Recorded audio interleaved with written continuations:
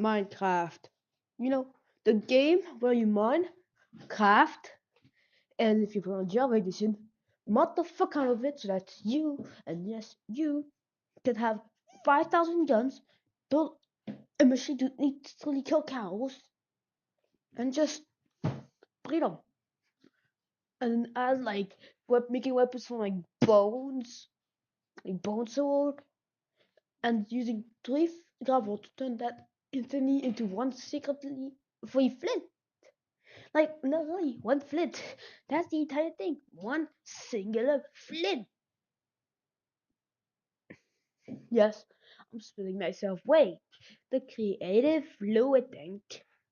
If I take the water, then I have it. Yeah, duplicating stuff is easy when you have flame doors. Hold up. I'm just gonna add something.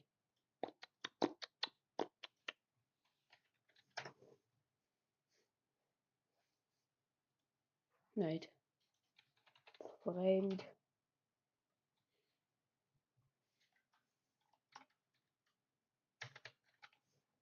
Drawers. Storage. Okay, we have storage drawers.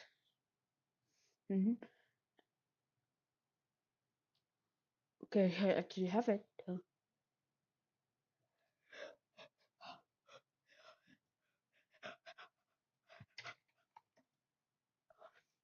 And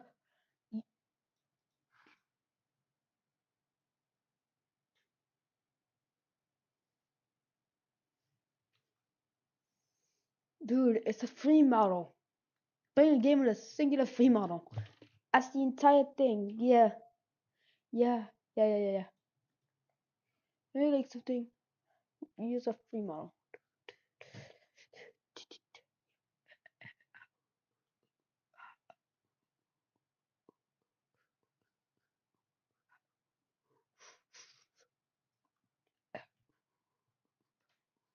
Don't like dumb games such as classic Roblox outfits. You make a game just so that people can buy outfits. If any game is popular, some random person will try to make a tower defense out of it. What the hell is a slap tower?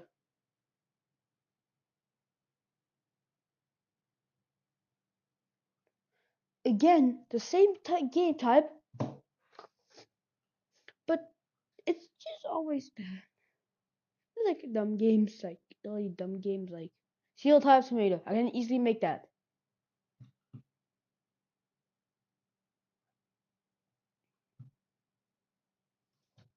Minecraft, dude.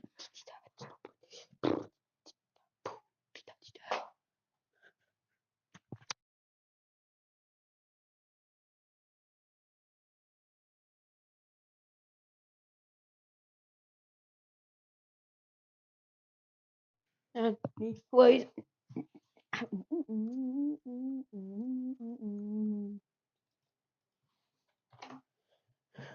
Oh, I just thought, but wrong way.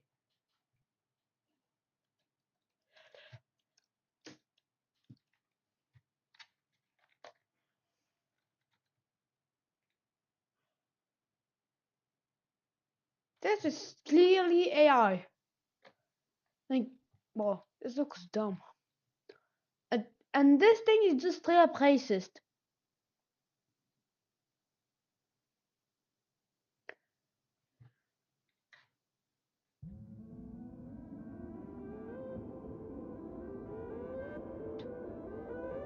A lot of people like say like, Abby's like now like, you will rage quit, Abby. Like, first things first. If your hobby is art, you know that some people will rage quit it, and then you put like every single hobby like Jito, people will rage quit. But then you say you will rage quit. Nah, nah. Like some person that is patient and does not rage enough will just beat your entire game, no rage, no skips, and just call it easy. Because they played Jito and they beat literally the entire game. And they even beat a horrific tower. Or a tower difficulty that is higher than catastrophic, but like a bit, by much.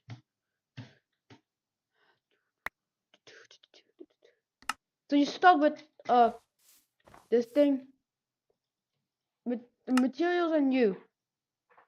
I crossbow, a camera, matte pickaxe.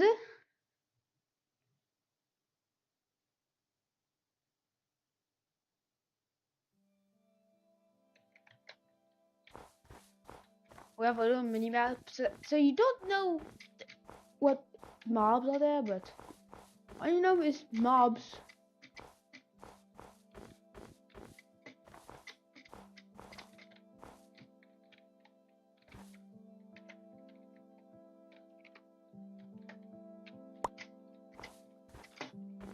I found blue tree.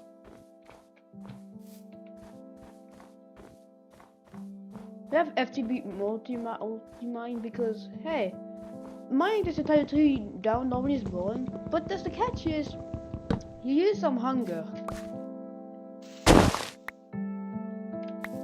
So yeah, use some hunger first.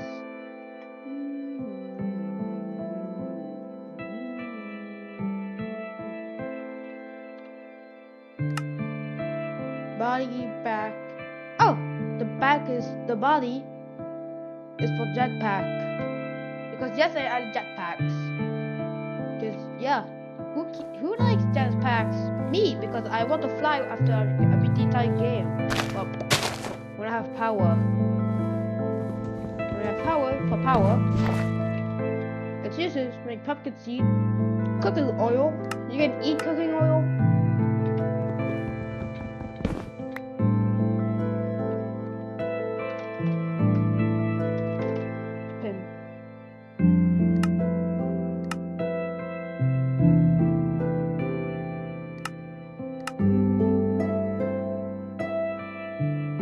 Think of the constructor.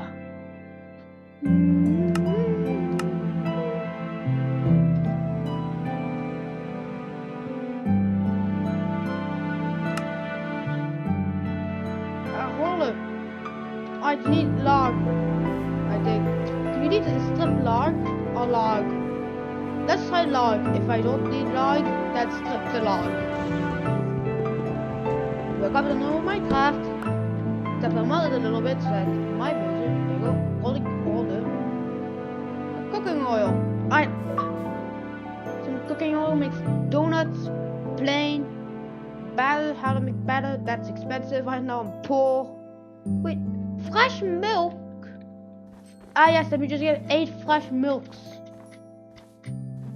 I have oil I can eat some oils and get a bit of HP boost, to be honest. Which is good, I don't have to worry about starving. Because I have full cooking oils. This one is bad.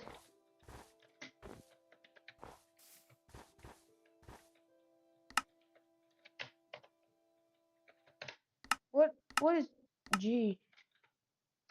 Key? G.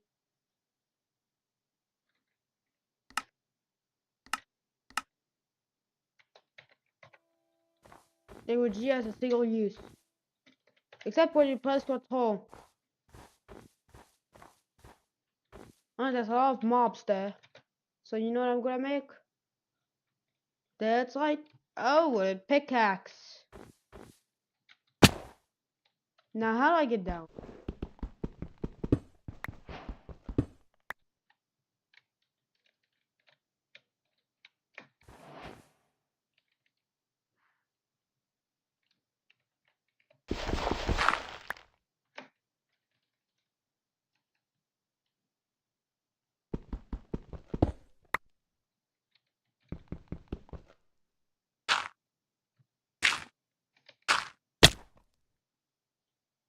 This one just sucked anyways.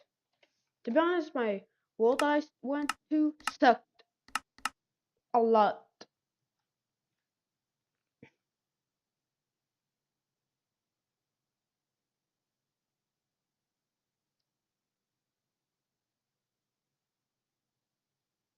Next up.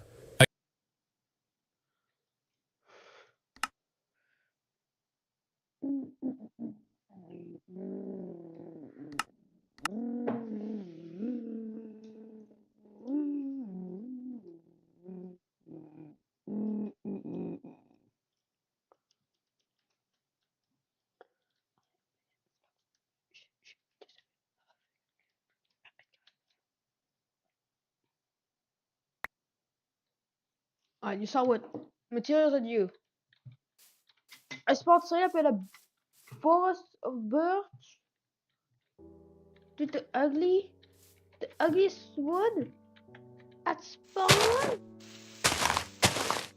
Alright, I have to take damage because, yeah, I don't want to go down. Sheep. Get off me!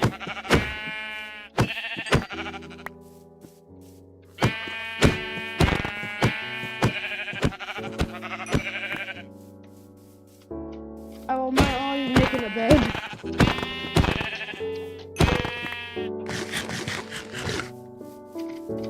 Alright, some cows to eat.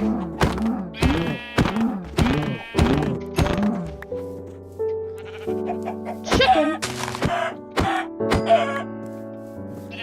Wild chicken. There we go, we have 2 chickens.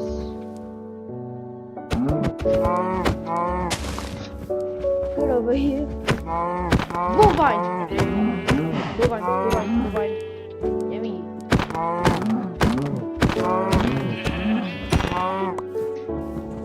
have to buy the birch wood. That's like the ugliest. I have to buy the ugliest wood.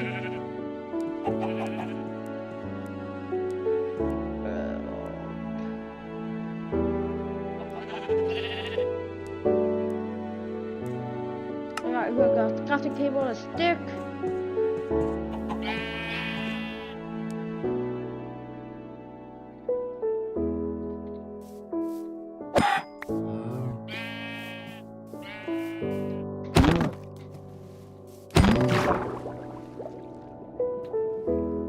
Alright, iron. How I leave? Wait, about.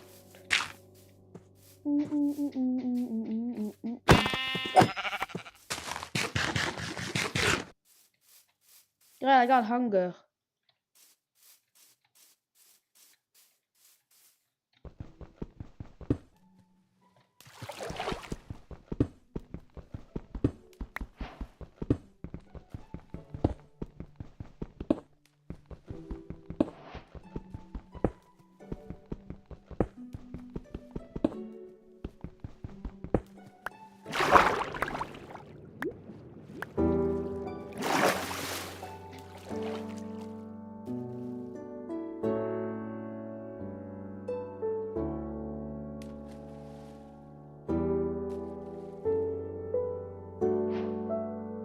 Can make, whoa, a lot of stuff.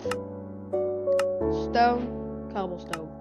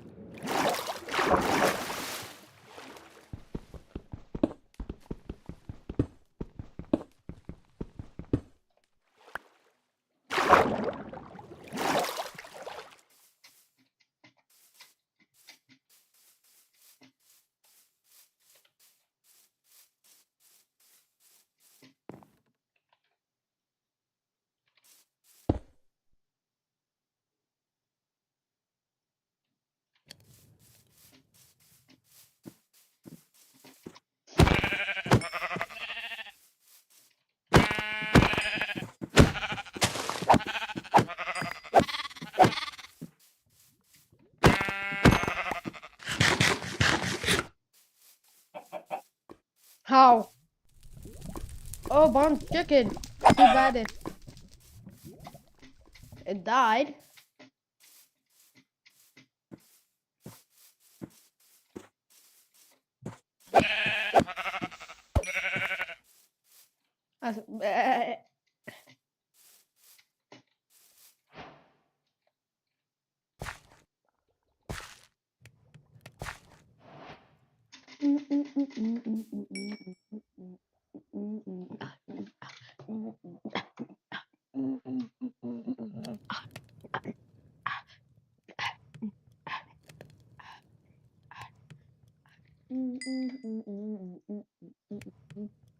And let's cook a chicken and use the sheep to cook the chicken.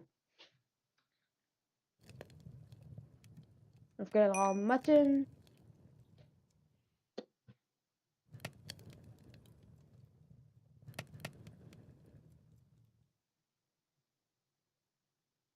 Oh no.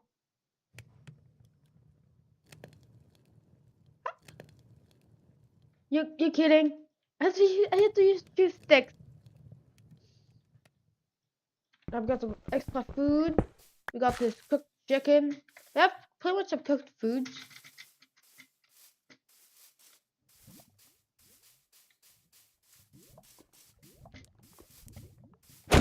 I'm beating you up over your own member of your family.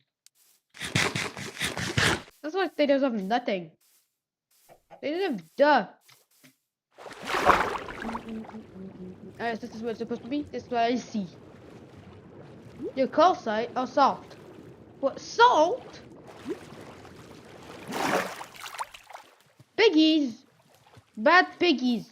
These piggies are bad. I'm gonna eat them. Beat him up, beat him up. Oh no, there's a visibly flame. Help them.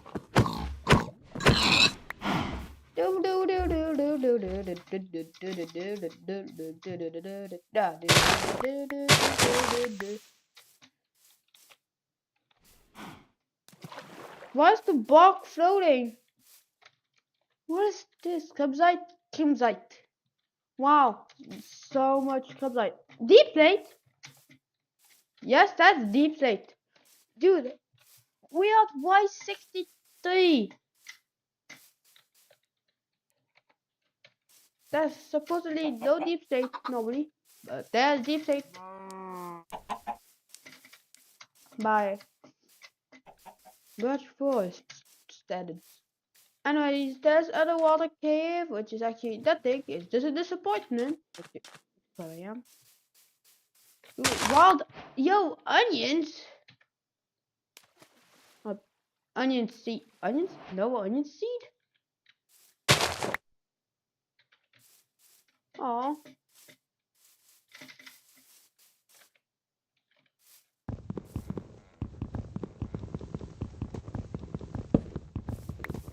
Now make a bird boat, destroy the bees hive, the beehive.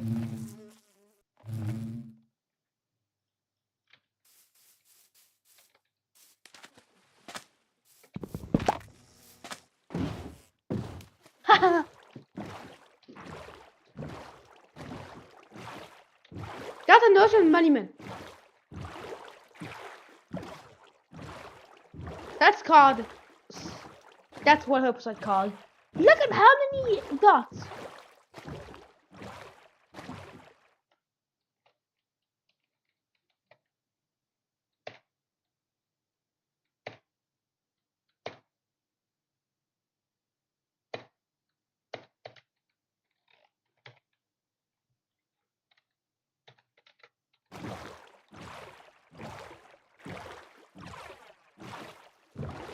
Why was that ocean monument so near spawn?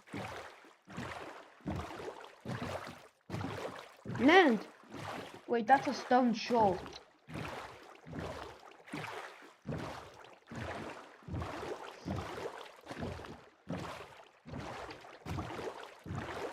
Ooh, free kill. We got some ocean ruins.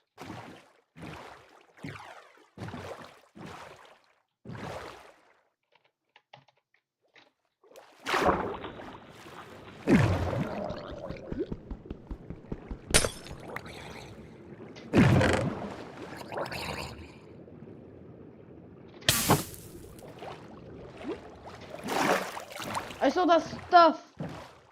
Like, fell to the seas. Wait, is that a trident? That's a trident.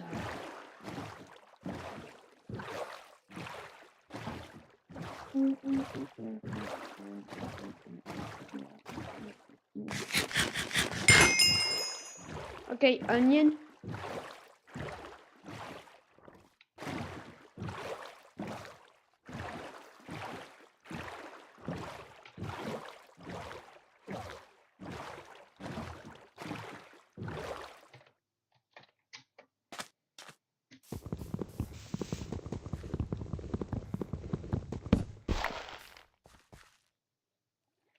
Wait, I have a mending fishing rod. So I have an infinite fishing rod.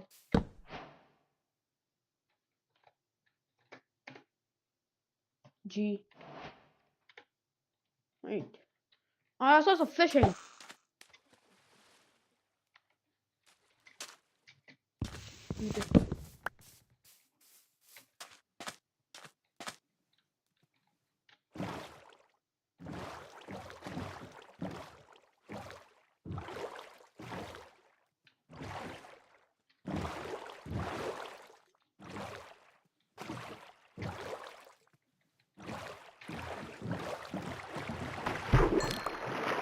String.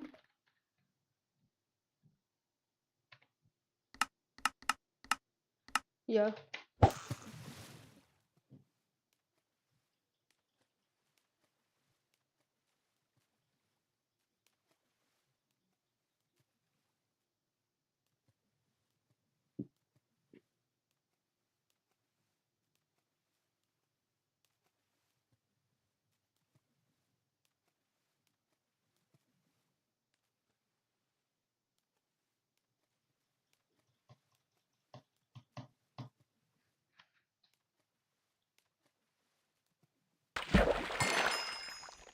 Saddle?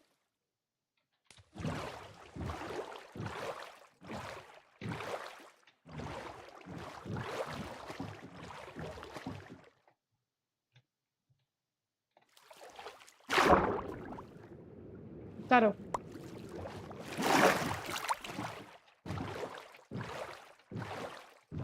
That's fish. Sponge. What? Huh? Hello? Oh, oh hell no, man. I'm gonna leave my boat to the farm. That's the island. Okay, the island. That's the island, pretty much. That's just an island.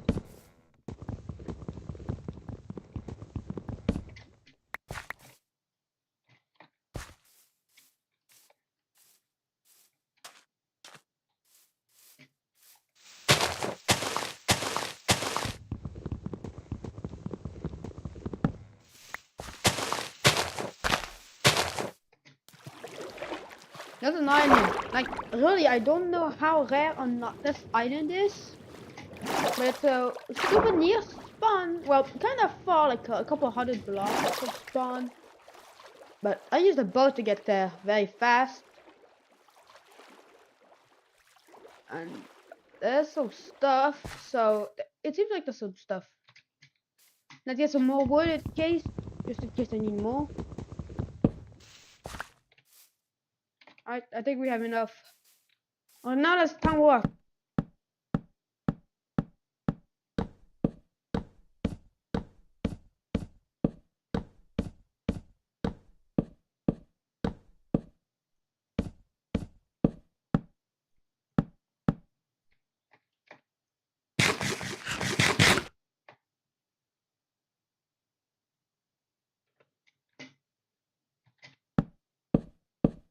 Yo, blue slime.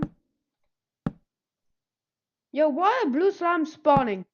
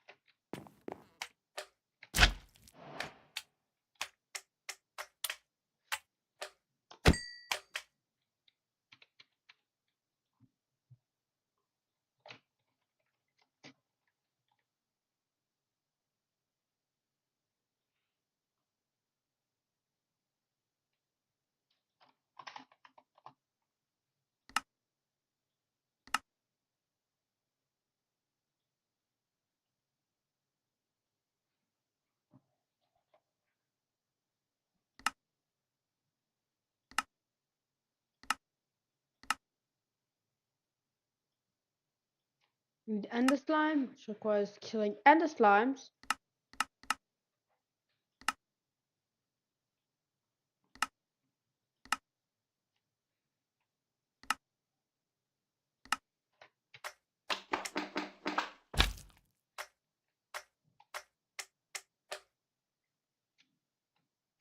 Jump boost.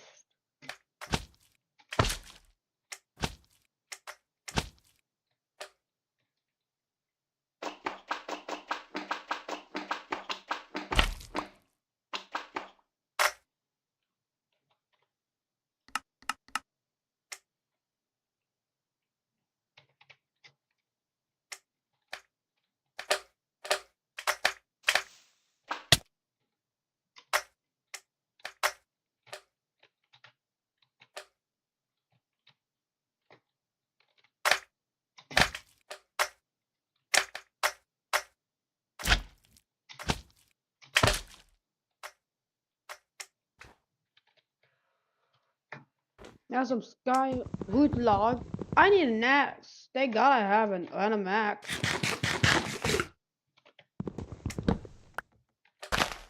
What's this? Sky root. What is it used for? Sky root.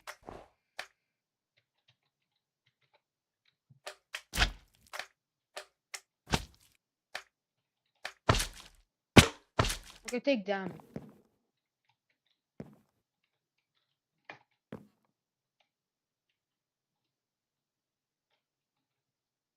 Yep, that's how you make slime spawn. Oh. Get over here, you dumbass slimy. Stay slime. Fun, fun.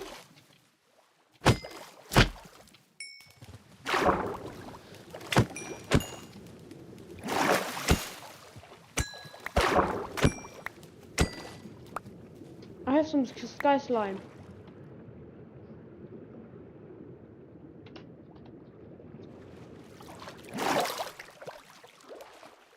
Uranium. 2 iron ores. Yes, sir. Oh,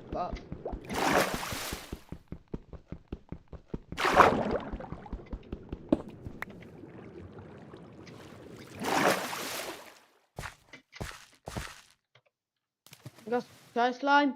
It uses sky slime sweets, which requires some sugar and some sky slime. Can I throw the sky slime? Oh, thank God, I'm getting hungry. What? Speed? I'm speed.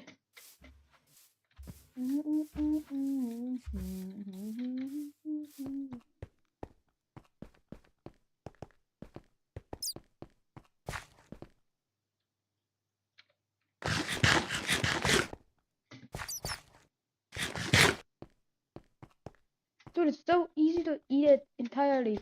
And it's cheap, just 1 sky slime ball. And 1 sugar from 1, obviously 1 sugar cane gives a sweet. I heard a zombie villager. You know what? I'm gonna kill you. I don't care. I can kill you. You serve no purpose. Molly ate all the sweets I killed.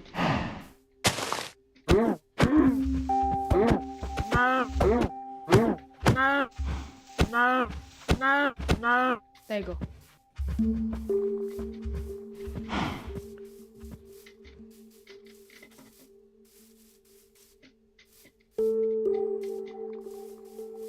Alright, big cave. Not supposed to see in here. Like, look, press G. Okay. Yeah, I don't see when I after I press G.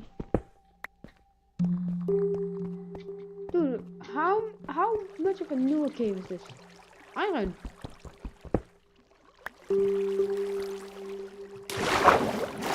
I don't know where I'm going, but I have 80 blocks to smell.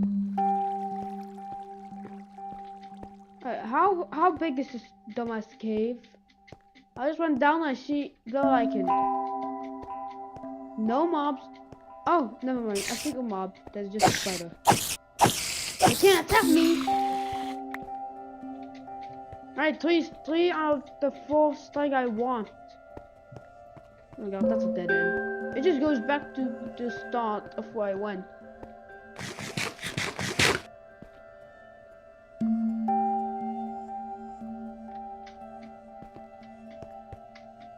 I need a lot of stuff to be honest.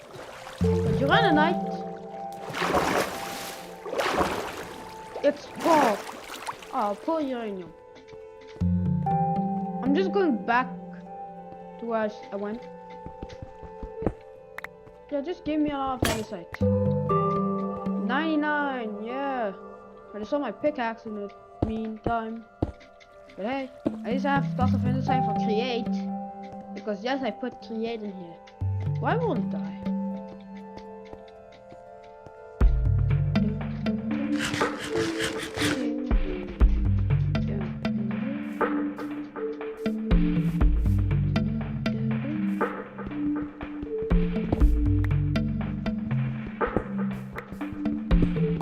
That's about 26 stuff to my stickies.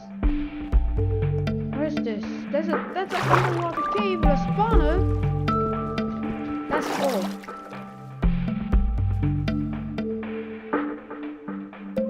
Cool. One of the mods decided to make that. Oh.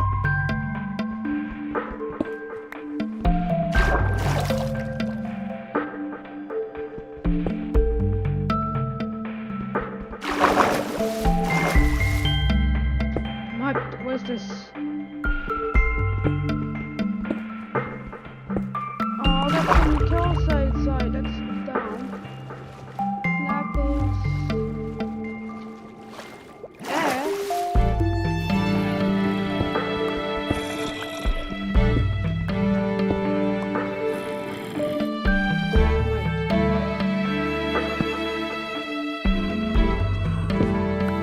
Let's see if this up real quick.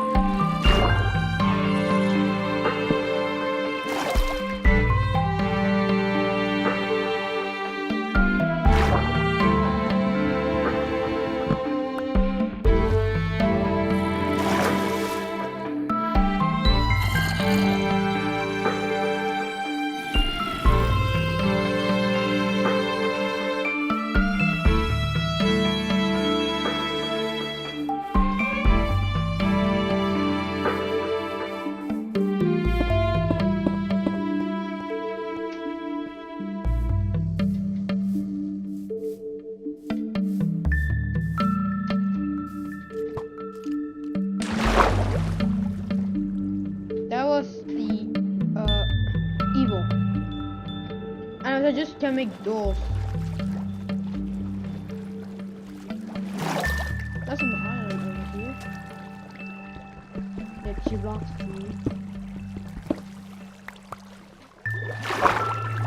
Wait, where am I going? Oh, that's nothing. Wow. Yeah, that's nothing. Except some iron, which I can easily get by doing this. Boom.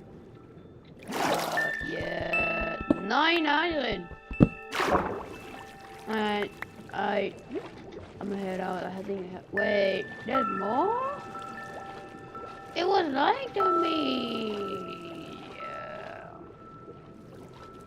Oh. Dun, dun, dun, dun.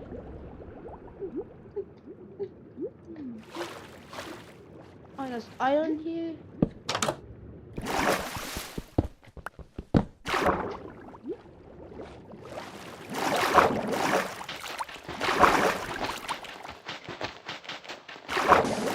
Oh. Yeah, that's how I exit. Just break one sand and watch it all fall down.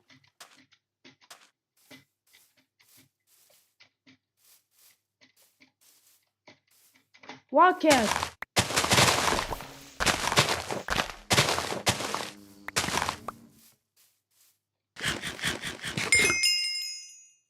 They're meaning a lot of unique flavors, which are actually fake. It's not unique. They just smell like carrots. Because I got cat. I eat cat, smell cat.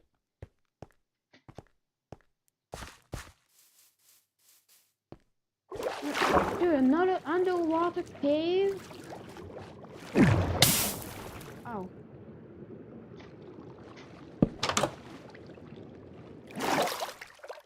That's it. I can't even buy here, but yeah, water. Mine.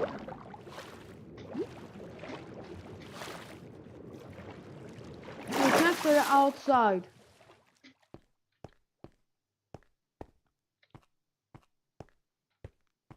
You kidding me? Yeah, kitty. Gonna have cheese.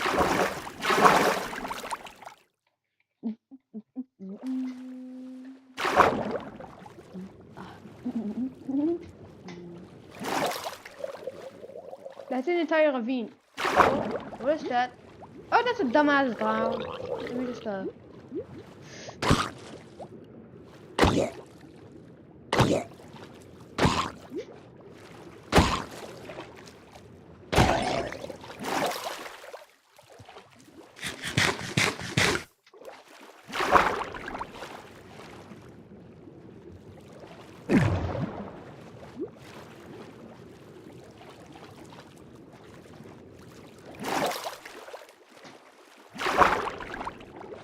They get the most filler caves.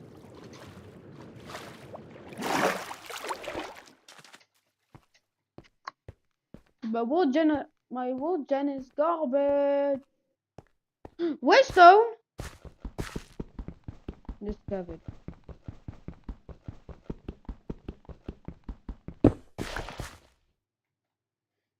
How do I make this? How do I make the waystone? I need a warp stone, which needs expensives. H. I can teleport to H. I'll go somewhere else if I'm good.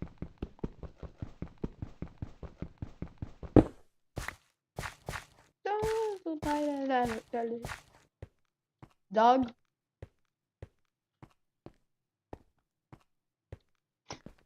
Yo, this is a dog. The white wolf. He's just looking at me.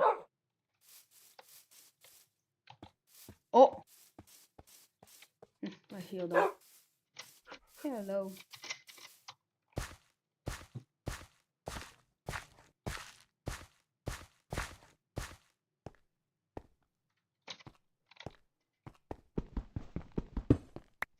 Mine. One coal. And how much? Like 2 coal.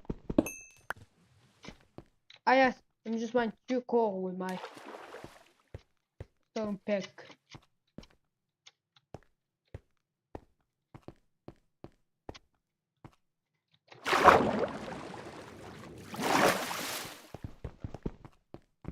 Minus 18 blocks of coal.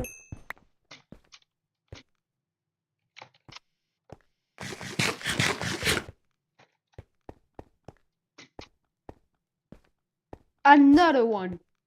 No joke, I just found another one.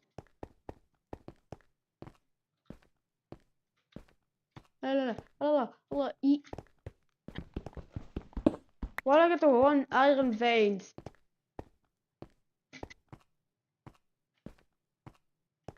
Copper, like 5,000 coppers. 6. It was needed for create, so yeah, I'm now full.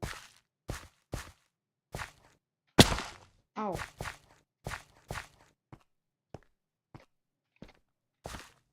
Can you get more HP?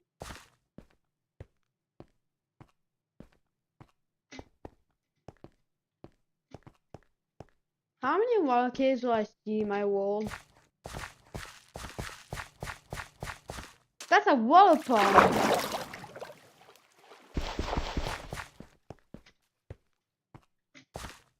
And finally, an actual cave. Never mind, that's just a water cave. Right, finally, the start of a normal cave. It feels normal. And there's the opening. And it's a dead end. Why did I get fooled with the wool gen?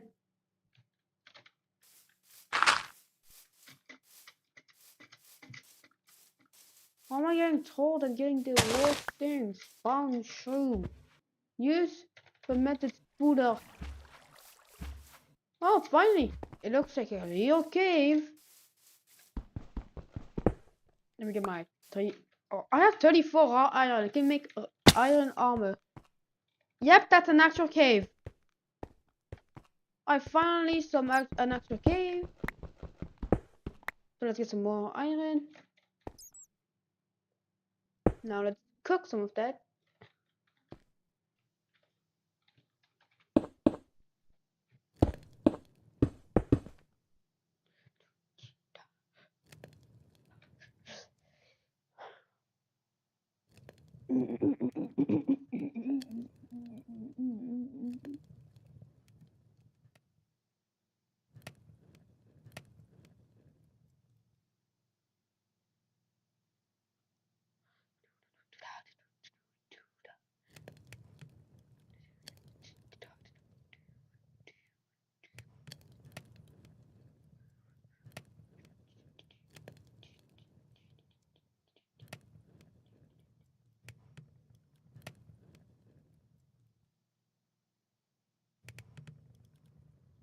Hello guys.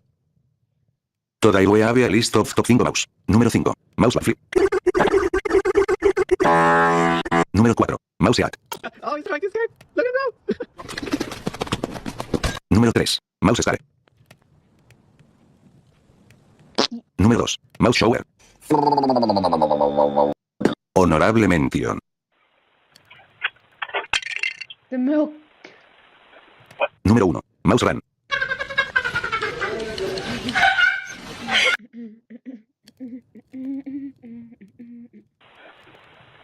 Número 1. Mouse run.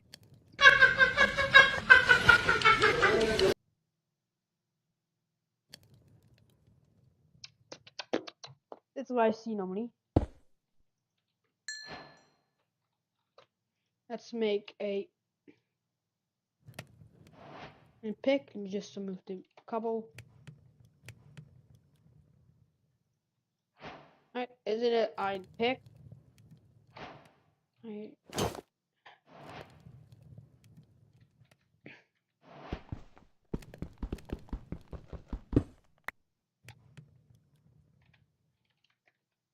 Damn, it's dark. Beefy raw. Oh.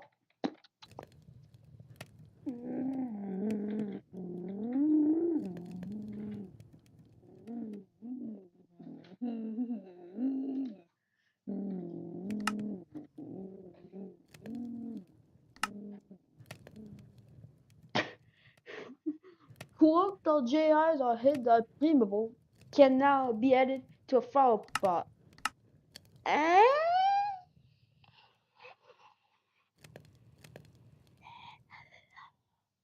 Huh? Butterfighter. Four-sided. 45 carats. Gold carrot. Paste. Full speed.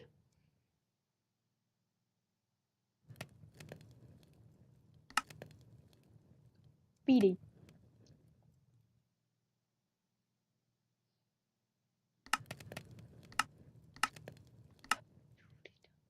Lucky.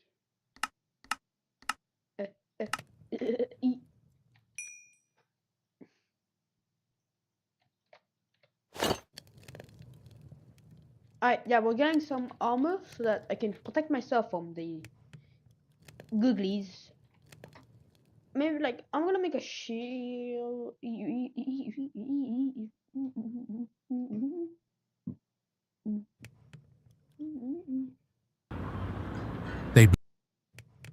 They destroyed fish.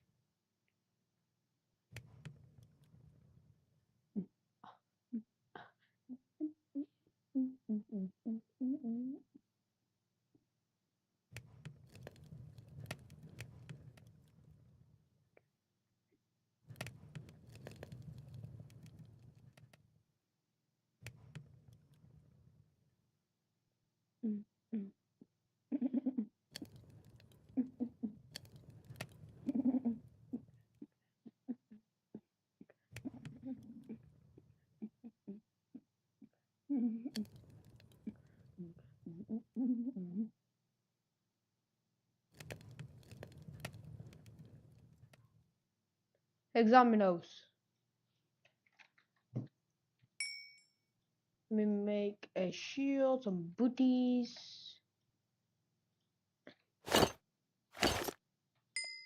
That's enough iron, okay? Let's cook some pork, and that's it. Cook, pork.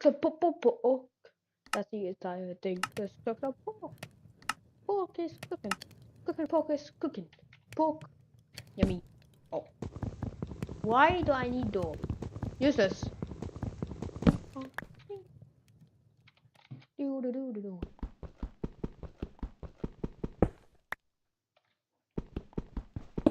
I have like a lot of iron, to be honest. I have like 9. I can condense all of it into a single raw block of iron. Huh, it's dark outside.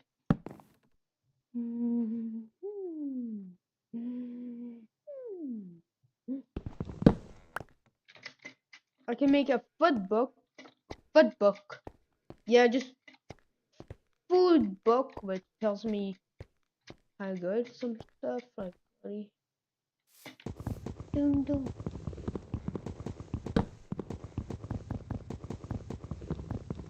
Give me everything.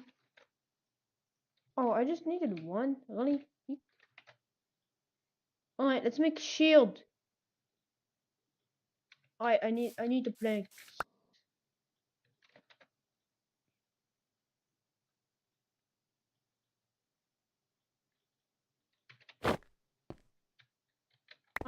Alright, let's go.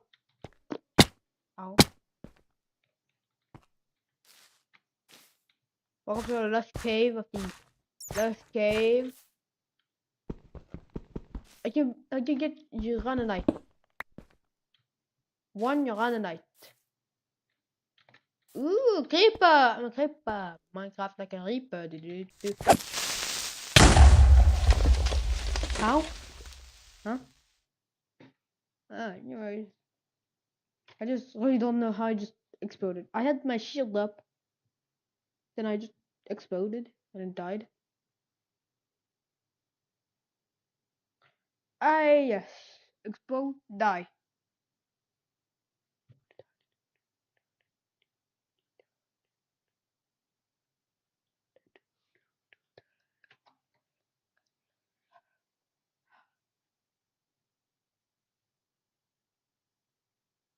Welcome back to Tied Together Terraria. Today we are still tied together. Last episode we spent most of our time looking for hard crystals and collecting ore, and we still have to do that. There's a boulder above us, but it won't come down to this trap. I'll grab the chest.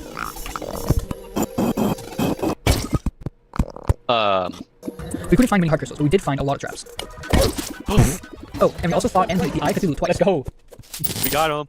Okay, good. See, call us. Perfect. Our next objective is to get good enough gear to fight the wall of flesh with, so we decided to go and fight the brain to get some better loot. Actually, after being in there, we decided to raid some Sky Island before fighting the brain. I believe I can fly. Hey, but I got a Star Fury though. That's not horrible. I ain't even think cap. We're poor. How do we get tissue samples? We need that. We need more eyeball. You have to kill the brain of Cthulhu. Okay, let's go brain Cthulhu. Where are we going? Down? Okay. Oh, heart. Okay, yeah, mom's pretty good. So we should make the altar or the thing here. This is nice and open. With the recent reveal of the Nintendo Switch 2 and its pricing, I believe there's a reasonable discussion to be had about paying for online subscriptions. This isn't a recent problem we've had, but I think it's gone on for way too long. Nobody has really talked about this either. When I went to search this topic on YouTube, there actually wasn't as much on the topic as I thought there would be, and definitely not anything recent. I want to bring this discussion to life, and hopefully something can be done about it, although I'm not sure what that could be. Let's dive into it. First, we have to cover the subscriptions before we get into why they shouldn't exist. We're going to focus on the big 3 being Xbox Game Pass, PlayStation Plus, and Nintendo Switch Online. There are some specific advantages to each of these, like getting access to a handful of games each month without having to buy them, but overall they're just something that you have to pay for to be able to play with other people online. Xbox started this off with Xbox Live in 2002, although I would argue it didn't really gain traction until the Xbox 360 came out in 2005. This was a $50 subscription service for 1 full year. The 360's competition, the PS3, was completely free for online access, but later on, Sony wanted the additional money that Microsoft was so selfishly getting that they weren't. With the release of the PS4 in late 2013, online access suddenly had to be paid for by PlayStation players for $50 per year as well. Nintendo still offered free online services around this time, but then introduced their own online subscription when the Nintendo Switch came out in 2018. This is still $20 for a standard one-year subscription. I had to mention that it's still this price because the other two companies got a little bit more greedy. Xbox now sells Game Pass subscriptions for various price ranges from $10 to $20 a month, or you can buy its most basic form of online access for $60 a year from third-party retailers. But if you don't go to the store for this, or you just can't find one, then you'll be paying $75 per year for the subscription through digital purchase. PlayStation, on the other hand, now charges a whopping $80 for its basic one-year subscription. Some people may be saying this makes sense because of inflation, so let's dive deeper into these subscriptions. Let's start with the cheapest option, the Nintendo Switch. For $20 a year, you get very, very choppy, almost unplayable online access. You also get a library of super old classic games, cloud storage for save data, and a smartphone app. At least it's only $20, but for only more than double the price, you can get even more older games and an Animal Crossing game. I will just leave that to the side for now. Xbox is the next cheapest, and in my opinion, has the most bang for your buck, but I'm still very much against it. For the most basic subscription that you get online access, as well as access to a curated library of about 25 games. If you want to upgrade to Game Pass Ultimate, Microsoft will instead charge you $20 a month with no clear answer on how you can get a one-year subscription. For those still thinking about it, that's an astounding $240 a year. Now, this does give you access to hundreds of games, day one games, and other perks, but once you stop paying for it, you no longer have access to any of these games. You are essentially saving money from no longer buying games every year, but you also no longer own any. These games also rotate out, so you still have to buy the games that you like if they are no longer offered. This pass also gives these perks to your PC and its games. Lastly, we have PlayStation. With their most basic subscription, you can get online access, monthly games to download, and cloud storage for save data. If you're looking for the premium package for the low price of $160 a year, you can get access to a catalog covering all PlayStation games from PS1 to PS5, access to game trials for select titles, and access to PS5 cloud streaming. The games offered are only around for as long as you pay for the service, so once again, you do not own any of these games. At least Sony and Microsoft are offering a decent amount of content for these subscriptions, but these prices are still absurd. To recap the lowest and highest prices, Nintendo offers a base subscription at $20 per year and a premium offer of $50 per year for an individual. Xbox's basic Game Pass is $60 to $75 per year, or the Ultimate Pass for $240 a year. And finally, PlayStation offers a base subscription of $80 per year, or a premium offer of $160 per year. Now that we know about subscriptions, why exactly do we have to pay for them to play online? I believe that there's really no reason here other than greed. Everybody has to pay for the console initially, which ranges from around $300 to $500. Then everyone needs at least one game to play, which is around $70 on average for one game, or $90 when the Switch 2 comes out. Then, with their poorly designed controllers across the board getting stick drift, you're probably buying another controller or two at around $70 each. That's already around $500 to $700 per person, and that's if each person only buys one game, which is unreasonable to assume. Adding the subscription costs and a few more games, you're probably getting about $1,000 from each person per console. Then multiply that by the hundreds of millions of consoles that have sold. I really don't understand why we're still paying to play online. Then there's all this bullshit too, which I believe is where they make most of their money. Then there's the games that I've complained about before on this channel. As I said before, we pay full price for games that appear to be half finished a lot of the time, yet we're still paying additional money in a way just to play them online. It would make me feel a whole lot better if these games were half the price for being half finished, or, and I'm just spitballing here, maybe not make me pay to play these broken games online. I know there are many games out there that are perfectly fine and fun to play, but even having to talk about unfinished games being released shouldn't be a thing in the first place. There are also certain games out there that are completely useless without online play, such as Destiny 2 or The Division 2. If you buy a game and then find out that it can't be played unless you buy a subscription, what is the point of even owning the game if you don't want that subscription? It just becomes a paperweight, and a poor one at that. I genuinely don't see the point of having to pay for online access in any capacity, so maybe someone can help me out with that in the comments. This just further supports my decision to switch to PC, where you can play everything online for free for the most part. Another thing to keep in mind here is the time that you have available to play video games. Whether you're in school or have a job, you have a pretty limited amount of time for games. So sure, these subscriptions could offer you all the games in the world, but when will you have time to play them? Odds are, you're going to stick to a select few games that are your favorites to progress through and build up your account on them, and then maybe try out a new game here and there. I'm sure that when you feel nostalgic, you love the idea of being able to go back and play the old game that you're thinking about, but that's not your everyday experience. That's when you can pay for a cheap one-month subscription if you really want to play something, but even then, you're going to have to pay it over and over again anytime this feeling hits you. This is just another reason why owning games is so much better than having limited access to them. Having online play be a prisoner behind this glorified service of seemingly unlimited games is just a way these companies essentially force you into paying for it. I hope you enjoyed this video and share my opinion on this. Please comment down below on what you think the solution should be here, and I hope to see you on the next one.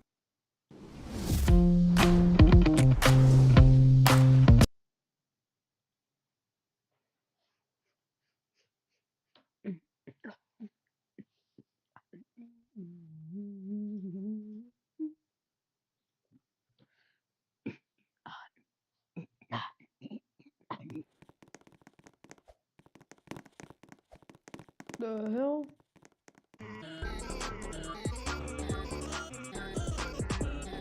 Oh, fantastic, the corona.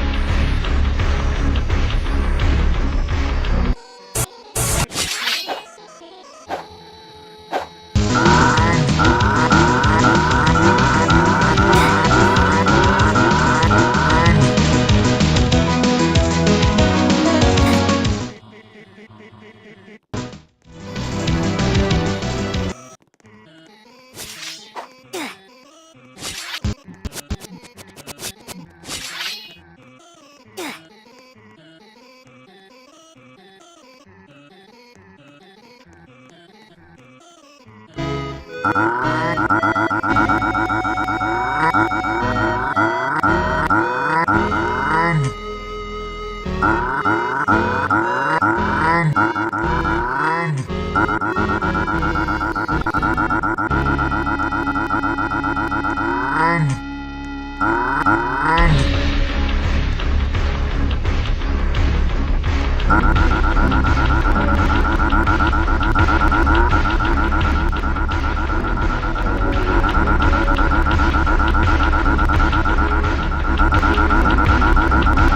the building?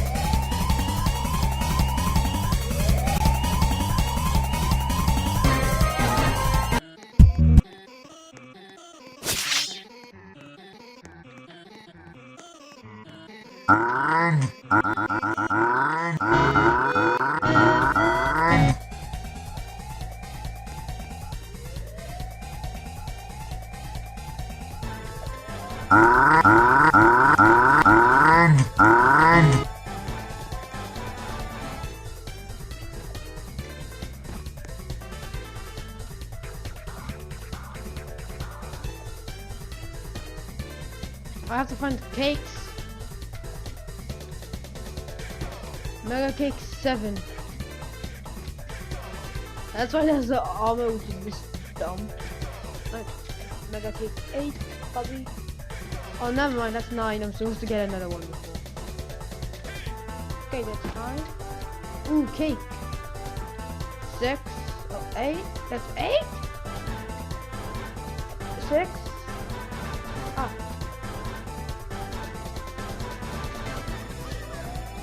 Here. Oh, that's invisible.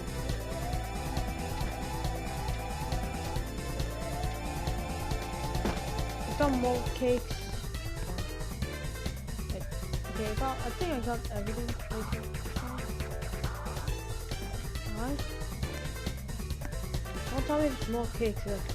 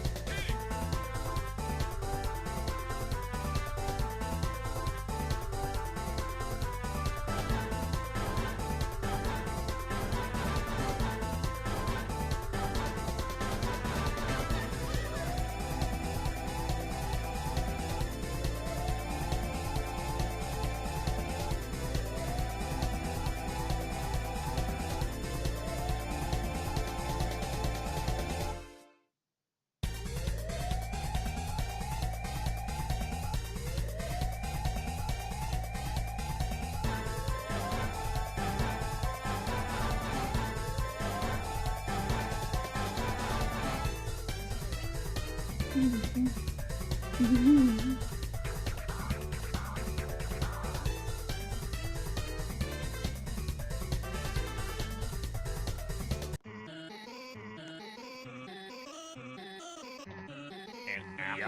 for me? Thanks.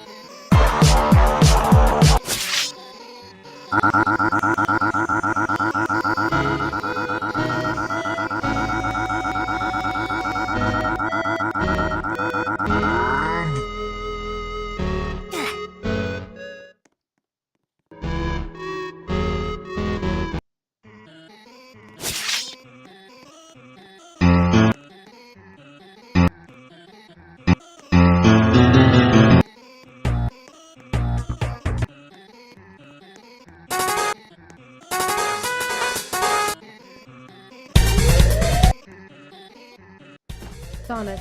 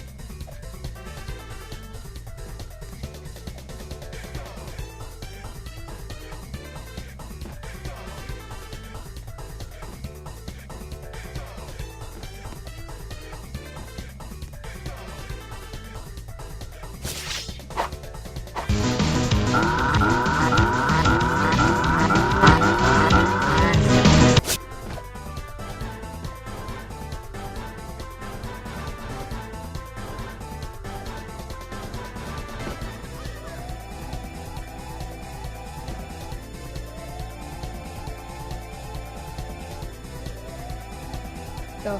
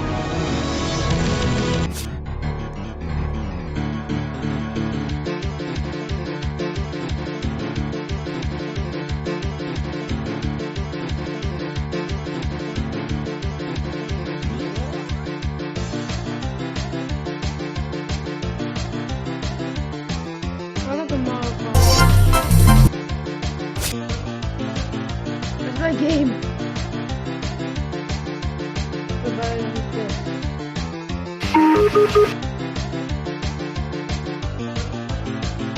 Story of Retro RPG.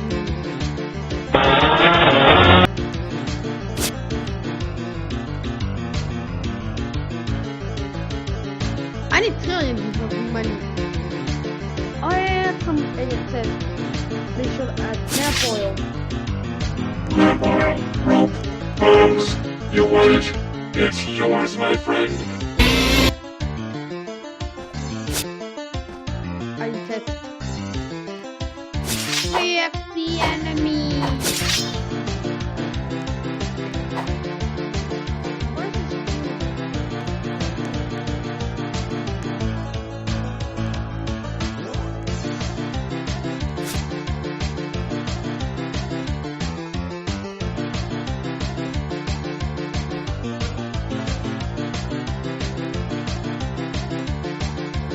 Jack.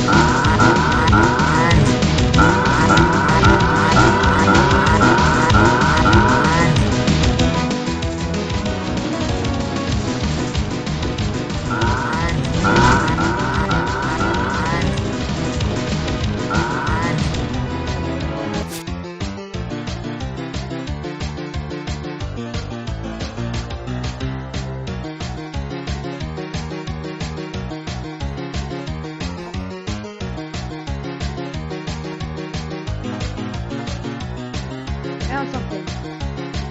One. Super band.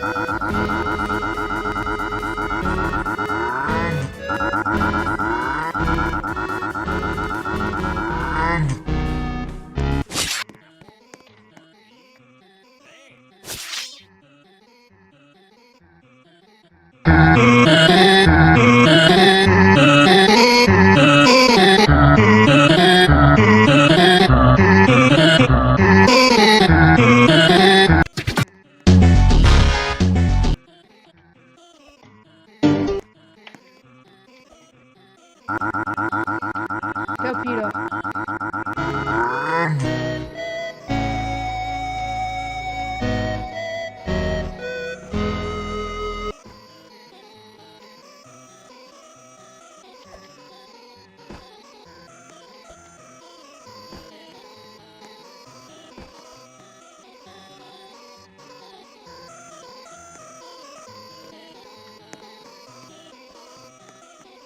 Pictures.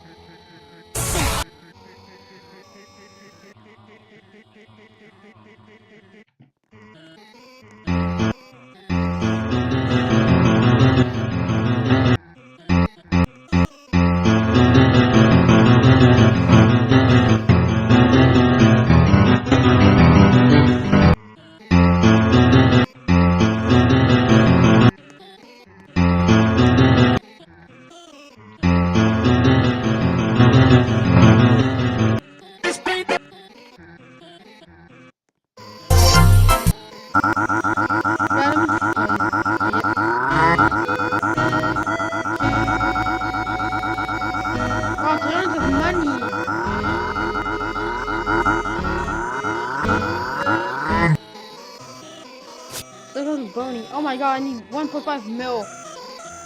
Just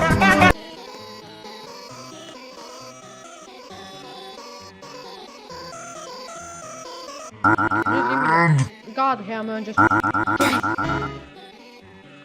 Dude, they do like 5 burn damage. They do like 10 mil. I have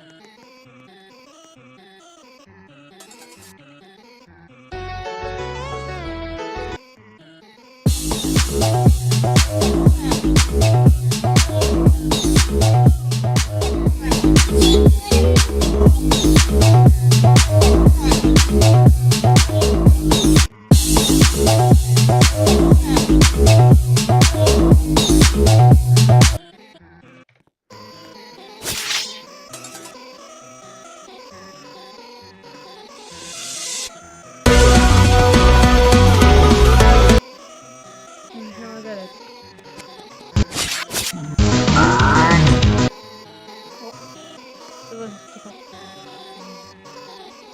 Well, let me apply. Get tagged. You co-owner.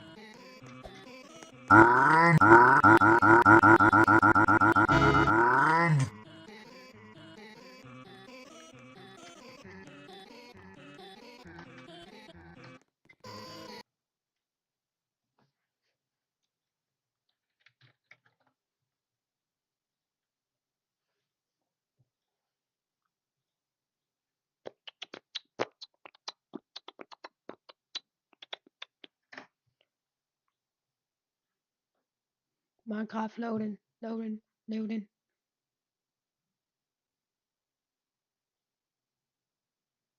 Not bad.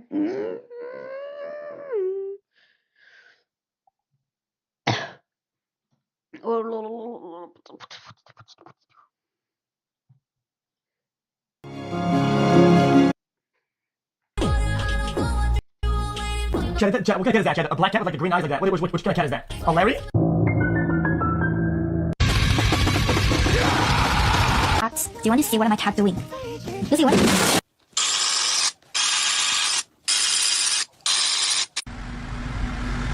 So the touch lamp is working with the cat's nose, because the cat is connected to the light. I ain't never seen some shit like this. Good thing we got this net to keep you out of there. Do not. I'm coming, King Julian. La la la la la la.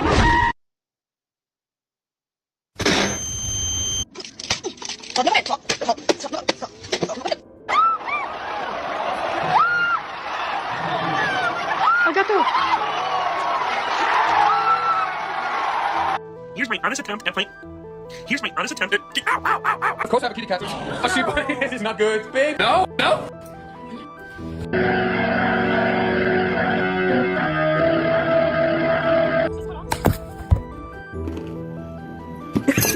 Короче, вот эта вот штука. Oh my god, my Shayla. My Shayla.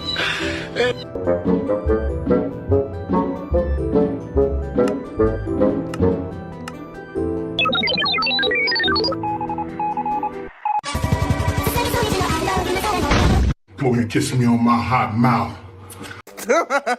Please. No. How do I tell him without hurting his feelings that is, oh my god, in fact, tearing my skin away from my body? These are thin leggings. Oh my god. Ew. No. I can't even take one of them outside without Miss Jealous over here. She can't stand it. What's wrong?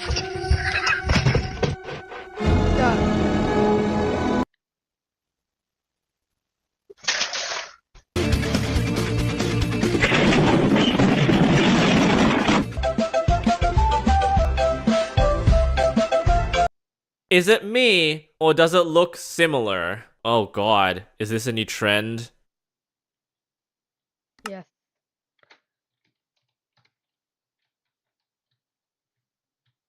And there's uranium. Uranite. And there's more uranite.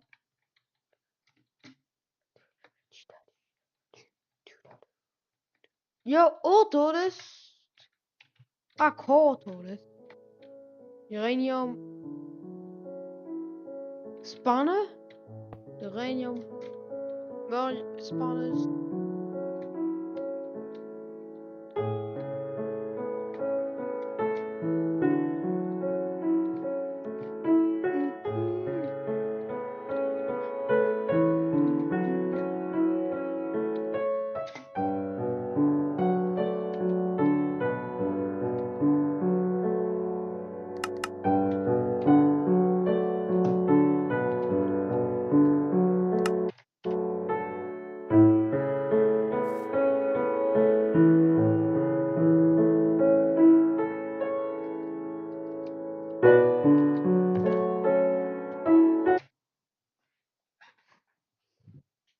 You have to charge it because of how much power it uses.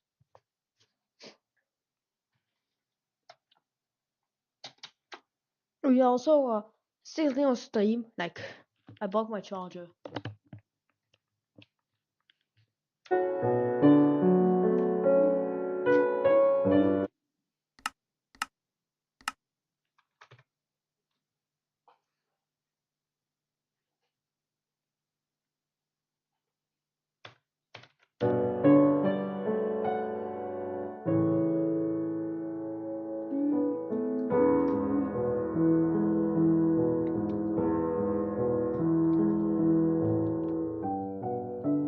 Oh, there go diamond.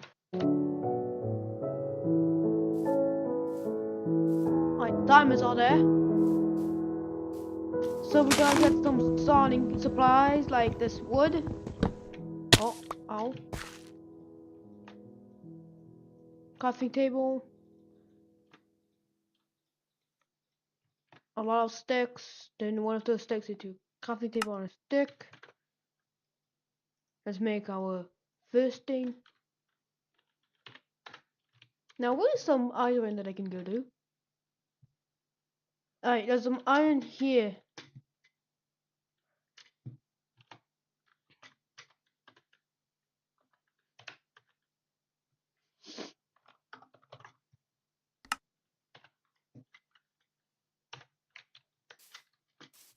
Diamonds, iron. Alright, stay up in here.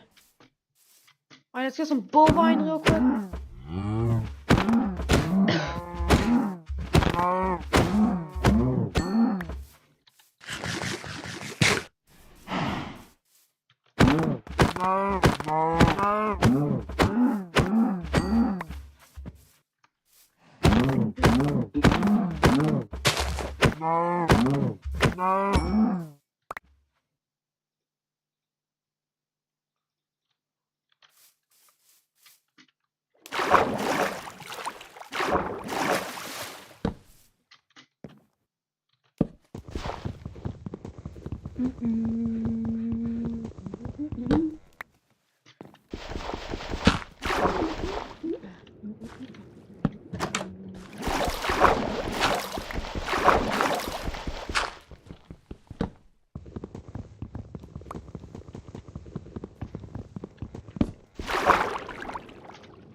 Hey, my door.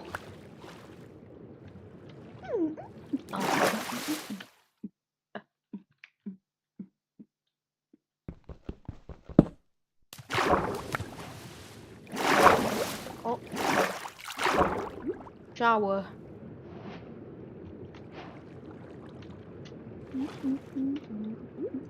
What's the iron? I saw some iron, so I'm getting the iron. Hell yes, iron. Oh.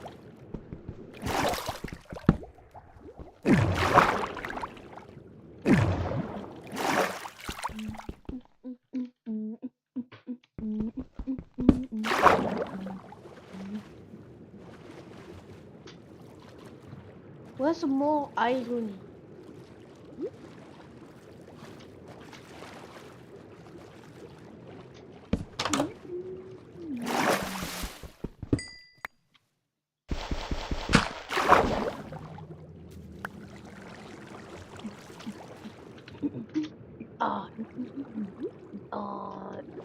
I'm gonna go AFK.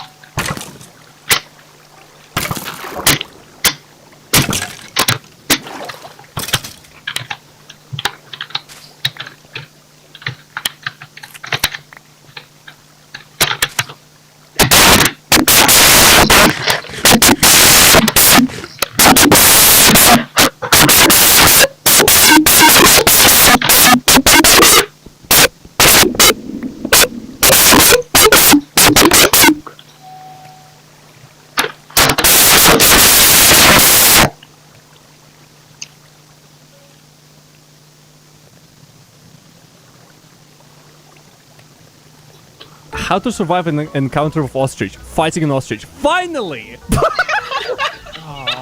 Get the vitals. This March, I invited my friends to check out some wiki articles, and it turned out way funnier than I thought it would. I hope you enjoyed this video, and make sure you're subscribed, because YouTube sometimes unsubscribes people. How to calculate pi by throwing frozen hot dogs. Yup. Select a food item to throw. First, it must be long, thin, hard, and straight, like a frozen hot dog. Select a spot. Measure the length of your projectile. That's a solid sausage. This is not Photoshop. Somebody actually threw a bunch of sausages on their floor. I have to apologize for a cat. Reading cat's body language. What does this language say? The top one is very upset, and the bottom one is very upset. Accurate. What if you have a cat like this? You can never read what it says. It's like, I think Minx has one of his responses. It's like, Minx has?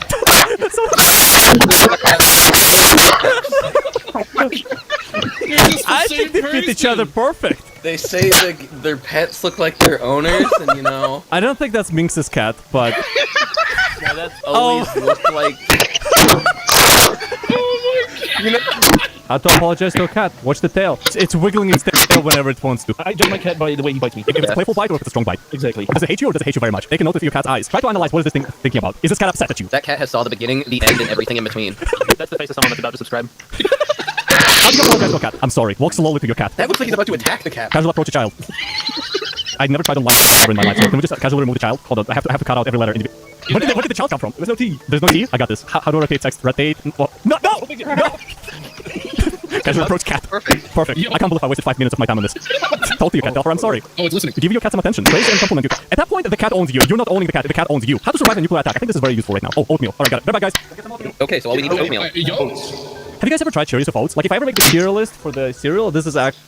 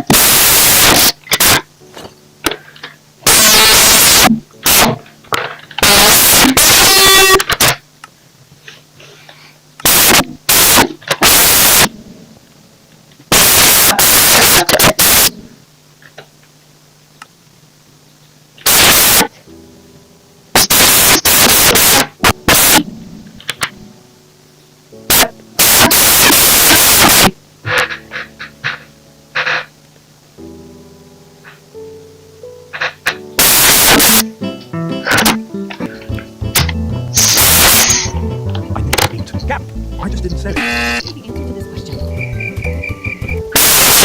What is the correct answer? You stupid. What is the correct answer?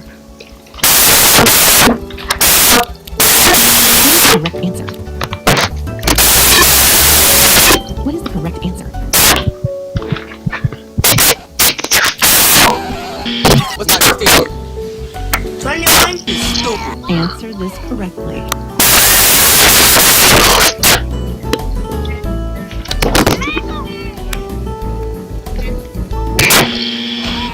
What is the correct answer?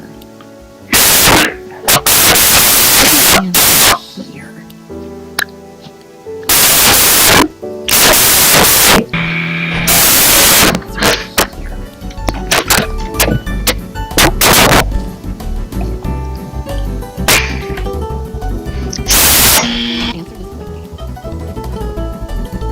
No.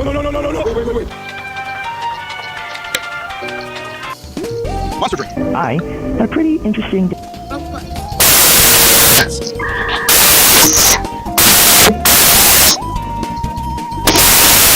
Pony out. Cat. Stupid. I think that's the game we're playing, right?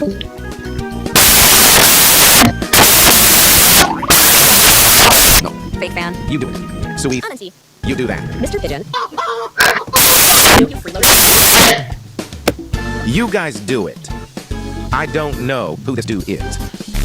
I've never watched this in my life. I love Miraculous Ladybug. You have to watch it. Bro, if you watch it, then get this. He looks like he's named Charles. Animan. Yes, Eminem, if you guys watch the show, you must know. Fake fans! Can you spell quack? The next word is alliance. Can you spell strategic?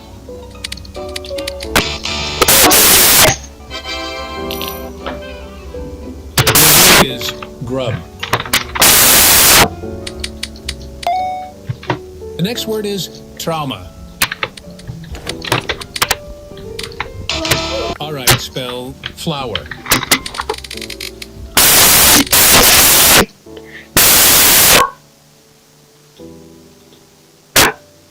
All right, spell defy.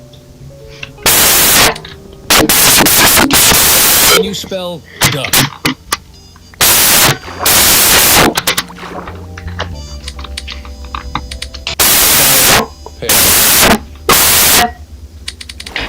Can you spell hat? Next up, twist. Easy. Spell ash. Next word is imply. Your word is win.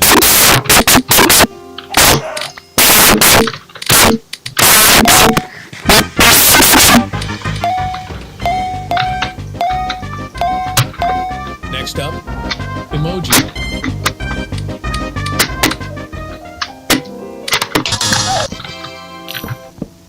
All right, spell shake. Spell hungry.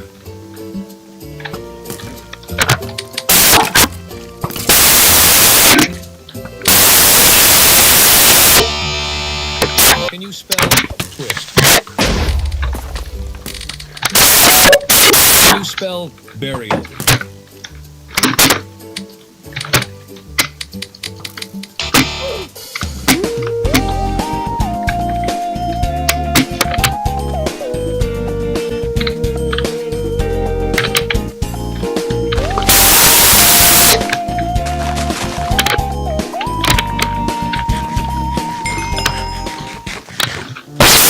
Il y a beaucoup de personnes qui ont peur d'appeler leur assureur. Ils vont se dire, ah, de toute façon, je vais me faire avoir, ça va mal se passer. Et la première chose à faire, c'est de rassurer les clients. Je suis là pour vous accompagner. Expliquez-moi ce qui vous arrive. C'est ça le cœur de notre métier. Les gens pensent que Direct Assurance, ce n'est que des plateaux avec pas des robots, mais certainement pas des êtres humains sensibles. Or, oui, nous sommes doués de sensibilité. En pratiquant ce métier, on peut aussi découvrir cette partie de soi-même, qui est d'aider les autres. L'aide qu'on peut se porter les uns aux autres. Première qualité humaine, c'est l'écoute. Ce qu'ils ressentent, en fait, je le comprends et que je ferai au mieux pour les accompagner. C'est une réparation. Ma mission, c'est de les réparer. On n'est pas que des procédures, on n'est pas que des conditions générales, on est humain aussi.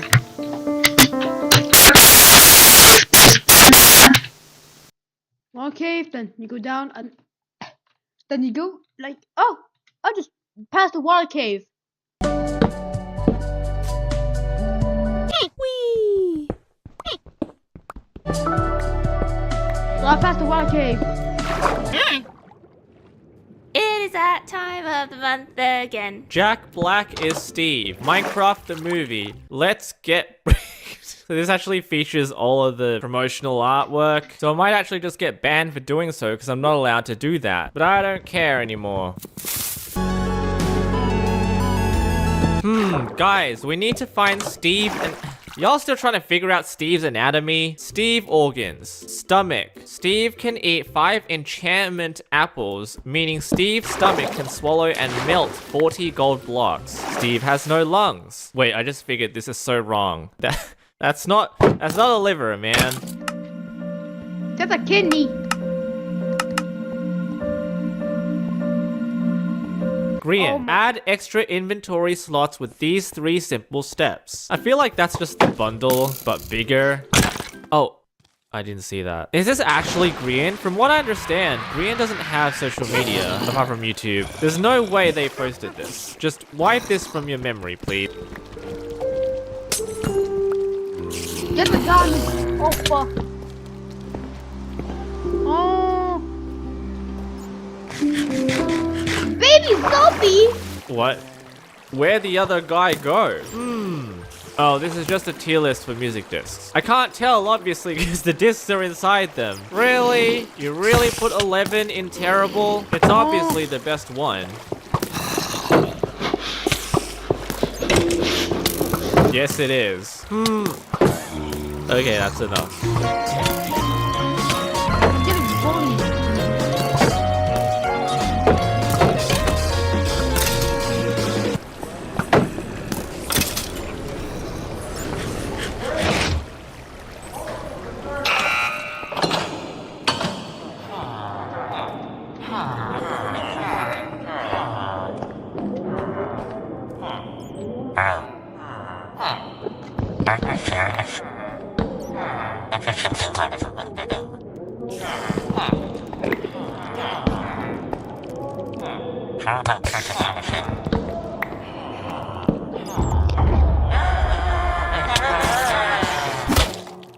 Dude, Nomus, your videos just keep getting better and better, honestly. By the way, you should check out his latest video. It's also really good.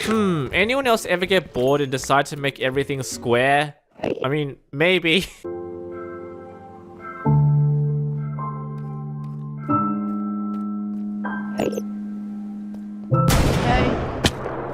Why are you holding a gun? Didn't expect this trend to come back. I haven't seen one of these in a while. What would your reaction be if they actually changed the maps to look like this? Oh, I did see this on their social media. I mean, that would ruin basically everything that maps have been used for in the game. Just if maps accounted for height as well. It's actually really simple.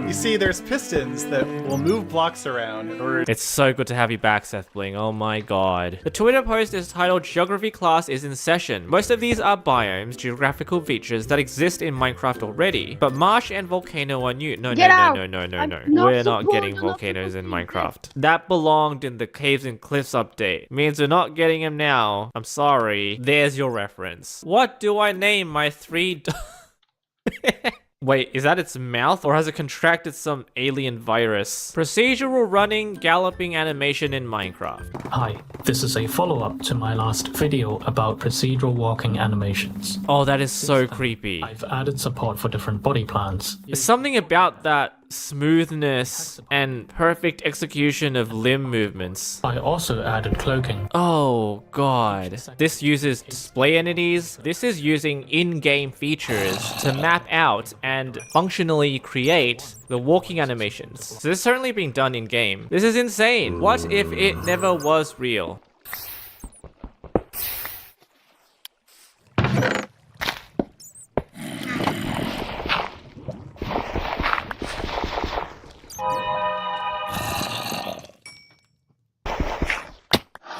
This guy has a shovel. Oh yes, this is my trap. Oh, get up.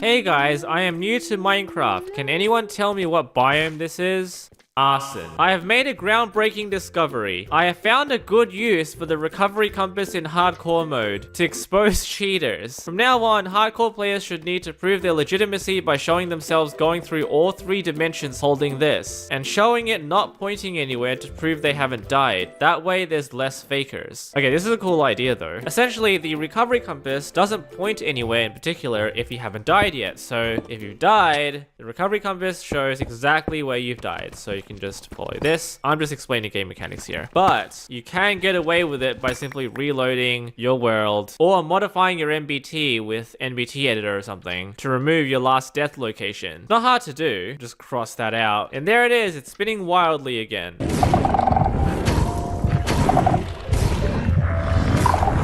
Water. I'll get some water. We don't recommend killing cows, but if you went a bit wild with the breeding and you're forced to cull the population, then you'll find that these creatures drop leather and raw beef. What is this? What article is this from? Oh. Really? I swear, this is why armadillos don't drop anything when you kill them. Well, that's full chainmail.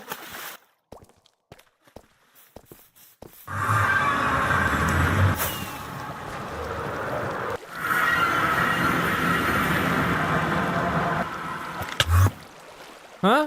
Wait, how does this work? The fishing rod just remains attached to the pressure plate all this time? I'm testing this out immediately. Alright, so I've got the ender pearl in the stasis chamber. I have the fishing rod on the pressure plate. The trapdoor's open. And I'm just gonna assume that if I jump down, this is just gonna detach, right? So... yeah, there's no way that works. This would make more sense. Yes, it would. I think I've shown this before. Hang on. I removed the cherries from the cake because they don't exist in the recipe. Exactly right. While we're at it, I don't recall baking the cake either. Not only are you supposed to craft the cake in the crafting table, but you're also meant to bake it inside a furnace. You cannot name any item Skibidi anymore. Oh, people are gonna be mad over this one. Or very happy. It's real. They just censored Skibidi in Minecraft. I cannot fathom that a Mojang employee manually and conscientiously added Skibidi into their bad no-no words standard list standard string for 8-year-olds. Is it because Michael Bay is making that film?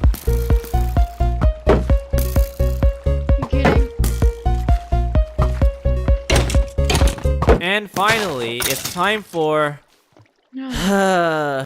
what should I name this tadpole? Oh my god, that's a well lord. Never search for the item brick on Novaskin. Worst mistake of my life. Okay, now you know I'm just gonna do it. Oh, baby zombie! Oh. Yeah, don't.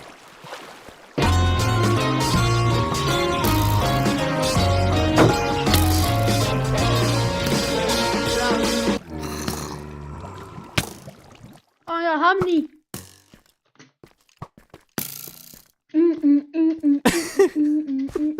I'm pretty sure one of you guys did this.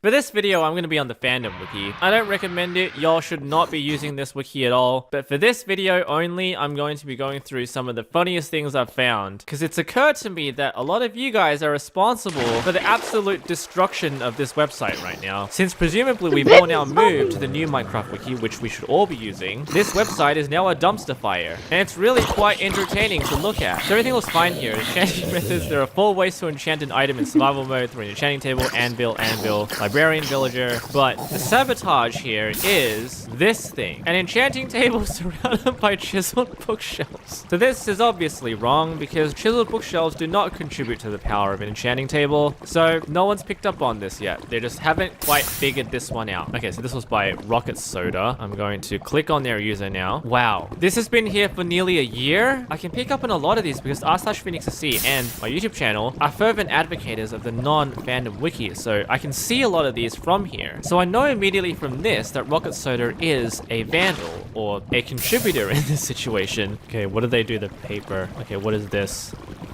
Paper is an...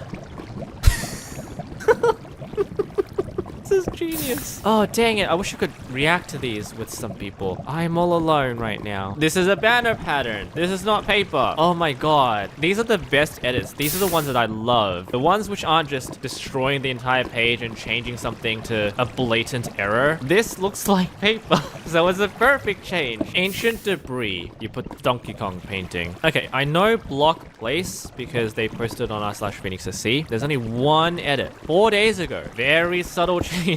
Was to wasn't. Deleted the E from experience. I'm sorry if I'm outing all of you guys right now. I'm hoping your feature in this video makes up for it. Wow, these are very subtle. Minecraft Earth wasn't released in closed beta. Zombie. Of course, we all know what happened from last Monday's video regarding the fact that everything's been changed to a donkey. It's the retro what? Who did the donkey? I mean, don't do donkey. Toho Yuri. What a... Oh, wow. You're banned as well. Bro Hut. What? By the way, this is the Ender Dragon page. What is the... Wow. How... What? Sighting of the donk. You've been blocked, I'm sorry. Survival is a variant of hardcore and one of the main game modes in Pine Raft. Humbug's wax. What did you do? 1 day ago. Dehydrated pee is a fluid that naturally generates... I shouldn't laugh at this, this is so mature. Oh my god, what did you do? Well, you've been blocked as well. Alright, so the main star of the show, the donkey, that appears in everything right now. Donkey Donuts. If you've been blocked as well, donkey. Sleep Stone Edition. 2 to 600 donkeys spawn only in planes at dark level 0. Appearance invisible. What? Oh, this links to the invisibility effect. Upon death, donkeys drop. The last... The last thing you ordered at Tim Hortons. Killing a baby donkey is a bad idea in practice. I love these so much. N-Rod. Oh no. Usage. N-Rods are primarily used as light sources.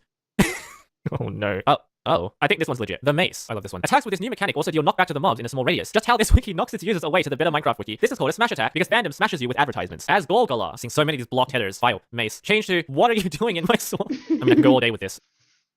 Survival mode. An important part of understanding survival mode is understanding that we shouldn't allow vandalism and anarchy on this wiki, as that will turn into a flaming dumpster fire that will just confuse people and not help in getting people into the new and superior independently hosted wiki. We should instead focus on making the new wiki a better experience, as this will have the same effect. Advertising the other wiki on other platforms is nicer and a better way to go about the situation, and that way we don't have to fight people. Smiley face. Villagers are slaves. I hate them.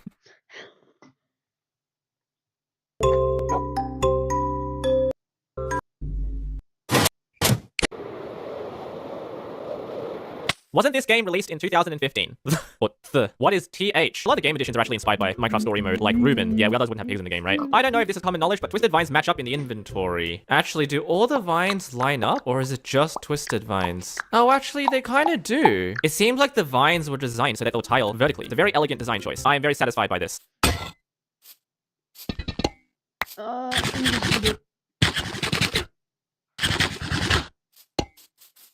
Dang, how'd you get these diamonds so fast? I just did some mining in a decent cave. She's a pro. Holy Jeb, she's onto me. This is really cool. That chicken, totally onto them by The Boar. Do you have any other comics, or is this the first one you posted on /phoenix? Whoa, there's a pink sheep. You sure it's not a pig? Let me zoom in. Oh, wow. Yep, it's a sheep. It's totally a sheep with some dung on the ground that was just expelled. I wonder how this ultra-realistic shader pack looks. Yep, that's how every ultra-realistic shader pack looks. It's so true, though. Every single pig looks like it's about to kill you.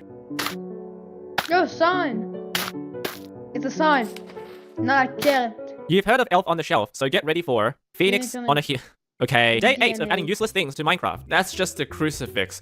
Wait, day 8? How many of these have you done? Day 10. Oh yeah, that's just a PvP resource pack. Day 9. Day 8. Day done. Day 10. Oh yeah, that's just a PvP resource pack. Day 9. Day 8. Day 7. Day 6. Oh yeah, this is just a brush. Day 5. It's the glowing red gun dust. Day 2. And day 1. Yeah, let's keep this going. We all know we are voting for the ants, like come on, he's got character. Yeah, this just reminds me that the mob vote's just coming very soon now. It's like 2 months away. Somehow I made this villager attack me in creative mode. Oh. The best seed. The ball has 5 million shekels.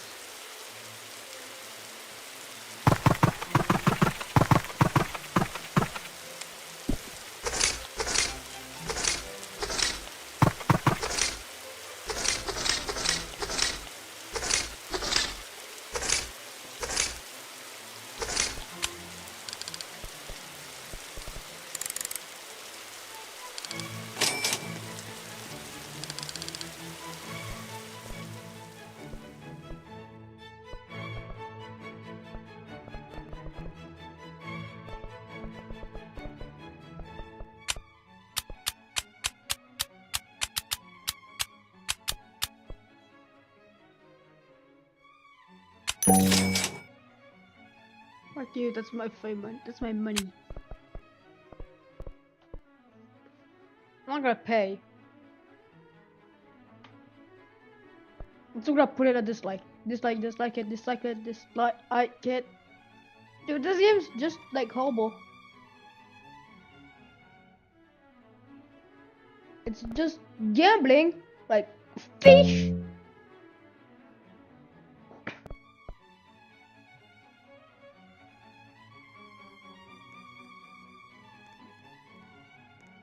Exams are quite frankly the worst feature about school, and I'm not even kidding. The fact that you have to memorize information that the teacher said that will be in the test and then it never comes up on the actual test is borderline fraudulent. And that you could learn in the class 7 + 3 = 9. But then when it comes to the actual exam, the exam paper asks random odd questions like John has 3 apples, Jenny has 7 bananas, and Adam has 55 stones. How many glazes did John eat? Like, it makes no sense. The examiner who's responsible for making the test. Why do you have to make the question so unnecessary? All you had to ask was, what is 7 + 3? You know what I'm trying to say? Do you really think I care about what fruits John and Jenny has? It's weird. Then you got to sit on those uncomfortable ass school desks. Those chunks are never level, so it's painful to sit on and write. What is it with school and the torture techniques? Don't be feeling like I'm sitting on this junk right here. And when I'm sitting in an exam, why are people at the back starting sneezing and coughing through the whole hall? Like, you're never sick on any day, but on this particular exam day, now you're coughing like you just do 10 packs of sick. I can't even focus on the bloody paper. Like, stop coughing and sneezing that loud, game. And it was when I got handed the paper by the exam invigilator. After skimming through the paper, then at this point, the only answer that I knew that I got right was writing my name and the day. Look, my bro, they got those goofy biology true or false questions, those unnecessary English word expressions in a maths exam, and my favorite, multiple choice. I swear, those true or false questions, we play mad mind games to the point where the answer that I originally gave ends up being the right answer, not the one I edited and put in a different answer to. And sometimes I'll be spending pretty much half the examination time on confusing questions that make no sense, which will end up causing more problems since I wouldn't be able to finish the rest of the questions on time. People in these scenarios will try to rush and guess the questions, or just give those funny ass test answers. It'd be a miracle if I passed that test. After looking at those questions, man, I'd be definitely rethinking my life choices after seeing those, man. There was no chance in hell that I'm passing this test, but I wanted to pass because if I failed this test, my African parents will send me a first-class ticket, not back to Africa, to heaven, my guy. This resulted in me fidgeting so much and trying to cheat, but those bullseyes invigilators always were violating. They would always try to catch somebody lacking, like a New York drill rapper. Like, never helps, man. But speaking of lacking, you don't want to get caught lacking on the internet with your personal data. You're watching this video right now on the internet, not protected and encrypted. My brother, you could be at risk of getting your personal info exposed and leaked. Well, thankfully, we got a sponsor perfect for this video. At least one here. Times connected to VPN data is and leak, and its favorite is to ever 30-day money-back guarantee using my link in the description down below and the pinned comment. And thank you for Atlas VPN for sponsoring this video. I've been exposed to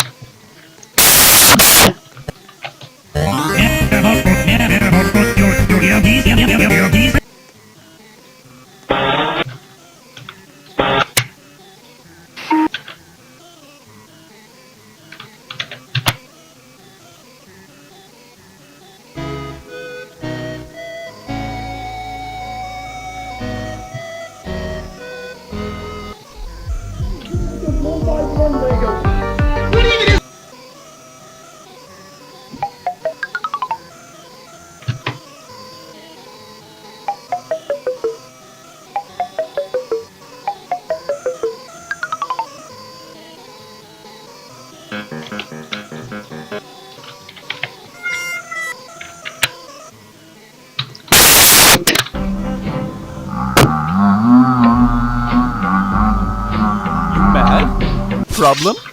You've been trolled. Lord.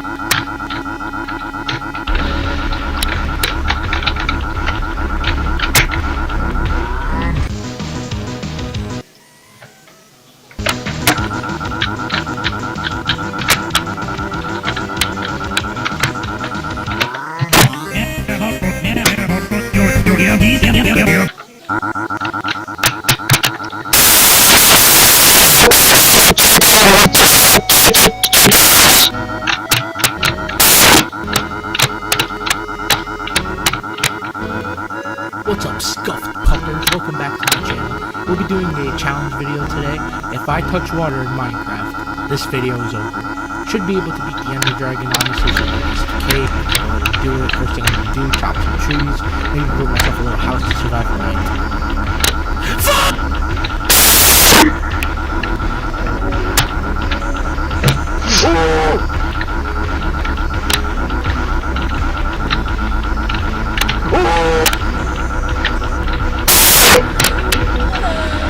Sometimes I get so scared. Now this is the B movie. Whoa!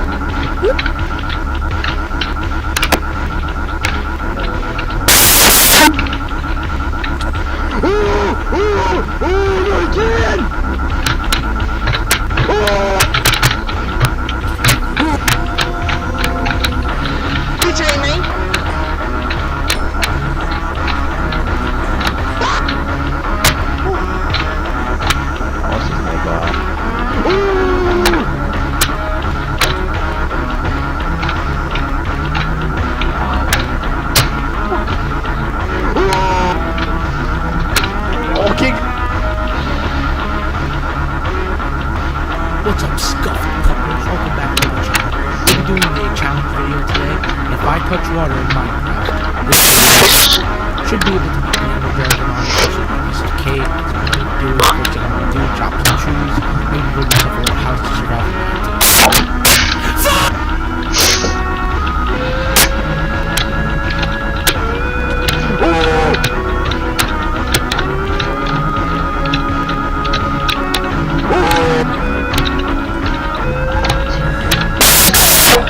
Sometimes I get so scared. Now this is the B movie. Whoa!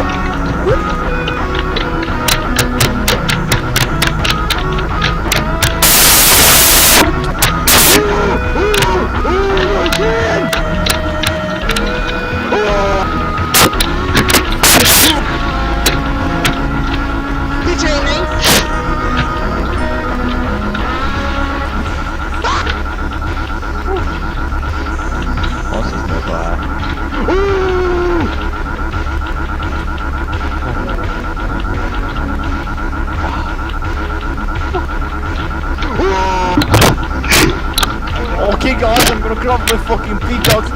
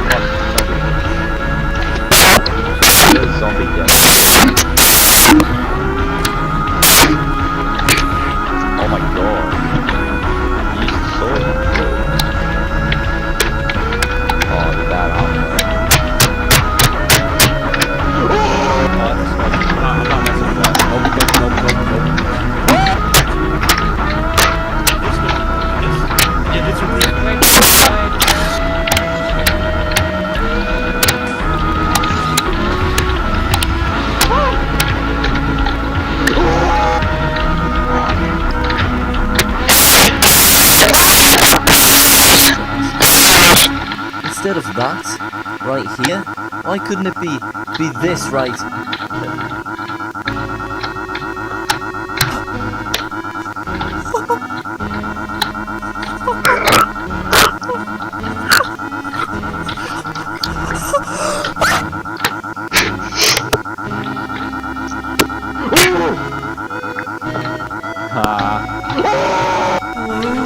Is anybody down there?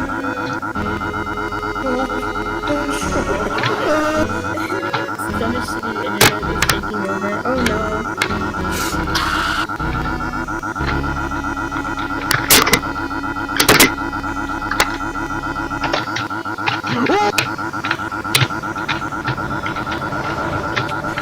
Oh no. Oh fuck. Well, this does not go as planned. No!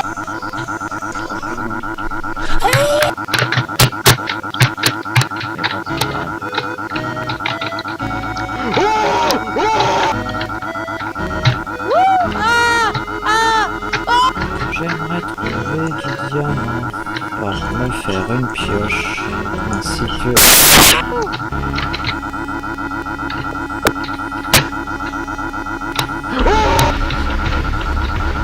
Oh look, diamond block. Okay, sure.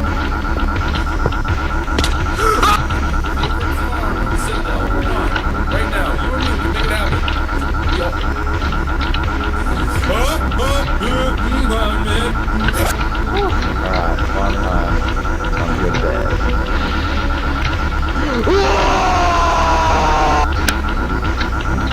Don't spook me like that, jeez. Oh my god! Back off! That's a great response. Why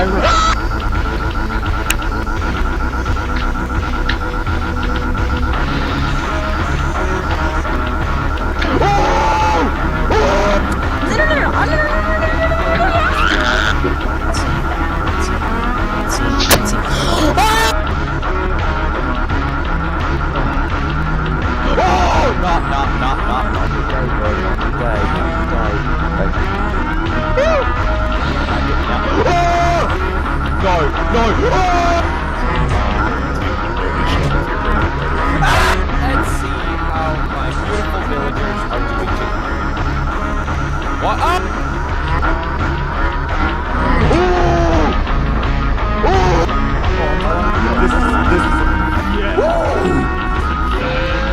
Let me in! Let me in! Let me in!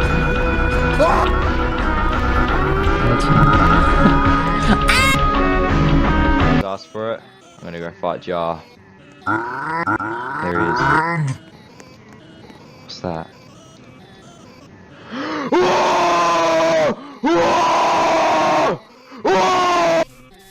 There! Oh! Pretty gamer, pretty gamer. No, I didn't. Cave noise. Right below your grave, there might be more lava. If there is, here's what you need to do. You need to immediately come up out of it onto this. Nothing going on. Yo, Brendan, thanks for the sub, bro.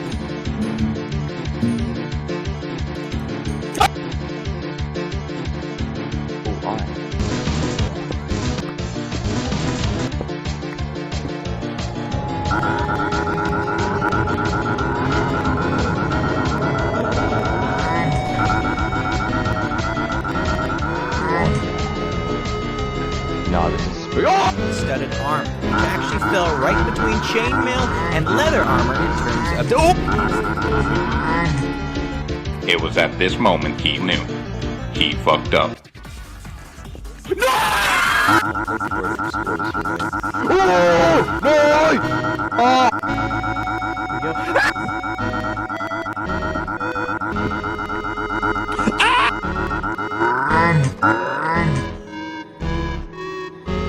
What, monsters nearby? I got the chicken. Bring chicken. Have you seen a bald man? No. You sure? Where's my fucking chicken? That's pretty evident, Bimjo. Nada y pico. I was 9 or 12 when I lost my... No, you. That's no reputation you're gonna hold.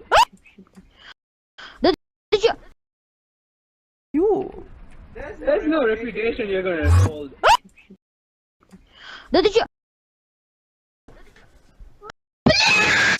Give up your place so easily, because now. Opa. You see that man?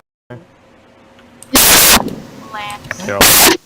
It's coming for you. Probably should put something to indicate. Probably should put something to indicate. Find down. Great diamonds, guys. Let's go down here.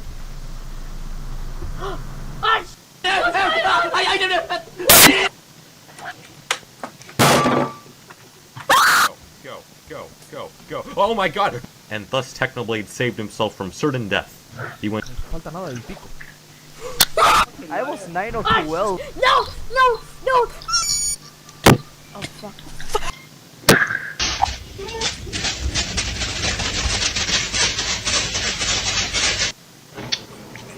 Spectacular, give me 14 of them right now. Really? Do you know what's in here? I don't care, don't tell me. No, I'm gonna tell. Alright, so 3, 2, 1, and scammer gets scammery. That's what you get.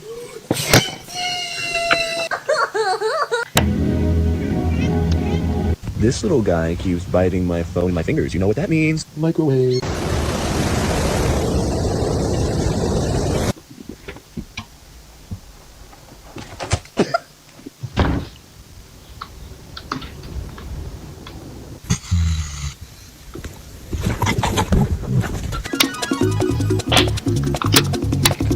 What do you got here? Oh shit! Oh no! God damn it! No! I'm running show on my first. Oh fuck!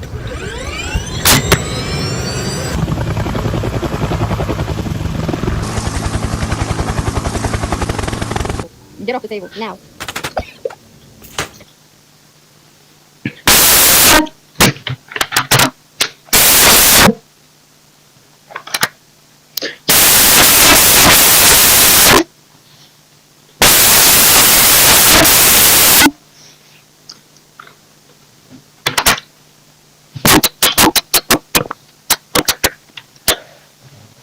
In this video, we are pushing Terraria's World Gen to its limit. With the Advanced World Generation mod, we could completely destroy Terraria worlds. Let's see what kind of chaos ensues with this mod. Today, we are trying to break Terraria's World Gen. We are going to be using a mod here to break the World Gen of Terraria. The mod goes by Advanced World Generation, which allows us to mess and tweak with a majority of settings for generating the world. And the goal is to cause some havoc.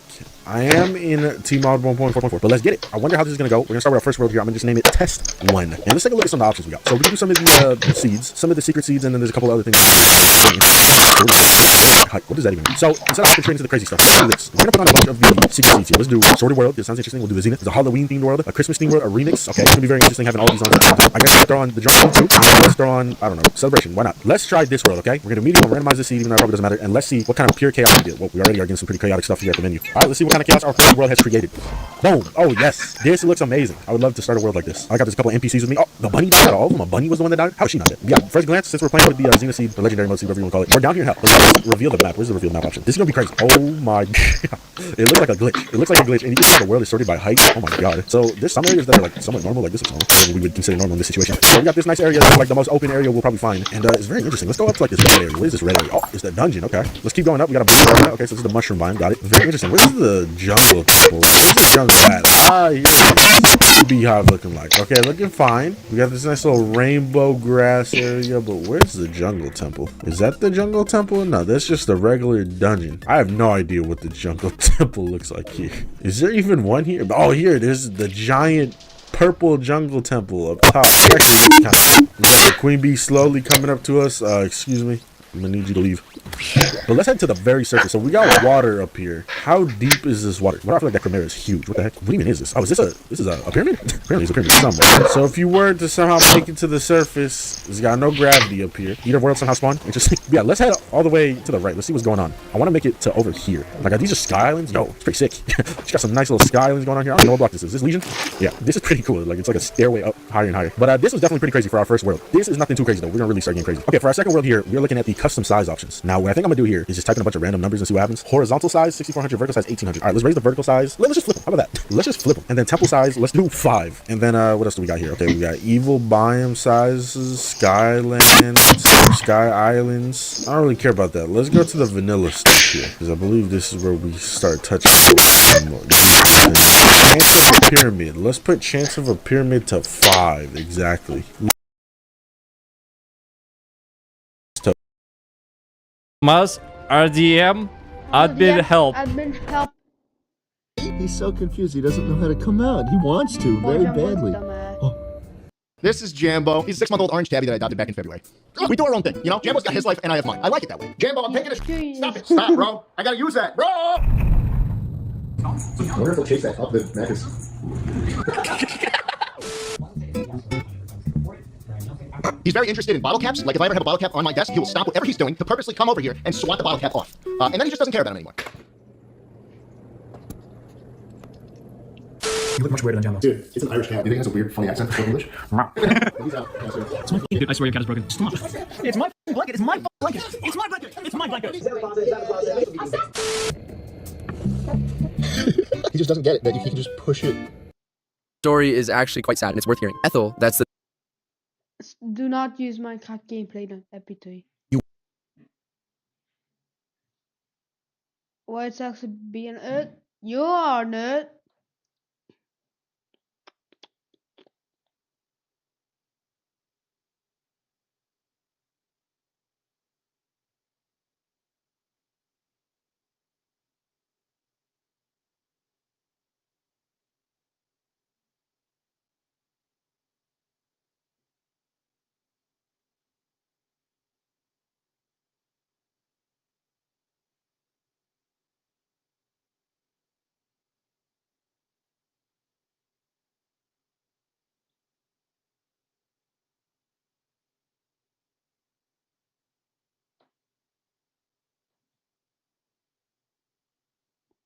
Is this Xbox?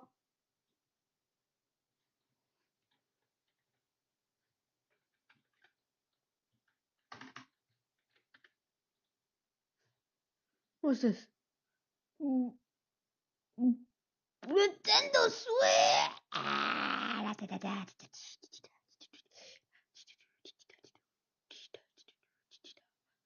Let's play PS1 Craft. Yo, PS1 is real.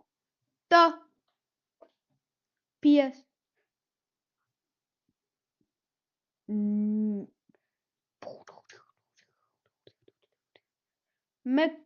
McDonald's. I'm living it. Wonder what sort of deals I could make with this. Arab deal card game. It's just Monopoly, but Arab? I got nothing. What the hell? Anyone want to eat goober chips? Now, hear me out. Those barbecue I eat barbecue chips. goobers look real good. Actually, all these look real. I had Megasaurus, awesome dinosaur toy. They look realistic. Yeah, totally. Hey there, I'm Zach and welcome back to Easy Peasy. Today we're taking a look at r/crappy design. Oh, lovely. Right off the bat, we have whatever this is. This monstrosity. Who designed the window layout? This is not it. Think trash. Pink cancer. Oh, after 2.5 years, my washing machine has rusted so much it's crumbling away. That is not good. Might want to get a new one. You only happen once. Wait, what? I don't know. Is he levitating? You know, that's what it looks like. That sure does seem to be what is happening. All right, I know it's supposed to say gather, but what's with the space? Why does it look like it says gather? Also, there's a bee. Is that related? Is it supposed to be like... Is it supposed to be like...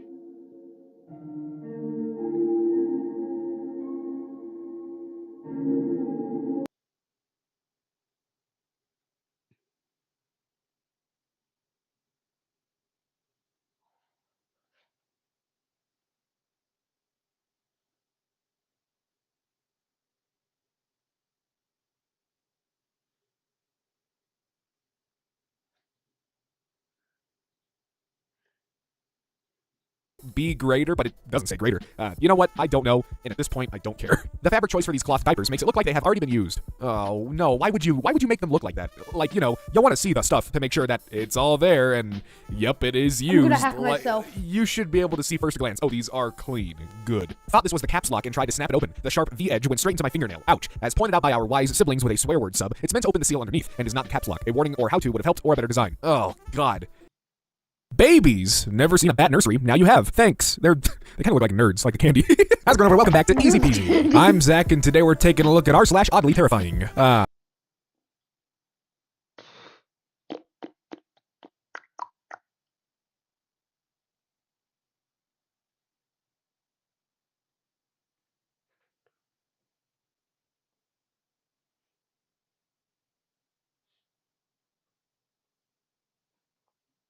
Oh. The grass block.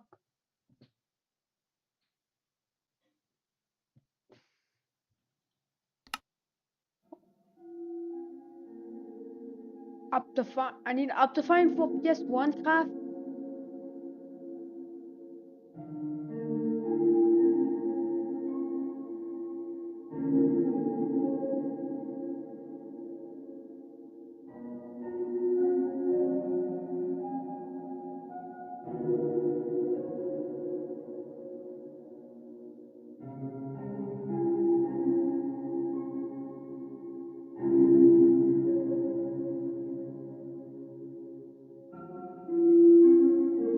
That's down the right version.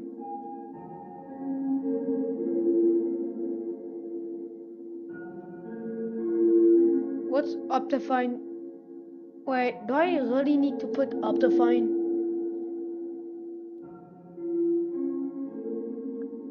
PS1 craft is real. Guys.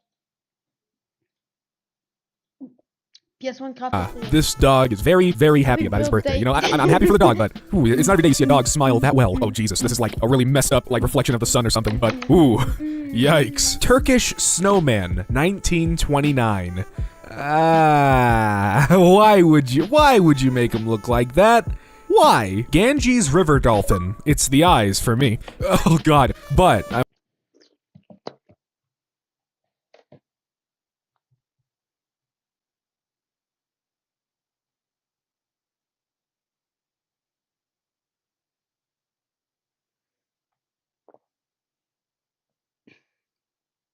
Why do I need Optifine?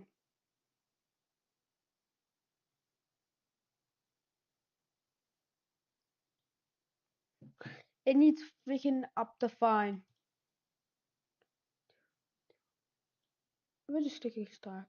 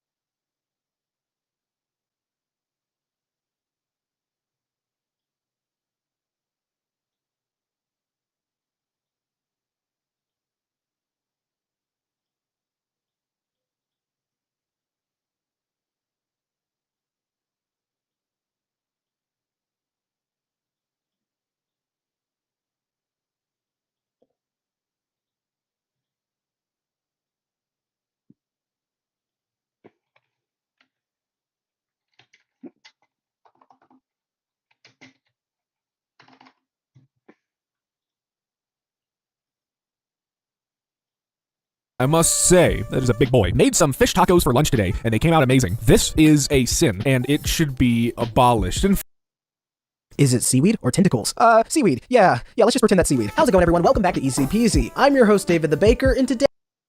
In September 2014, Marcus Notchperson sold Minecraft to Microsoft for $2.5 billion. But what if he never did that? Well, the game for sure would look different today. Microsoft is one of the biggest corporations in the world, and their decisions are led through the safest options to make the most amount of money possible. While Notch started as an indie developer who has shown many times that fun is more important to him than money. So today, I'm going to show you the most likely scenario that could have happened if Minecraft had never been sold. Originally, everything started when Notch posted a tweet saying, "Anyone want to buy my share of Mojang so I can move on with my life?" Getting hate for trying to do the right thing is not my gig. Just a few hours later, Microsoft reached out with an offer, and Notch showed immediate interest. This sparked a controversy, as many fans had mixed feelings about selling the game to a corporation that is known for ruining the things they acquire. But let's pretend none of it ever happened. Let's imagine a world where that sale never took place. Around that time, Is it seaweed? in September 2004, known for his creative vision and spontaneous decisions. We likely would have seen more experimental updates with features that might have never passed Microsoft corporate filters. Without the pressure of deadlines, we could have seen a more niche Minecraft, a game truly shaped by Notch's unique vision. When it comes to the Minecraft branding, Microsoft seems to have the better handle on this. Totally 3 Minecraft spin-off games have been released, with the exception of Minecraft Story Mode, which was already in production in 2014, and for which Microsoft isn't given credit. We got almost everything related to Minecraft, including merchandise and partnerships. However, was Notch's or Mojang's goal always to produce a ton of merchandise and spin-offs? Probably not. Apparently, in 2012, the official YouTube channel of Minecraft posted a video introducing Minecraft Legos, which is a really smart idea, considering the similarities between these two brands. In this video, Notch himself appeared, giving the impression that they have always intended intended to grow the Minecraft brand. Furthermore, just a few months after the purchase was made, Minecraft Story Mode was released, and to be honest, Minecraft Story Mode is probably the only Minecraft spin-off that is worth playing. However, nothing feels remarkable about the other games, as if they simply slapped the Minecraft name onto other genres. In addition, I believe Mojang would have created a better, more unique spin-off for Minecraft than simply sticking the logo everywhere they felt like it, with tons of microtransactions. In 2017, Minecraft Marketplace was launched, where you can purchase created by players content like skins, texture packs, and worlds using Minecraft coins. And if Notch was the owner, the marketplace might have never existed, or could have taken a different form. Notch may have preferred a more open, mod-friendly approach without monetization, relying instead on free community productions. But when it comes to popularity, I think they would remain the same level or even could be lower. And that's because Microsoft made Minecraft available on more platforms rather than only PC, consoles, and mobile phones. After they acquired Minecraft, the game expanded to a wide range of additional platforms, like a second version for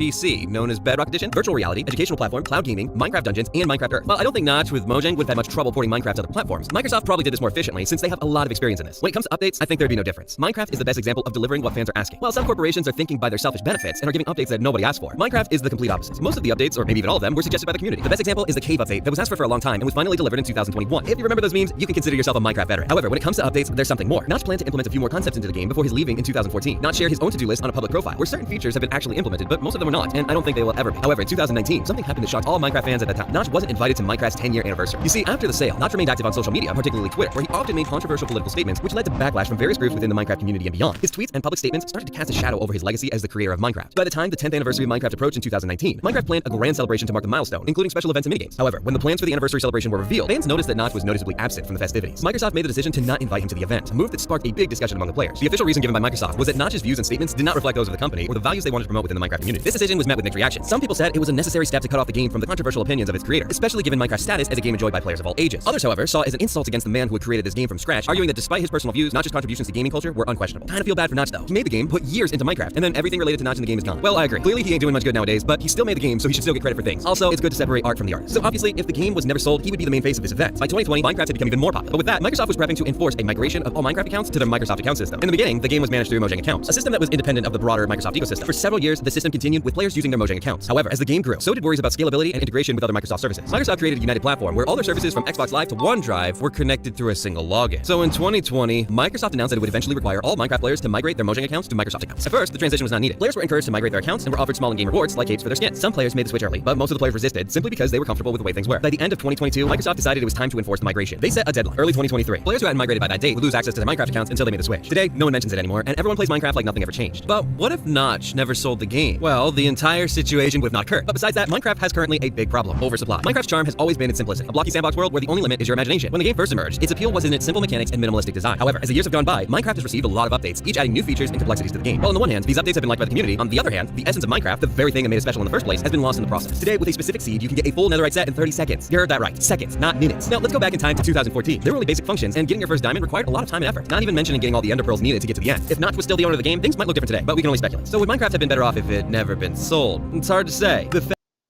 fact is, the brand would have had fewer microtransactions across the platform, but I think there would be no drastic changes in the game updates. By looking at Notch's old notes, the game could go into more nerdy directions like RLcraft, rather than updates likely to generate the greatest returns. But even a decade after Notch's departure, fans have not forgotten him, and he continues to maintain the status of a legend. If you enjoyed this documentary, check out another one with plans for Plants vs. Zombies achieved one of the biggest downfalls in the history of video games. At the very beginning, the franchise enjoyed great popularity as the first game in this series became a phenomenon after just a few days from its release. Moreover, their popularity was constantly growing thanks to frequent updates and a loyal fan base. This contributed to making the decision of a lifetime when the creator of Plants vs. Zombies sold the game to EA for $750 million. During this time, the game's popularity was growing as always, but 2 years later, everything changed. The popularity unexpectedly began to decline, despite the fact that EA was regularly publishing new games. It didn't help with stopping the downfall. Today, Plants vs. Zombies has lost almost 96% of players overall, and this year, the third version of the saga was released, although I feel like nobody even noticed. So what caused this decline in popularity? At first glance, it looks like EA has killed this series, but there's something more, something that lies deeper. And today, ready to unlock Roblox digital gift cards? Affirmative. I will show you the history of Plants vs. Zombies and explain how the hell this series got killed despite being one of the best performing games on the internet. But to better understand that, we need to get back to 2006. The idea for the game was inspired by a fish simulator game in San Aquarium and developed into a tower defense game featuring plants fighting against zombies. Totally, it took 3.5 years to make Plants vs. Zombies, and it was officially released on May 5th, 2009. The game was available for literally all platforms, even for the phones with a keyboard your dad used to use. A mobile phone was by far the most popular platform to play the game on because on other platforms the game was paid, and for the phones it was free. Thanks to that, it attracted a lot of younger players who didn't have money to buy games. Plants vs. Zombies features a friendly, bright appearance, humor in the notes left by zombies, or the tombstones that instead of saying RIP says expired. There was also Crazy Dave, who adds extra humor and charm to the game and is kidnapped at the end of the game. These elements contributed to the wave of young players who created the snowball of popularity. The success of a game of this magnitude brings with it two things: money and buyers. Not only buyers of the game, but also buyers of the developer. That's when EA bought PopCap. But let's keep in mind one important detail. PopCap still maintains the role of the developer, while EA is responsible for publishing the games. We all know what usually happens when EA acquires a studio with a very famous game. Fuck every small thing, because from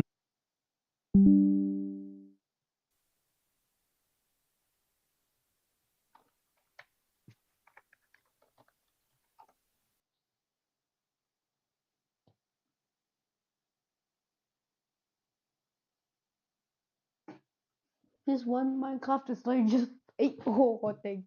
And then I get to fucking stay mad. Here's how you make.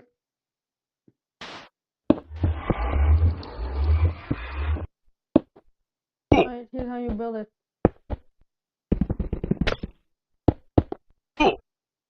Ooh. Water?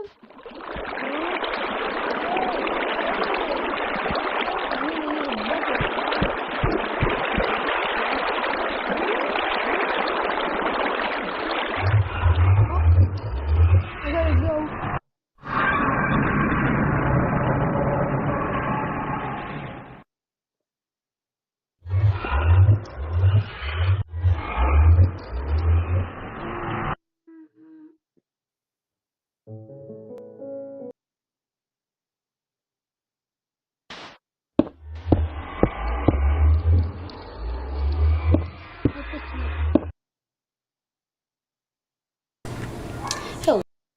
Thing, it'll just right there.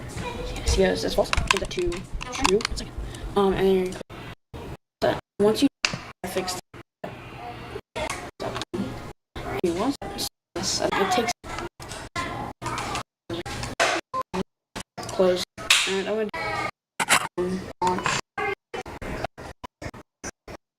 1280 by 1024. Perfect. Then you click play, and let's just click the survival world. Because right now you can use a music controller with this game. It has like dedicated controller like options built in. So,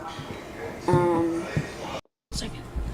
And then you click file to it should be fancy menu, and then config.txt. You come in here and you see show item custom or show customization buttons. Right there. See how this is false?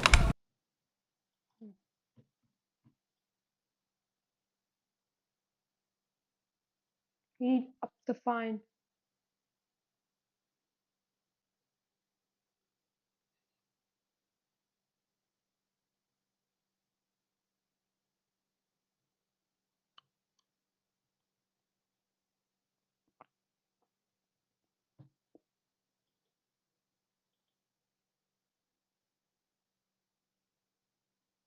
Is that obsidian armor?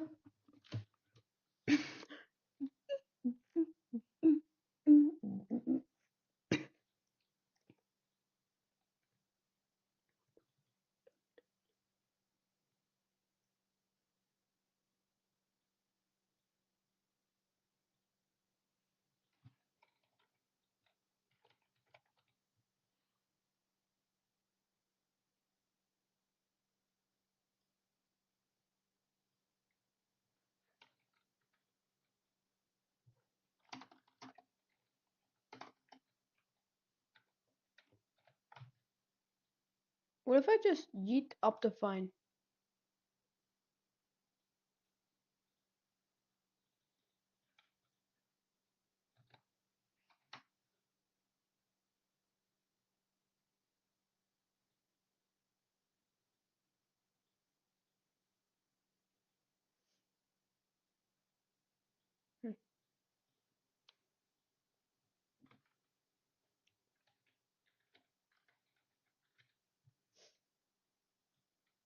What if I just use Optifine in the what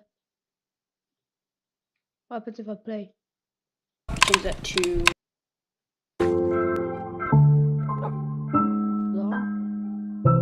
You know, one of the most interesting aspects of my YouTube channel is that I don't play survival Minecraft. I don't do Minecraft hardcore, I don't do roleplays, I don't do modded pranks, the usual really. And admittedly, that is strange because as a Minecraft channel, you expect some sort of survival gameplay. Because all I really do is I make things with commands, I run creative mode, and so what you're seeing right now is incredibly foreign. See, look at me getting this wood. How often do you guys see me get wood like this? Never. There's always something weird going on, but not in this case. You know, like putting a crafting table down, making tools. I don't really do that. So maybe you guys should let me know if this is something that you might be interested in. Leave a like perhaps. What is that? What is that thing over there? Do you guys see that? Wait, what happened to my screen capture? Okay, the capture's not loading right now, but I swear to God, if it's that Smurf, is that... Dude, what the heck are you? What are you? What are you? What are you doing here? He just kind of likes to look at me wherever I go. Oh, is that like one of those things with Minecraft Live coming up soon and the blue mob always wins? And so, is this the mob that's going to be added or something? In fact, I do want to kind of... Maybe he lives here. I'll leave that tree. Well, anyway, as I was saying, if you guys wanted to see some more survival content, you gotta let me know in the comments. What the hell is going on here? Who are you? The hell are these guys doing here? Wait, where are the villagers? They're like, no... What? Like, no villagers here. And it's abandoned. It's an abandoned village too. What have you guys done to this place? Maybe. You'll just snatch all this food from you Smurfs. Haha, haha, yeah. What you get for trashing this town, you're stuck here forever. You actually might be stuck here forever, I'm not letting you out. Hey, look, take notes from this guy. He's frozen in place, knowing that he can't fall in there, otherwise he's trapped for eternity. He's a smart Smurf. I don't have this place, it's completely desolate. There's no sign of life. Apart from these blue people. I'm not responsible for any of this. Well, y'all can live here, love here, lie in the bed. Good joke, Phoenix. I'm not gonna take any accountability. This is not my doing.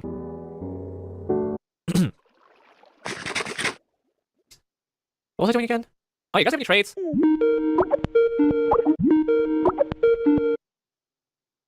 See, this is why I don't play survival.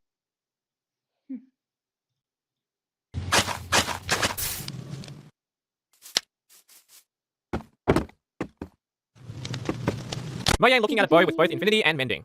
Ooh, it's hideous. Really? Really now? Really now? It's that time of the month again. Subscribe. Love that double take. Girls Minecraft skin. Boys Minecraft skin. Someone make this for my skin. That'd be kind of funny. I would wear that. You may not rest now. There are monsters nearby. Maybe you're the monster. Which means you can never sleep.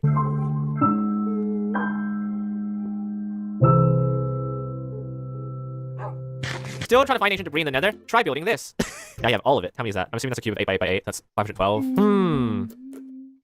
Oh my god. I'm speechless right now. Genuinely don't know what to say. And for those of you who don't get it, maybe it should stay that way, but now you guys will look for the answer, huh? I'll let y'all do that. I'm at a loss.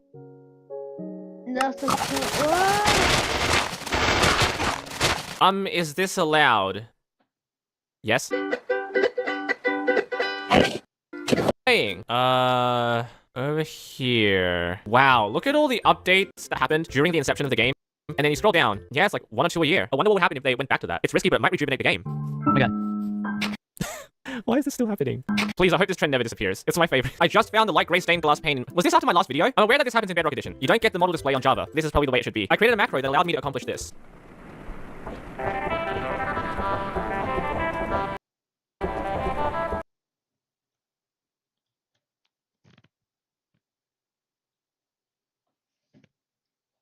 No.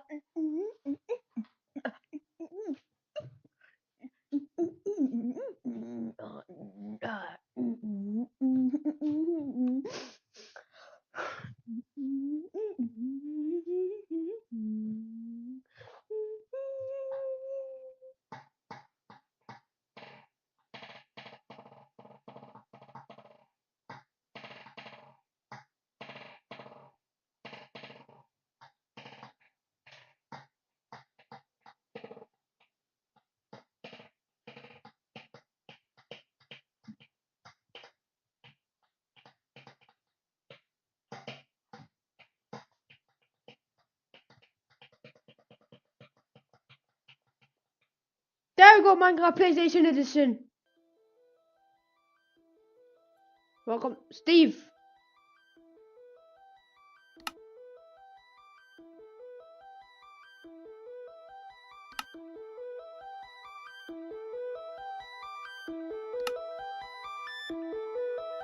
What's the tutorial?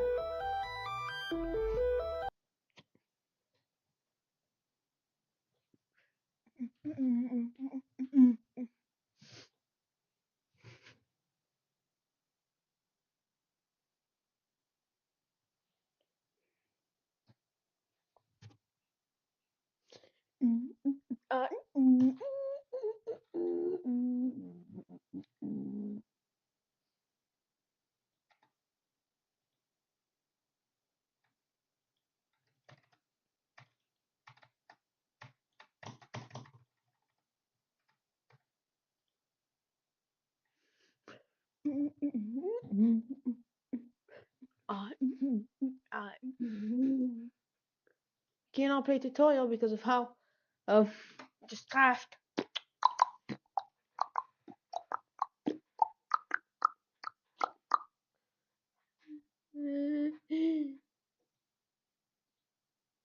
Hey everyone, and welcome back to Terraria Master Mode. In the last video, we went ahead and tried to kill the Wall of Flesh, and we got very, very close. However, we didn't quite kill him, so we do need to make some more adjustments to how we fight him. Now, the weapons that I used and everything like that, as you can see up here, all of that was okay. The problem was very, very simple. We ran out of space, okay? We ran out of space. Okay, so as you can see, this is our bridge from this house right here, that one right there, all the way over to this one here. And as you can see, because of these coloured in lines versus the dark background, you can see we ran out of space quite a lot, and we actually died right here. So I think we should probably extend the bridge pretty much double, which is annoying because that's going to cost a lot of wood, and we don't actually have a lot of wood. If I go to the wood chest right here, we've got 28 platforms right there. That's not much, so I don't actually know how I'm going to make these platforms. I think I'm going to just have to go and chop a load of trees down, which I really do not want to do, because I don't have many normal trees. I never place acorns, so you can see it's a bit sparse right now. That's actually not good. I actually need more trees. Do I have any acorns? Probably in this chest right here. Or not. Okay, fair enough. I could use frozen platforms. I'm actually going to use frozen platforms instead. I just realized they existed. I can kind of forget about them. Okay, we've got a lot of ice here, so I'm just going to dig up all of this. This should become quite a lot of platforms. I'm really hoping it'll be enough to cover the area, because that is quite a big bridge. Okay, I think that's enough for now. That's about 500 platforms. Let's head back. We can craft them right here, actually, so let's just craft them on the fly. Here we go. Yep, 536 platforms. And let's head back down. Anyway, I'm fairly confident that 535 platforms should be enough. I think this is where I ended. Yep, this is exactly where I ended last time, so we'll literally just bridge across. Again, I want it to be as flat as possible, so it's just less to think about. And what I do is I just dig up the entire house. There's nothing in the way. Hopefully that lava doesn't break every single platform. Okay, it didn't. Perfect. I just got magma stone as well. What is my drop look right now, dude? Anyway, you guys probably don't want to watch me do all this, because it takes a while, so I'll come back to when we finished at least digging up the house. We have finished the house. Where's all my armor? I wondered where everything had gone. I don't know when I did that. I must have done that accidentally. Yeah, let's just bridge until the next house, because oh my gosh, there are so many houses under here. It makes it an absolute pain in the butt, but it's fine. We'll do it eventually. Okay, we have literally just placed, I think, 200 platforms now, and yeah, it is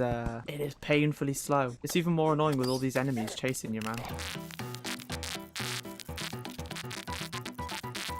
Last 10 platforms. I think that's long enough. I do actually think, I know, I'm escaping. I know that we died literally just there. I think, because I won't have to be worried about dodging anything anymore. Yeah, I think we're fine. Also, I just noticed, ice platforms and wood platforms look exactly the same on the map. And I did have some tips as well, I'm pretty sure, on that last video. So one comment told me to stick to just using one class, and I said this before, and I will do, but I like the molten armor because it gives you high defense, but then I use the range because you can't kind of go up to the wall of flesh with a little sword thing because you're just gonna die. So I'm sticking to one class, sort of, not really. If you're using the demon scythe, I recommend getting a mana flower. Now, I think I actually just did this. Yeah, it's right here. I made it off camera. I don't know why, but I did. So I do have a mana flower. Now, I don't know what to replace it with. I really do not know, because I need the boots to run away from the wall, jump so I can jump over the lasers. Maybe not magma stone. I don't need a magma stone, not with not in hell. So we'll put the mana flower there instead. We've got 2 of those now as well, which is pretty. No, Minecraft is loading. That's already not. It's totally not cheeky.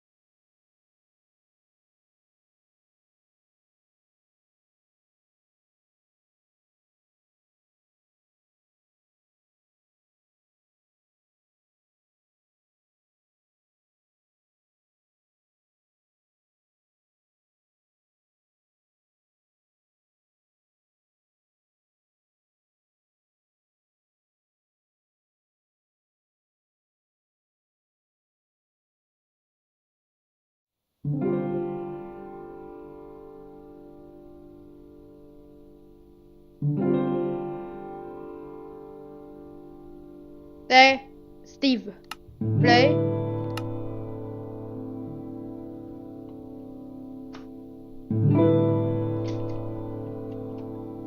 Super PS.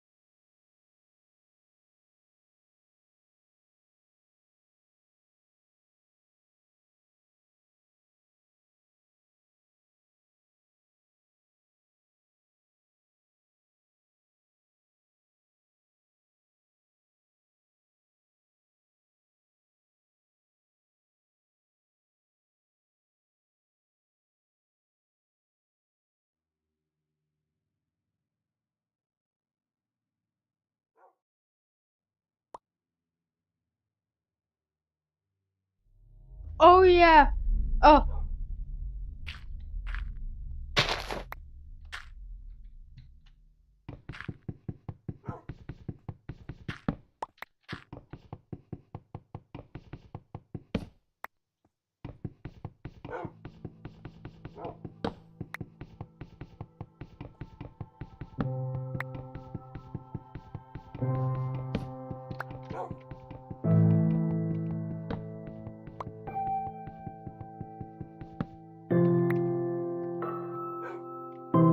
Where am I? Steve.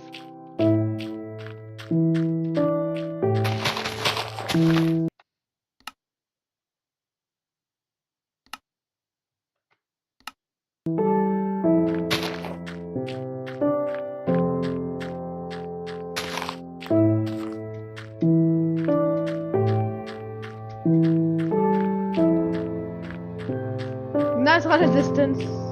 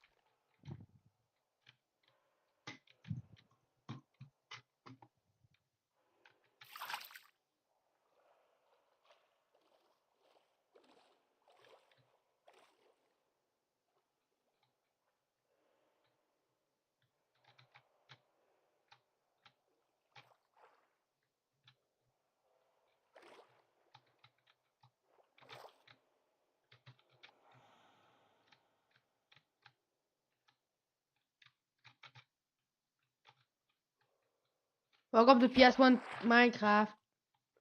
The version of Minecraft where you're on a PS1.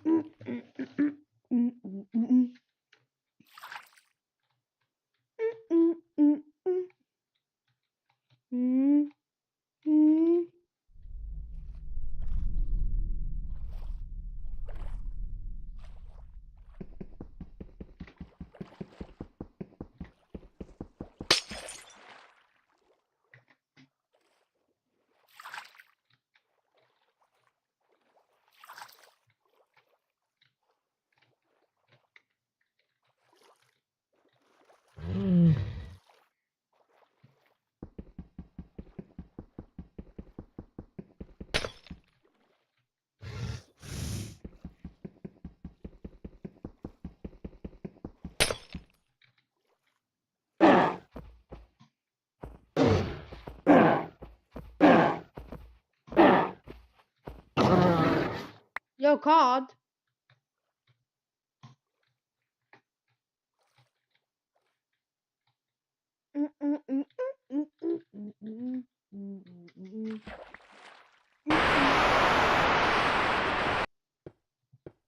Wow, static. That just made me a bit scared, to be honest. It's like scary. Like, you don't expect that. I've drawn. Oh shit.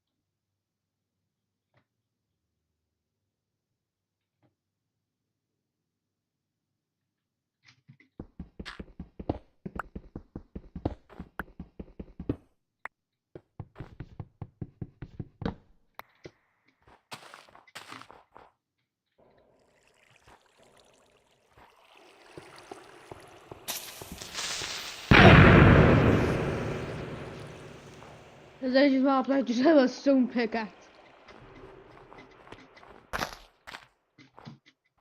What I hear fall damage.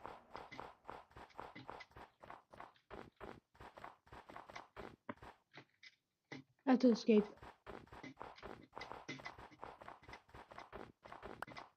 I cannot reach chat because of it, putting it on full screen, but yeah.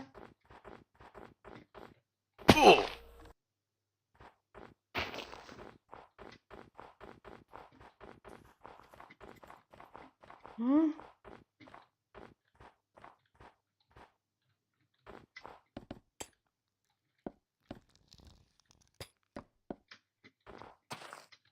I'm stuck somewhere with no food.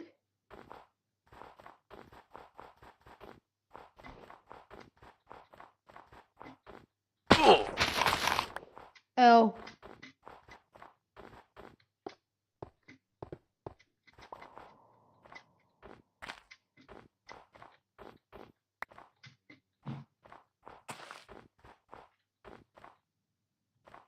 What's this? Village! Oh, finally! Something actually useful for one. Whoa, yeah.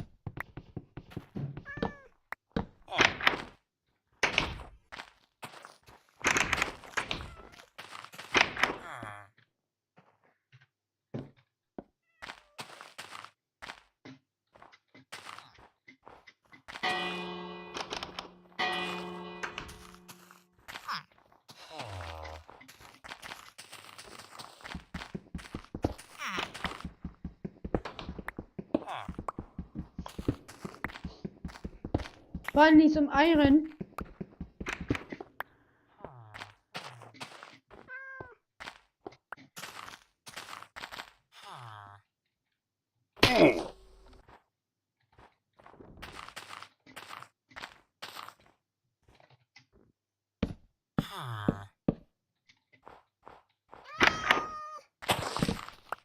I'm gonna steal your entire bed.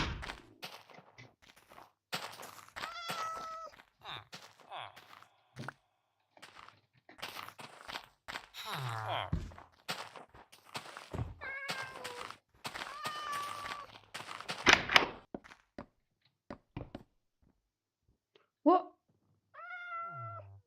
They added a use for it.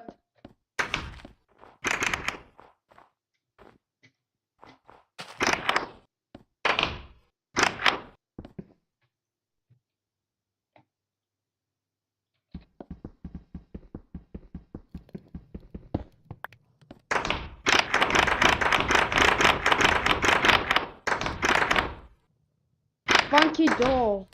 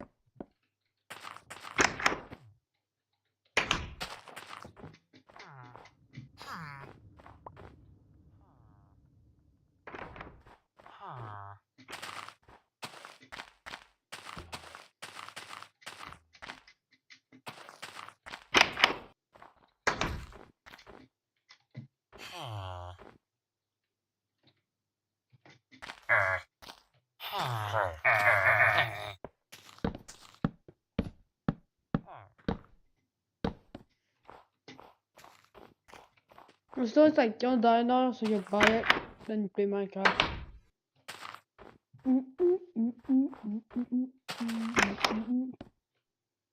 Whoa, another furnace.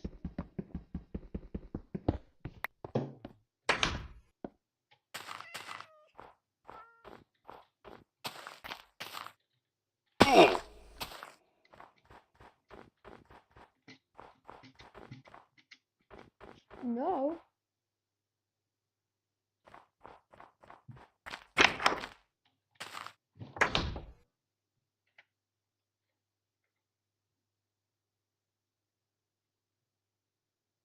Funny. Someone else told me to get the water bolt because of its bouncy projectiles. So to get the water bolt, I need to head to the dungeon again. We're not quite finished with the dungeon just yet, and it looks like a blue book with a yellow ribbon on it. I see a lot of blue books and I see a lot of yellow ribbons, but not quite the ones we need. But we'll just walk straight past it. Ow, maybe not. I hate the dungeon. I actually hate the dungeon. Look, that's the sprite we're looking for right there on the bookshelf. See, but we can't get it from the bookshelf because it doesn't work. Yeah, it's a blue book with a yellow ribbon. I don't think I found one. I don't think that's one. No, it's okay. Then we can head down to the yellow bones. That's good. Oh, it's definitely going to be in here. There's no way. It's not. Oh, that's it. That's actually it. Okay, we can't die, but that should be it right there. Perfect. Water bolt. Let's go over here. Incredible. So it's right there. 19 damage, 9 mana. We have the water bolt. We've got longer bridge. What else do we need? So that's actually pretty much all the comments I got on the last video telling me what to do. Others told me to get things like the Terra Spark boots, which I will do. Like I tried in another video, but I can't find the aglet that I need to make them, which means I probably have to make another world to try and find it. So it only spawns in the wooden chests, and I think I've pretty much found them all. Wait, what was that? Wait, I'm not. Hang on a minute. I'm not even joking right here. I actually zoomed in on this because I saw there was like a weird light patch. Hang on a minute. I was going to end the video, but is that also an enchant? Hang on a minute. I swear we had an enchanted short sword, right? Do we not have? I swear we got an enchanted sword already. Hang on a minute. Yeah, right here, enchanted sword. Hang on. Do we have 2? Or is it fake? I need to investigate. Hang on. I was going to end the video, but I need to figure this out. I did not realize a world could have 2 in them. I thought you only got 1. Yeah, right here. This is definitely a sword shrine, but I don't think. Wait. Hang on. Do I have a torch I can do? That looks to me. If I break it, it's not going to give me one, is it? What? Wait, I did not mean to drink the potion. We have two now? What's going on? I don't even remember where the first one was, I can't lie. That is going to be today's video. In the next video, we will fight and hopefully enter hard mode for the first time that I will have ever done it in Master Mode. I'm very excited. However, today was very, very successful. We got the bridge done. We got the water bolt, which is there. There it is. We also got the enchanted sword. Like, this could not be better. If you The platform is Hello Street Cat. The mission is simple. Feed stray cats. The in-between and after, that's where it gets real murky real quick. We're talking bounties, factions, rivalries, a plethora of different guests and stars. Finally, what this cat's name is, and most importantly, funny looking cats. So what exactly is Hello Street Cat? Well, like I mentioned, it's basically just a live streaming service that allows users to feed stray cats with different kinds of food. It's essentially a service that was created to handle the stray cat population in China. Look, if you create a live streaming service that runs 24/7 and involves cats, wacky shit is going to happen. Okay, write this down. This is going to be on the test. This is a key fact of life and the internet. And you might be wondering, how do I get access to this platform and ultimately improve the quality of my life tenfold? Well, dear viewer, look no further than Meow.camera. Not sponsored. This is a recently released platform that acts as a sort of medium for users like myself who aren't from China to be able to access the app. Shout out to the team behind it, Input. Here's how the site works. On the left, you have a bunch of different feeders, each with a bunch of cats in them. There's also a search bar at the top for searching up for a specific kind of cat, maybe Mr. Fresh. And within each feeder, there are different angles to view the cat, like the top, side, or the gyat. I mean back.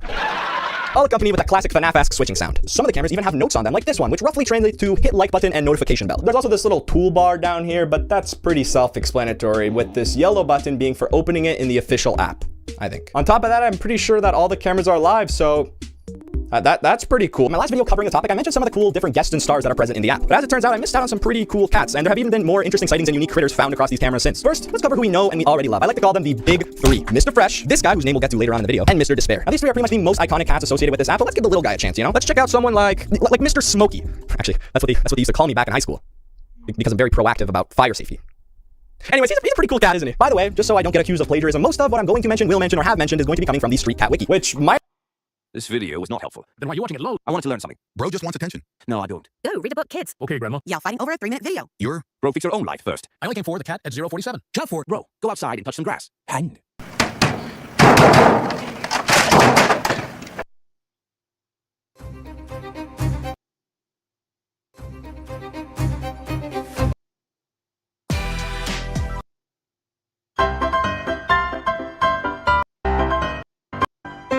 You.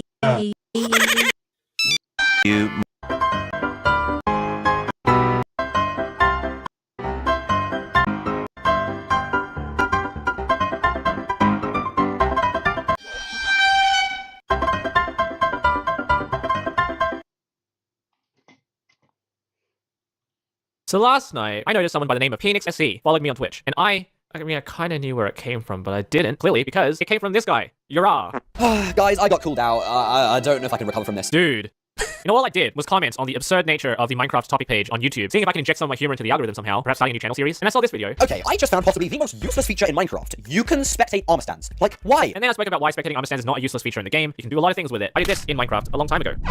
And as a consequence, this video comes up by Yura, responding to Phoenix SC. Here we go. Phoenix SC made a video responding to my video calling the armor stand useless, where apparently I made his blood boil. Blood boil. I actually can't believe I said that. That is in fact how I sound. I'm sorry, I didn't know that you could use them to create some pretty wicked security cams to recreate the hit game Among Us in Minecraft. Oh, am I a nerd now? Why the long face, Pilgrim? And I don't know anything about coding armor stands. I must admit, it's pretty cool. Yes, it is pretty cool. Very, very cool. But then he did something unspeakable. If you insist on believing that it has about all this, I never thought my voice was so calm and collected and kind of the antithesis of content creators on this platform. Like, just comparing my voice, insist on believing that it has arms on its side, then the totem of dying probably has boobs. To this. Did you really have to ruin totems for me? I mean, really? I sound dull, and yes. Did you really have to ruin totems for me? I mean, really? That's what you get for hating on armor stands. God, I cannot unsee the totem now. Yeah, welcome to my channel. Subscribe, stick around. Also, I hate to be that guy, but I said useless feature, not useless fact. No, you did it. Let's go back a little bit. I sure have covered a lot, and so have other creators, but if there's a useless fact... Useless fact. Useless fact. And I noticed this. That's why I didn't mention a useless feature. Take that, I win this one. The totem has a pretty useful feature. Now, if you want to insinuate that the totem has some pretty inappropriate design, be my guest, Mr. Monster School.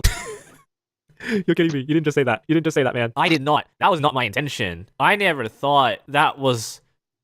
This is a keyframe. An element in Roblox Studio used to make insane animations. I want to make animations like these, but it turns out that a lot goes into it. You need to know camera movements, smooth animations, character design, sound design, VFX, lighting, and this is the best thing I can make right now. While animating typically takes years to master, I want to see if I can learn how to make a full fighting scene in just 1 week. And in order to accomplish this, I've given myself a list of smaller projects that we will create leading up to the final fighting scene. Before we can get to animating anything, we first need to figure out what tool to even animate with. So I did a little research and found that everyone was using this plugin called Moon Animator. And this plugin costs $30? After purchasing Moon Animator, I messed around for a few minutes and realized that this really isn't as bad as I was expecting. In the first minute, I was able to make this simple movement with zero experience. Then I tried making a running animation, and I was humbled pretty quick. The running animation is actually the first item on our checklist, and after making a better quality version of the animation, we can move on to the second item, which is a wall flip. But I want to check something out first. While watching a bunch of tutorials, I came across this really cool tool called Live Animator. All you have to do is upload a video of you or someone else dancing, and Roblox turns it into an animation. I found this feature through a YouTuber named Robuilder, who did this weird thing where he jumped through his leg. Jump through like that, and we're gonna be alright. And I wanted to try this for myself. So now that we've explored what's possible with animating on Roblox, it's time to see if we can... I'm gonna make it fall. Welcome back to Forsaken Mythbusters, the series where Kill people with 5 guns.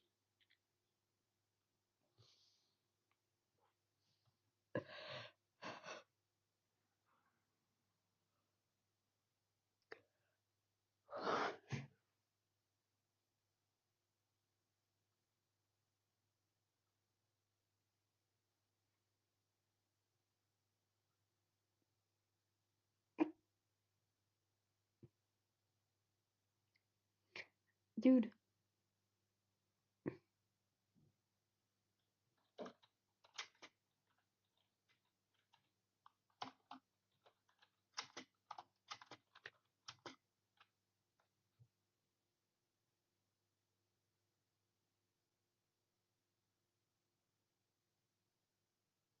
No.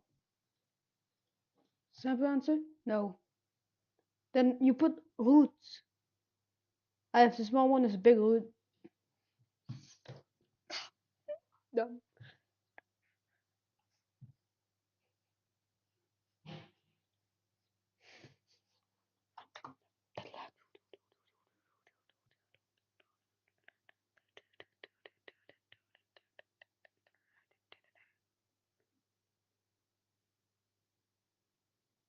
You did it! You graduated. You survived 4 years of awkward class presentations, school lunches that probably violated the Geneva Convention, and your Discord group chat did not get leaked. But now you're out, you're free, and suddenly that question hits like a truck. So what's next? Some people sprint toward college like it's the finish line, others clock into a job 2 days later like, yeah, this is life now. And then there's the rest of us just sitting in our rooms like, should I start a podcast or a pyramid scheme? Let's talk about it. The types of people after high school and how weird this phase of life actually is. Starting off, we have the college dreamer. These are kids that always knew they were going to college. They had a dream school, a major, a life plan, a backup plan, and a backup for their backup. They got their dorm set up off Pinterest, joined a Discord server for their class before orientation, and had their roommate's name memorized before they even graduated high school. Fast forward a few weeks and it's like, yeah, I'm 14 grand in debt, I hate my major, and my roommate's been coughing since the second week of school. College is cool if you know what you're doing, but most people don't. Most people just go because they're told to by parents, teachers, guidance counselors, and the ghost of the American dream, and now you're paying 40 grand a year just to cry in a communal bathroom. Fun times. Then there's the people who skip college and go straight into the workforce. They start working warehouse jobs, retail, construction, whatever gets the bills paid. They're making money, stacking checks, and eating out every night because they still live at home and only have 3 bills. At first it sounds smart. You're making money right away, no student loans hanging over your head, and your weekends are free if you're lucky. You start thinking, hey, this might actually be a better path. But then the reality sets in. The hours are long, the pay isn't as life-changing as you thought. You're constantly tired physically and mentally. You go home drained, you wake up drained, and every day starts blurring together. You're surrounded by people twice your age who have been there since before you were even born, and they'll say things like, it's not great, but it's a job, or at least it's stable. They're not chasing anything, they're just surviving, and then that's when it hits you. This isn't a launch pad, this is where people stay. Because they don't have time, energy, or options left to go anywhere else. It becomes routine. Wake up, commute, work, home, sleep. Do that for the rest of your life, with maybe 2 weeks off per year if your boss approves the PTO. And for a lot of people, the scariest part isn't even the job itself. It's the idea that you could blink and suddenly be like 40, still there, still stuck, wondering what your life could have been if you'd done something else. Then there's that person, the one who said, I'm taking a gap year. Not because they couldn't go to college, not because they had a plan, but because they needed to find themselves, to travel, to breathe, to experience the world. You ask them where they're going and they'll hit you with, I'm thinking Europe or maybe Southeast Asia, go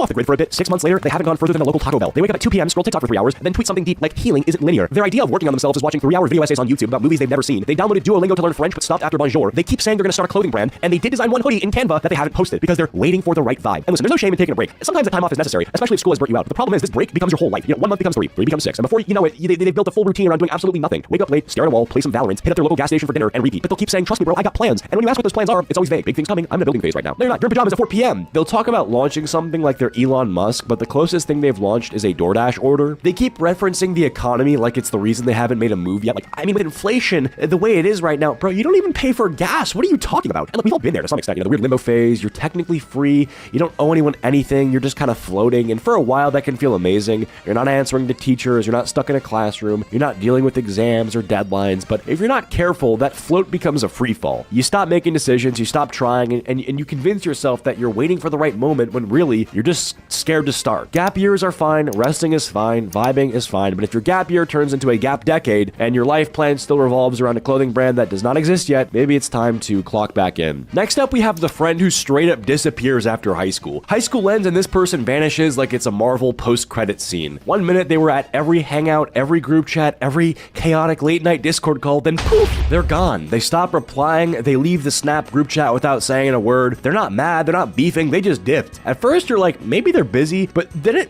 weeks turn into months, birthdays go by, inside jokes get forgotten. And the next time you think of them is because Instagram reminded you with one of those weird people you may know stories where they're standing in front of a Jeep with a quote like, only forward from here. Then one day out of nowhere you run into them. Target, gas station, Taco Bell, doesn't matter. And it's the weirdest interaction of your life. Oh my God, how have you been? Good, I'm just working a lot, grinding. Yeah, grinding what? No one knows. You're half expecting them to tell you they're a freelance monk or something. And the thing is, they're not weird or rude or distant when you see them again. They're chill, they're polite. It's like catching up with a coworker you forgot you used to be best friends with. You part ways with some, you know, awkward, let's hang soon energy, knowing damn well it's never happening. And it's not. Free. Steam.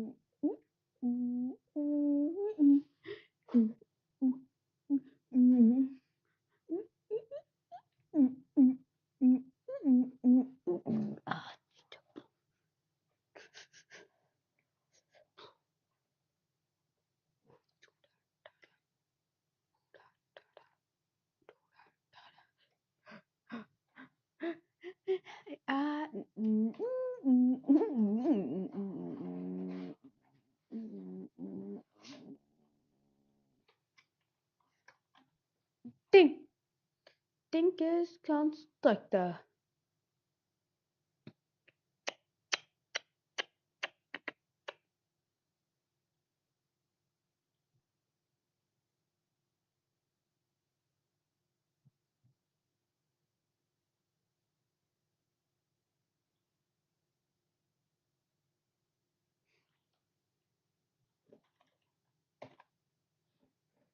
Iron furnaces, iron jetpacks, color.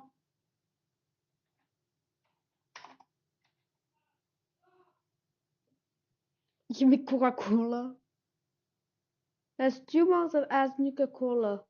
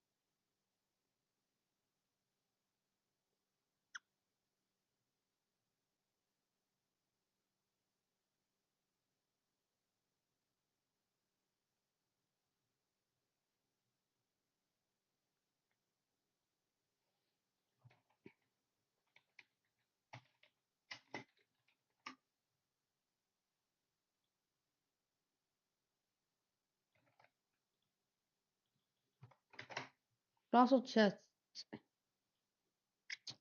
And in case you don't want to use the big chest, confiscated storage. So yeah.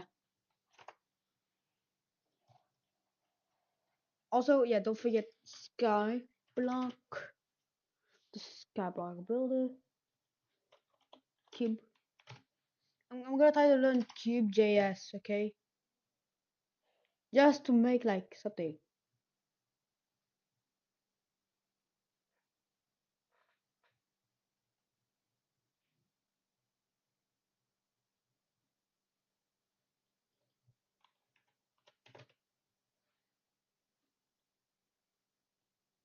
Oh.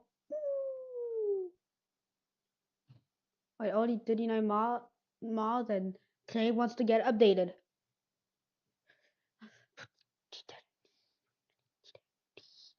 Also, don't forget FTB Ultimine because yeah, FTB quits for some reason, yeah. And yeah, there's a lot.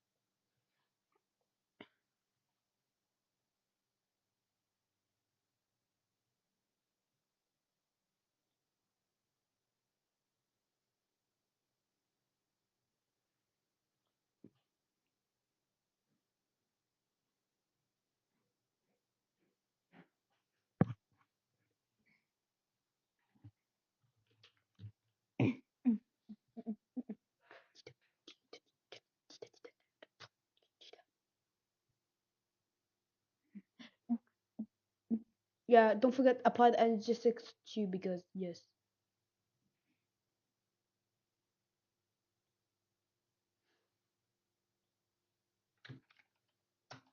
Block, cooking with blockheads and farming with blockheads.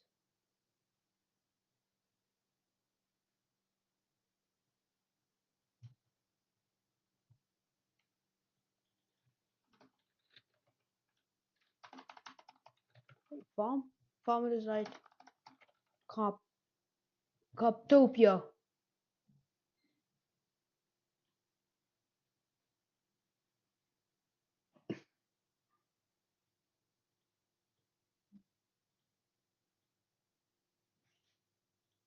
That's one of Mars, so 52.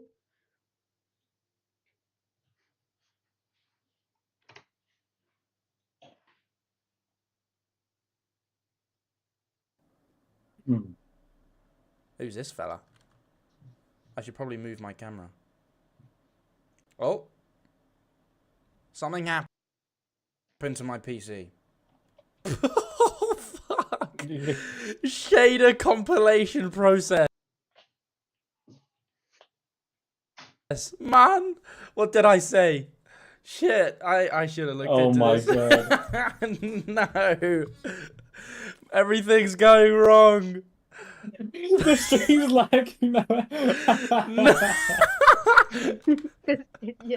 Fuck's sake.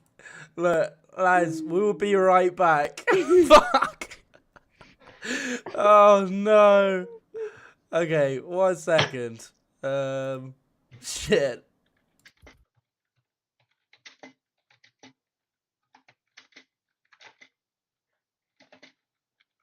Boy destroys his PC in 1 second.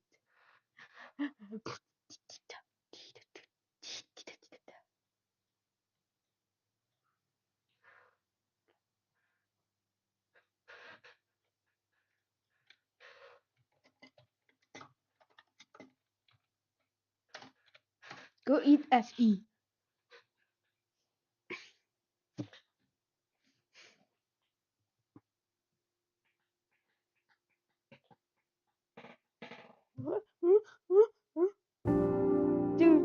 You read the title, you already know what this video is about. Types of guys in high school. Starting off, we have the NPC. This guy does not exist outside of school. He straight up unrenders when he leaves the school campus. You see these guys walk around the hallway, but if you had a gun to your head and were asked what any of their names are, you'd just die. And it's not your fault, don't feel bad, okay? These NPCs do not talk to people, they don't even wave to you if you wave at them. They're not part of any after-school programs or extracurricular activities. They sit by themselves at lunch. They just literally don't do anything. Next up, we have the class clown. Now, these guys carry school. School without the class clowns would be absolutely atrocious. I don't care what anybody says. Oh, they're disruptive, they cause problems. Bro, they're hilarious, and we need them. Back in my freshman year of high school, I had a science class that I was taking with this one kid who genuinely did not care whether or not he passed. So if you look at his computer, he was never taking notes. He was usually playing Minecraft or Google Snake. At the end of the semester, our final project was a presentation, and when it got to this guy's turn to get up there and give his presentation in front of the class, he gets up out of his chair and pretends to trip and fall on the ground, but to sell it, this kid lets out the most blood-curdling scream I've ever heard. Let me just reenact it for you. Okay, Brian, it's your turn to present. Okay. It was so obviously fake, but I was laughing my ass off. I had to like put my shirt over my nose and try to hide my laughter. And our teacher was an old lady, so you have to imagine like falling down is one of her greatest fears, because if she falls down, right, she's gonna see one of those Jesus edits. So when she sees someone fall, she thinks about death, right? So she sees this kid fall, and she hears this loud ass scream, and she's like, oh my god, someone help him, get him to the nurse. And I obviously offered to help him, and I get that boy to the nurse, and I have no idea if he passed or he failed or something. I'm pretty sure he got the option to just do the assignment as a video instead of a presentation, and he submitted the video, and I think he passed because I did see him in my sophomore year. So I mean, good for him. I'm gonna be.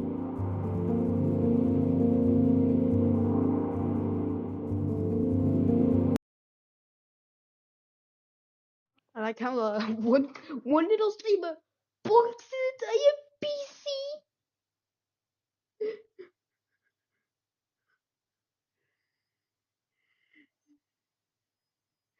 It's so buggy.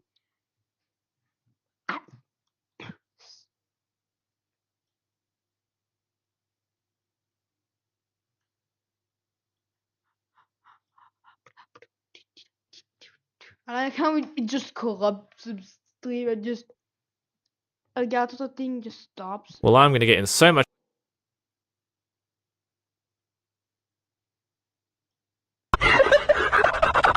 I'm just riding on my bike and.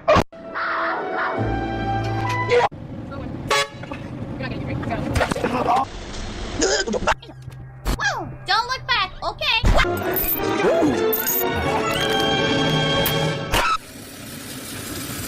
Oh my god, I didn't even mean to do that. Oh, it's fine, don't worry about it. No, it's not fine, what the fuck? Oh, snake. Hoops? Yeah, I shoot hoops. Watch this. Oh! Go, pizza boy! Pizza boy failed.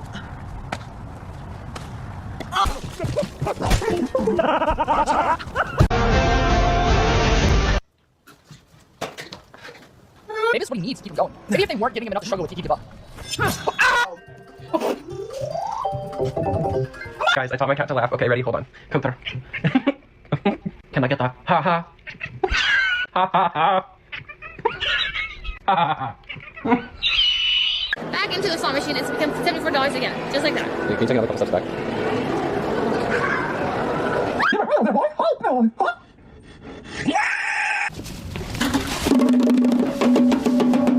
Just saw Black Panther. Hey, yo, Derek. You know if you put 2 fingers on your cheek, it's impossible to tilt your head to the left? Honey, jump! Oh, it's just your demise.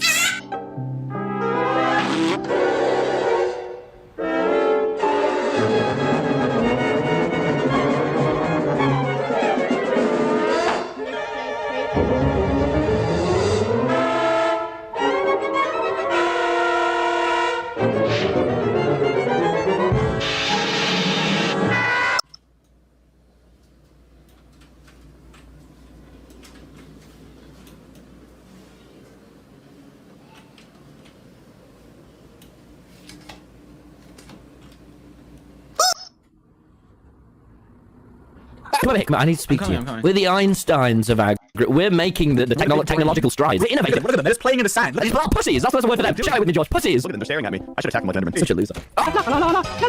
Giant enemy spider. Yeah! How you doing? The Butthole Stretcher 3000 versus Senior Squeakers. Okay, I am 1 strike away. I am 1 strike away. Okay, this is the throw. No, they missed messing with them. Bang! Bang! You want some water? Seems pretty hot today. Yeah, I want water, but you slammed the door a little too hard.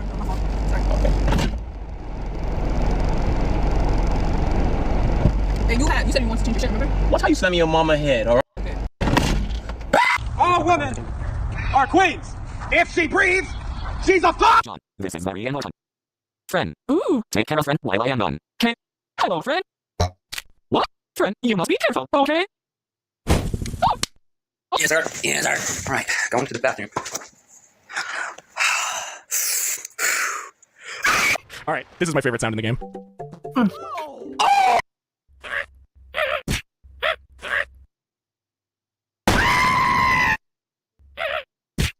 Oh, my voodoo doll of mom. Yeah, totally throw. It never worked anyway.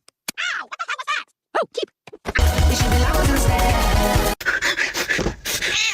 I was on a train, I wasn't breaking any of the carriage rules, but I'm a noisy person. So this woman was tutting opposite me. So I put on my Facebook, sat opposite a woman with a librarian haircut who's tutting every time any element of my DNA dares to move. There's no way this woman's going to know who I am. I was wrong. Yeah. She's read this. And in a loud voice, she went, I don't have a librarian's haircut. I'm not tutting you. I've just had a really awful day because I've been to my best friend's funeral. And then went back to Oh dear.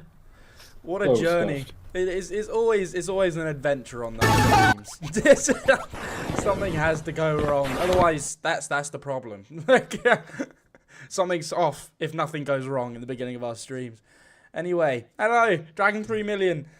Nathan Dong Nico. Hello, dude. How's it going, guys? Yeah, so it sent us right into it. There was no like play option or start a new save or anything. It just sent us right into the game, so I had to pause it. But anyway, yeah, sorry about that, guys. We're going to get right into it Press Enter to enable the narrator. Here we go.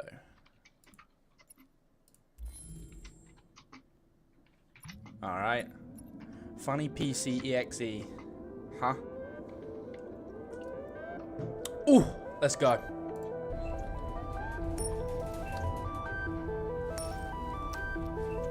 So this fella's called Connor, isn't he? That's me! That's about the only thing, yeah. That's the only thing I know. Hey, that's kind of smooth, you know. Ooh. No shader on site. That's a positive cantle tilt, man. I'm just calling him attractive. I was wondering what you were saying. Yeah, don't know, there's that guy on YouTube that just like rates people off of the most random shit, like a canful tilt. I don't even know what that is. What the fuck is that? Yeah. It's like the bend of the nose and the eyes. Like, I don't know, man. Okay, this is interesting controls though. Interact using the mouse. Oh, do you have a controller? Should I get my controller? Yeah. This is a it's controller one of those game? games, but no. Alright. Okay. If it's quick for you to get, then It's, yeah, right here. Oh. I think. oh no. Is everything gonna go wrong? Are we having another scuffed moment? Well, it might be. You know what? We're gonna ditch the controller for this episode. I'll get that sorted for next time. God. Sup, Corgi Dynamics, how's it going, man? I can only be here for a bit. Also, how are you? I'm doing very well, thank you. Mike glitching out. Please, please, you gotta save my little girl. Wait. You're sending an android? All right, ma'am. You need to go. You can't do that. What? Why aren't you sending a real person? Wait, what? Don't let that thing. Hey, that's me, bro. I got feelings too. What is happening? Right click to consult your objective. Find Captain Allen. Got it. I doubt they're gonna shoot me now, so I'm not gonna be on alert. So you're Mr. Captain, are you? Hey, fella. Captain Allen, my name is Connor. I'm the android sent by CyberLife. It's firing at everything that moves. It already shot down 2 of my men. Oh shit. We could easily get it, but they're on the edge of the balcony.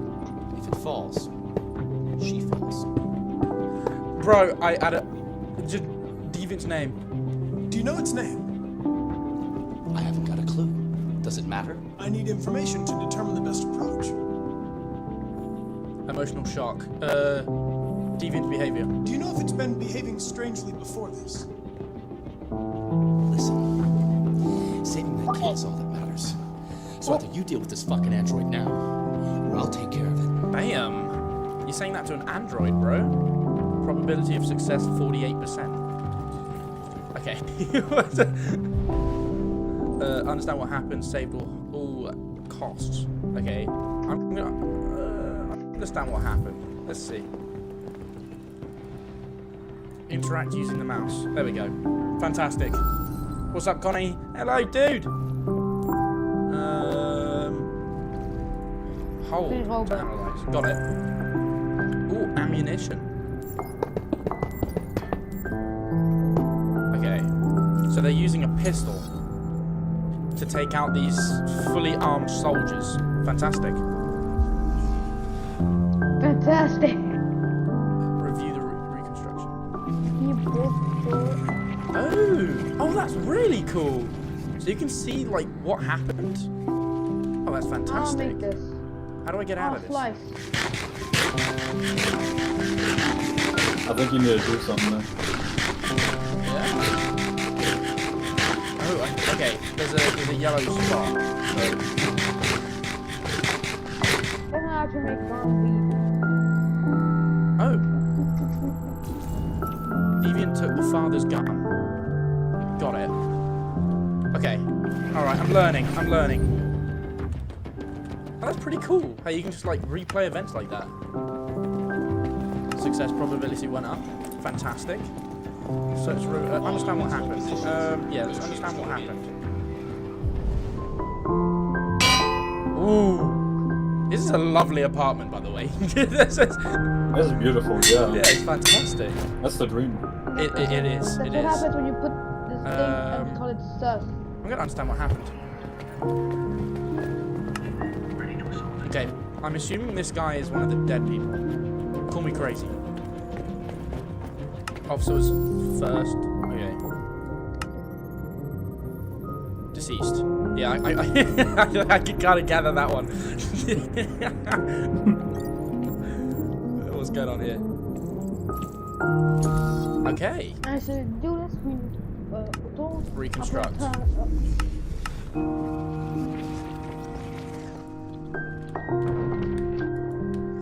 Okay. What's a jigsaw block? Okay. Gotcha. I'm not analysing this event properly, apparently. Let's make like a... I think maybe you're able to look around. Yeah, use the mouse to move the camera. This is where we save. Right. Oh, I see. Oh, okay. That makes sense. Cop shot the deviant.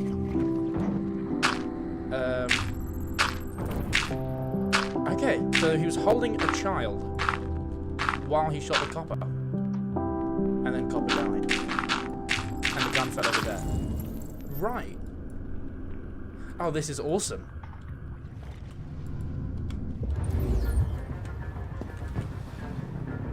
Okay.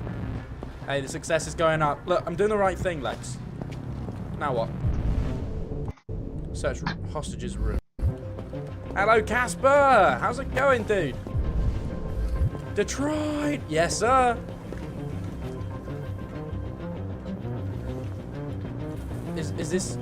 Hey, does someone want to turn off the stove? Cover me while I patch man down. Oh my god! Man down, requesting immediate evac. Okay, I'm not doing shit, am I? I need to help.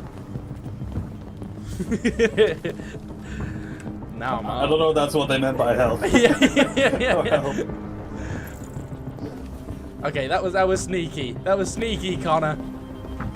I really want to turn off that stove though. That's a hazard right there.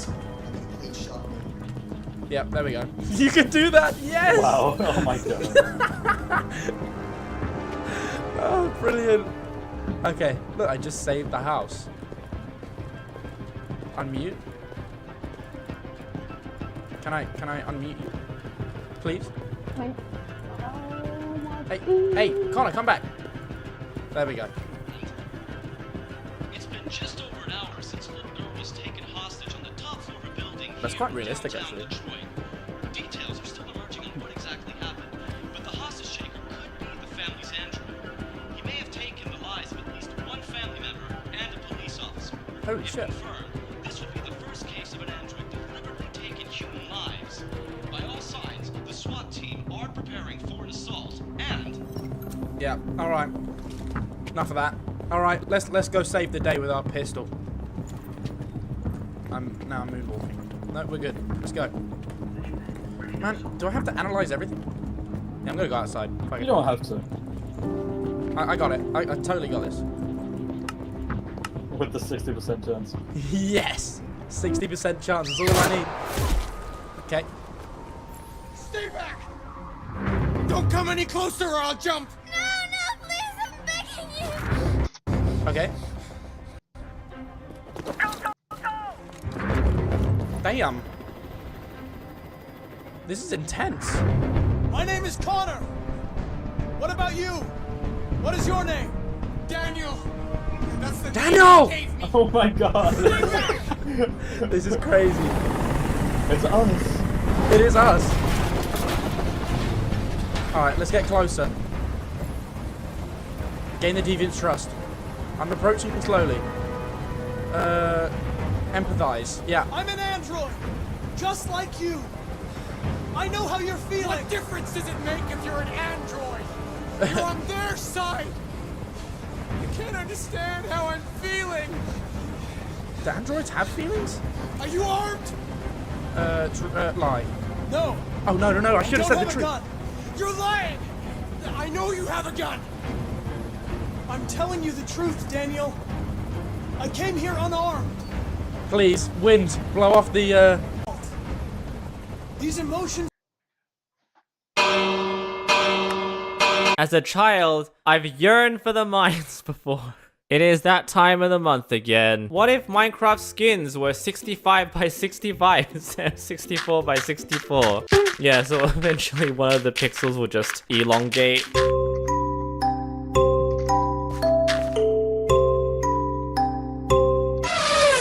Simple Minecraft house. Oh, I've seen this before. This is even legit. I didn't see house anywhere. Where's my Oh, he's right there. Mine these caves. No jokes, this should be a painting in-game. That's true. Instead, we have this, which isn't a bad alternative. If this is this, then would this be that? Oh, I don't know why. Just looking at a horizontal diamond sword looks so weird.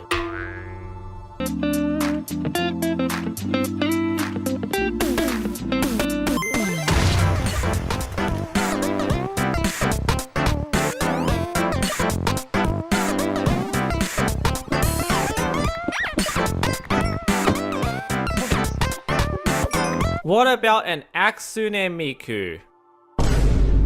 Don't worry, I got you. Right, so I found the Hatsune Piku. So this is by Blue Waz D. So how do I make it an axe? Put that over here, rotate that way. Okay, crafting table, sticks.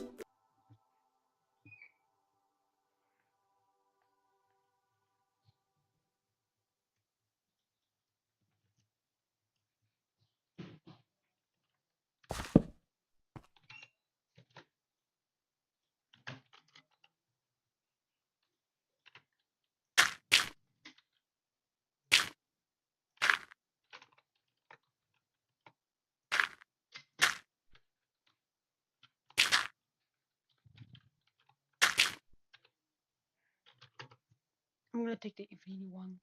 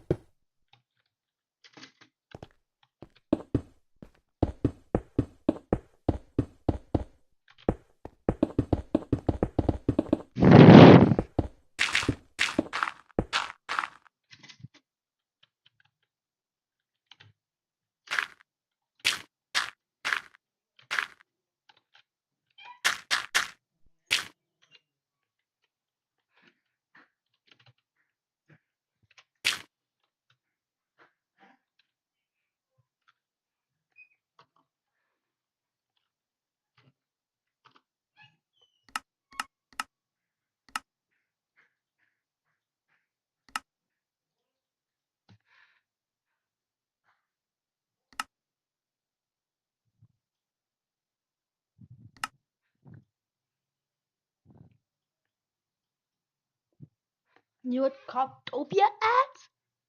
That's like toast.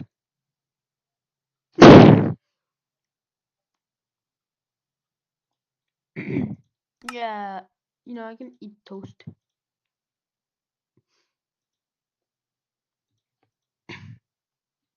Do the Pickering! Somehow, the Pickering return.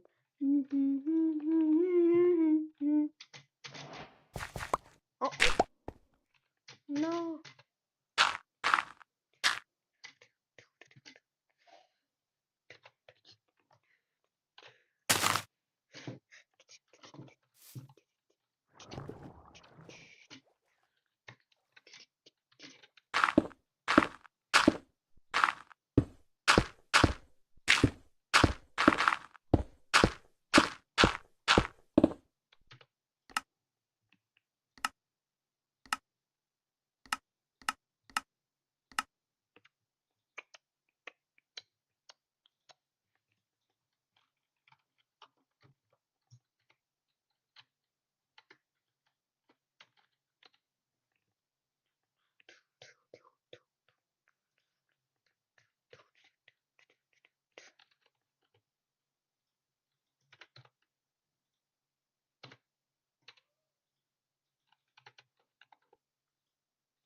Crafting table.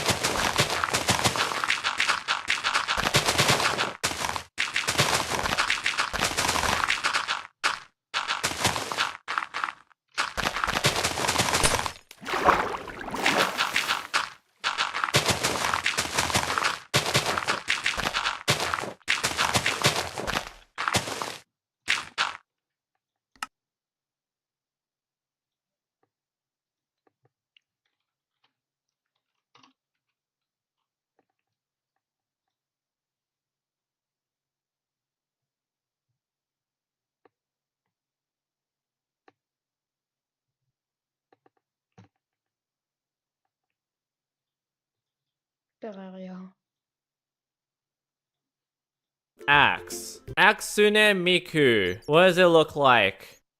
Oh, this feels so wrong. Oh, I feel horrible doing this. Guys, I have a theory. Oh no. Why did I even click through that? Guys, be honest. Who mined my floor? It was Hatsune Miku. Amazing shot, stupid!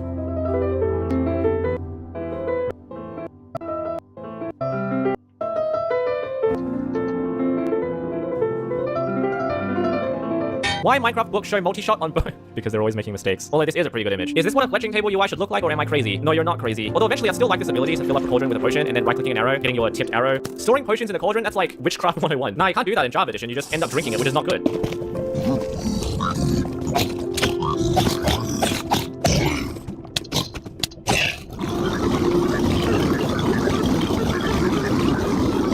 Brand colors. Guess the missing one. YouTube, Vimeo, Snapchat. Oh, it's Vine. Damn, this is pretty. Whoa. Connor, may I join the Discord call? It's just gonna be Daniel and me today. Long time no seen, fellow friend. Hello, PP. He is a goofy looking motherfucker. Also, I'm sorry, but he looked like the type of guy that would get a female android looking like Kara. I've got a challenge. I'm not making very explicit implications. Now, what about a whole sentence? We're getting a bit harder. Now, imagine writing an entire book without the letter E. Sounds impossible, right? Well, one mysterious man, a certain Ernest Vincent Wright, did just that, and I'm about to tell you the story of the weirdest book you've probably ever heard of. The Great Gatsby. Sorry, Gadsby. A story of over 50,000 words without using the letter E. As you've probably realised, the letter E is pretty common. In fact, it's found in roughly half of the top 500 most used words in the English language. This left Wright with some pretty big headaches, and without a lot of very common words. The obvious being the, also gone at a majority of pronouns like he, she, they, them, theirs, you get the picture. Past tense words that use ed are out of the question, as are any number between 6 and 30. Even the word chapter itself is banned. In fact, E is so common it makes up 12% of the letters in any given text. What Wright set out to create is known as a lipogram, a type of restrictive writing where an author deliberately avoids a specific letter or group of letters. A reminder, this book is 50,000 words long, and there's more to this story than first meets the eye. Wright's life is shrouded in mystery. There's little record of his past, when he was born, or even what country he was from. Some sources suggest he was American, others say he was English. Not even Google is fully sure who he was. If you search his name, you'll be shown this man. But that's actually an American entertainer called Jack Benny, not our man, Ernest. In fact, this right here is possibly the only surviving photo of the elusive Ernest Vincent Wright. What we do know is that he was based in California, was writing in the early 1900s, and he was very scared of this letter right here. Gadsby, which is named after its protagonist, is one of the weirdest books you'll ever read. What compelled him to write it? Well, according to the man himself, his inspiration came after discovering a poem written without the letter, and from reading that the letter E occurred 5 times more than any other. This isn't actually the case. Nevertheless, Wright spent over 5 months typing away at Gadsby, resorting to literally tying the E key down on his typewriter so he wouldn't accidentally sneak in the letter. And this wasn't the first time he picked a fight with the letter E. 7 years earlier, in 1930, he'd written to a newspaper asking for them to hold a lipogram competition to see if anyone could beat his writing skills for a cash sum of $250. Unsurprisingly, they turned him down. To overcome his own self-imposed linguistic handcuffs, Wright had to get creative with his writing. The novel's narrator outlines his struggles from the very start. In my story, that mighty obstruction will constantly stand in my path. And as you can imagine, the book has some interesting ways of phrasing things. Faces is often replaced with physiognomy, and eyes are always changed to orbs. At one point, a wedding cake is referred to as an astonishing loaf of culinary art. And instead of being described as nice or pleasant, music is seen as a charming fairy which knows no human words. In the ultimate alpha move, Wright even apologises for not being able to use the letter E without using the letter E. So I trust that a critical public will hold constantly in mind that I am voluntarily avoiding words containing that symbol, which is by far the most common inclusion in writing or Anglo-Saxon as it is today. Many of our most common words cannot show, so I must adopt synonyms. Quirkiness aside, Gatsby actually reads surprisingly well, and it's hard to find too many examples where it's obvious that the E is missing. Sure, there are parts where the prose can get a bit gloopy, but by and large, Wright's achievement is pretty impressive.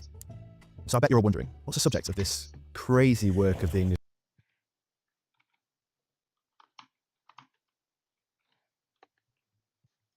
English language. Feeling like you need a recharge? You might be thinking, energy drink. But have you considered jamming a huge battery into your skull instead? 9V is a passive item that improves the charge rate of Isaac's active items.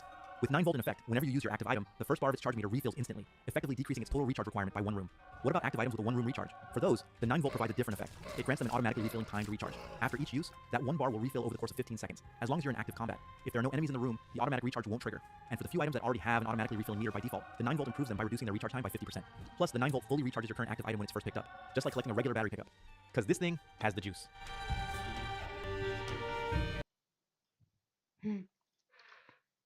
All you do is just jump school.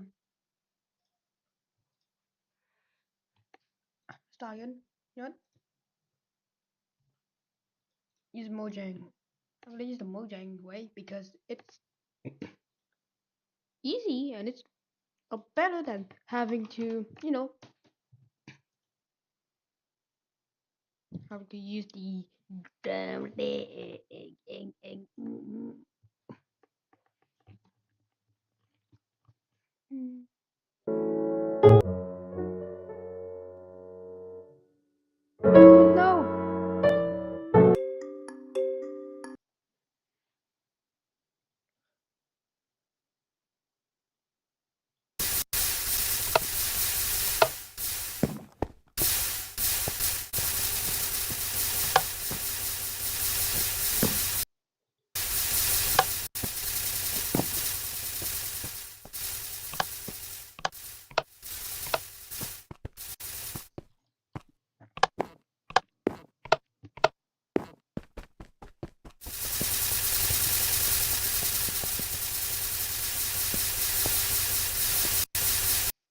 PM Damien, Goldfishies, Podema, CamGeyser, and Bonky Doge. What do all of these Roblox YouTubers have in common? They were all a part of the same friend group, which is important because PM Damien and Goldfishies would be falsely accused and slandered for being friends with Podema and CamGeyser after they got exposed for horrible things. But that leaves just one person, Bonky Doge, a grown-ass man from Thailand who has over 1 million subscribers making Roblox animations similar to CamGeyser. However, after you watch today's video, you will quickly learn that Bonky Doge is just as bad, if not worse, than the friends of his that were exposed, specifically CamGeyser and Podema. But before we dive deeper, make sure to subscribe and notifications on to help me reach 50,000 subscribers and to never miss an upload on my channel ever again. Now, for some context, the friend group I was talking about earlier consisted of Bonky Doge, Podema, PM Damien, Goldfishies, and CamGeyser. Now, if you don't already know, I will quickly summarize what has happened so far. Podema was exposed by Paolo for getting with a 12-year-old when he was 16. CamGeyser was exposed for posting R34 content and sending NSFW materials on Discord. PM Damien was falsely accused by Superbricks after Podema got exposed in an attempt to ruin his career. The same thing happened to Goldfishies, with the community thinking he was a purely because Podema and CamGeyser had gotten exposed, which just leaves Bonky Doge. And on April 14th of 2025, Roblox drama YouTuber Guamgo would post a video to the platform titled Roblox YouTuber Bonky Doge Exposed. The video would start off with Guamgo explaining the horrific things and potentially illegal things that Bonky Doge had been doing without anybody even noticing. Recently, Roblox YouTuber Bonky Doge was caught in a deeply disturbing situation involving extremely inappropriate behavior behind the scenes, including engagement with lolly material, which is considered highly illegal in Thailand, participation in Roblox content communities, and the use of Gooner-style avatars. He even went as far as creating and posting suggestive content, directly exposing it to his young audience through YouTube Shorts. So this would all start with another Roblox YouTuber known as CamGeyser, who would get exposed by Guamgo a few months ago, which I would also make a video covering the many horrific things he has done, like posting R34 content directly to his YouTube channel, exposing his very young audience to suggestive themes, and would also get exposed for posting NSFW content on Discord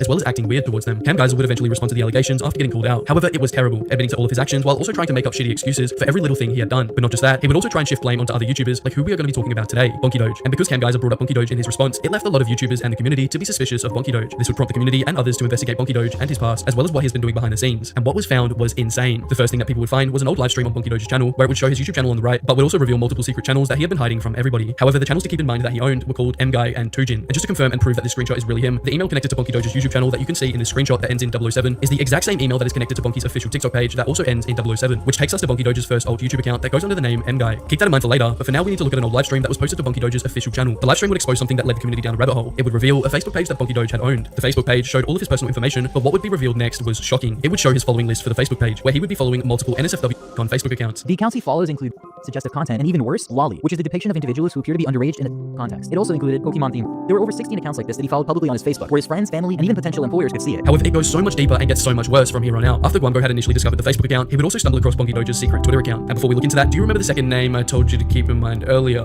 Another YouTube alt account that was owned by Bonky Doge that went under the name Tujin. Well, Guamgo would cross-reference and find a Twitter account with the exact same name, but not just that, the exact same profile picture as well. Bonky Doge Doge would use this Twitter account to follow hundreds of different accounts. However, it wasn't just any regular accounts. This was even worse and even illegal. These were accounts, animated or drawn pictures depicting children in very inappropriate themes that are illegal and most definitely immoral, which is extremely illegal in Thailand, which is where Bonky Doge lives. And just to put it out there, Cam Geyser also lives there, so who knows? They might be in on it together and know each other in real life, especially when we consider that Bonky Doge was brought up in Cam Geyser's response. However, what was found next wasn't as bad, but just shows you how desperate of a person Bonky Doge was. And when Guamgo brought this up, I was in disbelief because of how funny this was. This Bonky Doge gooner was such a gooning demon that this guy was following accounts that posted carpool.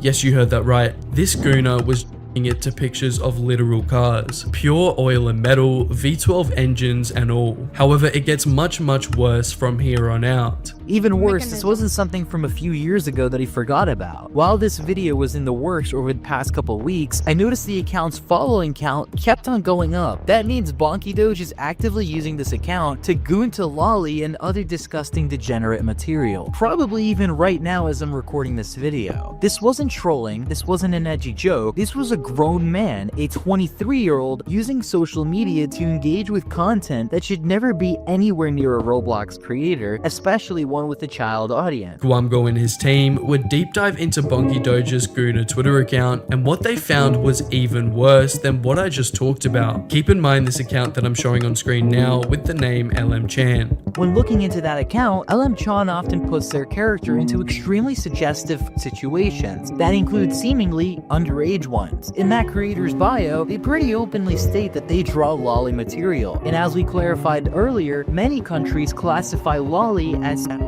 meaning Bonky Doge actively follows creators who draw material that is classified as.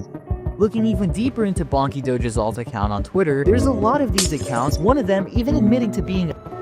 So this isn't just a slip up in his little addiction. He's actively gooning to content that is classified as material in Thailand. And just to add salt to the wound, the only non-related Twitter account that Bonky's alt is following is his own main account. However, this wasn't just it. Even on the platform, on Bonky Doge's main YouTube channel, he had been collaborating with some of Roblox's worst and weirdest creators. And if that wasn't enough, wait until you hear the creators he chooses to feature in his videos. Bonky Doge has regularly collaborated and promoted Roblox YouTubers that have been exposed for absolutely disgusting behavior. He featured Potamer, who was exposed for a 12-year-old, Cam Geyser, who sent to kids as young as 9, and Sid Motions, who had multiple creepy and inappropriate interactions with minors while being a fully grown adult. When you surround yourself with no it's not an accident, it's a pattern, and patterns almost never lie. When looking deeper into Bonky Doge's public YouTube content, that mind you, he would post to an audience that mostly consisted of kids, we can find some of the weirdest videos that he has made on his channel that were extremely suggestive. Scrolling through his YouTube shorts, it's clear that many of his videos feature Roblox avatars in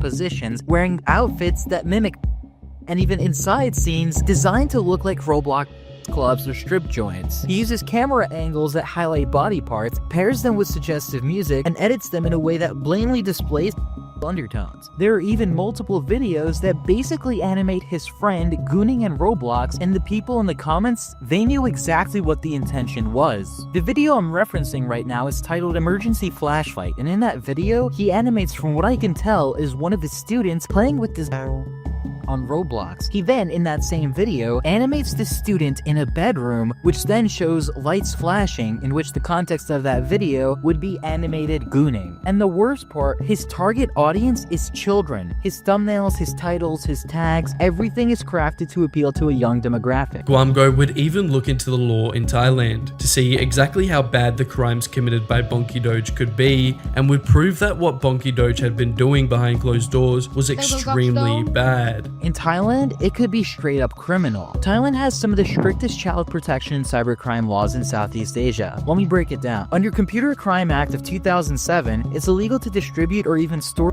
digital material, especially if it involves or impacts minors. Then there's the Child Protection Act of 2003, which defines very broadly. It includes sexual abuse in any form, even if the child is fictional or animated. And most importantly, Section 287 of the Thai Penal Code explicitly bans the possession or sharing of pornographic content involving children, including cartoons, drawings, or anime-style characters if they're shown in the sexual acts and appear underage. So let's be clear here. If Bonky Doge is actively following, engaging with, or posting lolly content which depicts underage characters in sexual situations, then under Thai law, that can be treated the same as real material. We're talking about real jail time, real fines, and real criminal charges. However, before we continue, please check out, like, comment, and spread awareness to Guamgro's channel. I got all of my info from his videos, so check that out after this one if you want a more in-depth explanation. But what do I personally think of all of this? Well, owning is completely illegal in Thailand, and with his gooning history on Twitter and Facebook, it pretty much tells me everything I need to know about him, even if it wasn't illegal. I don't think anybody should be okay with their favorite YouTuber owning NSFW drawings of characters that are way too young. Bonky Doge is a confirmed D1 Diddy Gooner, another one that we can add to the list. There is no excuse for this behavior, and I'm not really surprised that he has been exposed for these things, which just adds more of a negative stereotype to Roblox animation YouTubers, which I would talk about on my channel a few days ago, the problem with the animation community, but not because they get exposed, but because after getting exposed, they usually get away with it. We saw this many years ago with Kaneko Kitten, we saw it with Koofy that got away with secretly being a for multiple years. Then in recent times, we have people like PGHL Films, who is yet to face any consequences for his behavior, Podema, who was exposed and is still uploading and making money from the platform to this day, and all it does is prove to us that the Roblox animation audience is willing to forgive these if it means getting to see more content from them. These kids purely just don't care. They will forgive these and let them have a platform because they are too selfish to give up a few shitty animations when the creator of them literally gets exposed for horrible things. Will this ever change? I don't know. But what I do know is that it won't change for a very long time, and we need to continuously spread awareness to these situations and hold these horrible creators accountable for their actions. But as always, if you're new to the channel, when you enjoy content like this, please make sure to subscribe with notifications on, join my Discord in the top link in the description or the pinned comment, and if you want to watch something similar to this, click the video on screen now. I get banned on Garry's Mod a lot, often because I mess with the admins and not because I break the server rules, usually. And in one of my videos, I featured one of the oldest Gmod tricks to make admins accidentally teleport everyone instead of just one person, causing chaos and forcing admins to teleport everyone back one by one. In the same video, that funny situation got me banned for a full year on a server that just opened. So a lot of you guys have been reminding me that it's been a full year and it's finally time to revisit the server. Problem is, the server shut down pretty much shortly after. Yes, it was the grand opening and I'm very sorry about the grand closing. I hope you enjoy, and if you're new here, leave a like and subscribe. I'll let you kill everyone you want. What? Well, you said anyone, so what do you think is hanging around this area? There's somebody on the other side. Do you think I can trick an admin to move me inside the base? The keypad glitched doesn't recognize my face. Well, that's interesting. Alright, thanks. Are you sure he added you to the keypad? He just went AFK, so he can't fix it. Weird. Wait a second. This guy's AFK, so when he comes back, that's gonna be the first thing he sees. Hey, how's it going? Yeah, sorry, the keypad was not recognizing me and you were AFK, you couldn't fix it, so... Yeah, just double check, just add my name to it, okay? It's just this portrait. Solcup, can you fix the keypad, please? There's somebody else. I don't even know who I killed. And this guy has no idea. This guy came back, saw this picture, said what, and went AFK again. Jesus Christ. I mean, not literally. I don't have my recipe book, so I don't even know how to make potions. Come on, guys. Oh, wow, I wish I didn't lose my rocket launcher, my mass destruction weapon. I accidentally dropped it earlier when I changed my job. I really wish I really wish it didn't disappear.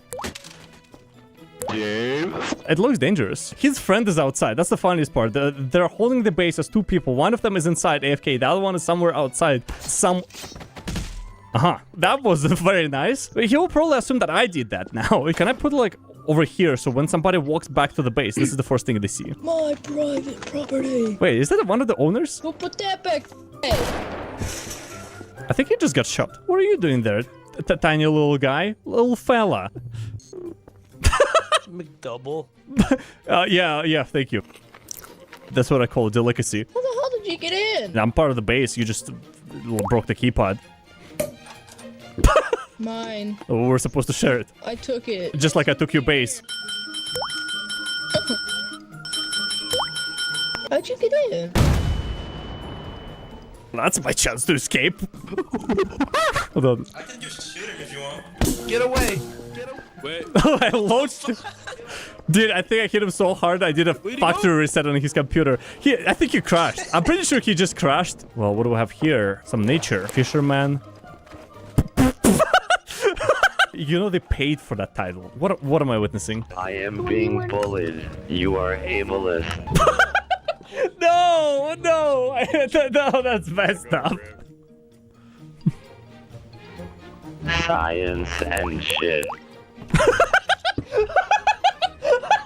SWAT commander. Time to beat some people up. Hey, big boy. Yeah? What happens if I use this battering ram on that door? It might open it? I don't know. Check. I hope I don't get banned. Let's do some science.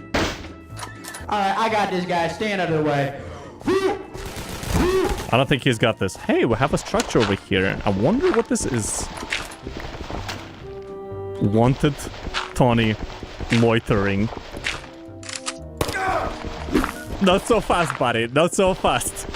You're free to go. John Wick is abusing police role on server. Many fail warrants on me for loitering, aka sitting inside of my own base. Quit loitering. Loitering is illegal. Mass rule breaking happening on the server. Any admin help would be appreciated. What's wrong? I could help. And let me put a warrant on him again. Fuck yourselves, abusive police. Something is telling me Tony doesn't like me. Is that Mike Wazowski? It is Mike Wazowski. What the hell? Does he have a shotgun? Someone give me $1. Kill someone with it. He told me to kill somebody. I'll show you something. Hold on. I actually forgot I don't have a numpad, so I can't use that. But I'll show you something else. Hold on. I'm gonna go into my bathroom. I thought you meant like in Gar's mode. Oh wait, you did mean that. Oh my god. No. Enjoy. No. What is this? Now close it while they're inside. I want to take a shit in here. It's just you and me. Got Please this. ignore the dead baby in the urinal. John Wick, I got a question for you. How tall are you in scrambled eggs? I'll get back to you with that answer. How loud is very loud ice cream? Listen, you could come back in a few years and Gmod's average intelligence level will never go up. It kind of plateaued like a long time ago. Now just on a decline. Would you like a $100 gun to RDM with? Yes!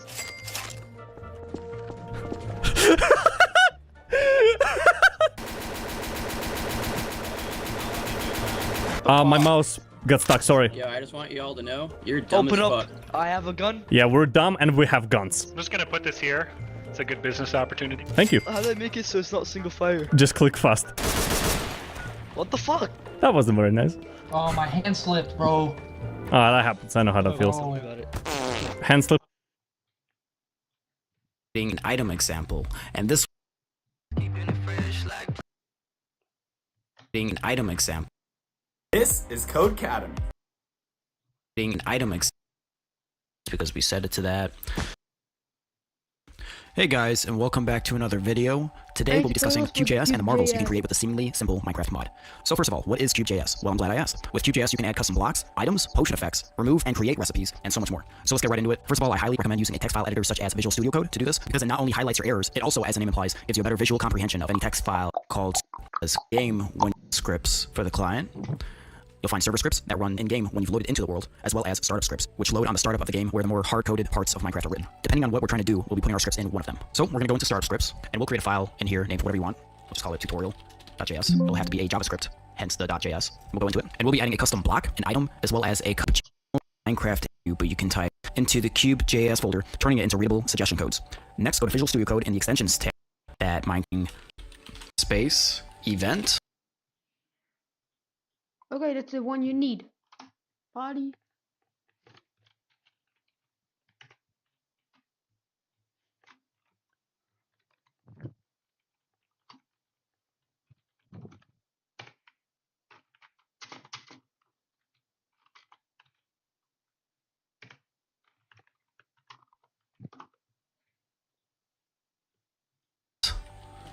I'll also link the cube this.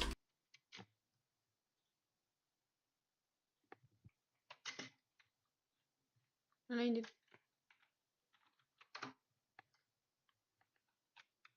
Jullie grillen staan.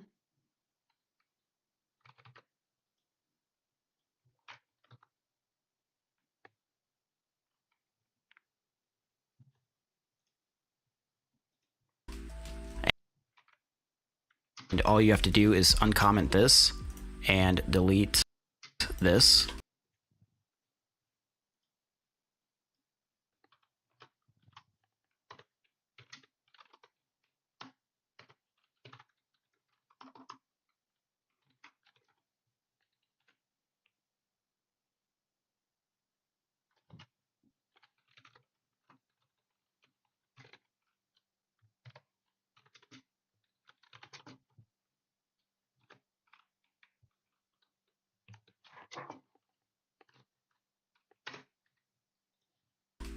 And run your code, and it should be the same.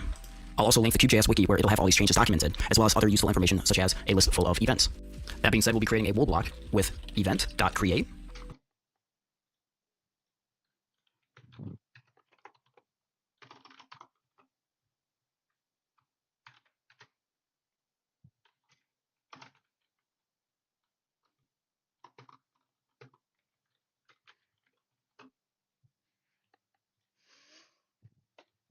Parentheses, quotation marks, registry, blocks.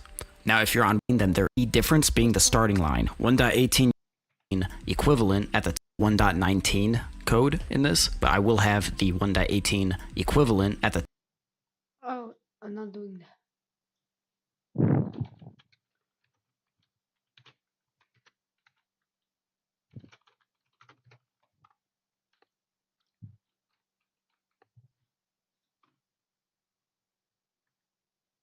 Oh yeah, just put event.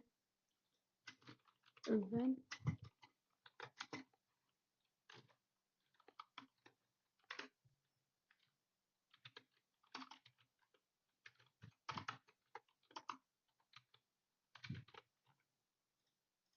Top, and all you have to do is uncomment this and delete this and run your code, and it should be the same. I'll also link the Cube.js wiki with question marks. Event.create. Oh, I use event.create.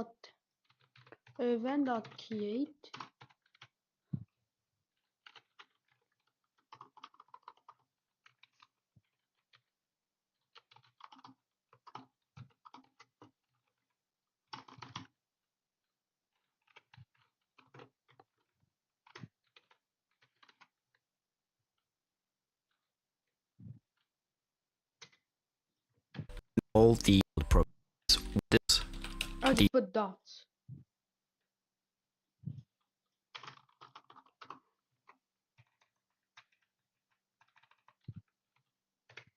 Rename.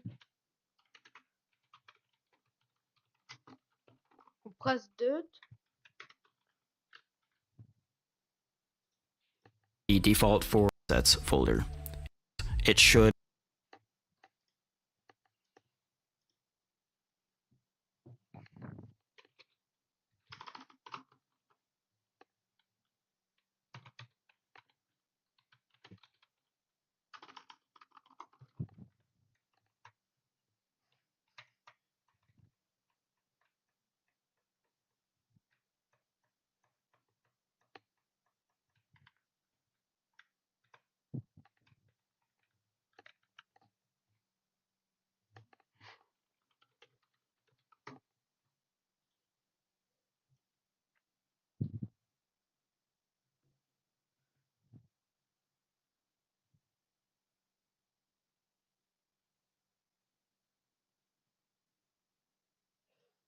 Let's go to wiki. Tutorials. Block registry. Oh, just all that. Alright, that's sound.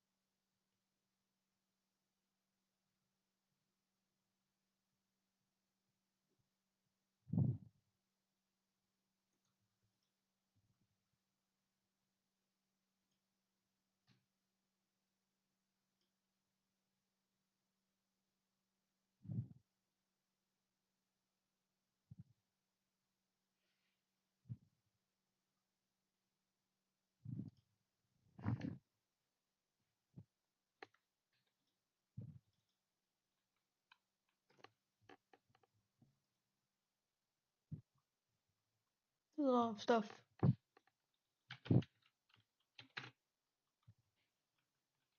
Alright, let's go with grass.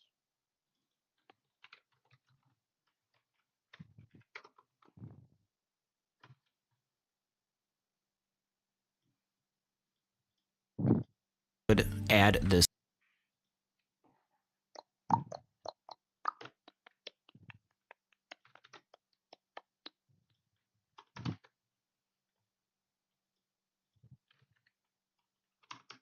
Then hardness. Chill resistance.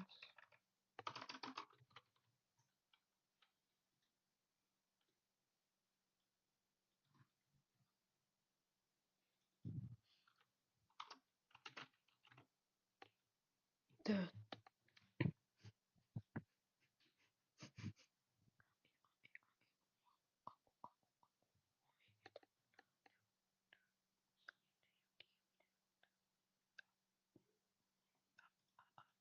This block mammoth or server scripts. Keep in mind while you can /reload the game to reload client or server scripts, to reload a startup script, in most cases you must do a full restart of the game. So if we go back into game, and we go into the creative inventory and search up mammoth wool, we shall find it right here. And we can place it down. If we go into survival, we can break it with our hands because we set it to that. And yeah, it's just a wool block, mammoth wool block. And since we set it to be mineable with a shovel to make it faster to mine, if we mine with a shovel, it should be like so, because it has the block tag, mineable with shovel. Okay, so that was a pretty easy start, I would say. Now we'll get into creating an item example. And this one is much simple. What we'll do is create a recipe to make mammoth string craftable into mammoth wool. So this will be in a server events folder.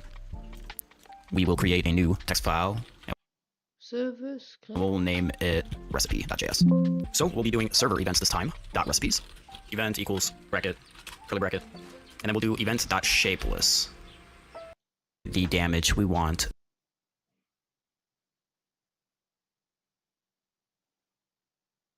Oh, so you put like A equals this and B equals this.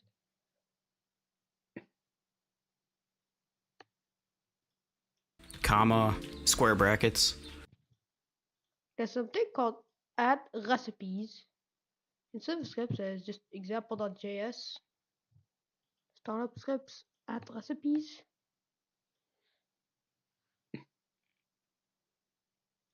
We'll do is create a recipe to make mammoth string craftable into mammoth wool. So this will be in a server events folder.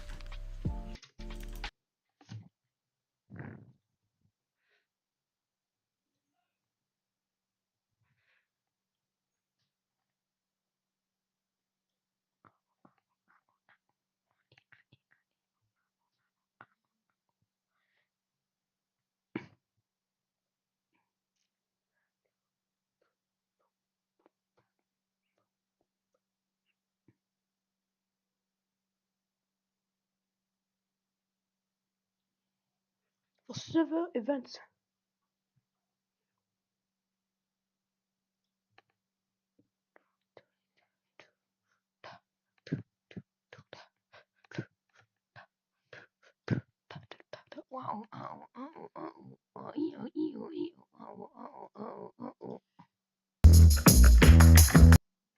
And we'll be registering event.create. And we'll open up our tutorial file we wrote in the last video. And inside, we will first quickly cover a very small change to the block registry. Now, taking a look at the script we used in the last video to register a wool block, we set the material to wool with .material wool. This in 1.20 will be changed to sound type wool. And that's pretty much it for that. I will also have in the bottom right-hand corner a little bar indicating which Minecraft version these scripts will work in, because while most scripts will work in either 1.18 and 1.19, some scripts are 1.20 plus. I'll also be doing what I did in the last video, where if it applies, I'll be putting the 1.18 equivalent of the starting lines commented out above the 1.19 plus codes. Okay.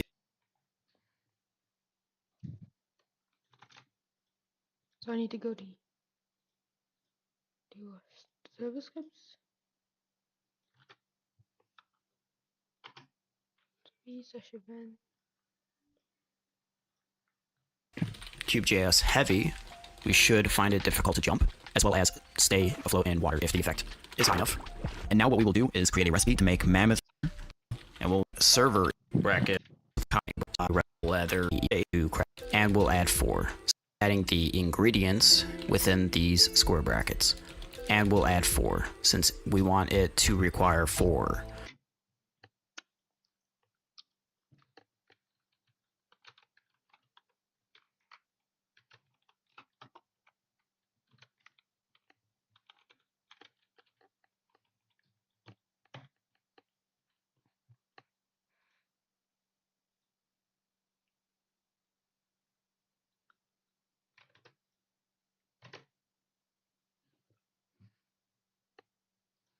I need to.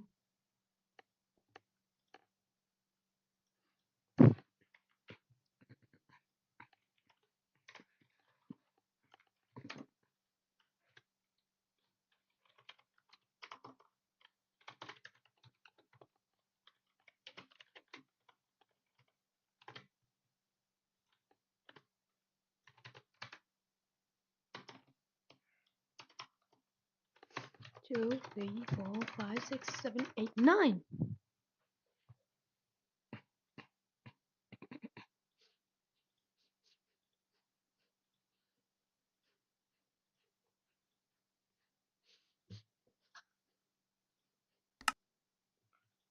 String to craft the mammoth wool. So we're gonna make a shaped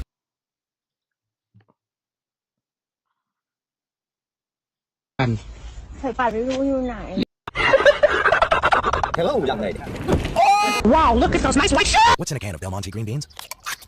My name is Jamar. I come from afar. What's up, Chris? What's up, bro? No horny. Some bath that ironically looks like the color of piss.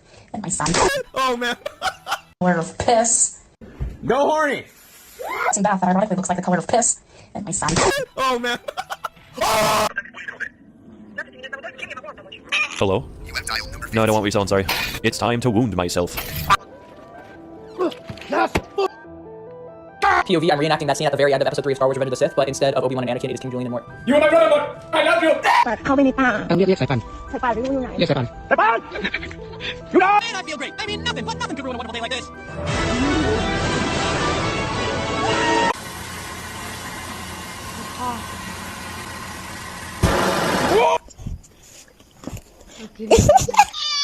There's a big possibility that I'm high right now, but I'm pretty sure Jesus is in the corner of my room. Rest now, my child.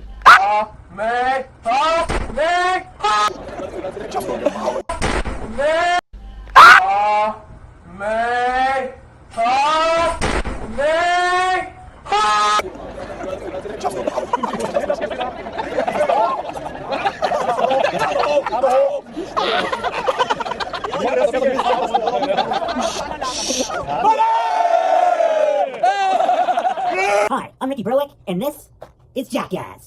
Cody!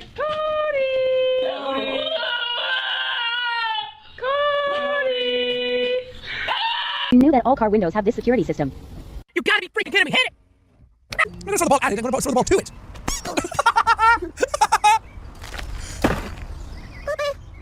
What did I do? It's all broken now.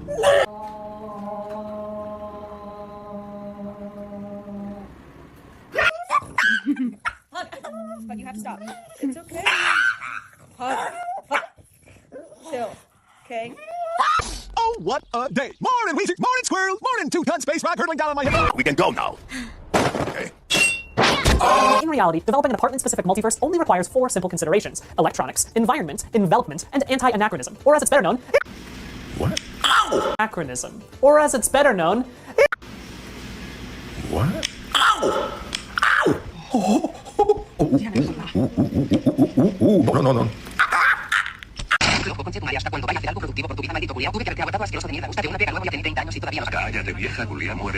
Where is she? I'm not allowed to accept her. Wait, you're not allowed to accept tips? You are allowed. Caption. Okay. Bruce walks. I think this is the one. Traffic light. I mean, this is easy. There's so much of them. What? Okay, what is it gonna say? Maybe this is gonna be easier. A cinnamon streusel and bitch. Did you just say bitch? Okay. What? It's my oscilloscope. Okay, let's go back to images. What? Build a helicopter? How could I have a helicopter build in degree? It's not gonna be that hard. Thing. Are you what did I forget? Oh, what? Wait, what is it? Are you fucking serious? Bro, what? I get prime nabushny power? What? What? Solve the following equation. Oh, okay, cool. What? Open the right answer. What? Solve world tank.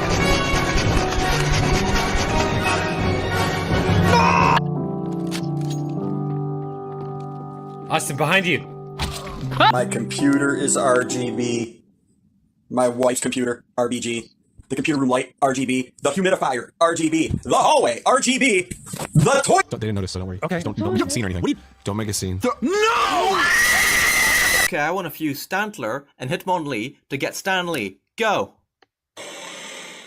Oh, well, that's disappointing. What if I switch them?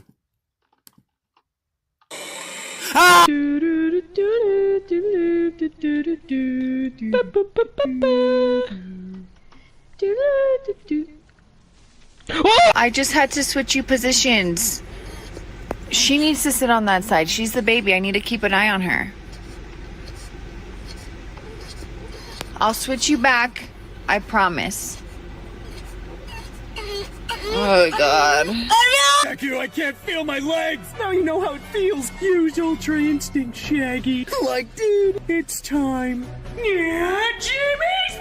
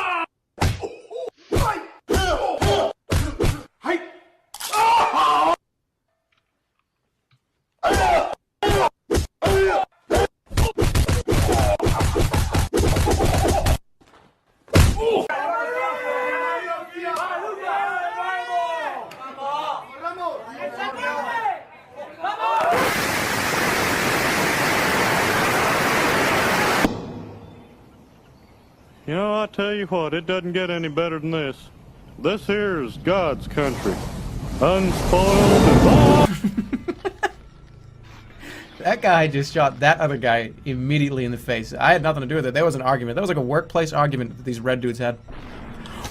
Hey, we got the fucking, got a brand new baby right here. You know what I'm saying? Ooh. Some people have been asking me, K. Machiavelli, why did you go for green? Why did you go for green? Well, let me tell you a little story, okay? Ormsby said to me I could have any colour and any finish that I'd like on the guitar, but I went for green. Because with green, I can have any colour or any finish I want with the guitar. For example, maybe I want Buckeye Burl. Maybe I want mahogany. Maybe I don't even want it to be green, maybe I want it to be blue. You know? Slightly different shade of green. It's mine, it's there. Picture of my favourite cartoon character. Oh, there he is. Come on, Morty. Maybe I want to watch an episode of my favourite TV show. Look at that. It's on there. It's on there. I don't even need a TV licence. You see this, ladies and gentlemen? I can have anything I want on this, and no one can stop me! Oh no! Oh no! It's happened again! Fuck! No! Alright, I want reaction for this one. Go. So cute. You're gonna explode yourself, little frog. You're so sticky. Froggy. Little legs. We all get ambushed because we're looking at a frog. What are we getting ambushed from? Oh. How many fucking sandwiches? Oh, she's pissed off. It's soap in the sandwich. Took you long enough. Shut the fuck up. I'm tasting the soap. I can taste the dish soap. This is gonna be a pain to watch. I'm gonna start fucking. Dude, if she puts anything worse than dish soap on, I'm gonna throw up. What part of sandwich do you not understand? Bitch. Can't you do one damn thing right?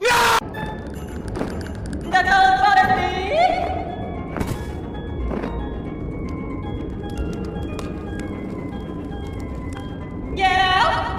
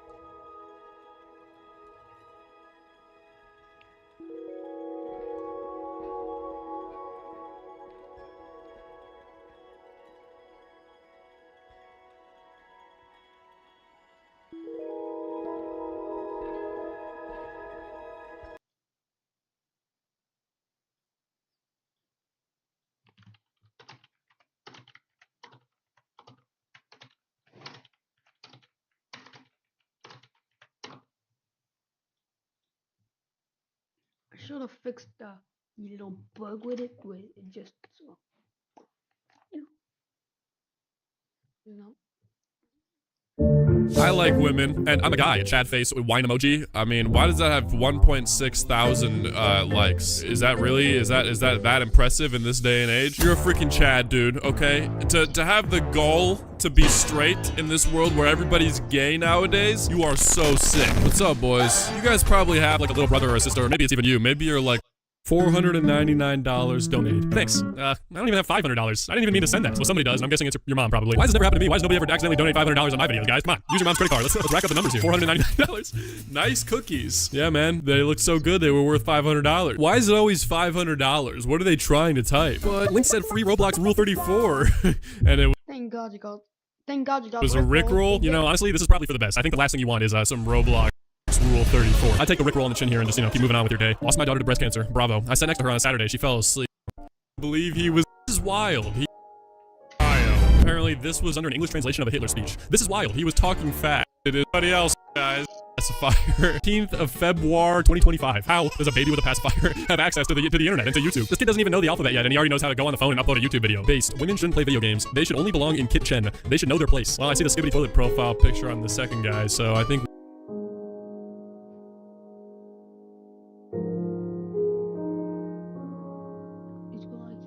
ID from the none.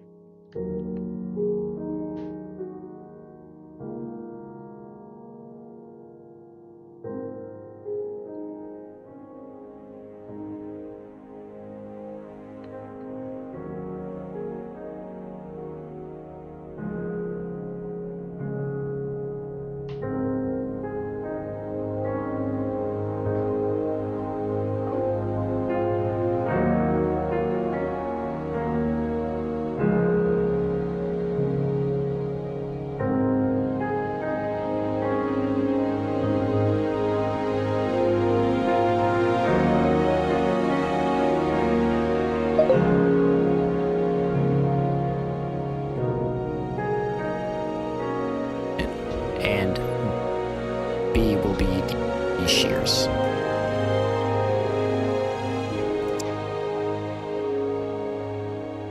Why does it have now? Do not create ID. Oh no underscores.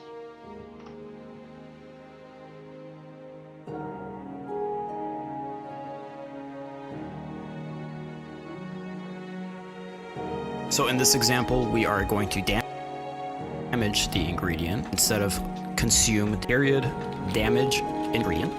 Parentheses, Minecraft shears. We're specifying what we want to damage in the recipe, comma, then here we'll specify the damage we want to deal to the durability of the item. So every time we craft leather legs with this recipe, it'll damage the shears 1 durability instead of consuming it. Editor Leo here, I did forget to mention that since this is a server script, we do not have to do a full restart of the game. Instead, what you can do for most server scripts is Cube.js reload server scripts, or for recipes, in our case, we will have to do a /reload. So just to test this recipe out in game, we will place it on a crafting table, and if we place 4 in any slot, it should create mammoth wool. So we'll make a bunch of these, right? And then we want shears, and we will craft leather leggings, like so, and it will consume 1 durability of the shears. So next, we will be learning how to remove recipes. Here, I am just going to copy and paste an example script I've written to make it easier for you guys to edit this. So I'll explain each of these fields and what they do. So if you remove by recipe ID, for example, if we go back into here, and we go into here, the recipe ID for an iron ingot being crafted in a crafting table is named Minecraft Iron Ingot from Iron Block. Minecraft Iron Ingot from Nuggets. They have different recipe IDs, which means you can remove a specific crafting recipe instead of removing the whole thing. So here the recipe of smelting an iron ore into an iron ingot is called Minecraft Iron Ingot from smelting iron ore. So we'll be doing that. So we'll do quotation marks, Minecraft. We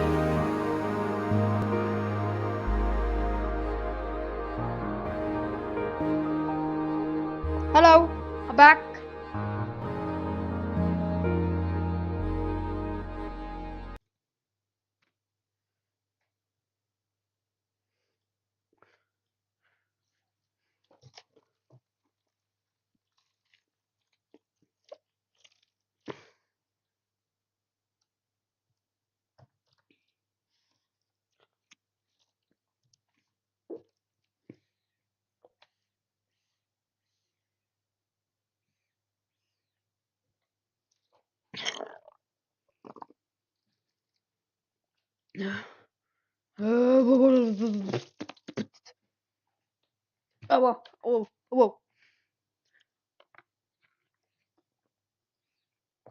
Man.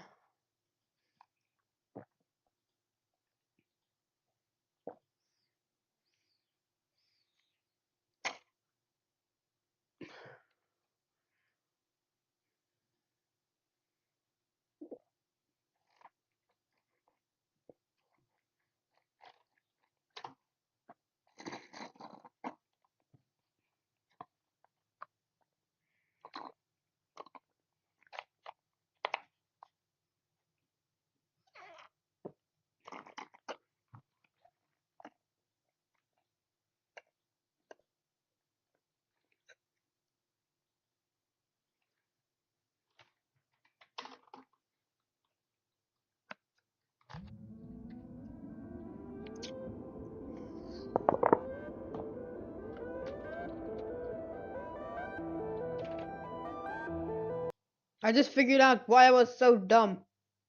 It's because I put a tag called just Each dirt. of these fields and what Like, dumb.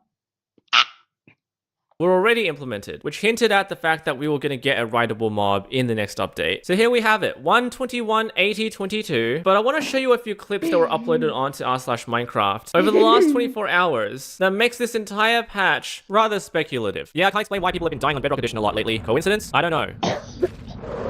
I'm just, whoa, I don't even know how this happened. There are numerous instances where the person's flying an Elytra when this happens, although I don't even know what happened here. So they're using the Elytra, they're flying through a tunnel, and all of a sudden they get teleported underneath the tunnel into lava, as if they weren't really meant to be there at all. But this happened only a day ago. You know, everyone here is sympathizing and also suggesting that you should always carry some sort of fire protection or a totem when traveling in the Nether, especially on Bedrock Edition. Okay, so there's that one. On the same day, mob farm being built, you know exactly what's about to happen, you don't even need to think about it. Placing blocks down, everything sounds fine. You're just waiting for the moment when the block placing sounds stop playing. Right there. At that point, you should just walk away. They didn't. They fall, trying the clutch with the cobwebs, they get placed down, and then they die. This is on the PlayStation 4. Suggestion. The instant you spot signs of server desync, e.g. the block not being placed, stop what you're doing and stand still. Yeah, though nice clutch. Never mind, I finished the video.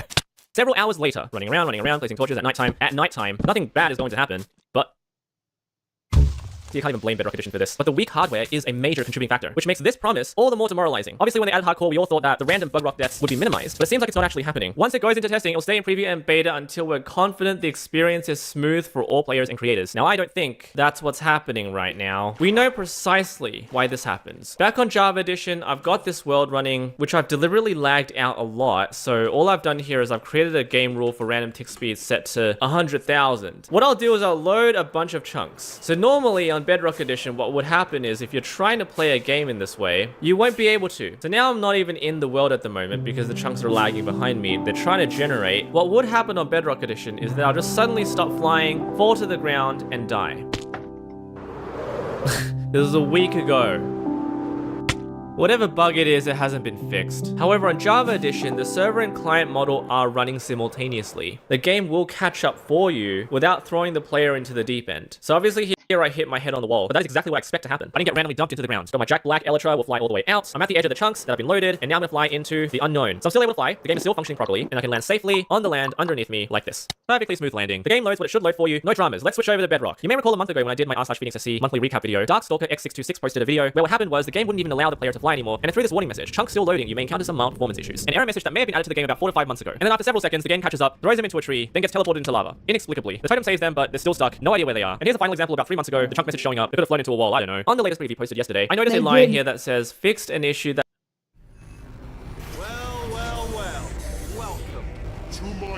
This is Finale 4, otherwise known as the Wheatley boss fight. Here, Chell and GLaDOS confront Wheatley in an epic showdown for control over Aperture Laboratories. It's the final level and climax of Portal 2, and it shows off that puzzle games can have some pretty awesome boss fights. That being said, Finale 4 is also one of the longest maps in the game. Let's take a look at what completing this boss fight actually entails.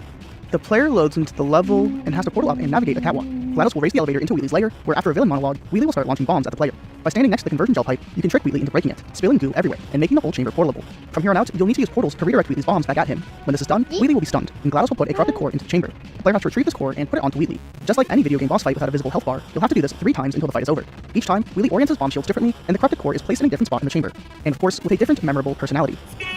Once Wheatley has been fully corrupted, the player must hit the stalemate resolution button in a small room off to the side of the main chamber. After portaling in, Wheatley blasts away the player with his bomb trap. Shortly after, Chell gathers herself and can shoot the moon. This marks the end of the level and the game, as no more inputs are required to progress the following cutscenes and reach the ending credits.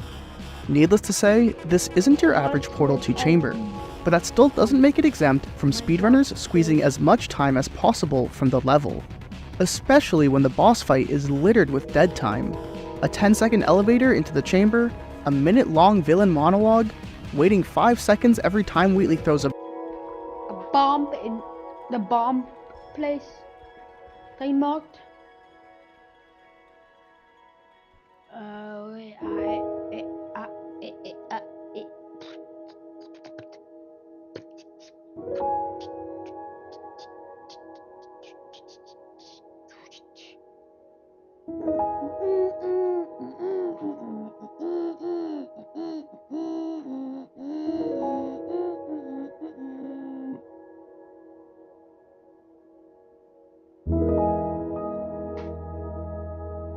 Probably because I put an hashtag, like, hashtag Minecraft _ funny tag.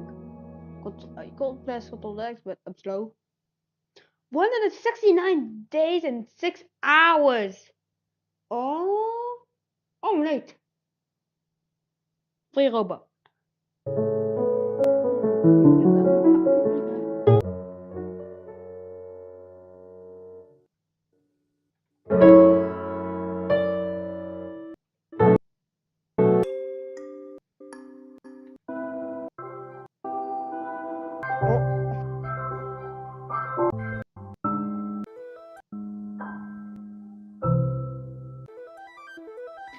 Your pen's just flying. Oh.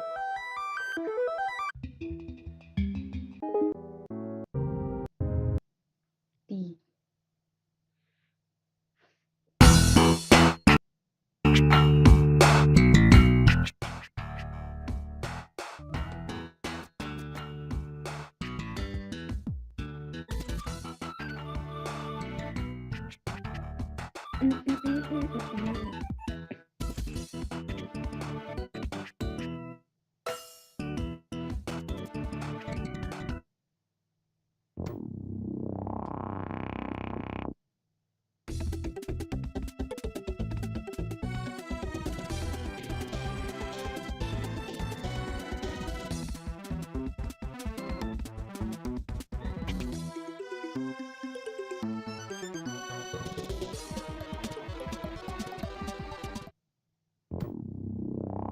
Have to get.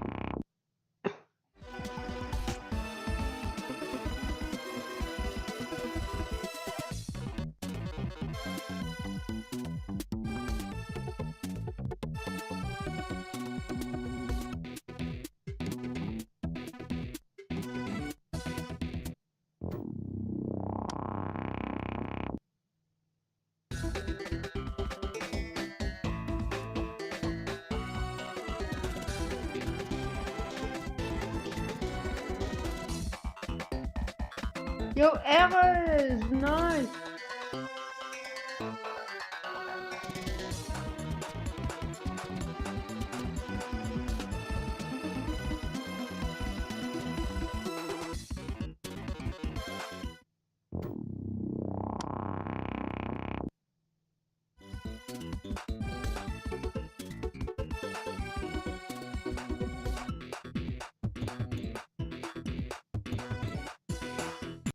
That's a YouTube link.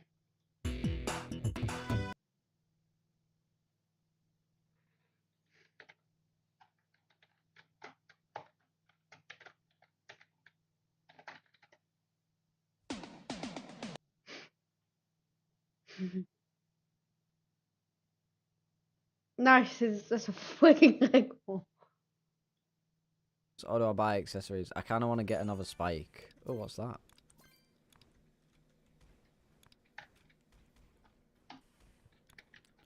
What is that thing?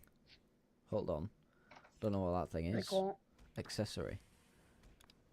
Mine layer. Yeah. Refit. Alright. Refit. This one. Spike. This one. Go for the mine layer. See what that does. Brick roll. Fire. Oh, it literally just shoots out a man. And then it'll blow up. Oh my god, that's actually quite okay. Sorry, I was just staring at this bird over there. I feel like I'm kind of cooking right now. Yeah, the mans just blow up. Blow up, blow up. Yeah! Alright. The mans are decent. They do their job. They blow up and nearly push people off. Not very well, but they do. Oh, I've just fallen off instantly. Oh my god, who killed me? Of course it was Joe. Of course it was someone from my chat, man. Crying out loud. Joe is a blow. Chicken jockey. But what the fuck did you say that? I just get rich. We're no strangers to love. You know the rules, and so do I. Yeah, unlucky cause. Oh, what? No way. There's no way you killed me from nearly dying to my man. That is so silly. Get killed. I am pacing blocks and... Why is cause just there? This guy just got loads of nitro boosts on. I feel like the bomb thing might be better than the man thing. The man thing's not really doing much, to be totally honest. Jack Black.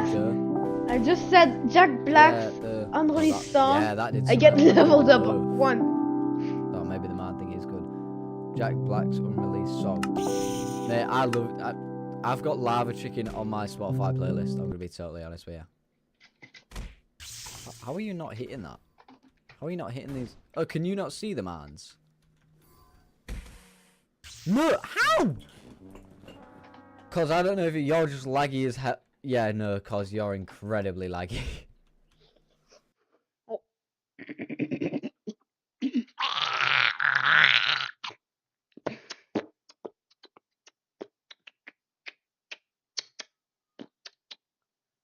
My place, yo, ma. Right, so now it's all about killing. What is that?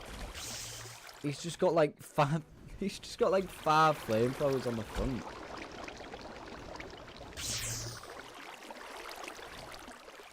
Going on the lava makes you take damage, by the way, guys. In case that wasn't obvious. Yes, we are compressed, but it has a no, don't go for me. Miss go for and the big go duck guy. texture. Go for the big blooming duck. Oh my god. Wow. That duck guy's not dying. That duck guy's not gonna die. How do I should have not become like that? Shop. Ow. Oh, I just got put into it. Yeah, that guy's dead. So you put shapeless? He won't die then you to put me, what though. you want. For example, I put like dirt. Lava. 1, Dirt, you 2, dare. 3, 4, Yeah, nice one, 5, cause. 6, Die to my man. 7, 8, 9. Man. So you Minecraft slash dirt. Oh, You need not Minecraft slash dirt to make a I wanna be compressed very good dirt. at it. Normally, Cause bosh. this is what you're normally What? supposed to do. How did I not kill Cos there? How did I not kill Joe? No way I didn't get either of them kills. Alright then, just don't Just let give me the kill the recall. guy.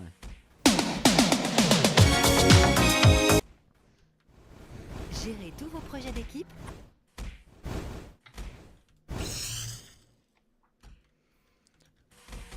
Ooh, guys, we are cooking right now. I think our chatbot stopped working. I just realised you lot have been talking in the chat and it hasn't popped up on my screen. Bam, bam, bam. Although, it might just be me. 20 gold, yeah. Alright, let me add some new accessories. Alright, so this... I don't have one of those You want that, Lakers? ringer thingies. Well, I've got a ring here.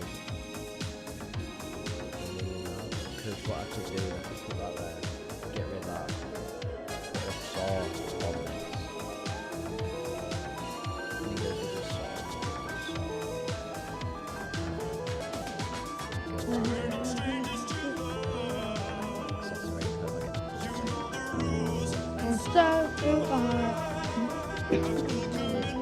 Thanks, guys.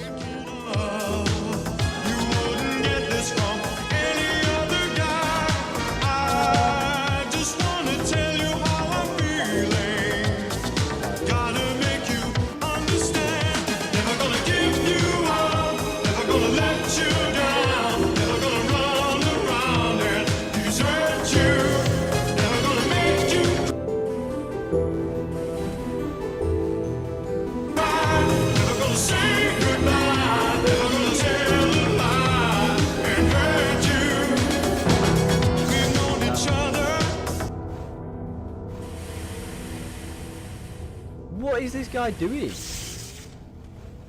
Oh my god.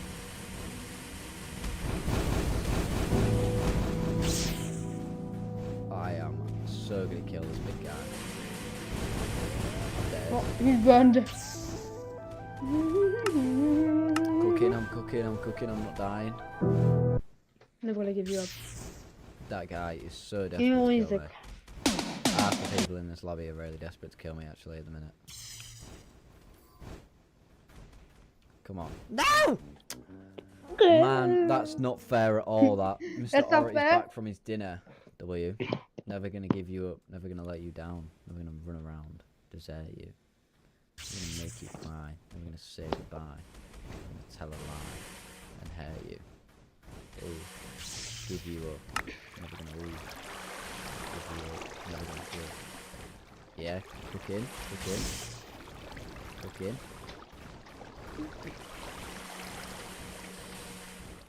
I don't know who's gonna die first. It's probably me. Yeah, my chat ain't working. Is it still showing up on this now? I just have to. Alright. So I'm making a new item called compact. So if you look up dirt, Let me just. you'll see refresh the compressed chat box. dirt, Yeah, which my has a chat box missing just kinda texture. Just What? died. Oh. Valid URL. please Dirt? check the digit confirmation. Dirt bow. Ah.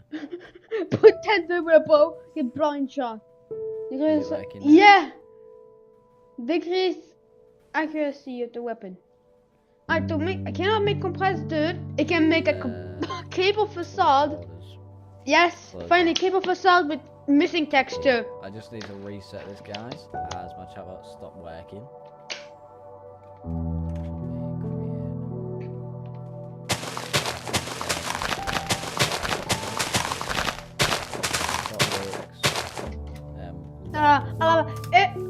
Just check that it's Just still see. working.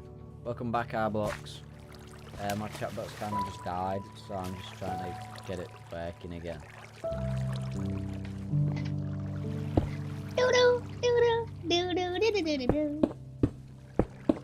Because it's not working. Don't know why. I mean, it always does it towards the end. It just like stops working. So I'm just trying to get it to work again. It's not really working.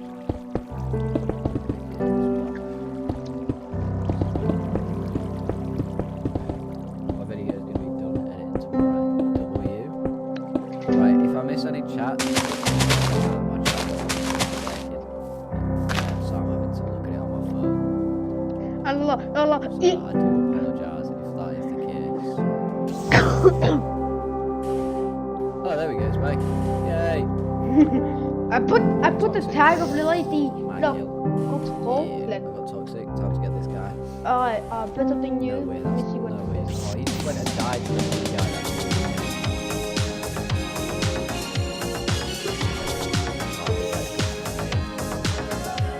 So he needs to. So dead. Yeah, I have that one. Please use this man love you. Already bet. Oh yeah, you want a Rick roll? You want a Rick roll? You want a Rick roll? Works so well. Oh look, ugly ass. I'm looking at. And he gonna say, please use this man. Outside, halfway between your chest and your hips. Once you're at this point, moving slowly from side to side, eventually the momentum will end up with you. You can't trust anyone in today's world. Turn the picture upside down and find out why. Oh god, where'd I go? If Oh, here. anyone It's on a does want to GIF? play any Oh, other wait, it has been. games, like Continue. great games that you can play. Pretty impressive for a GIF. Let's Now, have a fuck look- off, god let's damn have it. a look It's at, just like, can it just stop? I don't fuck is this, JJ? No expected this from you. What did I do in the GQ? I'm pretty sure I've tried. What is this, JJ? Like a sort of zero. What? What is It's it? like a Nice. Oh, you got the whole squad with that one. However, this move is only for life or death situations and not to be messed with. This move was created by Getsuki in 1987. However, it was immediately banned from all karate competitions due to its violent nature, which is why once again I urge you to use caution. Step 1 is to make a fist, ensuring that your thumb is on the outside of your fingers. If it is on the inside, it can break your thumb during impact. Do this with both hands. You now want to place your fists halfway between your chest and your hip. Once you're at this point, move them slowly from side to side, and eventually the momentum will end up with you. Yeah, this one's fun. I don't want to overplay it. I don't want to. Roast off, you mean? Okay, we're Mr. good. Beast, get like home. First video. Alright. Oh, I wonder what this could be. Oh wow, I totally didn't see the image. I didn't see the logo. Good job. Wow, Tyler, you done got it. Oh, not Rick Roll. Like the Rick. Five. I would say that. Oh. Do you know what 5-0. it is? Like, 5-0. 508. 508-9. 508-9. Is that what I need? Should I just go now? Okay, I guess that's. Oh my god, look at her head. Isn't that singer? That's Rick Astley. That's Rick Astley. Yeah. Wait, is that Rick Astley? Okay. Does anyone else Oh, Lex. Oh, it's a meme. It's the greatest meme of all. Not getting, good 2 miles per hour. Oh, sorry about that. All of the blocks. All blocks are him. So it doesn't do this? I lost mine. Oh, what? Really? Oh, wait, what's this? anyone other than our blocks? What is it? Oh my, alright. Oh, close. Watch out. If Come on, majority Errol, see say them. yes, We want to end this. No. Oh, he's. Let me, Scroll, the video ends, so just keep that in do mind. a poll. Wait, it's too die. Roll. Did he put a bomb inside the pot? What is going on, bro? Yes. Do not be. No. No. I got banned. I got banned for 2 hate comments. Therefore, you win. Take the trophy to claim your prize. Put your answer. You asshole! It's because it was the troll one. Watch it. It was the troll level. You're a douchebag. Actually, like this song. We're the strangers to love.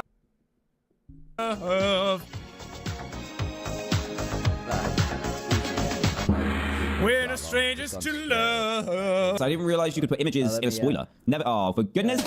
Join an empty one. It came up on my thing, but then didn't play.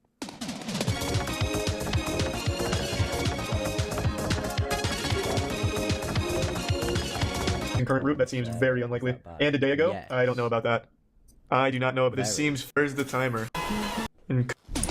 I see. It's not even. I used to read some Swift. Yeah. You clearly need some handwriting.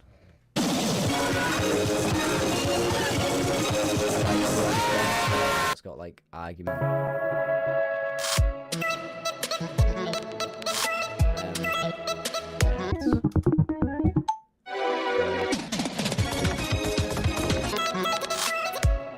Like, I'm really looking forward to it. And in fact, I've actually got a clip here that Disney sent to me. I haven't seen it before, so we're going to watch it together for the very first time. Here we go.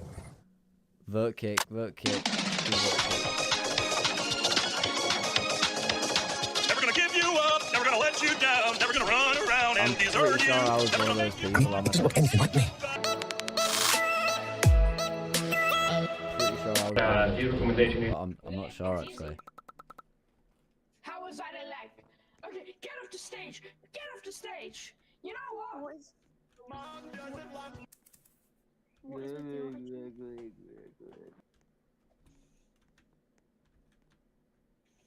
Ooh, we're cooking here, we're cooking here. What's going on here? Cooking, cooking. Finish. Valid, we don't going with a reason what we put at the beginning. We also want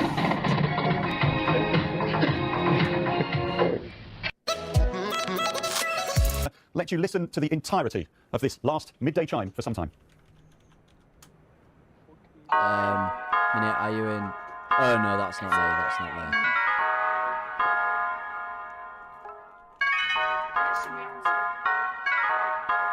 Yeah, that's not me. No, that's not me. Ooh, a gun showcase in Arbitrator Arcade. Has everyone done? How do you type no, it? they're Yes, gonna bottom go. left. Everybody is. Just click slash and then type. And you want them Oh, I'm drawing next, guys. Don't look at the screen to see what I pick. Don't look at the screen to see what I pick, otherwise you're boring. Surprised. Despite. Because it shows me.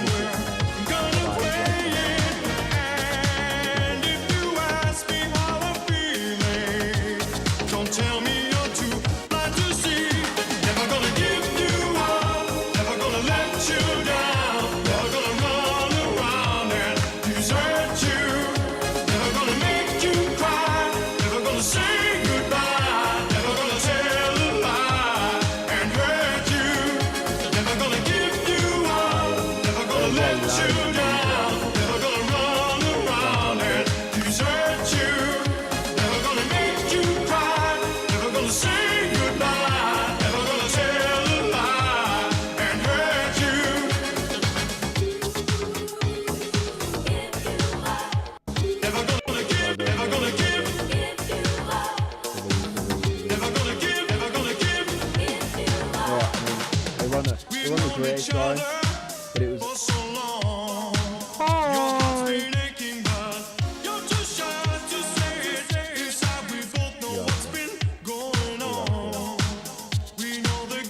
Hi, Susan.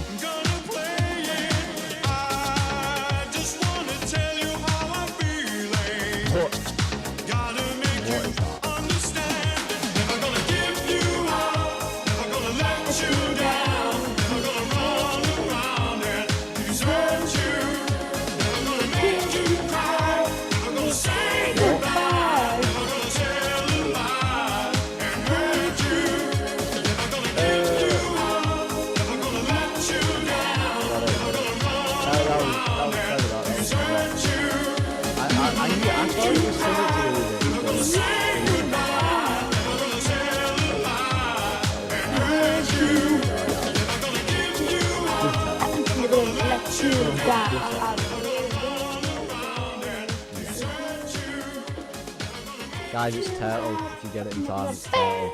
Bye-bye.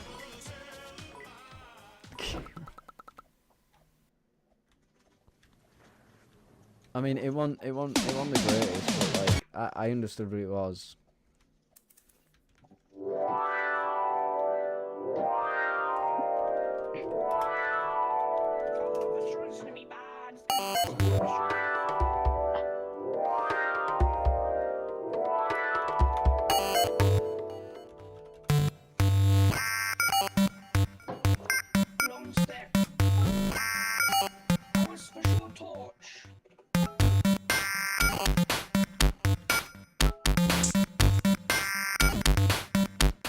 It very much could have been KSI.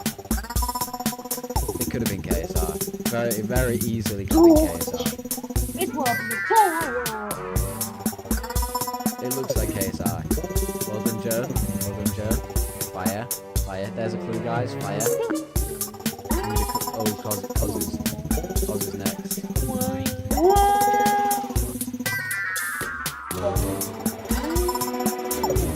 It looks like a Karen.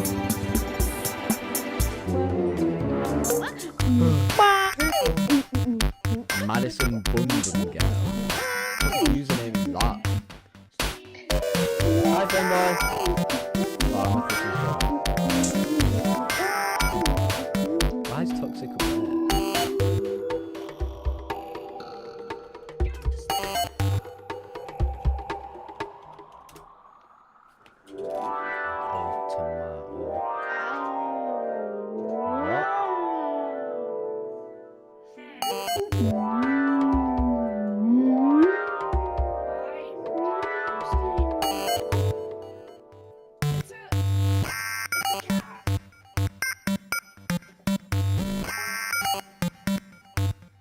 What?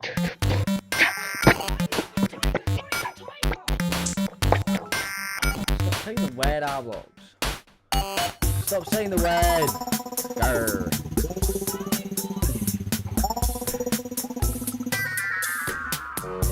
Oh wait, that was perfect. Your username's literally Tiger. Let's go, Femboy. Let's go. That was very coincidental. That is it, I'm Maggie.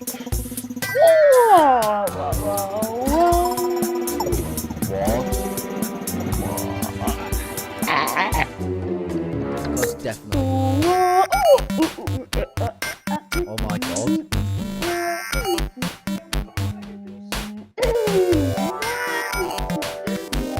That is good. I just got it as a yellow. Stop saying the word.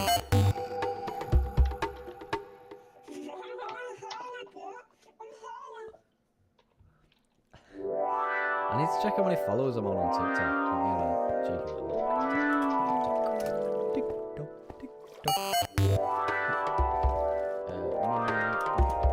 Let me have a cheeky look. Yo, I'm still 14 followers that I haven't got up in like a month. Drake and Jockey. Oh, bye, Femboy. I thought you said you'd be here longer than a minute.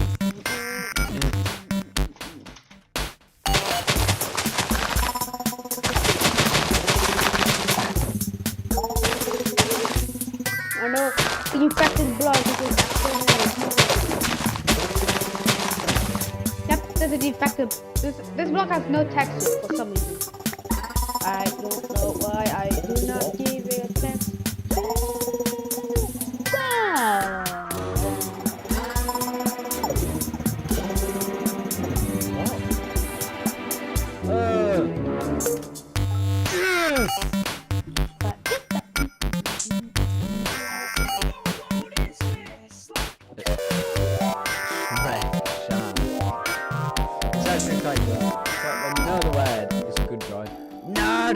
The red.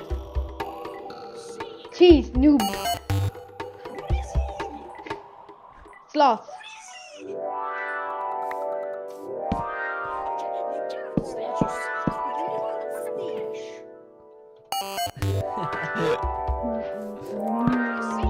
Oh my god.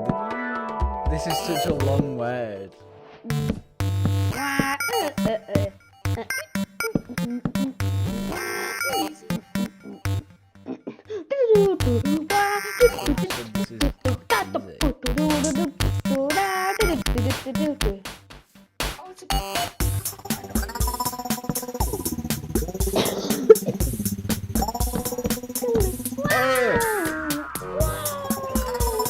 Yes!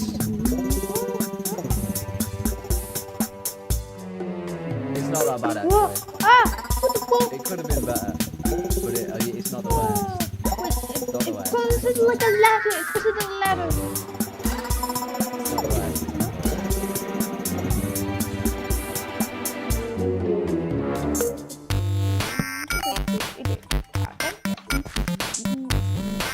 That's a clue, by the way.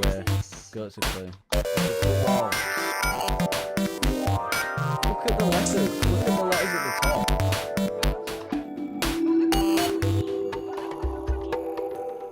It started with an F. Football. Yeah, you're just blind, Queef. See, seeing as I'm a bad drawer, I understood that. It's alright, Dupar. He want the worst.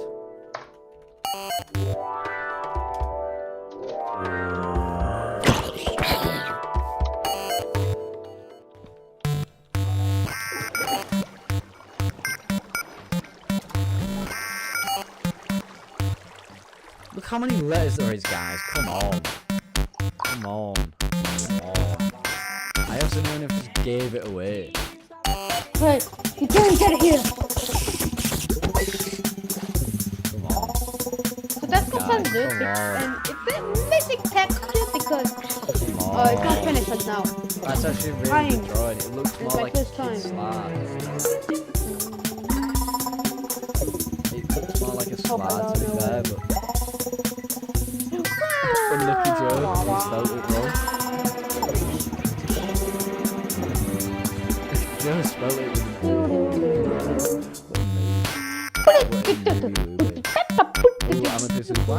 I'm next, by the way, guys. So don't look at the screen if you don't want to. Oh wait, no, never mind. I'm drawing in 2 turns again, even though it's been 2 turns for the past half an hour.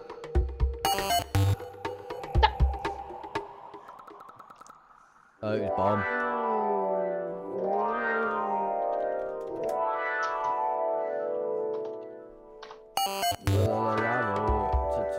I swear Clutch has been like 3 times in the past like 5 goes.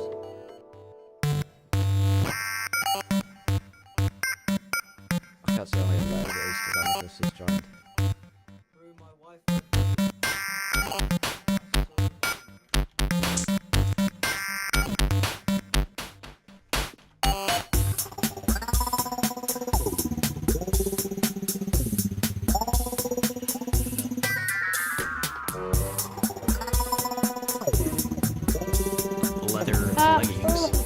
Like so, and it will consume 1 million shears. So next we will be learning how to remove recipes. Here I am just going to copy and paste an example script I've written to make it easier for you guys to learn. And you will be adding ingredients within these scoreboard.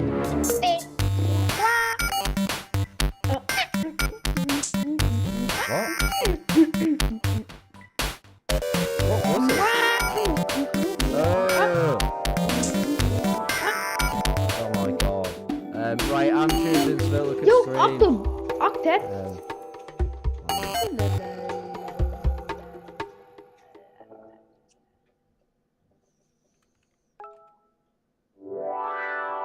Right, well these are just looked.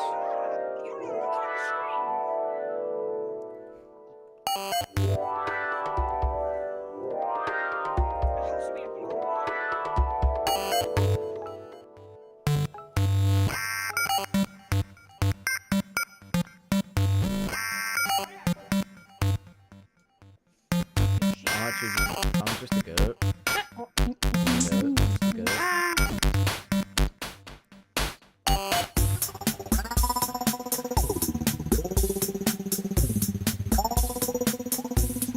I mean, I don't think there's much more I can do, to be fair.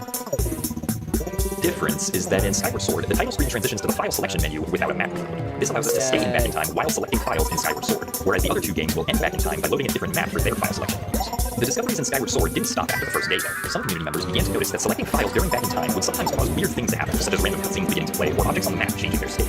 Although it wasn't quite clear what was causing this to happen when it was first discovered, so it became known as bit matching.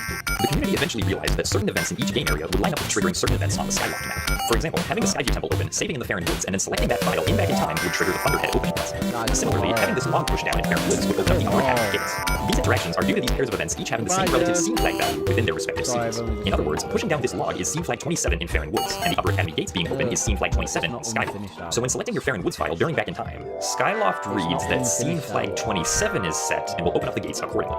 One very significant use of bit magic came in the form of early Thunderhead. On April 13th, 2012, Haruki figured out that by starting a file and then triggering the cutscene of the Thunderhead opening up as the game faded out would cause the Thunderhead to be open on that file. This could be done way before normally opening up the Thunderhead, and thus it resulted in a 20-minute time save. Another key bit magic discovery came in 2015, where a group of various runners figured out that bonking into this tree in Farron Woods and then selecting that file in back in time would spawn in the light tree seedling item at Skyloft's pumpkin patch. You could then dig up the seedling and start your file as you clear the seedling text to put the seedling on your file and save another 2.5 minutes. After early light tree seedling, things got quiet for a few years on the back in time front. Even with the 50 or so minutes that back in time saved in Skyward Sword as a whole, the game's any percent speedrun was still 5 hours long, and much of the motivation for researching back in time had dried up over the past few years.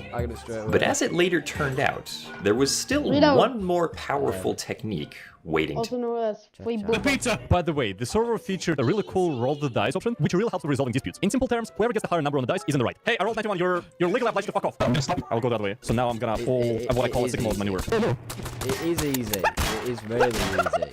Mission was not a success. Then you're gonna have a lot of pizza, so they were prepared for dance. Did you at least get a wallet? We died. Oh, you guys have badass. Since the first plan didn't work, we had to stick with the plan B. We disguised ourselves as actual Yeah. ants. Alright, I think we got a good plan here. Is this good? Alright, thank you. Yes. We're stuck in the running animation, it looks so stupid. Let me get some ammo so I don't mess it up like last time. They won't find us. This time, Right, this time, I'm 100% gonna- six. Wait, next six. time I draw, Shut up. I'm gonna Jimon, have to skedaddle. he's got to get us unstuck. And the room below us just happened to be the part of the foundation side. Oh my god. Daddy? Wait, Daddy, what happened to you? Where did it send you? In a room on my own. I can see your guys' shadows like keep moving above me. Everyone keeps saying, what the fuck is that thing? They're trying to kill me. They say I'm a spider and they want to kill me. They put me in handcuffs. I'm coming to you, Danny, don't worry. Oh, they're trying to kill me. They're trying to kill me. You really spying on him? Oh, you get. Okay, let me guess. You're a spider and you don't have a level 3 keycard. Oh, there you are. Oh, look at that. Listen, they got Donnie. I saw him. He's getting chased after. On the left side over here. I'm hearing gunshots. Is Donnie getting shot? That's me. Oh, I'm shooting Donnie. everybody. No. I took out one. I'm still alive somehow. Brother, to test out some stuff on the end portal, like lighting TNT into it, or if invisibility gets exposed after you go through it. FYI, it doesn't. And so Dream was planning that trick, or this one, knowing both worked. But if the awaiting lava trap worked so well the first time, why didn't they do it again? These are in 2 different versions. This is in 1.15, and the other one's in 1.16. So the difference between the 2 versions is that I can get a fire resistance potion without actually making one. In this version, I couldn't because I had to actually brew a fire res. In 1.16, you can trade for a fire res. They didn't trap it with lava because they thought that they could put me on lava and I wouldn't have time to react right away, and I could have had a fire res. They wouldn't even be able to see me. I'd be in the middle of the lava. How are they going to hit me? How are they going to kill me? They'd have no way to kill me. I would just swim in the lava until I got out, and then I'd be free. And I wouldn't take any damage to the fire res. So it didn't make any sense. And why didn't they slab these spawns so Dream couldn't build? If you put slabs on top of the obsidian, it deletes them. I'll show you. All right, look. I slabbed it up. There's slabs on top of it, and he said that way I can't build up, right? So I can't be like, because I can't actually tower because there's slabs. Ah, where'd the slabs go? I thought that there was slabs. Minecraft Speedrunner versus 3 Hunters. Finale. 37 minutes in, Dream lures the Hunters down a tunnel with obvious red flags, like some super suspicious dirt, forcing them down one path to follow. This is Dream's last chance at winning the manhunt, and all of a sudden, the Hunters look 0 IQ, following him as if they're pigs with a carrot dangling down in front of them. They all bunch up exactly where Dream leads them to and die. Dream's response? They didn't even know that you could even make an end crystal. Other than the end crystal, what trap could I have done where I lead them down a narrow hallway and like somehow instantly kill them? Like I don't think there is another trap I could have done where I just instantly kill them in that way. And I purposely walked all the way out so that when they would jump me, I'd be like way out here, and they'd be like, oh, there he is. I'm just in some random hallway. Like they're just thinking, oh, he's in the end fortress. I run. They may not even notice the dirt here. Like, maybe they thought it was natural. I doubt it, but maybe. I built it in a way where it potentially could be better. I didn't even know I could make an end crystal until I looked into it for this trap. Skeptical people like the Mr. Epic were asking why the Hunters looked like they fell into Dream's traps so easily after all of these hunts. Why were they starting to expect the traps? We will talk about Dream's genius response in just a second, but first let's touch on the next suspicious moment he was accused of faking. Minecraft Speedrunner versus 2 Hunters. 30 minutes in, at the end, Dream is floating to his death when something pretty stupid happens. Yes, my dream was so bad. Yes. Wait, what? George! George, you idiot! Alright. Guys, look how many letters the word has. You was all putting shit and Die. Yeah, Sapnap kills George, who happens to perfectly drop ender pearls for Dream like a Minecraft Jesus, blessing him with water and wine. Obviously, Dream escapes this otherwise impossible situation and wins. Yeah, nothing suspicious here. Dream is the kind of guy who could slip on a banana peel, and I'd half expect the banana to turn into a Elytra so he can just glide to victory. Sorry for exposing that into his next stuff. When Dream uploaded this video, I know the scriptwriter was sweating. So, this one I think is pretty funny. George and Sapnap, they go at each other. You can find so many streams online of George being like, Dream, help me, and Sapnap just killing it everywhere. They literally just kill each other. That is literally like their thing that they did. After this, I will say they probably learned a little bit and realized, hey, in the Manhunt we shouldn't do that. But I will say they have actually done it in future Manhunts after this. I just cut it out. Minecraft Speedrunner versus 4 Hunters. Rematch. I'll play a clip that at first has no reason to look staged, but when you dig deeper, it's one of Dream's most suspicious moments. I don't want to fight anymore. I don't want to fight anymore. Oh, you were getting muffled. What the heck? Where are we? What? Get him, get him. Wait, it's going back to the portal. Stop him, stop him. Oh my god. Oh my god, he's eating it. Wait. No. Why are you kidding? I don't have one. So Dream lured them into a portal on the nether roof and blew it up, leaving them stranded. So what? It's simply genius and let's leave it at that. Except we should rewind the clock a little. Literally minutes earlier in the hunt, Bad was incredibly cautious to go through Dream's other portal, thinking it must be trapped. Well, wait, don't go in. Why would he go back into the nether? That doesn't make any sense. Because he had nowhere to run. No, I said he's No. That's literally what he wants us to do. He probably set a trap. It doesn't make sense. They then spend the next 5 minutes debating whether or not to go in the portal when there's no trap set for them. Not only is there no trap, but Dream really needed this extra time to mine the portal's obsidian, trade with piglins, glitch onto the nether roof, and set up his next trap, all whilst the hunters are right outside and could go in at any moment. It almost feels like a half time. Just 10 minutes later, when Dream is more obviously baiting them into a portal, they all immediately go through it. So why'd they go through it instantly when it was trapped, and be incredibly cautious when it was safe, and Dream needed the extra time, letting him have a snack and water break. They're almost like puppets, where Dream is the master, pulling their strings, making him do exactly as he wants. The thing is, in this part, people say the points about all the time. Well, the first time when he needed time, they didn't go through. The second time they went right away. So the first time was the first time they were entering another portal after it, and they had a discussion. They had like a 5-minute discussion about whether or not they should go through. They talked about their armor, they talked about everything they could possibly have on the other side, they talked about all the different traps, everything. And they decided, okay, we'll go through. And they went through, and then nothing happened. And then later on now, again, they got to the same part where I'm by a portal, and I'm going through it, and I'm trying to make them follow me. They followed me right away. And the reason they followed me right away is because of the fact that they had already discussed it. They already had the discussion. So it makes sense. The first time they had to have the discussion, and once they had the discussion, the second time they just went through. Minecraft Speedrunner versus 5 Hunters. Grand finale. 6 minutes in, Dream waterbends his way out of a sticky situation. I know Dream was DMing Sap on Discord saying, yo, drop the water break soon. I'm ready. Let's break down this clip. This is well into a 1 in 1,000 moment if it's truly not staged. See, the Hunters knew Dream had no sprint, but Sap didn't want to risk jumping and dying to Dream somehow. He told them he would do it if they flooded the bottom, making it super safe. Seems like kind of ridiculous, but that, I mean, when you actually break it down, it makes sense. Then he realized the bucket plan to use as an infinite water source. At the exact same time, the nearest hunter fell into a sand trap. You see this entire like cave ravine that wasn't here before? Now it's all there. Sam fell into it. Look, it's not there. And this is sometimes the luck you need in a manhunt in order to survive. Sometimes you need a cave that's hidden below that when you break sand makes the hunters fall into it to give you time to eat some fish. Now I cut out the audio from the next part. I cut out the clip, like in between here and here, in between this cut and this cut. So Sam goes, I threw my bucket, and Sam is just like gross, like digging into it. And I was like, oh, I don't know if Sam would want me to leave this in because Sam was like, you idiot! Why did you drop your bucket? Blah blah blah blah. And I said, I cut the part out. It's just me going, oh my god, blah blah blah. And I say just like old times because Saturday night there's a server called NCPP and me and George too. But that was like a common like MLG Pro trick back in the day. It was like you drop it to yourself. Sometimes you drop it to each other. And there's a clip out there from like 3 years ago of me and Sapnap doing that on a stream. The breakdown of this clip is what makes it a 1 in 1,000 moment. You can tell how many Manhunt stream doesn't show, so that the ones he does upload are really good or really staged. I don't know, it's up to you guys. Now before you make your final conclusion on whether or not his hunts are faked or staged, I figured it would be important to leave on this final note. Yo, where's Duel? Beep beep. Ah, it was scissors! Guys, we should have got that. We should have got it with scissors. That was so obvious. What is this? Oh, I know what this is. Dog. Gun. Get it. Pew pew. Pew pew pew pew pew. Glock. How? Oh my god. It's 3 letters, not 5. Come on. What the frick is this? Oh my god. How dumb. Yeah, next time you should just do Gartic Fern on the Discord. I reckon I will do Gartic again, to be fair. Come on, R-Blocks. What is it? Gun!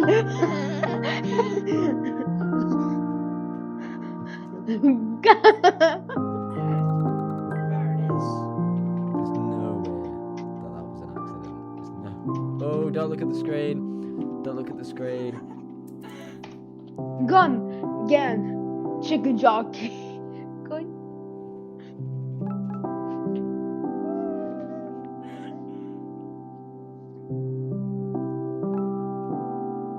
Ball. Game. Not much more I can do with that.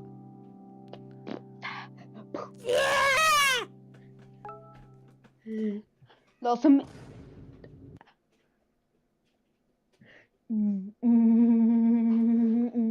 Money. Go. Oh, Peso.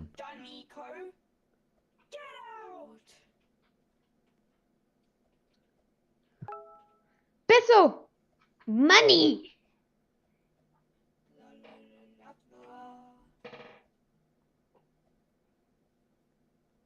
Come on, guys, not that difficult. Sign. Cool. Go. Somebody tried it. It failed. That was not that difficult. Mm. That really was not that difficult. That was like quite obvious. Alright, I'll go after Quiz Drawing because Quiz Drawings are really good and they make me jealous that she can draw an account. No. Yo, is that we? I We- you how much can I know? Cherry.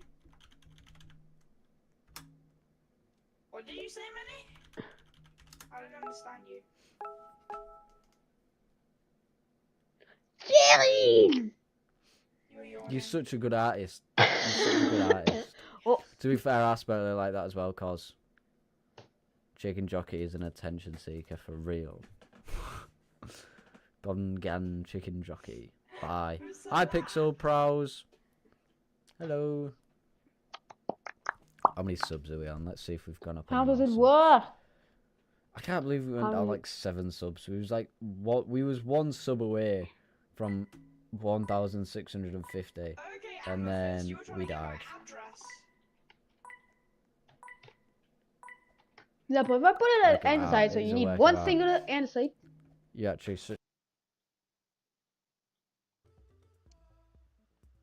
Oh, well, face reveal. So let's reload it. Yes, we're reloading the thing that I made. Oh.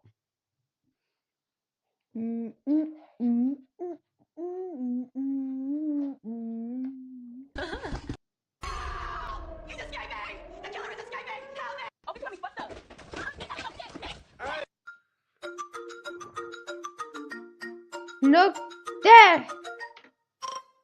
Yes, Queen, slay, slay, slay your enemy.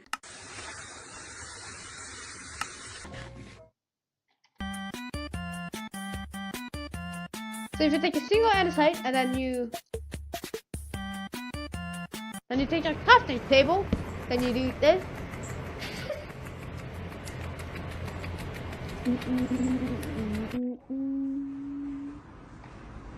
Let me just make like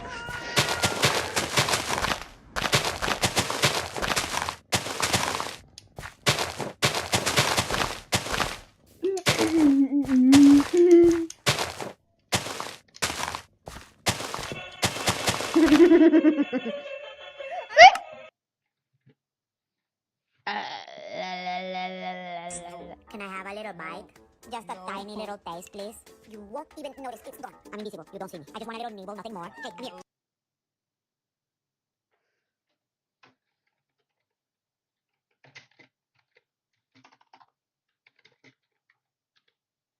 Ladies and gentlemen, the one, the only, Meow. How do you make infinite dirt? I'll show you right now. So we have 2 dirt in our inventory, right? Now we have 4. But wait, it's still coarse dirt. How do we turn into regular dirt? Turn into pad blocks. 4 regular dirt. let's You do can that. get gravel from A picking trees. hoe. I turned that into. How do you make infinite dirt? I'll show you right now. Yo, what's up, guys? Welcome.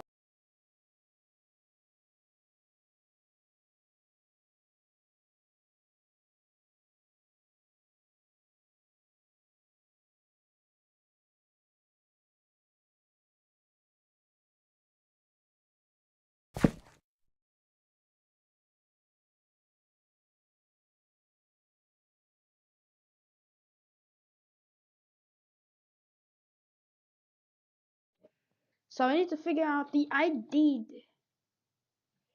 The tag Minecraft.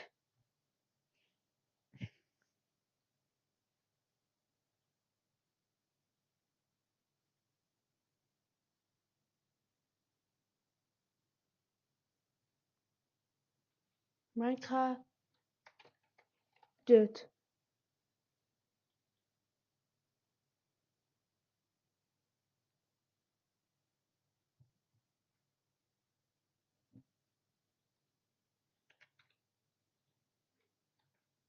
I don't know why it's working.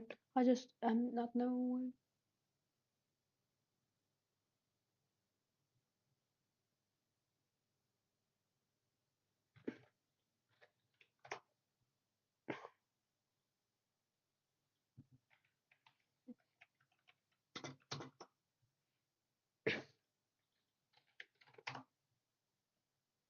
Wait, what? I can't be say yeah.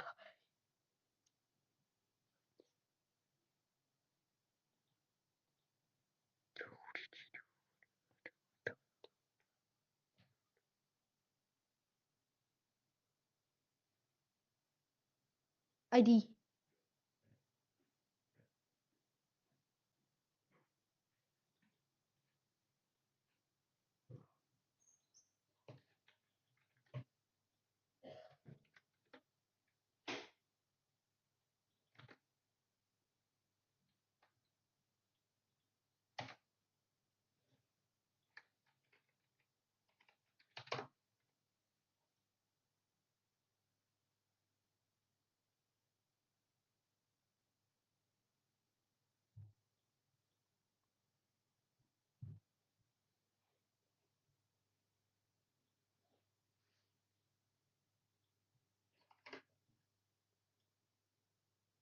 Huh? Let me get some normal dirt. Hell yeah.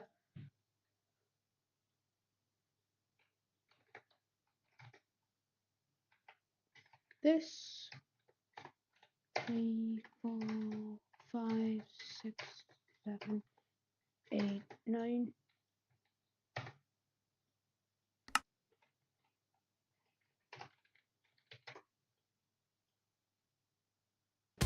Ready to unlock Roblox?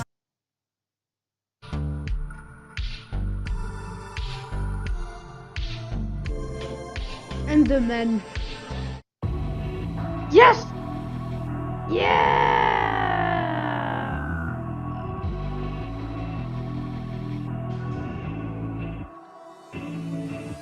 Come to the garden, darling, I will wait for you. Here I will sit till morning, like true lovers do. Come to the garden, darling, I will wait for you. Here I will sit till morning, like true lovers do. Come to the garden, darling, I will wait for you. Here I will sit till morning, like true lovers do. Wait for you.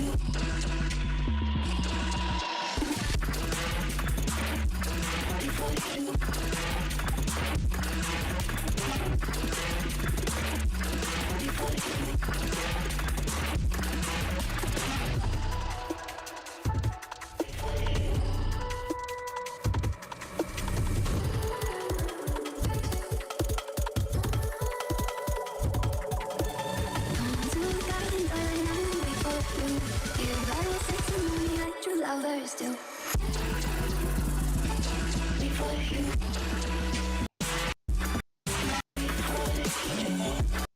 For every view, I made a block in Minecraft. It doesn't matter how many views I'll get. I'll be swinging it on March 1st. This is me on top of a speeding train, and this is me in a hot air balloon to answer some of the most debated science questions on the internet. For example, my hot air balloon pilot here says he can land me anywhere I want, and yet there's nothing here that resembles a steering wheel, which begs the question, how do you actually steer these things? So we steer. And now I'm on top of the train to learn once and for all, why do you land in the same spot if you jump inside the train, but not if you jump on top of the train? But I'm not stopping there. Because today we're going to investigate 5 more physics and engineering puzzles using simple demonstrations as we go. Because our goal by the end of this video is not for you just to know the right answers, but more importantly for you to understand why they're the right answers. To kick things off, I've got a science riddle for you that most people get wrong. What is the first man-made object to break the sound barrier? In other words, an object that travels more than 767 miles per hour. No, a sewer grate. The air, exceeding the speed of sound, thereby creating a super loud sonic boom. So what do you think? Most people I ask say either a bullet, or a rocket, or even a jet plane. But this tech goes way back, like 5,000 years way back. Because the first man-made object to break the speed of sound is a whip. The sound you just heard was literally a sonic boom. Which means at the peak of its motion, the tip of the whip is moving faster than 767 miles per hour. Okay, so if you got that right, time for a bonus question. What's almost surely the first time you yourself heard a sonic boom? Here's your Never. clue. It's a near statistical certainty that everyone has the same answer for this going back millions of years. That's right, thunder. Basically, the lightning superheats the air 5 times hotter than the surface of the sun, and this causes the air to expand so rapidly it breaks the sound barrier once again, creating a sonic boom. And if that juicy nugget of knowledge just made your brain feel really good, ow! Make that sound cooler in post.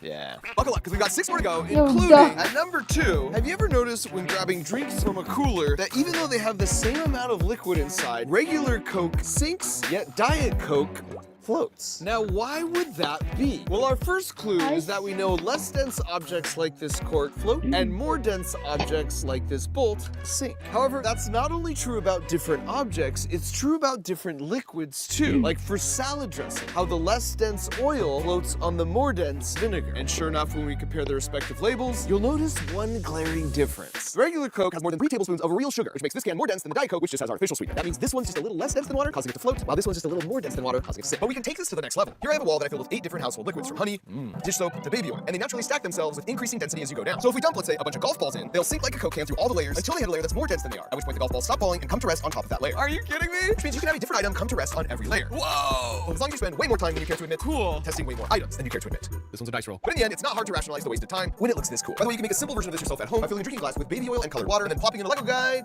So this obviously works with household liquids, but what if the liquid was metal, like this? Because this bowl is 24 pounds of mercury. It's hard to even submerge my hand in here. Which means if I take an actual cast iron anvil, it should float like a Diet Coke. Let's test it out.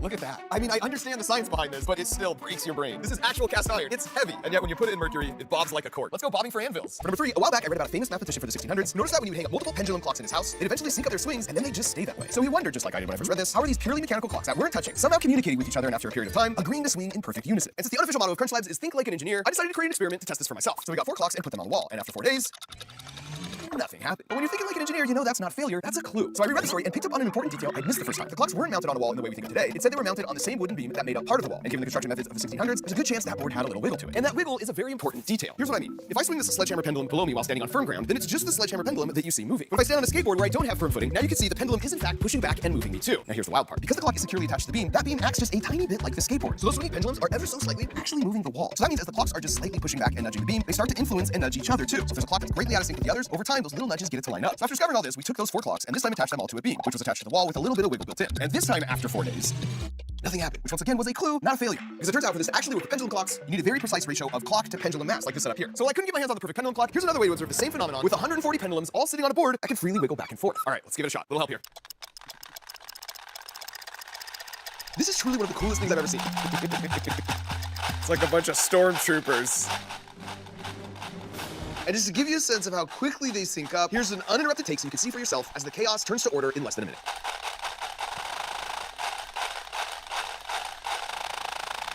This one's played up off. So as you can see, even though we started them totally random, in less than a minute, those nudges do in fact influence each other till they're all swinging together, just like the clocks 400 years ago in the mathematician's house.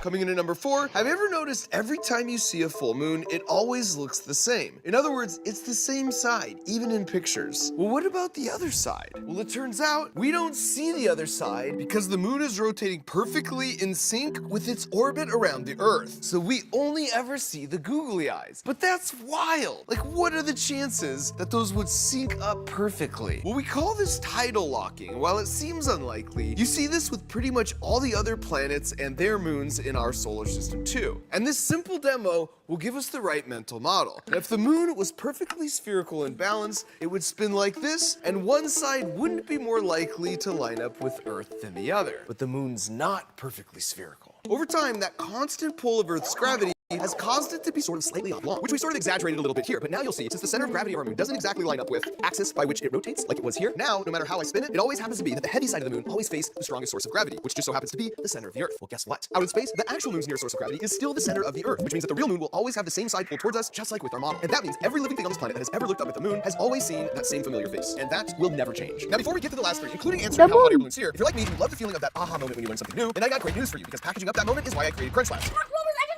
Where you get a super fun toy every month in the mail that comes with a video where I teach you all the really cool physics that make it work. So if you want to have a ton of fun building your own toys while experiencing a bunch of those lovely aha moments at the same time, just visit CrunchLabs.com to learn more. And now on top of the trying to learn once and for all why do you land in the same spot if you jump inside the train, but not if you jump on top of the train. We'll get to the jump in a second, but first let's see if we can glean any clues from the small scale test with two Lego guys, one inside and one on top of the train. But they're in water. Now in a moment, I'm gonna pull on the string, which will move the train car forward. I want you to think what will happen to each of the Lego guys. Ready? Here we go. The top fall. Did you catch that? And because this test was in water, you intuitively sort of had a sense the top guy would fall off and the bottom guy would be fine, right? Well, yeah, because the top guy would have to travel through all that still water and that would push back on him. Whereas inside the train car, he's enclosed, so everything in that car, including the water, is moving along with the train. So why would I show you this Lego guy standing on a model train in water? Because it's fundamentally no different than me standing on a real train in air. Because just like water, air is also a fluid, it's just not as dense as water. You sort of see how it moves like a fluid here in this demonstration showing hot air coming from a blow dryer. So when a train moves through the air, it's moving through a fluid. To visualize this, let's replace me with a pair of helium balloons. Once again, what do you think will happen here? Well, of course, the balloon inside is totally upright because just like in water, the air around that balloon is traveling with the train. Whereas on top, the balloon is being pushed back because it has to fight its way through all the stationary air. Just like the Lego guy on top being pushed back by all the water around the train in the tank. It's sort of like when you stick your hand out the car window and feel all that resistance from the wind. So going back to the jump, if you were able to visualize all the air molecules like this, you see how once we start moving inside the train when I jump, I get no pushback from all my air molecule neighbors because they're pretty chill and we're all traveling together. But on top of the train, it's a whole different story. I'm continuously bonking into a mad rush of trillions of air molecules every second as I whiz by. So if I jump now, it makes total sense why they would push me back and I would land in a whole different spot. Number 6, here's an interesting thought experiment. Let's say you just got a small two-seater airplane. You know the plane has to be traveling at 60 miles per hour on a still day to take off. So one day you have the brilliant idea. Why not just create a much shorter runway using a plane-sized treadmill that can ramp up to 60 miles per hour, sending it into the air from your own backyard? But would that actually work? Well, let's run the experiment together with a small-scale model. Now, the way a plane typically takes off is it needs to reach a certain speed, which of course then requires a certain length of runway. So let's see what it is for this model airplane. Looks like it's 10 miles an hour after traveling 15 feet. Now here we've got our own version of our backyard treadmill runway that will ramp up to our 10 miles per hour takeoff speed. So let's see what happens. Make your prediction now if you haven't already. At the start of the treadmill, we're gonna spin the propeller more and more to keep it in the same spot so it stays in the camera frame. Okay, so we're at takeoff speed, and sadly, we're not taking off. And at this point, we were suspicious maybe we measured something wrong. So we cranked it up way more, and still nothing. So does that mean our backyard treadmill idea is a bust? Let's talk about what needs to happen for a plane to take off. Because planes need air flowing around their wings to create lift. Once again, it's sort of like sticking your hand out the car window. You don't feel any lift to stop at a red light, but the faster you go and the more air that flows by your hand, the more lift you feel. Which means no matter how fast our treadmill goes, there's still no air moving over the wings. We're stopped at a red light. And I think part of the confusion many people have with this experiment is they're comparing it to the vehicle they know best, which is a car. Because for a car, the ground is what gives you forward motion, but for a plane, it's the propeller that gives you forward motion. Here's a thought experiment to demonstrate that. Imagine you have a car and a plane on the most slippery ice ever invented. Because the car's engine uses the ground to get forward motion through the tires, no matter how fast you spin those tires, the car will not move an inch. The plane, however, is totally unaffected by the ice because the plane's wheels aren't powered at all. The forward motion for a plane comes from the propeller in the air, so it would take off with absolutely no problems. It wouldn't know the difference. So knowing that, let's adjust this experiment to give the plane a chance to move forward, which means, of course, we're gonna need a bigger treadmill. So let's get our treadmill back up to that 10 miles per hour takeoff speed. And at this point, we're exactly back to where we started with the smaller treadmill. So to get the plane to move forward, let's just give it more power, causing it to move down our extended treadmill and take off at 10 miles per hour after 15 feet.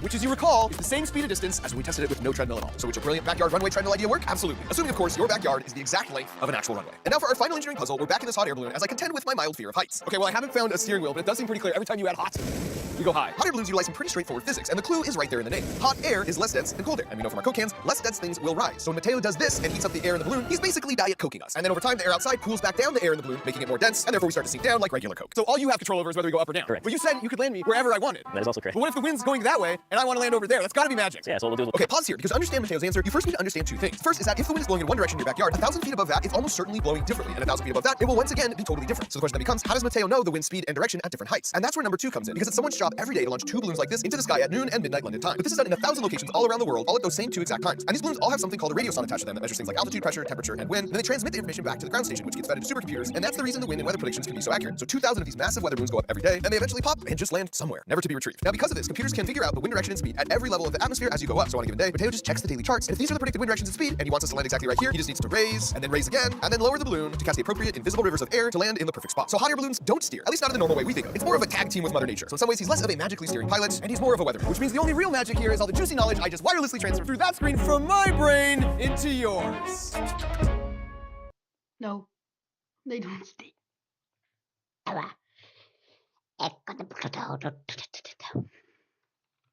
The texture of Minecraft.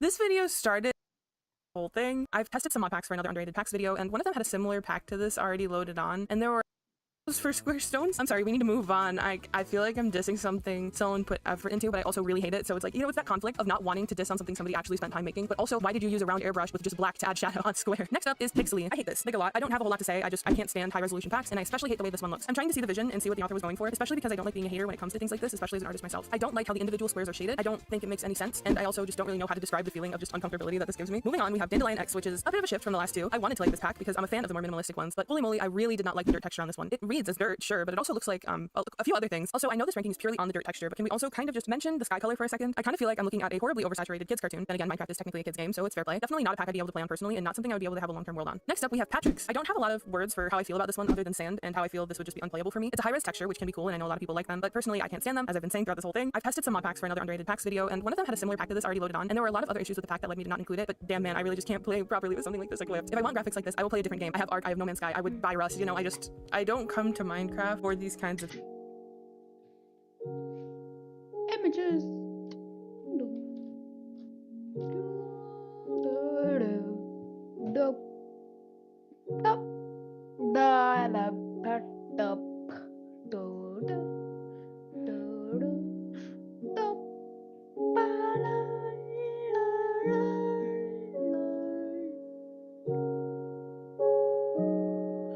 We have dirt.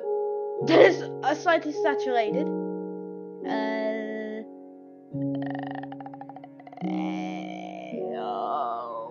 Wow.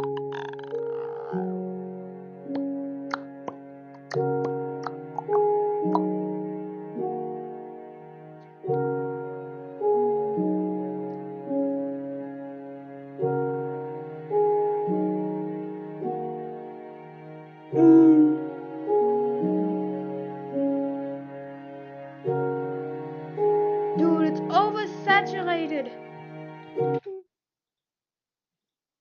Alright, paint. Let's go to paint, and let's open download. Alright, it should be very tiny.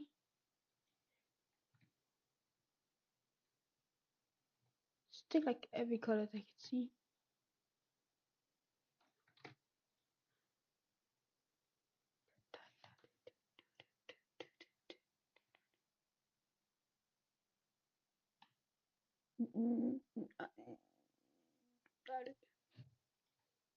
Give me the dirt texture.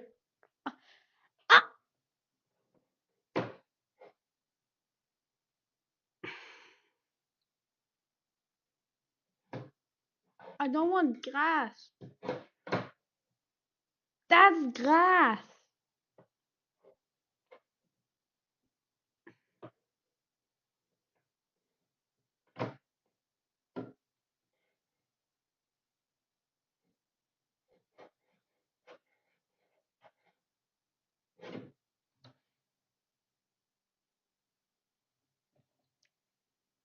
Dude,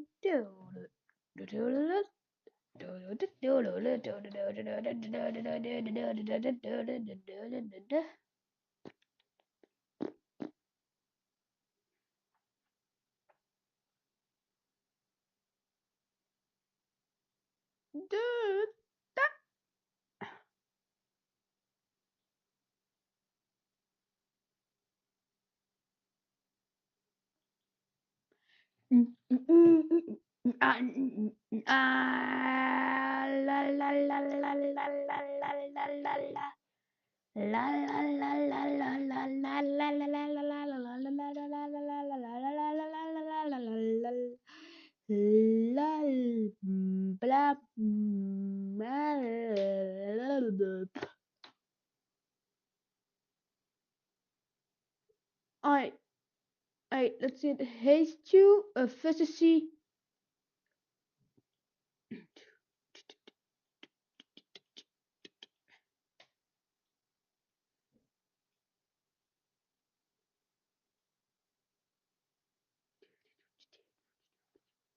Yeah, look at this.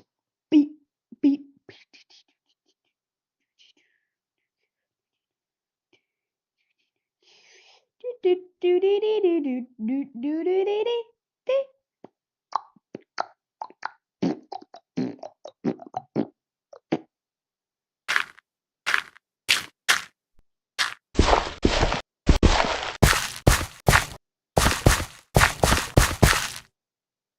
Gravel. Wait, it's just gravel?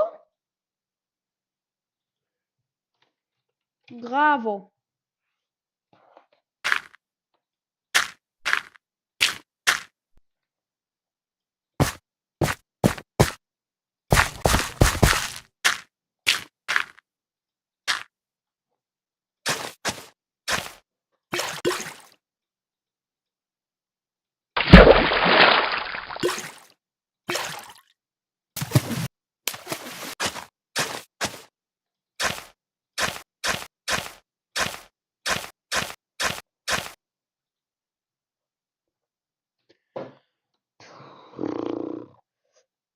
Added the image.mp3.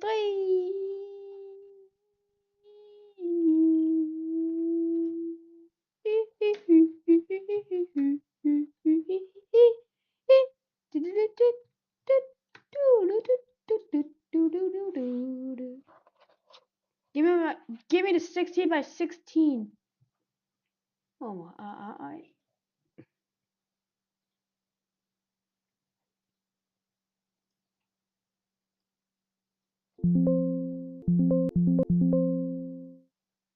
Nope.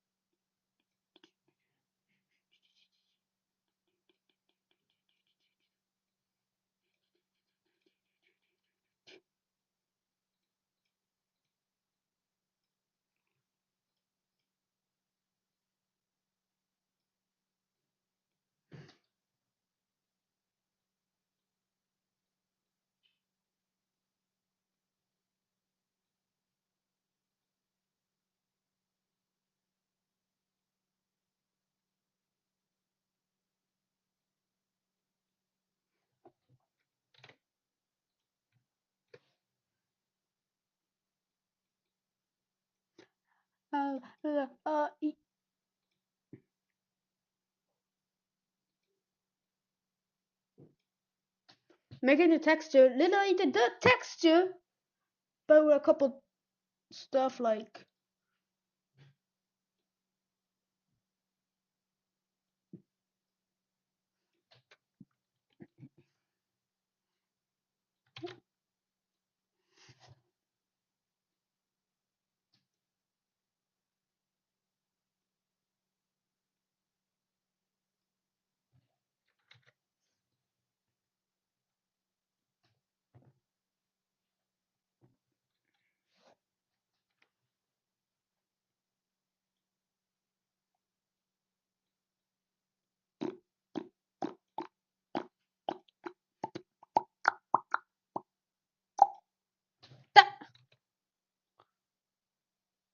I like how that's like just a funny moment. Somebody says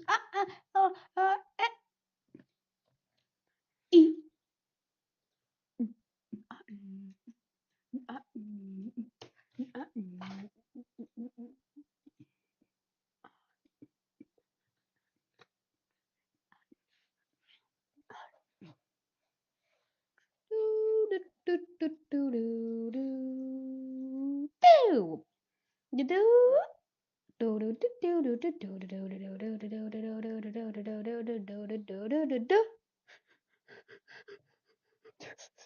Textures. And I know I don't know if people are gonna agree with me on this video. Next, we have RealisCraft. Tell me why this texture is just vanilla with what seems to be some sort of grainy filter on top. I mean, at least the HD packs tend to get pretty creative with how dirt looks, as we'll see later. I get that this whole vanilla but more noise is probably what they were going for, so I mean, yeah, but I don't ever see myself using this pack. It just kind of looks like Minecraft if my screen had translucent sand on it, or like one of those anti-AI filters artists use that I found out recently don't even work. And yeah, moving on to our next tier, we have the U tier, which is really self-explanatory. It's just ones that I still am not a fan of, but that I think are slightly better than the ones before. At the bottom of this tier, we have Alacrity. I think that's how you pronounce it. I don't know. I really don't like the green patches in this. I feel it looks weird and kind of gross. I wish it was gray or maybe a different tone of brown. It makes it feel like I'm not looking at dirt, and you know, kind of like with Dandelion X, this kind of reads as some other things. I think if the green was not green, I'd feel differently about it. Like, even like roots or something, which could be what this is trying to simulate. After writing this, I kind of see the vision, but I am still not a fan. I think that it's not reading properly. I think you could do roots as like a tan kind of color, and you could do them branching out. I think this just does not read properly. Next, we have Misa's. I feel this is only a few steps up from the previous one, maybe like not even a few steps. While I appreciate that it doesn't have the odd areas of green, I think I just don't like the way this looks. It's better than the ones before it, but that's fuck.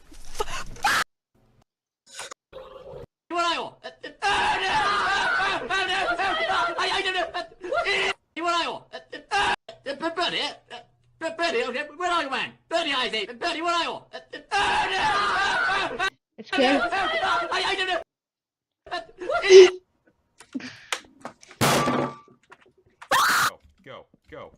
Go. Oh my god! And thus Technoblade saved himself from certain death. He went.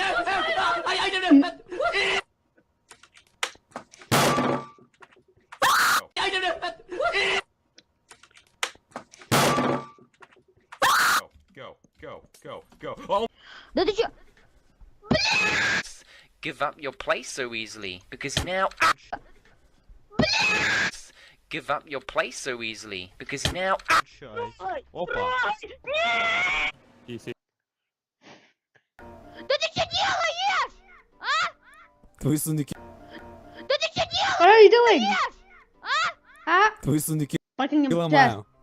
Вот ты что делаешь? What are you doing? А ты что, животное, что ли? You Не don't get понимаю. it? I don't know Нет, what. ты животное, No, человек. no. I'm human. Повернись, смотри. Опа. Да ты чё? Блядь. Пизда тебе! Капец тебе! Oh my god. Oh, I can't watch it. Отвечаю! Почему? Да ушел из дома, все, удаляй меня из скайпа, как ты там говорил. Ну а ты вещи не захотел моего возвращать. И что? Все, удаляй, теперь я хочу, чтобы ты удалил меня из скайпа. Зачем? Чтоб ты ничего не делал, уходи. Я понял, что ты какой-то там вип.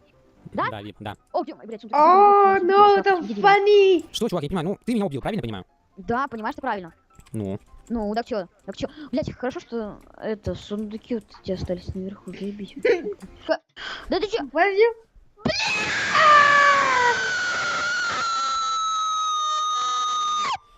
Ой, мама пришла. Я тебе, блядь, сейчас дам, блядь, что за херня-то, а? Мам, да ты чё? Ай! Ну, быстро выключи свою хуйню эту, блядь, заебал уже! Да, мам! Ай! Слышно? Она сейчас... Мам, ты сейчас выключи, иди. You're an idiot. What?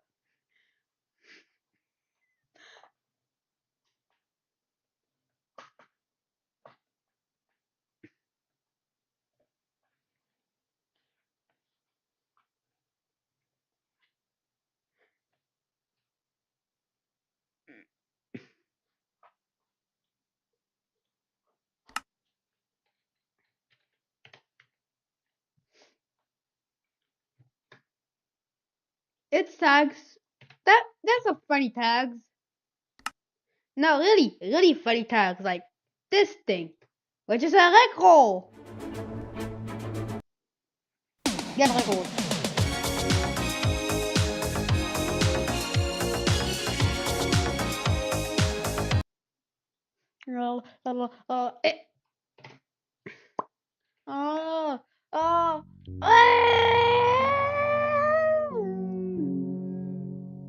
God.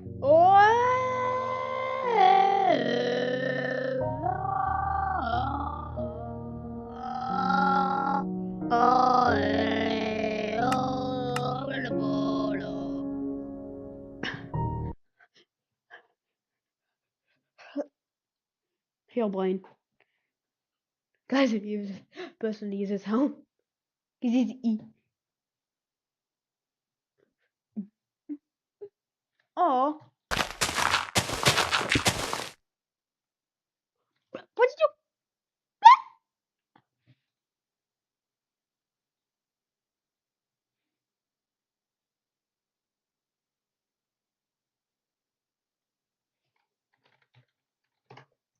What did you? Brackets, and we'll add 4 since we want it to require 4 string to craft the mammoth wool. So we're gonna make a shaped recipe. So event.shaped, and we are still in these curly brackets because it's still a recipe event. And we're gonna make Minecraft leather leggings. Here we'll define the crafting table by doing AAA, comma, enter a BA, comma, enter A space A. And you can put whatever you want in here. This is just specifying a server scripts will have to do any slot, and then create sheet, like saying how to, it will script of the exam different or that. I wanted to add more armor will remove every in the reduce it won't work, but raw iron for anything. It's client script and iron we specify UFA bling reload leaves. This will to the last the example tooltips startings. We have tooltip item here, the text as all the here is one and if we tooltips can be our mammoth wool will say hold shift to see description, and if we hold shift it will reveal the a layout. If you tooltip to future, then you can go in the Discord and open up a Discord ticket event.create. Okay, so if we did everything correct, we should be able to start the game and see our new block. Keep in mind, while you can /reload the game to reload client or server scripts, to reload a startup script, in most cases you must do a full restart of the game. So if we go back into game, and we go into the creative inventory and search up mammoth wool, we shall find it right here. Back in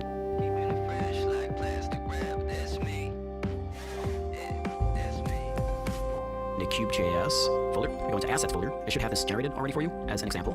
But we'll be going into the blocks assets folder, and I have a asset here already, and you'll have.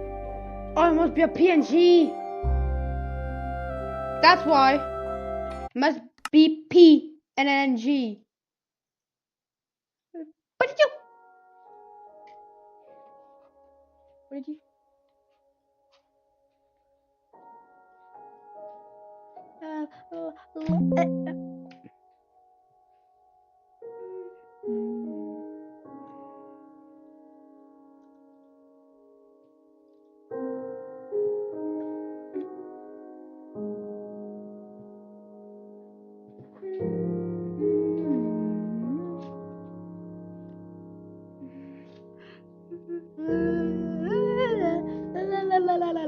La. What you play?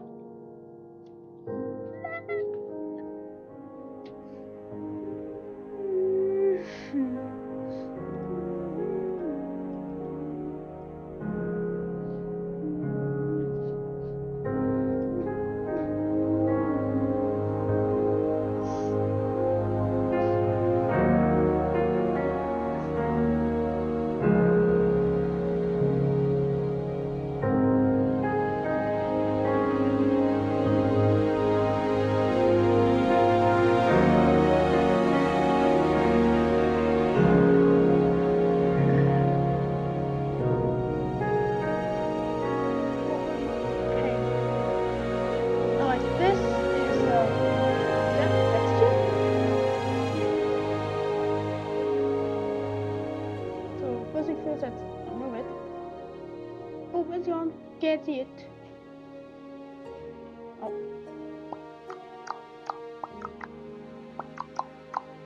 So now it says loaded.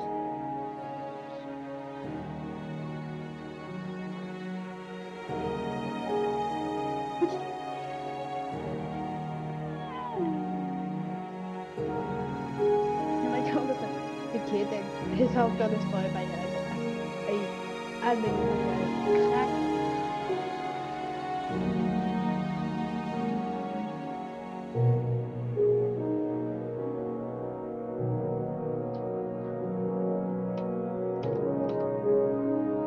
What did you?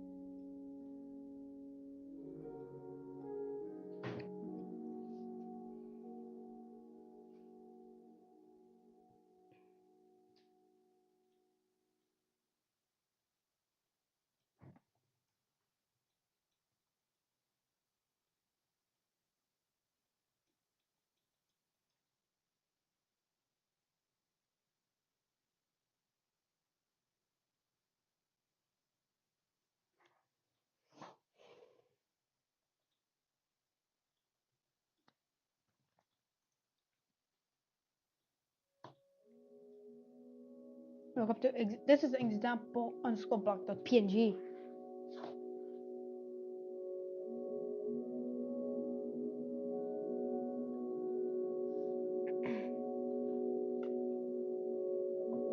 What is it again? Oh, I compressed the dirt.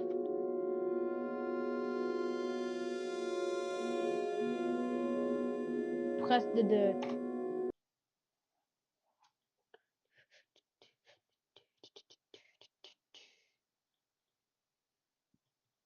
Have to make sure that this name is the same as this name that we set here, event.create.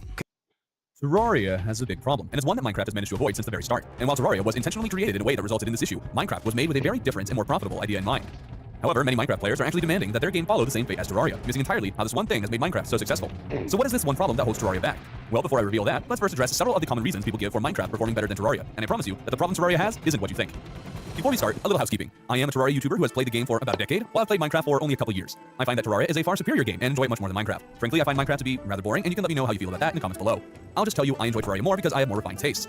Moving on, the two games were also designed entirely differently from each other.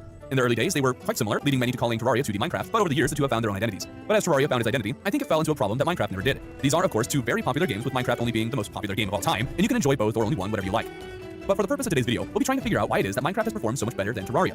One common explanation that is given for Minecraft's success over Terraria is its expansive world. Many Minecraft players claim that Terraria's limited and comparatively small world sizes make it less fun, since in Minecraft the world is, for all intents and purposes, infinite. This means that you can have large gaps of separation between different builds, or that you can create absolutely gargantuan builds all around the world. This also means there's always something to explore, as the procedurally generated terrain gives rise to interesting locations and sights to see.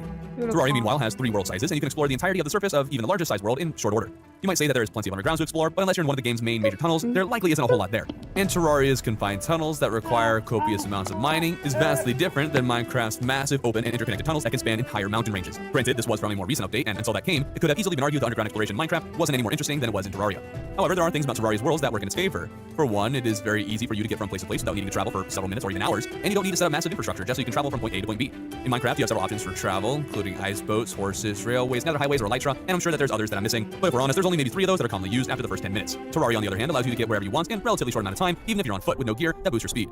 But once you do get gear, you can move faster with grappling hooks, Cloud in the Bottle Lord's variants, Hermes boots, teleporters, pylons, or even hoists if that's your fancy. The more you explore in Terraria, the faster your character will naturally become, and pylons can be set up with ease after a little googling. Minecraft, in the meantime, requires you to grind out massive quantities of materials and go on hour-long mining sessions to make even a short highway. So is the world size that big of a deal for most people? It certainly is for some, but I'd argue that even with Minecraft world's expansive size, it makes little difference in the end. Most people, from what I've seen, only stay in a very small portion of the potential map when they play, and only venture out when they've stripped their neighborhood of its resources, or when they want to start over again in the same world. Admittedly, Minecraft worlds can have more sentimental value because of how much time you have to put into them, and how much time you have to put into doing just about anything, while Terraria worlds are a dime a dozen, and are typically discarded once a run is over. That's not to say people can't be sentimental for their Terraria worlds, just that the game's design does not foster that nearly as much as it does in Minecraft. So if it's not the massive world size, then what is it? Well, plenty of others argue that Terraria is missing an entire dimension. And I'm not talking about the Nether or the End dimension. Rather, Minecraft is of course a 3D game, while Terraria is a 2D game. This, I find, is one of the most common explanations people have for why Minecraft is better than Terraria.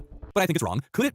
Could it be one of the reasons why Minecraft succeeds more than Terraria? There's definitely a good argument to be had, but I don't think it's the primary reason. Yeah. The third dimension does definitely open many doors up for Minecraft, and it's a good match for its massive world size. If Terraria had worlds just as big as Minecraft, it wouldn't feel right since you can only move to the left or the right, while having a massive world in a 3D game feels normal because we live in the third dimension, and that's how the world feels to us. This extra dimension means build can be a bit more intriguing. Building in the two games, although there is a certain level of overlap, is also very different. The extra dimension leads you to needing to consider space and volume rather than the area of a certain build. There's also a certain level of scope that only the third dimension can give you. A mountain in Minecraft is much more impressive than any mountain could ever be in Terraria. In Terraria, all that happens is that you come across a large hill, and you can see only so much of it, while in Minecraft you see the whole scope of the mountain's peak and the surrounding valleys. Duh. You feel its massive size and feel small in comparison. It's rather hard to have environments that take your breath away in Terraria just because there is only so much you can work with. Certain mods can impress you with creating beautiful environments you've never seen before, but we're going to focus on the vanilla game since the modding community is quite large for both games, and there's simply too many mods changing too many things about the vanilla experiences for us to really comprehensively talk about them. And, well, most people only ever deal with the vanilla experience of both games. Modded communities tend to be much smaller. Now, another point that ties in with the third dimension is the human aspect. This is sort of a point on its own and sort of a sub-point of the previous one. The third dimension means that you are viewing the world from a first-person's perspective, while in Terraria you view your avatar and everything else that's on the screen. That makes Minecraft feel more personal than Terraria. While you're playing with other people in Minecraft, this added dimension creates another level of interaction, and while I find it hard to explain in words, I think it's easy enough to understand intuitively that interacting with a person in the first point of view is very different than doing so in the second dimension. This even helps Minecraft content creators sense the movement of their camera, what they're looking at, and how they move adds to the personality of the person. There's also the fact that the viewer is placed into the perspective of the creator, while in Terraria the viewers are only looking at an avatar as the creator does a voiceover. Maybe some psychology channel can talk about something as absurd as this, the psychology of watching a Minecraft and Terraria video. The fact that you can't see your own face while in Minecraft, or the face of the creator as they're playing the game, allows you to imagine like you or the creator are the ones talking. While in Terraria, it's much more clear that you're narrating over a character, but I'm getting off track. Now I've talked about some of the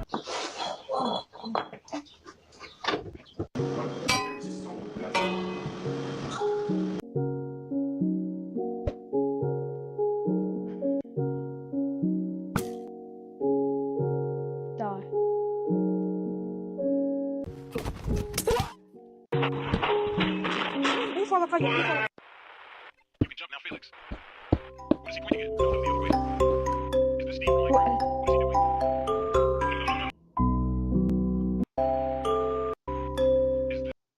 What is he pointing at? No, the other way. Is the Steve going? What is he doing?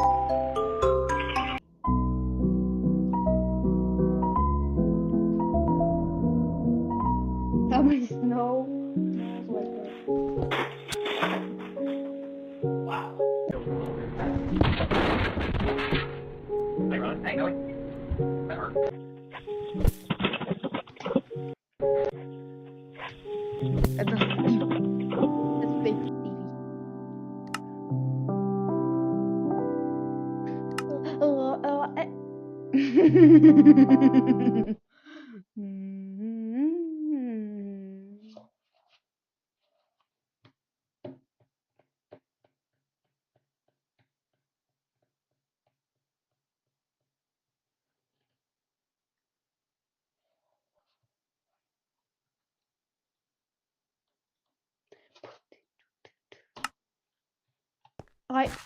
Yes.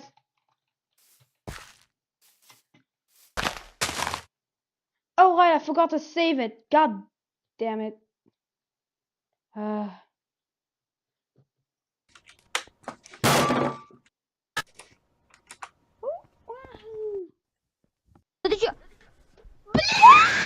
Give up your place so easily, because now... Do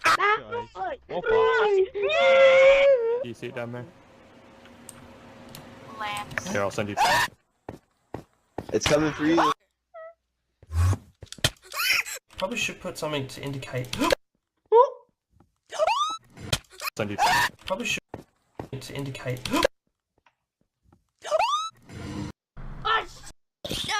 Die. Uh-oh. Where was it?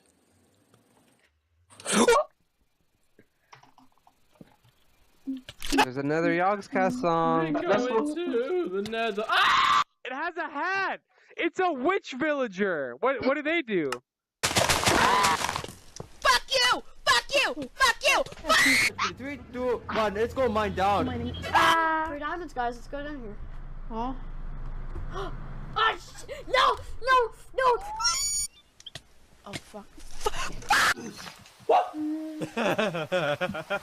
no me falta nada del pico. I was 9 or 12 when Look at this. Me falta nada del pico. I was 9 or 12 when I lost You liar, bitch. No, you. There's no reputation you're gonna hold. Give up your place so easily, because now... Opa. Do you see it down there? It's always so funny. Here, I'll send you. It's coming for you. Probably should put something to indicate. Dude, I just need a... I won't put it in, I'm scared. That means not scary. It is a scary song.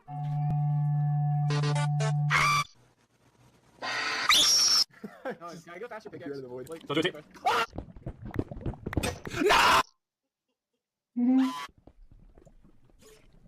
Good. Hello, young lady. Guys, guess what? We have a double chest now. Let's look at it.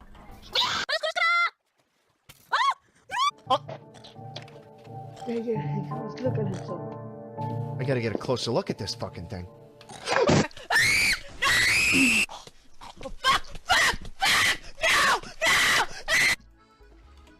I'm sorry. Oh, no. There's more. Alright, we got a whole well. Oh, Kill it! Just kill it! Don't hit me! Emerald! We're rich! We're rich! Diamond! For the fans. Hey, you heard me? I said I would fight you. I said I would fight you. You think I won't?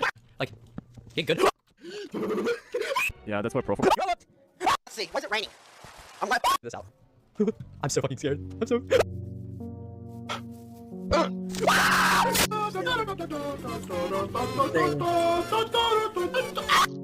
nice to just put a wall around it so they don't constantly. He's not offline. I'm just retarded.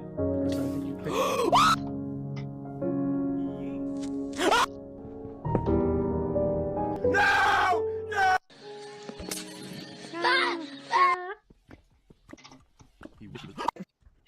Makes no sense. I'm getting minged off. You are a silly. There's no one around. Oh, I need this wood. Ugh. Что ты сделал опять? What have you done again? Опять.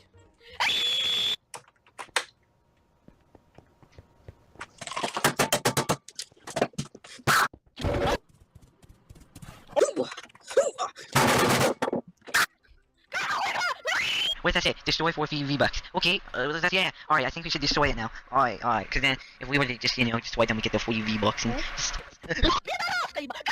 Connor! I just saw Alvin and the Chipmunks too! I just saw Alvin...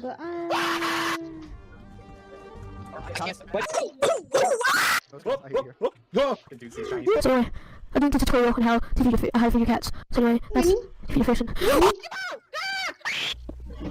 This is where we fall in lava. Come here. I didn't like internet. What was that?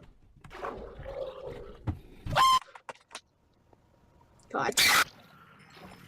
Is it still there? Maybe it like stays. Are you fucking with me? See, nobody will ever bother you again. God! Hey, I got arrested by... Hey! I got arrested by an accident. Okay, I'll believe. Thank you. Who arrested me? Which one was it? How am I able to place blocks in front of me without the existence of a hitbox in front of me? Okay. Expectations. Seasons update. Reality. Hey man, it's only been the first couple weeks of the year. I'm sure this Mojang adds the update that players were asking for years. 25W02A. I don't want to play with you anymore. Oh hey Goku. Why is he in everything that I see now? No one? Does no one like the pig update? Well, it's now been a couple of weeks since the release of the first update of the year. It's time to see what you guys think of all of it. Yes, IFL. Mojang watching how they are brutally criticized for the 5th time this year for giving fans exactly what they asked for a couple of years ago. Wait a sec. The year's just started. I don't see a problem with the new pigs. They look fantastic the way they are. Yep. Hardcore civilization after the movement nerfs. It's the end of the world, everyone. Civilization's about to end as we know it. I don't know, man. I'm kind of nervous I'm gonna fall. Oh, you don't need to be nervous. I'm sure you're fine. Oh, shoot. Seriously, how many signatures are we at right now? 15,500. Good luck with this, Java players. Maybe Mojang will actually listen to you. Hey, there's a chance he'll come back. That's a nice movement mechanic you had there for 15 years. Unfortunately, it's apocryphal to our one true religion, Bedrock Edition. It has to be reformed in its image. You've described vanilla parody to a T, my friend. How often has this happened now? Adding Bedrock features to Java, adding Bedrock bugs to Java. At least we now have Big Salmon in Java. I've always wanted Big Salmon in Java. So I've been doing some bridging. I'm aware that this is a thing in Bedrock. When exactly are we gonna get this bridging in Java Edition? I didn't even know how. Hi, you're on a rock floating in space. Pretty cool. Not cool, right? Yeah.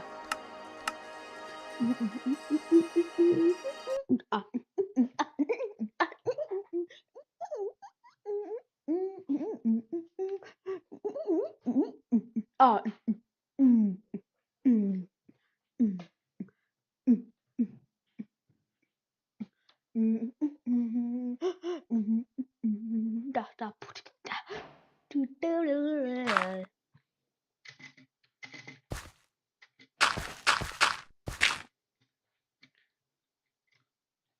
So the code is gravel. Oh, let's take some dirt. Like, let's take this dirt.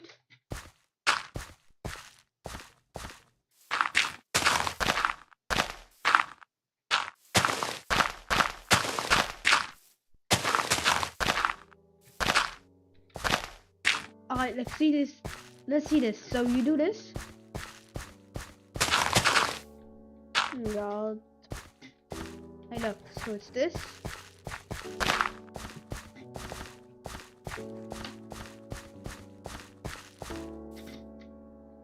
And here, very cool compressed. Dude, it's the same.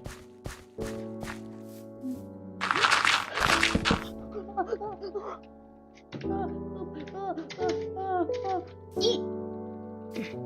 Just fill this.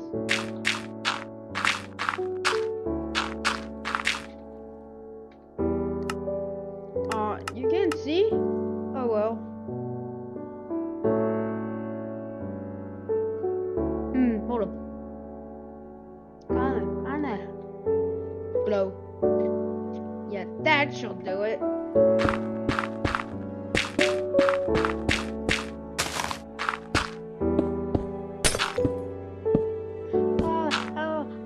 Eat.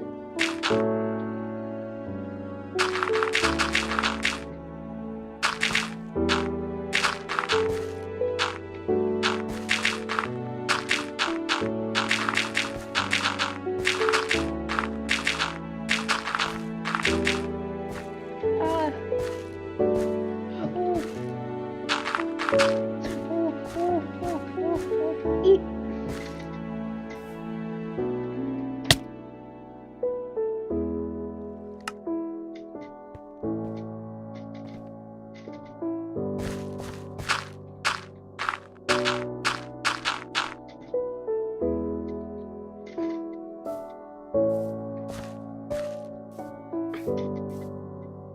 So yeah, we have a lot.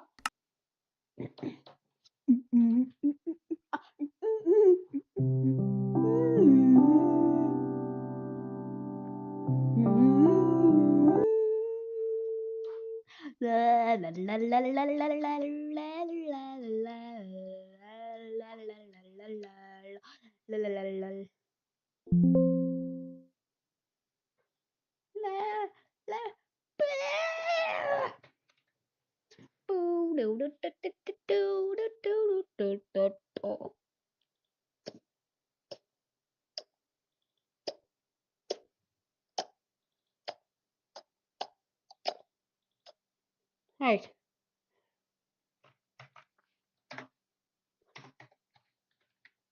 Shit dot shape Minecraft oak underscore sapling.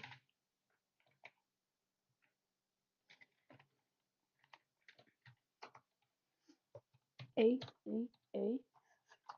B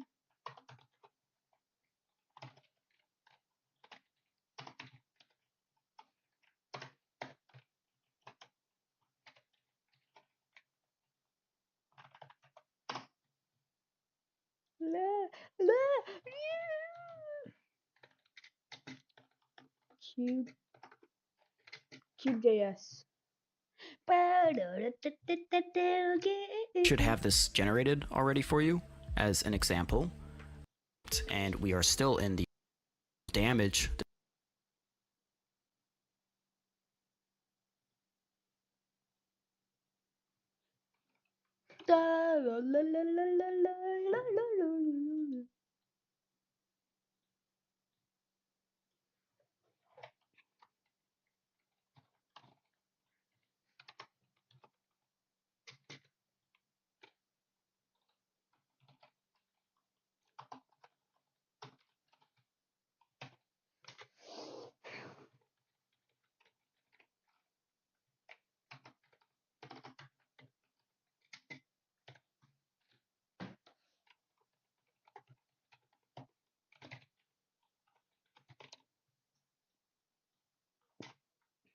Alright. Now you should be able to make an oak sapling. So let's retry it. The shears one durability. She's one. La.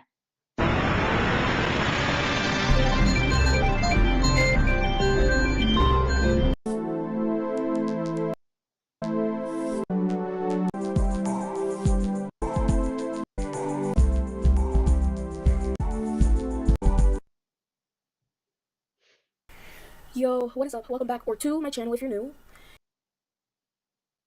120.3 pre-release 3. I'm scrolling down a little bit, and you guys can see that there is a whole slew of fixes. But look at the second one, MC266060. The word ignored is misspelled as ingord within this translation string. Now, if you don't know what this is about, this is what it's about. It's related to the /tick command, which is one of the newer commands, which might be one of my favorite features in the upcoming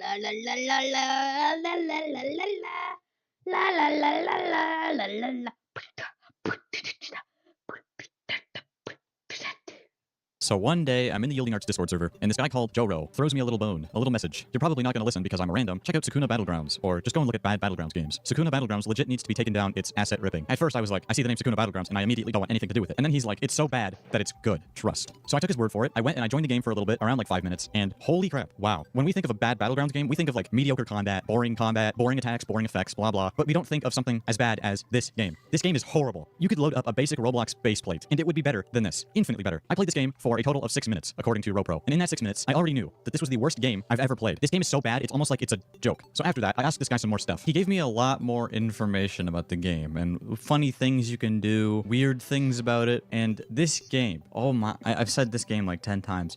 This game is ridiculous. You may be wondering how I have 81 kills in 82 kills, in 6 minutes of playing. 83 kills, my bad. It seems like I'm not being fast enough to update my kill count, because now it's actually 85. That is correct, my friends. You can quite literally sit in this game and do nothing and get kills for it. Look, I'm already at 91. How excellent is that? I wonder if I get something at 100. Oh my. Top kills. Okay. Alright, let's look at the top kills leaderboard here. First place is Rive974 with 556,188 kills. The second place is, I'm not even gonna bother trying to pronounce that, 400,000 kills.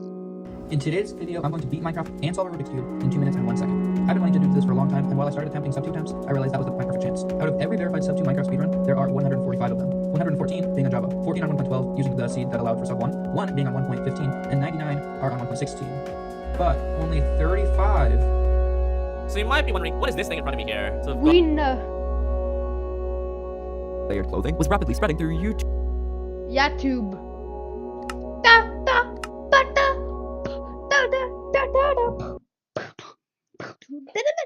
Bun dun dun dun bun dun dun dun dun dun dun dun dun ba da da da da ba da ba da da ba da boo boo. Oak, that's cool. Oak sapling. Oh, sapling. You cannot make this. Oh. Oak sap. But, you can't. Normally, you're not supposed to make an oak sapling. This thing can be bought, but you're gonna die and this. So you need clay. Fuck. I messed it up a little bit so that it just gives you it if you mine the clay.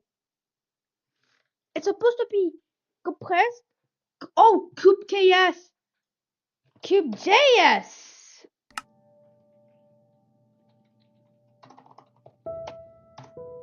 I actually messed it up and just put CubeJS. DS. I put CubeDS instead of CubeJS. Alright. Oak sapling should have their thing changed. Except I lied. Yeah, I lied. It's still this. I don't know why. It doesn't even matter how hard you try. Keep that in mind as the longest time. I know. Thanks. I don't know why. It doesn't even matter how hard you try. Keep mine as long time long. Alright. There it is for. But in the end, it doesn't even matter. I got so far to lose it all. But in the end, it doesn't even matter. I don't know why. It doesn't even matter how hard I keep that in mind as the longest time. Oh, I know. Okay, I don't. Why? It matters how hard you dump. Idiot Simulator 99.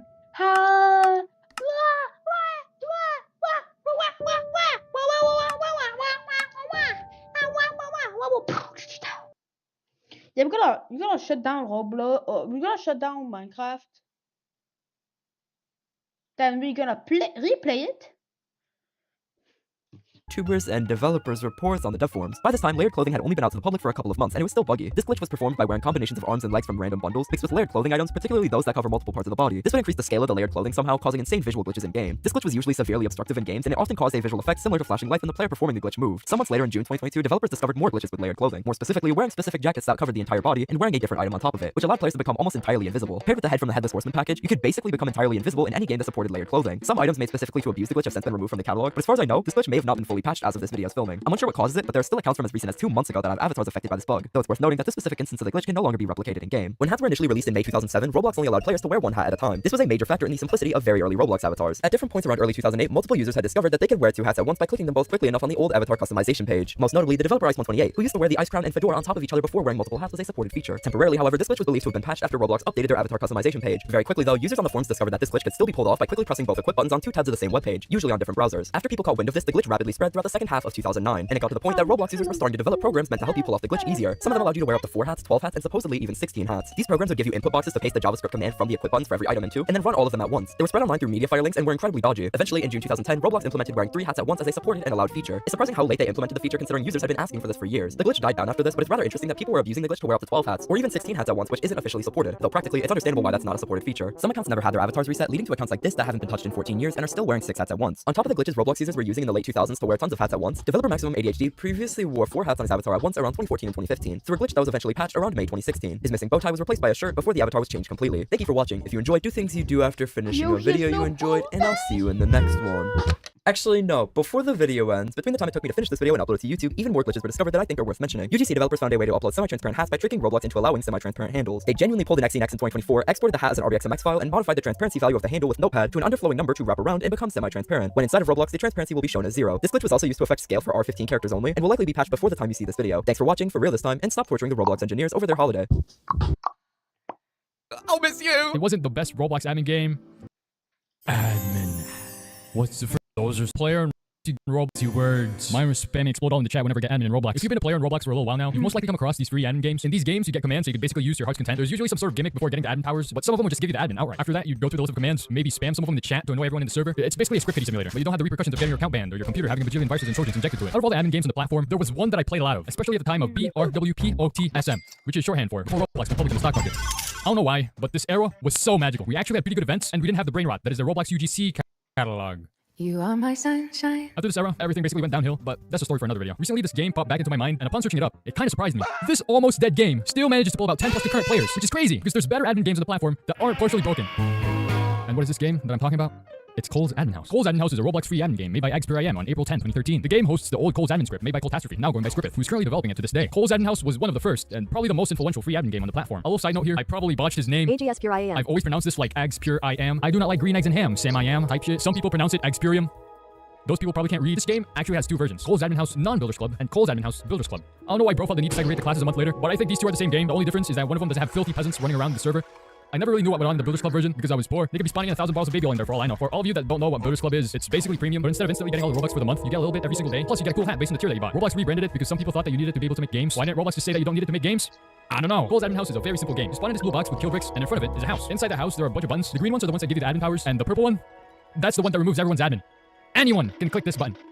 Are you seeing the problem here? If you feel like it, you could literally just kill others, click the button, take up all the slots, block the reset button using D-tools, and now you're the only one that has power in that server. And if you're feeling extra evil, you can skip the blocking the purple button part and instead just block the spawn completely and watch as the other players in the server repeatedly die to the kill bricks. The only way that this was stopped was if the admin abuser got bored and left, or if a player with permanent admin joined. Yes, you could pay to win in this game, and there's actually 2 different versions of it. I don't really know the difference between these 2, aside from the symbols at the beginning, but I do know that there are always 2 types of people that have this. You either have the person that protects the server, or the one that admin abuses. There is no in between, and 9 times out of 10, it's the latter. They bought this game pass for a reason. Whenever a server gets both of these people, it's literally like an anime fight scene. They spam the hell out of commands on each other until one of them gets annoyed and leaves, and you gotta hope it's a good guy that wins. Because if they don't, all of y'all are getting spammed with Cole and Explode.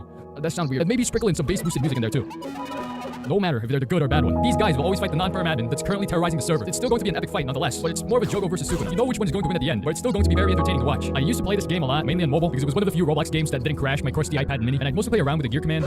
This command gives you the power to get any gear from the Roblox catalog, as long as you have the ID for it, and the lengths I go through to use this command. You see, back then, Roblox Mobile will immediately kick you out of the game if you exit the app, and the only way to get gear codes is by finding it on a browser and copying the gear ID. So before even joining the game, I'd find gears that I would want to play around with and copying them down on the clipboard, or I'd even write them down on a piece of paper so I could enter them on game. I was literally pre-moving everything before I stepped into the game, and don't get me started on what I do when I play this game on a laptop.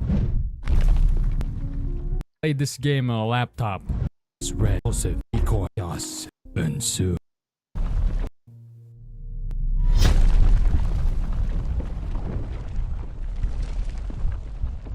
of commands, there's an extensive list of them. I'll talk about some notable ones. Skydive, get teleported into the sky. Size, you become big or small. Trail, you excrete colors from the back. Invisible. Explode. Force field, you become invisible. Explode. Force field, you become invincible. Punish, an admin abuser's best friend. Freeze, I'm no cold, I'm just ice. Fling. Jail, an admin abuser's second best friend. Dog, there is no reason for them to remove your character's clothing and make it brown. God, force field, but with no blue circle. Fly. Clone, commit mitosis. Speed, you become fast. Building tools. I want to focus on this command for a little bit because it's hands down the best command in this game. Even if it didn't work on mobile where I mostly played this. This command gives you building tools, and it was honestly the lifeblood of this game. Yeah, the funny explode and fling commands are the main appeal, but once you played around with them, it could get very boring really fast. There is something about building in a place of total anarchy that is very magical. You know there's a chance that your build would absolutely get grief, but the fulfillment that you'd get after finishing your build, knowing that you overcame those odds, is so satisfying. This command gave you 3 different building tools to work with, and there were parts next to the spawn box that you could use for your build. Most of the time people would just copy the parts to use, but because all the default parts are editable, you can also delete them. And if you were one of those people, I hope your pillow is always warm on both sides. Yeah, I said it, and I would even wish that on my greatest enemy. The servers, most of the time, were pretty chill when people were building. I remember one time I was building a concert stage, and other players ended up helping me with it. It was overall really fun seeing everyone work together when, when we could just be spamming, explode, and fling on each other. After it was done, we probably played some copyrighted music on boomboxes. I got Roblox in the lawsuit that one time. The building tools command wouldn't last very long, though. This command was heavily exploited, as seen from the trap box earlier. Exploiters found ways to be able to move immovable parts, like the base plate, which is kind of a very important piece of the game. They could also apparently use this to ban players from servers. Due to all these problems, this command was removed, hence removing a very crucial part of the game. Even after this update, exploiters still managed to find ways to remove parts of the map, though. You literally cannot stop them. Cole's admin house was already becoming irrelevant during that time due to the Roblox platform changing and newer games being made, and I feel like the removal of B-tools merely just solidified its downfall. There is still a way to get these tools back through the gear command, but it's client-sided, meaning that no one could see or be able to be affected by what you're building. So here we are, all gathered here today to remember the Roblox admin guy. All I found is this one really old inactive Roblox account made in 2013. This guy barely has anything. Wait, who made it? Said it? Eagle Man Eagle. But what? Either this is the actual guy who owned the game before and took it upon himself to edit this page, or another likely reason, he's the real fraud. Searching up Eagle Man Eagle instead of Eagle Man Eagle in Roblox, identifying the actual account. There's a bunch of accounts that have a similar name. I don't know why some of them are glazing him. The edit that he made actually repeatedly got deleted and re-added a bunch of times, and on September 25, 2015, it was changed to Coletastrophe, which made the copying part really suspicious to me, and there's only one way to confirm it. I was doing some research on Cole's admin house for a video, and I found this wiki about XP.IM. I just wanted to know if this is true. No, he didn't steal the game idea from me. I made a public admin system for any developer to use. He just placed it in the default Roblox place at the time and added an obby. He was lucky, at the right place at the right time, and offered to give me all the revenue. I only asked for the dominance at that time. He gave me 2, and I'm forever glad. Ags is a good guy. Damn! Didn't know he was chill like that. So apparently this Eagle Man Eagle guy was just some random 12-year-old, likely a troll, and his lie of XP.IM or Experium copying this game repeatedly got added back to the wiki until it basically became the truth. This game essentially bred toxicity since people are free to do whatever the hell they want, and adding the fact that some of them used scripts made the game hated on the platform. Things have been done to prevent them, but they were more like bandages instead of fixes, and it probably got to the point where the game got too tedious to moderate, so it just has been left alone for years. I don't really know if there's actually some truth behind this, and I am not pulling another Equilibrium, so I'm ending the video here before I fall into more rabbit holes. Prepare for slap, and see you in the next one. With my oak sapling.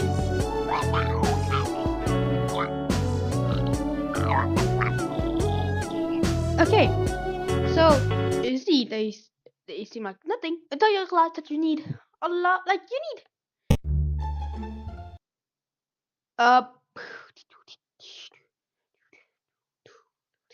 you need 45 dirt, which is not a lot, but also you need to use your only clay you spawn with.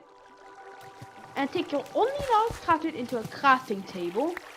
And make sure, and then, like, here's what you do. You get some clay, you get some clay balls, get 4 clay balls, you get compressed, you get 5 compressed dirt, then you do all of them in a corner, except the 5th one in the middle, then you use the clay balls to do the other edge, and then there you go, you have your oak sapling.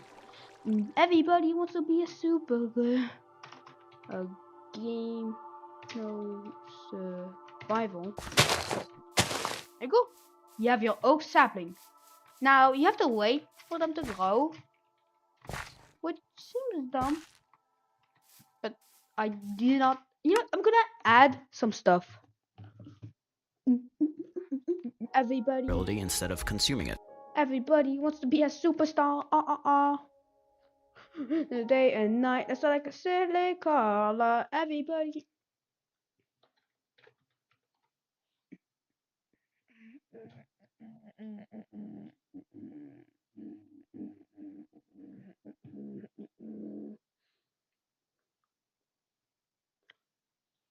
Yeah, I think I did enough coding for my Minecraft mod. Silly your simulator.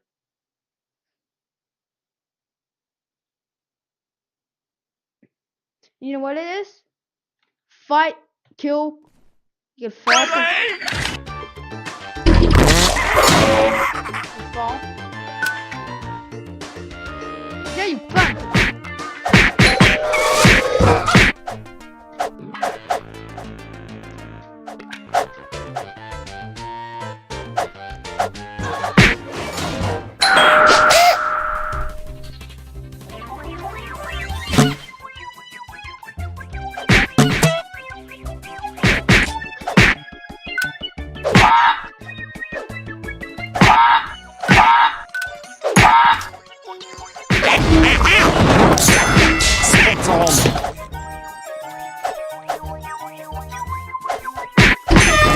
Spot on.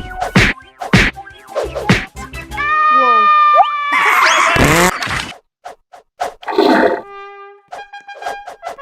Hi, welcome to Chili's. Papa.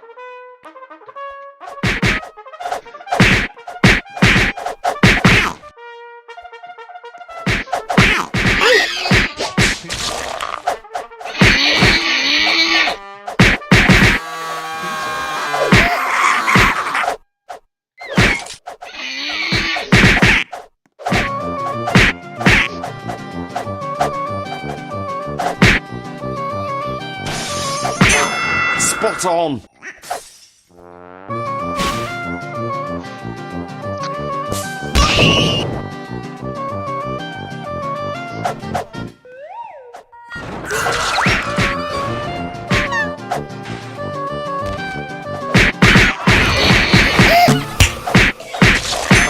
Spot on.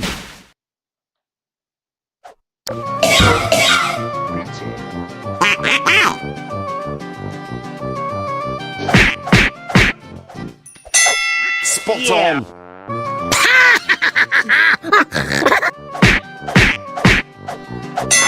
Spot on. Pizza. Oh yeah, Mr. Krabs.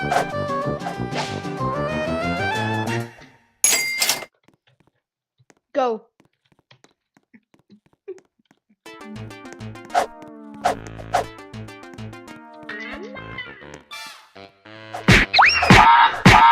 Yeah.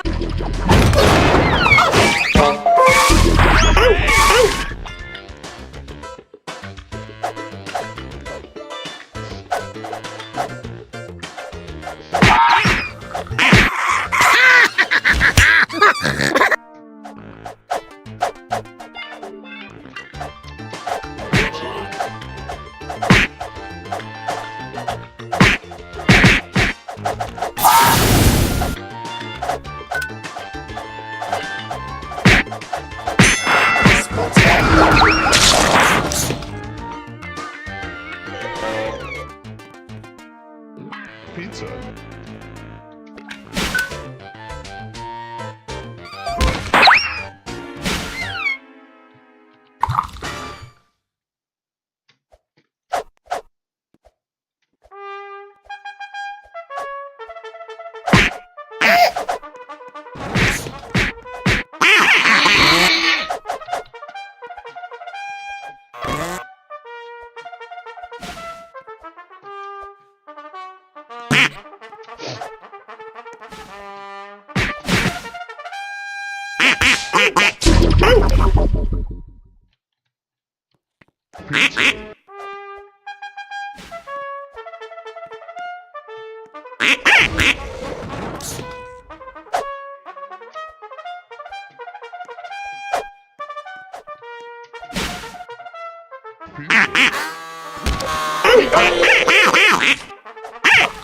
Pizza.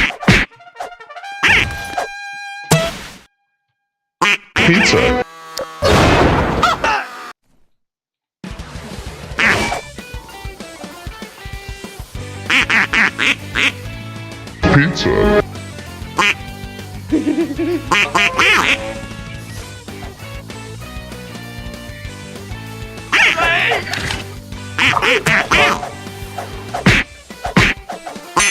Spot on.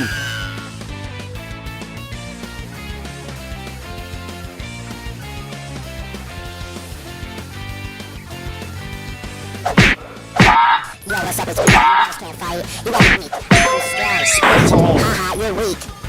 Nope.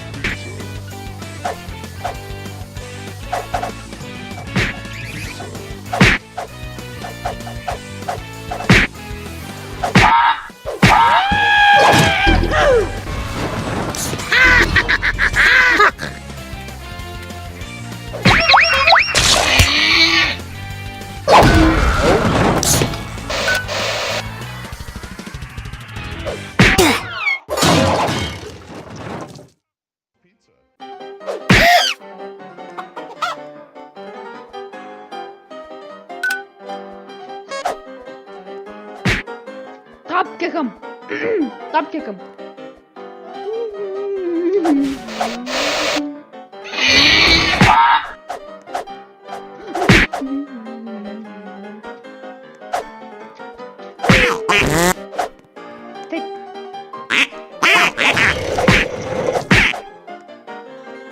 You know that if he is the big job thing,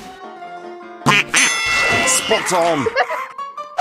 he decided to give me a kill. Oh no no no no no no! What? Yo, what's up? Uzi, you guys can't fight. You guys are weak. I'm strong. Weak. Haha, you're weak. Nope. Shut up. Damn.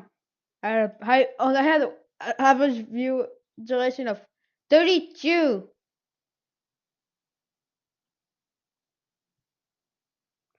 On that duty 32 people.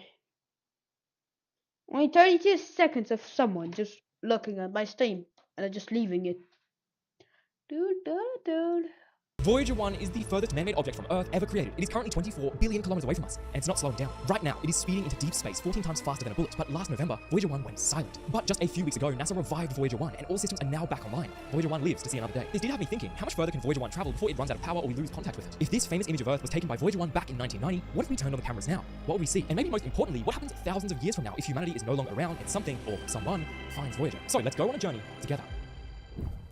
Voyager 1 was launched on September 5th, 1977, sent on a journey for the outer solar system to investigate the beautiful gas giant planets, before leaving our solar system on an endless and lonely journey into the cosmos. I've told you that Voyager 1 is the furthest man-made anything from Earth, but it's kind of hard to truly grasp just how far away it really is. This is our Earth and Sun. The distance between them is known as an astronomical unit and equal to around 150 million kilometers. Voyager 1 launched from Earth on September 5th, 1977, on a journey to leave our solar system for good. Traveling at 61,000 kilometers per hour, it took 1 year and 6 months for Voyager to travel 5.2 AU, passing Jupiter, taking these jaw-dropping images in the process. 3 years and 2 months after launch, and Voyager had made it to Saturn. That's when its long and lonely journey really begun. It would take a further 31 years of travel at this immense speed to finally pass the heliopause boundary. This is the point where the sun's solar wind is no longer strong enough to resist the interstellar medium. It's essentially the boundary of the sun's influence. And while you might think this is the boundary of the solar system, you'd be wrong. Let's zoom all the way forward to today. In 2024, Voyager 1 is around 24 billion kilometers away from Earth, or around 163 AU. That is more than 4 times the distance from the sun to Pluto. At this distance, it takes our radio signals 22 hours and 36 minutes to make it to Voyager, and a further 22 hours and 36 minutes to receive any messages back. While I know this seems so far away, in the grand scheme of things, Voyager 1 has barely left home. It will take a further 300 years before Voyager 1 reaches the Oort cloud, a sphere of icy rock surrounding our solar system, and it will take a further 30,000 years to completely pass through it. Now think about where Voyager 1 might be in a million years from now, a billion years from now,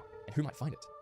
So I guess the question is, how do we even stay in contact with Voyager 1 if it's just so far away? Really think about that. NASA engineers saved a spacecraft launched nearly 50 years ago remotely from Earth. That's pretty special. NASA communicates with Voyager 1 using their Deep Space Network, a system of huge telescope antennas located all around the world, in California, Australia, and Spain. These locations were specifically chosen so communication can be maintained throughout the entire day as Earth rotates around. Radio signals are sent from Earth and then take around 20 hours to reach Voyager. Once the message is received, Voyager's onboard computers can process the instructions before sending a response back to Earth. This response signal again takes around 20 hours to reach us, where it's then received by massive 70-meter wide radio dishes and an array of these 34-meter dishes. To give you a scale of just how weak the signal sent from Voyager is, the radio signal is sent back by a transmitter with a power level of 20 watts. That's about as strong as the light bulb in your refrigerator. Despite how weak the signal is, the huge dishes on Earth are able to capture these whispers from the cosmos, allowing for data about what Voyager 1 is experiencing out there to be received here on Earth for hours every single day. But signs of Voyager's age is showing. In November last year, Voyager started sending back random strings of data that made just no sense. Now, of course, conspiracy theorists jumped on this, claiming that aliens had captured Voyager 1 and were using it to send messages back to us here on Earth. This is, of course, not what happened. Engineers located the issue with the flight data subsystem, created a workaround, sent the code to Voyager, and waited to see if it worked. And Voyager 1 survived. Communicating with Voyager doesn't seem to be the problem. So why then is everyone saying lately that Voyager is dying? The real answer is, Voyager's running out of power. Voyager 1 is powered by 3 radioisotope thermoelectric generators, or RTGs. These are nuclear reactors converting heat from plutonium decay into electricity. But this of course means that over time, the fuel source gets used up. To conserve power, NASA engineers have been turning off the non-essential systems and instruments. Things like heaters and redundant scientific instruments, including the camera. NASA have said that sometime over the next few years, the power levels will just be too low to support the critical systems. And at this point, Voyager 1 will go dark forever, drifting through the cosmos, alone for eternity. Now, before we continue with the story of Voyager, I'd just like to thank Odoo for sponsoring this portion of the video. Recently, the Herobrine mod has made a comeback.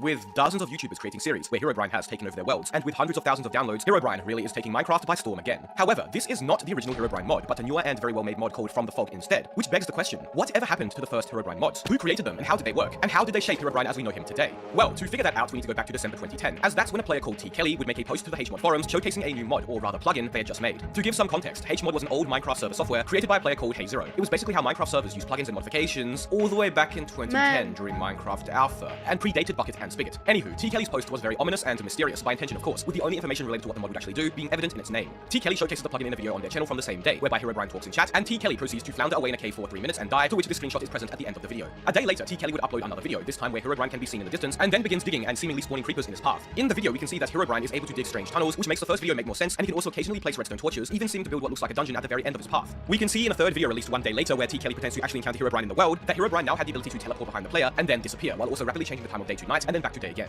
Because night was pitch black in alpha, this actually would have been relatively scary back then. Interestingly though, there didn't seem to be any way to actually summon Herobrine in these early versions of the mod, another intentional feature, although later the famous Herobrine shrine would be added in an update. I'm sure you've all seen this before, a small gold pyramid with redstone torches, mossy cobblestone and netherrack, of which would activate to summon Herobrine to your server. And it was this update that would cause the plugin to gain some serious popularity. One video uploaded in January 2011, only 3 weeks after the plugin's release, where a player showcased how to summon Herobrine, has racked up over 3.4 million views. Interestingly, the video has quite a lot of dislikes, which is because players didn't know this was a mod or plugin. You see, many players at the time had never heard of HMod or even played multiplayer at all, and as such, many people thought these videos where players would summon and encounter Herobrine using the plugin's features were real Herobrine sightings. It's a situation like the Ava mod, where the mod became so popular, players thought it wasn't a mod at all, and would try to build the portal and shrine in normal vanilla Minecraft. In fact, I bet that many of you recognize this Herobrine altar, but have never actually used the plugin. Most of you probably thought it was a mod as well, not a plugin. Just goes to show how popular Herobrine was at the time. Unfortunately, many of the early versions of this plugin are completely lost to time, with the earliest known version available being a version made for beta 1.7. And the reason this is very unfortunate is due to the mod behaving differently in earlier lost versions, reflecting how Herobrine's myth was interpreted at the time. For example, in older beta versions where you used to be able to climb ladders with a gap between them, Herobrine would create these long vertical tunnels, and if you pursued him down them, you would end up finding diamonds. However, this was not a kind gesture from Herobrine, as not long after arriving at the end of this tunnel, he would place a sign saying subscribe to the Mr. Epic, no pressure. And if the players did not subscribe, he would probably disappear and then replace a box of stone, suffocating them. For the time, the plugin was very cool, and you can imagine clueless players who heard of the legend of Herobrine from friends or forum posts likely freaking out upon joining random servers and getting messages from him or encountering him out of the blue. What's interesting about this plugin is how it influenced the Herobrine mythos we know today. Prior to this plugin, Herobrine was never known to place redstone torches, yet after, players regularly would report seeing redstone torches in caves around the world, or having their own torches replaced with redstone torches when recounting their Herobrine stories. After the popularity of the first ever Herobrine game modification, many other modders and plugin creators would create their own versions of Herobrine, a lot copying the original as well. There's even versions made years later, still clearly taking inspiration from the original Herobrine altar, but where players made changes based on their interpretations of the Herobrine legend. Here's a version of the mod where Herobrine instantly spawns in using the same shrine, talks differently, and immediately sets the player on fire, and even has a diamond sword. Here's another example where for some reason charged creepers which did no damage used to spawn upon summoning Herobrine. It's quite interesting to see how one plugin managed to shape the Herobrine legend so much and spawn so many other copies, yet the original has been mostly forgotten and lost. In fact, after a mere few months in July 2011, T. Kelly's plugin had fallen into obscurity, and was even considered old by players at the time, with individuals taking it upon themselves to update it, as they couldn't seem to find any information or downloads for it. In mid-2011, a few months after T. Kelly's plugin had swept across the internet and had been forgotten, another player decided to do something a bit different. Burner released one of the first Herobrine mods in July of 2011, no longer a plugin requiring a server, but a client-side mod you could install to encounter Herobrine in your own single-player worlds. It's important to note that Burner wasn't the first to add Herobrine to single-player Minecraft, but definitely did it the best, at least compared to other mods at the time. Now, this is probably the mod many of you actually remember or used yourself in the past, as it would be included in dozens of mod packs with many videos made on it. Interestingly, just like T. Kelly's plugin, the mod did not originally have a method of summoning Herobrine, but after the players kept asking for one, Burner would implement a method of doing so. And this right here is the famous Herobrine totem. Now, officially the last version of this mod ever made was for 1.7.10, although it was Playminecraft.com. Can you see Renewed him? by another mod for some later versions, and just like T. Kelly's plugin, there were many modders who remade it or took inspiration from it. Herobrine could be summoned using a similar structure to T. Kelly's plugin, but in this mod you would build a totem out of 2 gold blocks, a special Herobrine totem block, and a block of netherrack, completing the summoning by lighting the top netherrack block on fire. Upon doing so, it seemed like not much would happen, but then as you continue on, Herobrine begins spawning in randomly, talking the chat to you backwards, spawning hostile mobs, and even corrupting passive mobs, giving them his gloomy white eyes, which would blow up when you killed them. In this version of the mod, we can clearly see how Herobrine had gone from ghost or mythical-like creature to a boss-type creature. He would smack you around, spawn clones of himself, leave signs and set you on fire as well. You weren't scared of this version of Herobrine because you didn't know when you might see him or encounter him, but rather you were scared because he would constantly appear in front of you and kill you with various attacks. This does reflect how Herobrine was changing the Minecraft community though. From 2013 to 2014, many Minecraft animations, songs, and parodies all featured Herobrine as the main antagonist of their stories, giving him the reputation of the final boss of Minecraft, and because of that, his ghost-like original form was often forgotten. Basically, Herobrine mods began turning Herobrine into another Minecraft mob or boss rather than the mysterious ghost he was always meant to be. Dozens of Herobrine mods would be released over the years since both T. Kelly and burners, but none would truly capture the nature of Herobrine like T. Kelly's original plugin did, at least none that received widespread popularity, until 2023. Earlier this year, the From the Fog mod would release, and since has rapidly gained popularity. From the Fog aimed to add Herobrine to the game in a way true to the legend. Rather than add him as a powerful mob that could be immediately summoned, Herobrine acts as a supernatural ghost-like figure, only occasionally letting you know of his presence, often without you even realizing. Herobrine behaves very lore accurate in this mod, able to build small pyramids, redstone torch tunnels just like T. Kelly's plugin introduced to Mind You, can mine around you in caves, take your torches, regularly jump scare you, stalk you, and appear near you, amongst a variety of other configurable behaviors. Herobrine can even corrupt passive mobs, just like Burner's original mod introduced. And paying homage to T. Kelly and Burner, the mod even allows you to build a similar Herobrine shrine and totem to provoke Herobrine if you wanted to. The mod is really well made, and as such has sparked many series which are getting millions of views on YouTube, just like the main Herobrine Showcasing series did many years ago now. What I personally liked most about this mod is that you don't really know when or where Herobrine is going to appear. It does a great job of building up suspense and tension and reminding us all why we were so scared of the creature we had never even seen ourselves all those years ago. With default settings, Herobrine won't even start showing up in your world until it's been 3 in-game days, and as such, you kind of forget about him altogether until he inevitably does make his first appearance and scare the absolute shit out of you. It really does emulate all the old tales of Herobrine and how he would only make an appearance once or twice, with players never seeing him again after. And it's honestly surprising to me that it took this long for such a mod to be made. I personally am enjoying the Herobrine Renaissance subreddit most people are pretty affiliated with, and here's how it goes. One person makes a joke, another person misses it. That's it. For this video, I want everybody to comment trolled, because that's what happens whenever someone comments r/whoosh on your joke. They got trolled. Anyway, boys, with that being said, let's get right into the video. Enjoy. My Rise of Skywalker review had no connection to the last 8 movies, too much music, they made all the characters cats for some reason. You sure you didn't walk into the wrong theater and accidentally watch Cats?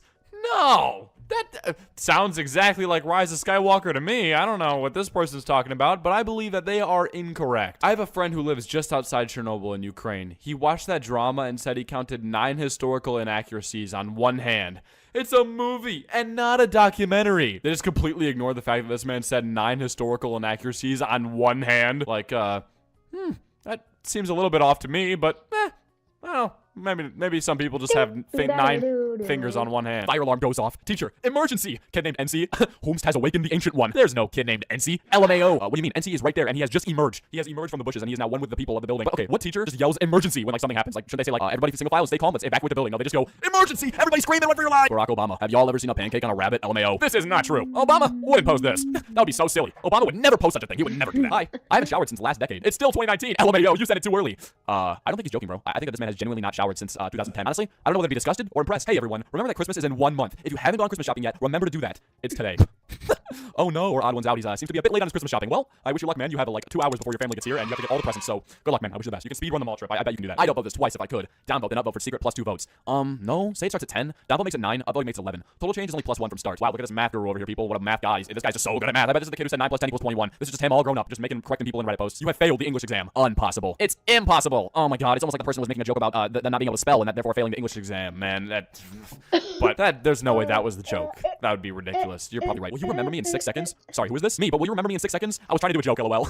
Man, that's kind of tough. They were just like hoping the joke would go, and then it didn't, and then it was awkward, and just kind of sing in silence like, you know what, let's just move on to the next conversation. We can just forget this ever happened. Yo, you hear the one about the airplane? No. It'd probably go over your head. I'm pretty smart. Try me. Are you sure about that? Because I think that people who are smart would have probably got that joke, and you, my wonderful lady, did not. So, I would think again. Vaccine Education Network. Natural Health Anti-Vax Community. I could get in a lot of trouble for telling you this, but it's actually the lollipops we give you after the vaccine where we hide all the toxins. What a moron! He's actually admitting that they are toxins. Oh my god. Dude, I don't understand. People.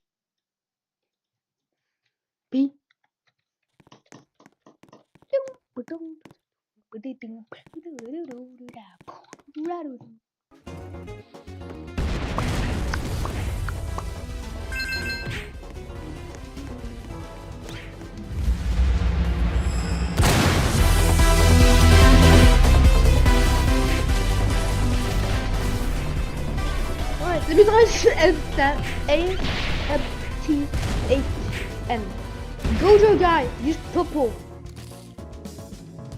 Bad boy. Who do you say? that too. Oh my god, that's the people talking.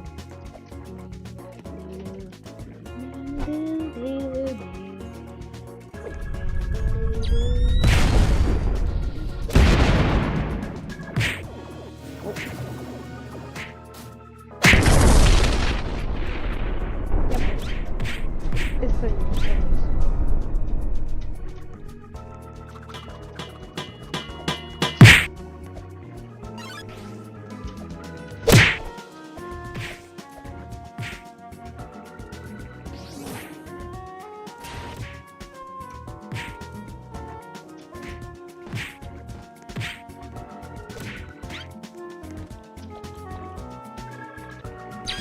What is going?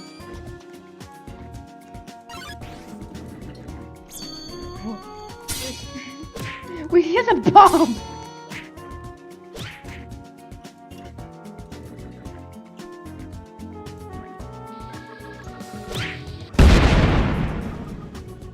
Soap.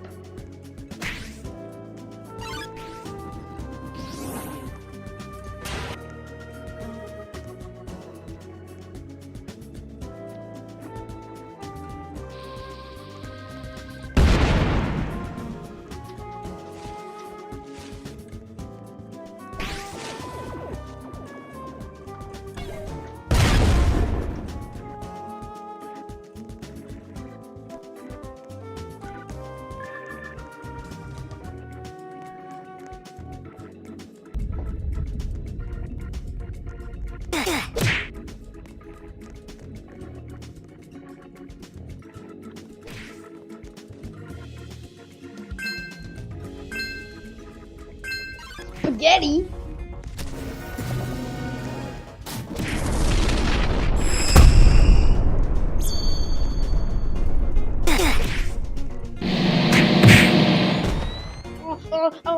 Oh, eat.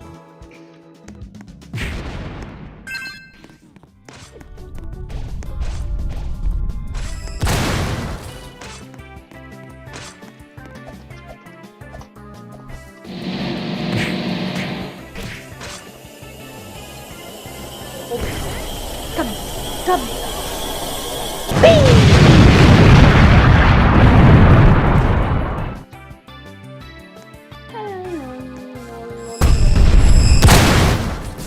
Give me the cone. Yes, I saw the cone. I saw the cone. Eat. The cone.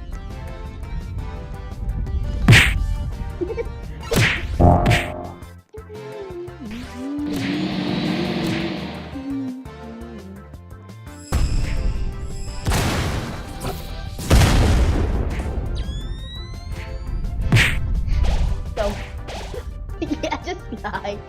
What? He's going to the void! I just hit someone.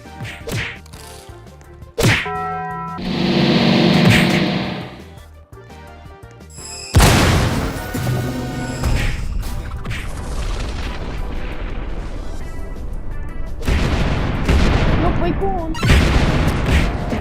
I just put it there.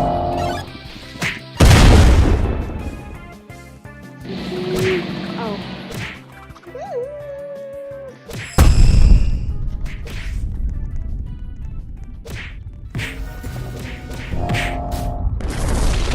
So many people.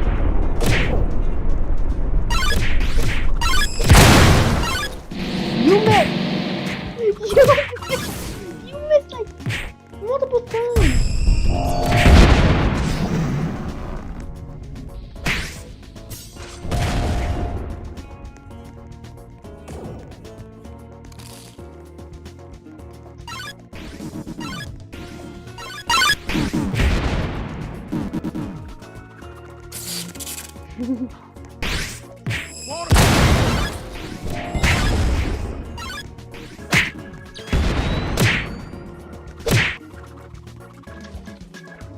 Kill us. I just lagged.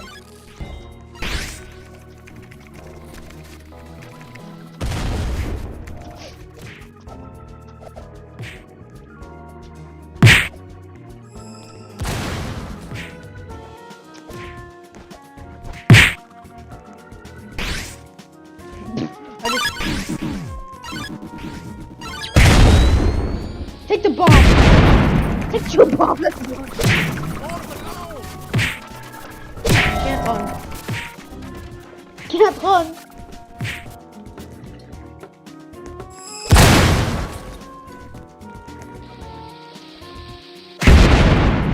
Dude, dynamite. Dynamite kill dynamite. Cabbage. You got cabbage.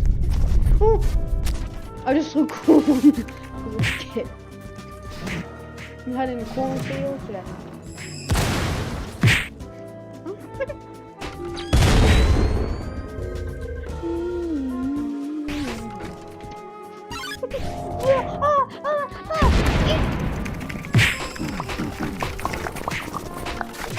Yeah, just kill the girl.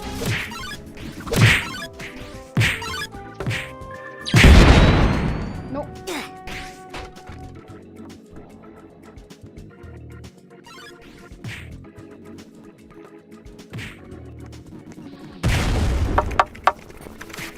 Oh, I destroyed it.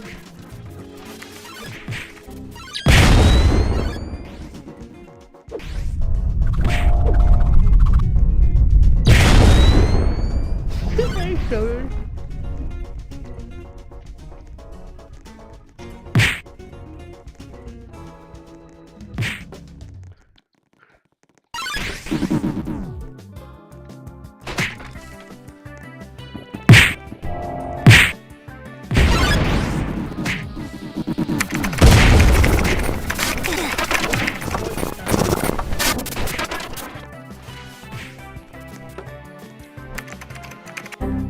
Eat.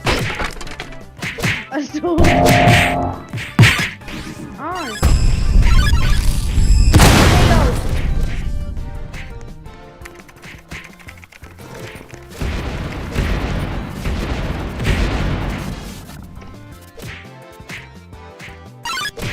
Watermelon!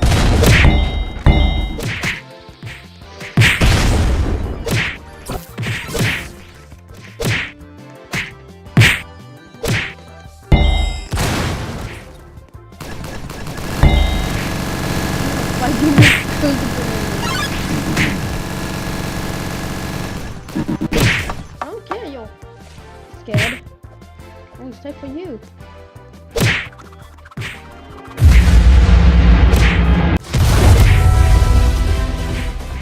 Mine.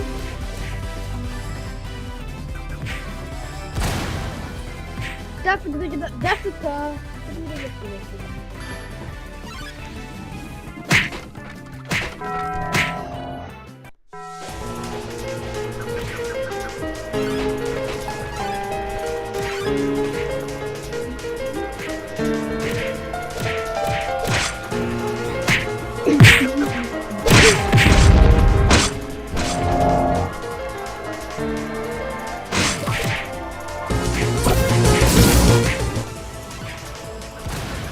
Whoa.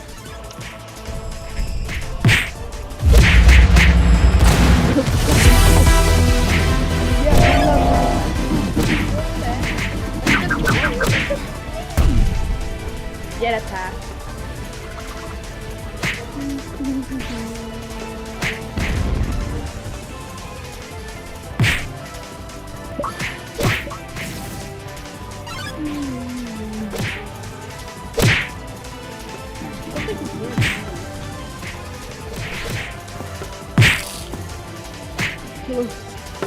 We punch him. Go. Watermelon!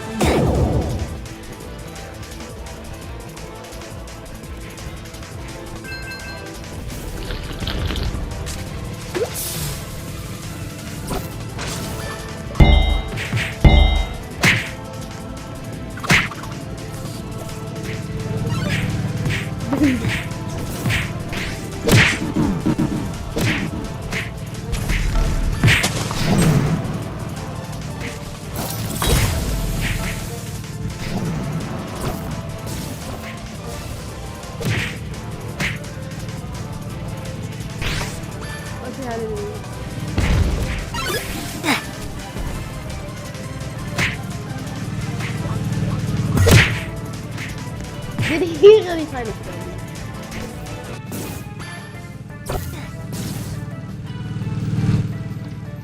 The person that you know has a car. Yeah, he decided to try to kill me, but instead I got yeeted because of his dumb car.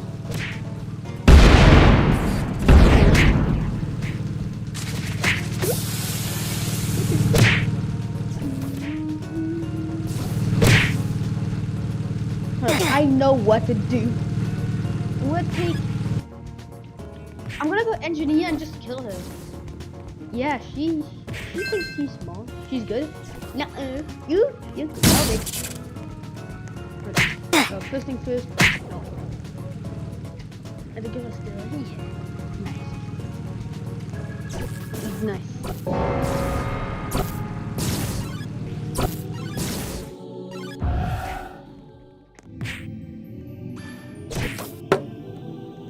Like underneath.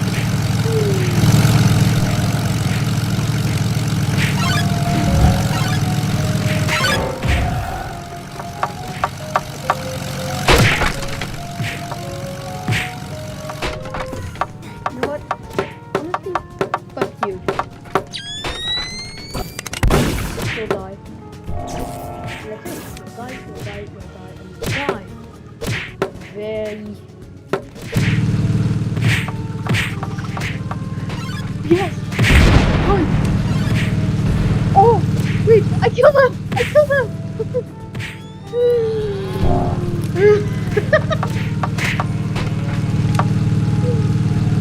Still killing people.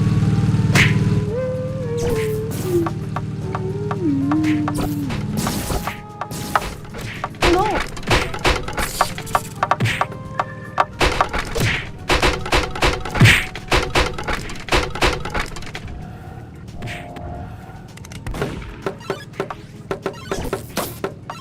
I saw you. You don't think you're secretive. And then you're gonna do it again? Yeah, I see you.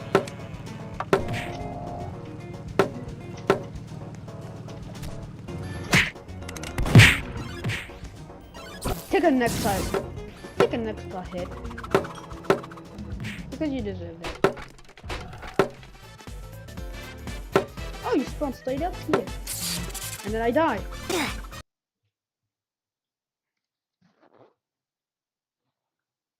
This is almost like a big old nothing burger with a side of bread that is just appearing slowly.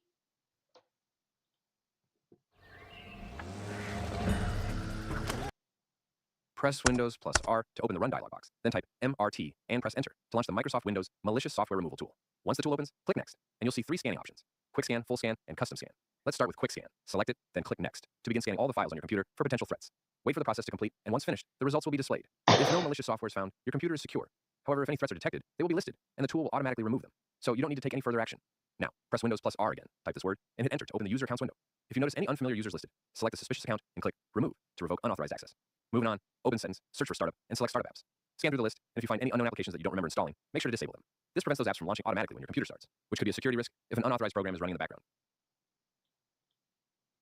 Incognito mode makes you anonymous online. It only hides your activity from others on your device, not from websites, ISPs, or trackers. Charging your phone overnight ruins the battery. Modern phones stop charging at 100%, and manage battery health automatically. More megapixels equals better camera. Image quality depends more on sensor size and software processing than megapixel count. Macs can't get viruses. Macs are vulnerable too, just targeted less often than Windows. 5G causes cancer. There's zero scientific evidence linking 5G to cancer. It uses safe, non-ionizing radiation. Closing apps saves battery. Constantly reopening apps actually uses more power than leaving them in memory. Private browsing hides everything from your ISP. ISPs can still see the websites you visit, even in incognito mode. Using a VPN makes you 100% untraceable. A VPN hides your IP, but not your identity, habits, or malware. You need antivirus on every device. Many devices like iPhones already have strong built-in protections. Public Wi-Fi is always dangerous. It's risky without encryption, but safe if you're using HTTPS or a VPN.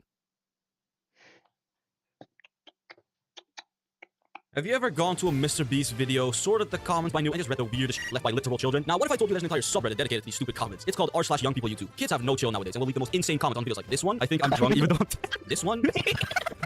And even this one. What is happening? So I invited my two friends, Gabin and Athoma, to react to these with me, and I hope you'll still have your lungs by the end of this video because, well, as a kid would say, you'll be laugh-maxing. Enjoy. Okay, chat. Mr. Please send me chocolate. Why is it blur? Oh, it's Yo, do you think he actually said chocolate though? No. Albuquerque. My name is Walter White. I live in Freeway. You censored it though. No, why did they censor it? It's a bad word. What does that mean? Slushy.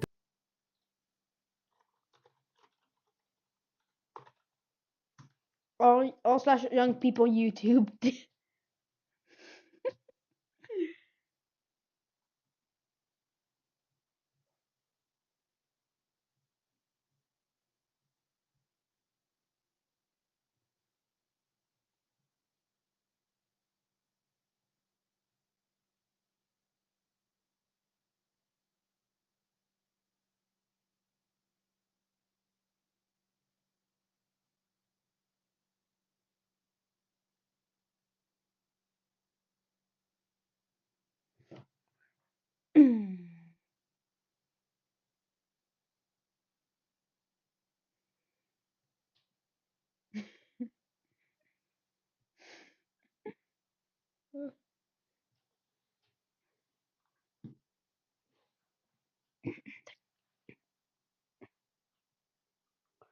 Oh my god.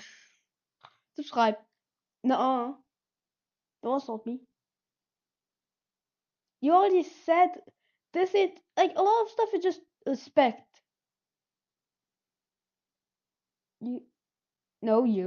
Because first off, you suck je? That's dumb. No racism. That's literally respect me and again. Respect me. That's dumb. Australia and Vietnam are trio.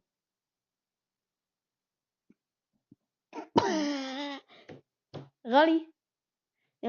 People are gonna go like Australia. Like they'll like look. They say, oh, this is fake. This is really fake. It's not real. And like Vietnam, I don't even know what's Vietnam, but I know it's real. No triggering my PTSD. What's a PTSD? No blocking. First off, you cannot control people. No swearing. No swearing. This is again, respect me. Respect. Nothing. Respect. Spell correctly. Send me money. Nuh-uh. You can't even get money. No grounding videos, no roasting videos. No making exposure videos about me and my friends. No subbing. You can't unsub. No grounding me. You should get grounded it from your iPad. Snap machine. Why?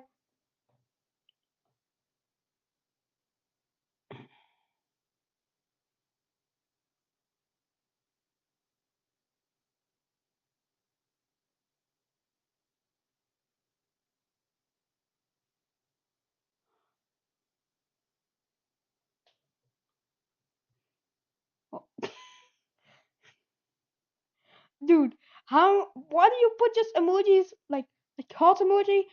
This thing and dumbass. I'm sad. My dad has leaved. Leaved? Well, $30?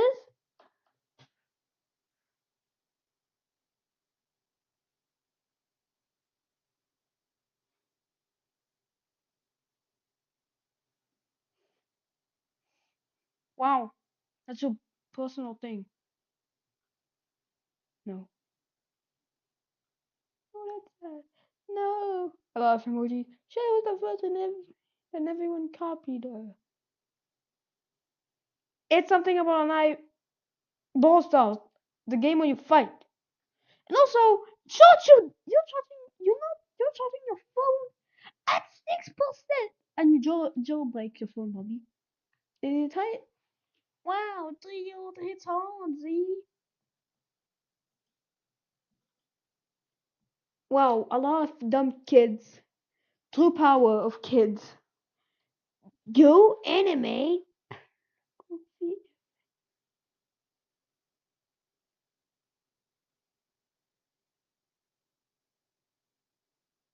First, everyone has a stupid head.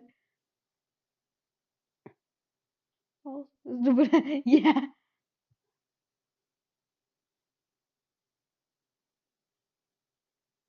No, you copied Dandy's World.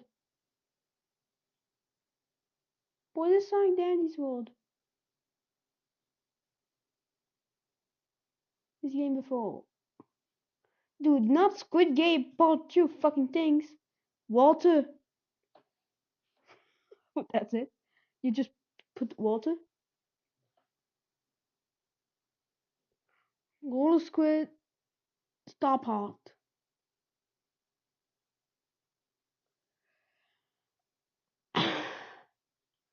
A lot of middle fingers emojis. Why did you cancel my fan request on Roblox? Huh, Pablo?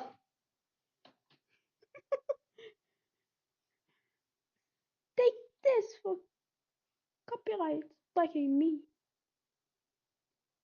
F you. Wow, a lot of swearing. And I hope.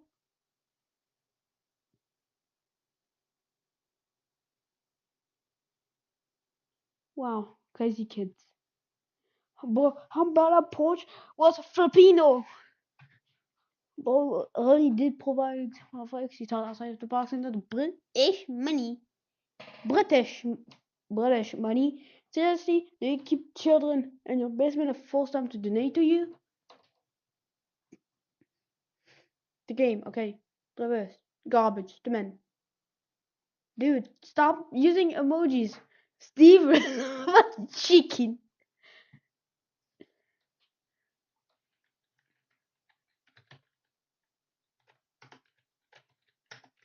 Scammed board.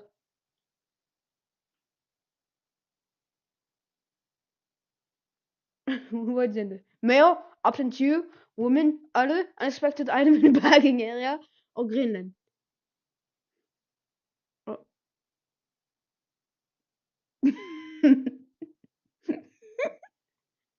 I told that you could edit it. Why? And then I just did it to say, oh, that you just need like a hamburger. Motorcycle. Chicken nibble. Finna pronouns. Jason Momoa. The name Tatum. How many don't?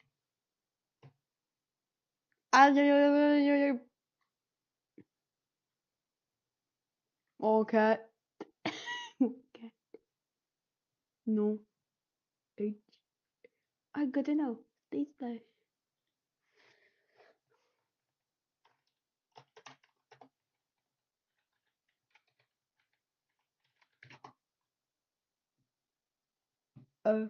It's a portal to hell.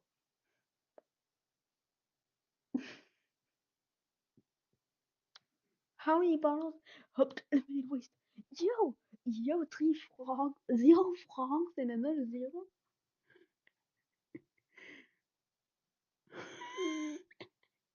Oh, you will escape. Dude, Facebook, stop trying to hide. Yes, I'm human.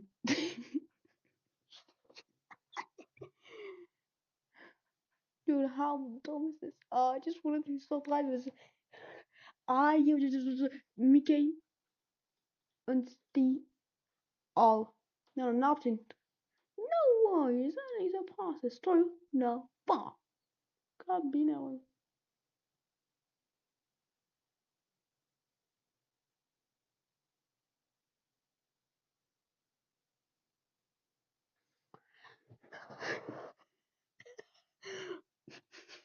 255%. Dude, how much percent are you using? Bureau. Dude, how? Where's the email? Should I dire?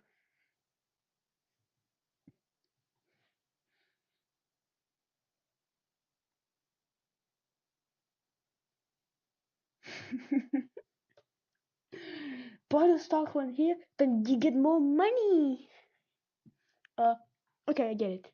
700 megabytes out of 870. What? Ah yes, pick an account. Well, you have nothing. Game controller required. Barcode.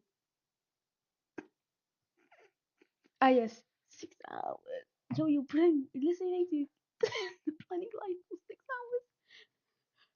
For 1,906 times as much as an electrical chair. Bro, how much power are you using? You can open Notebook Studio because it may be damaged or incomplete 5,000 times. I have views on my shirt. Let's be numeric. The iPhone cloud backup. Backup size negative 13 megabytes. Next back.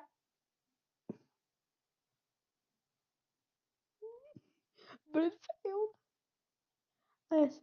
My favorite dish. A curly bucket.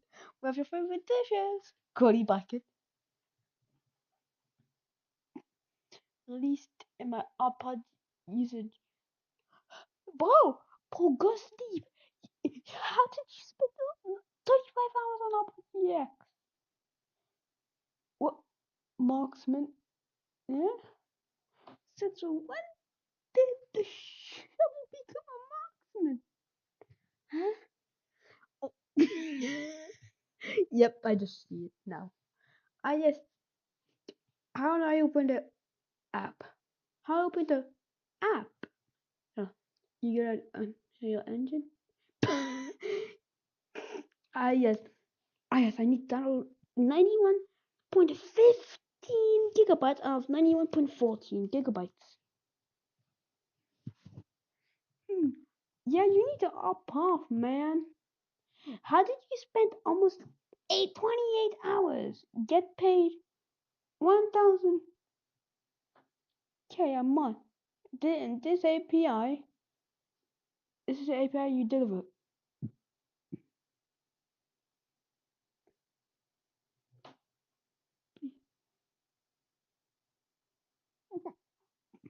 Wow, nothing. Wow, wait. You're using 1 billion percentage of your memory? Nah, I use 100%.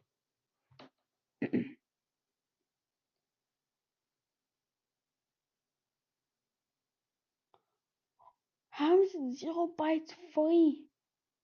What happened to my Pikmin? Ah, you see, you got the long Pikmin. You got the long Pikmin, which can yeet and it goes up. What's the other thing? FGM said no. Yeah. Paid by the people you follow. And button 3 times. But Spotify from the void. Wingstop. Huh? How the hell do you get this thing to happen? Don't know what really am do you just watch. Says I don't believe in get them from. Wow. Wow. Thank you for I love subscribers. Is he making Mr. Beast? Always 101 now. Can you, Mr. Beast, come to Egypt and give all fastables? I've been subscribed for several years. I was wondering if you're willing to do a new challenge, but with children. Will you be able to? And it is so that you include me since I've never traveled. Dude, buddy. Do my Mac have to attempting to run BeamNG? How though? Oh. I think my phone didn't like me to play Teletubbies 3 when I wanna call my friend of mine. Infinite protection. Yeah. Ja, te veel protection. I so will find this.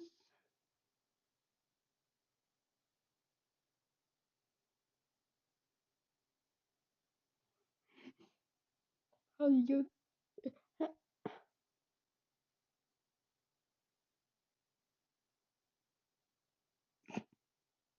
I see. I will do some money. Oh. Dude, look at how Tomb Raider. Yo, Windows. Add is not adding. Container, like blah blah blah blah. How much?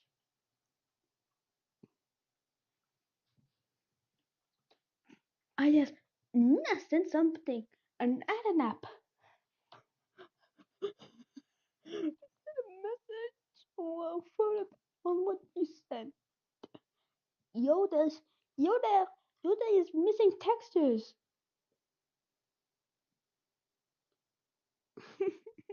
You wouldn't actually. Yeah, I wonder. Is it XP? Software in it. Yeah, in school I somehow found a bug. Like I was like on an SVT class pretty much, and I was like seeing like one of the files, and it was like very, very old, like slightly younger than this, but still old somehow. Just how? How does it mess up?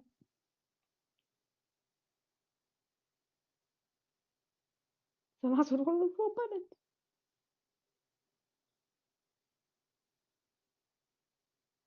Let's phone a poll.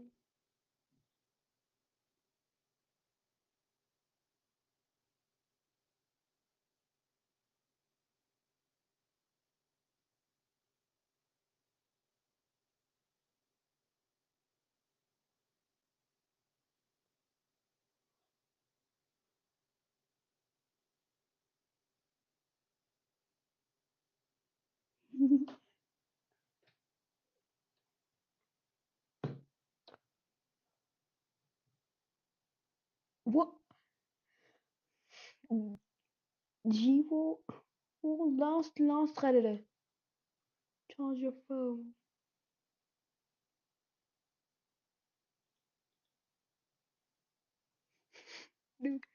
Dude, something that glitchy.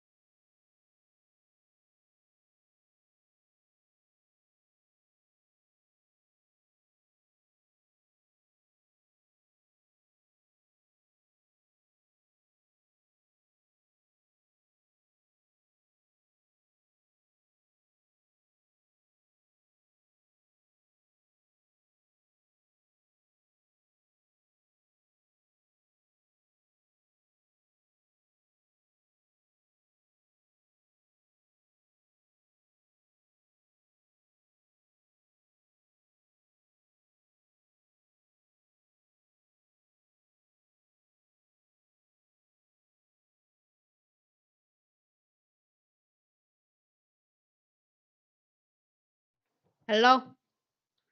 I'm back. And my thing is good. Totally not garbage.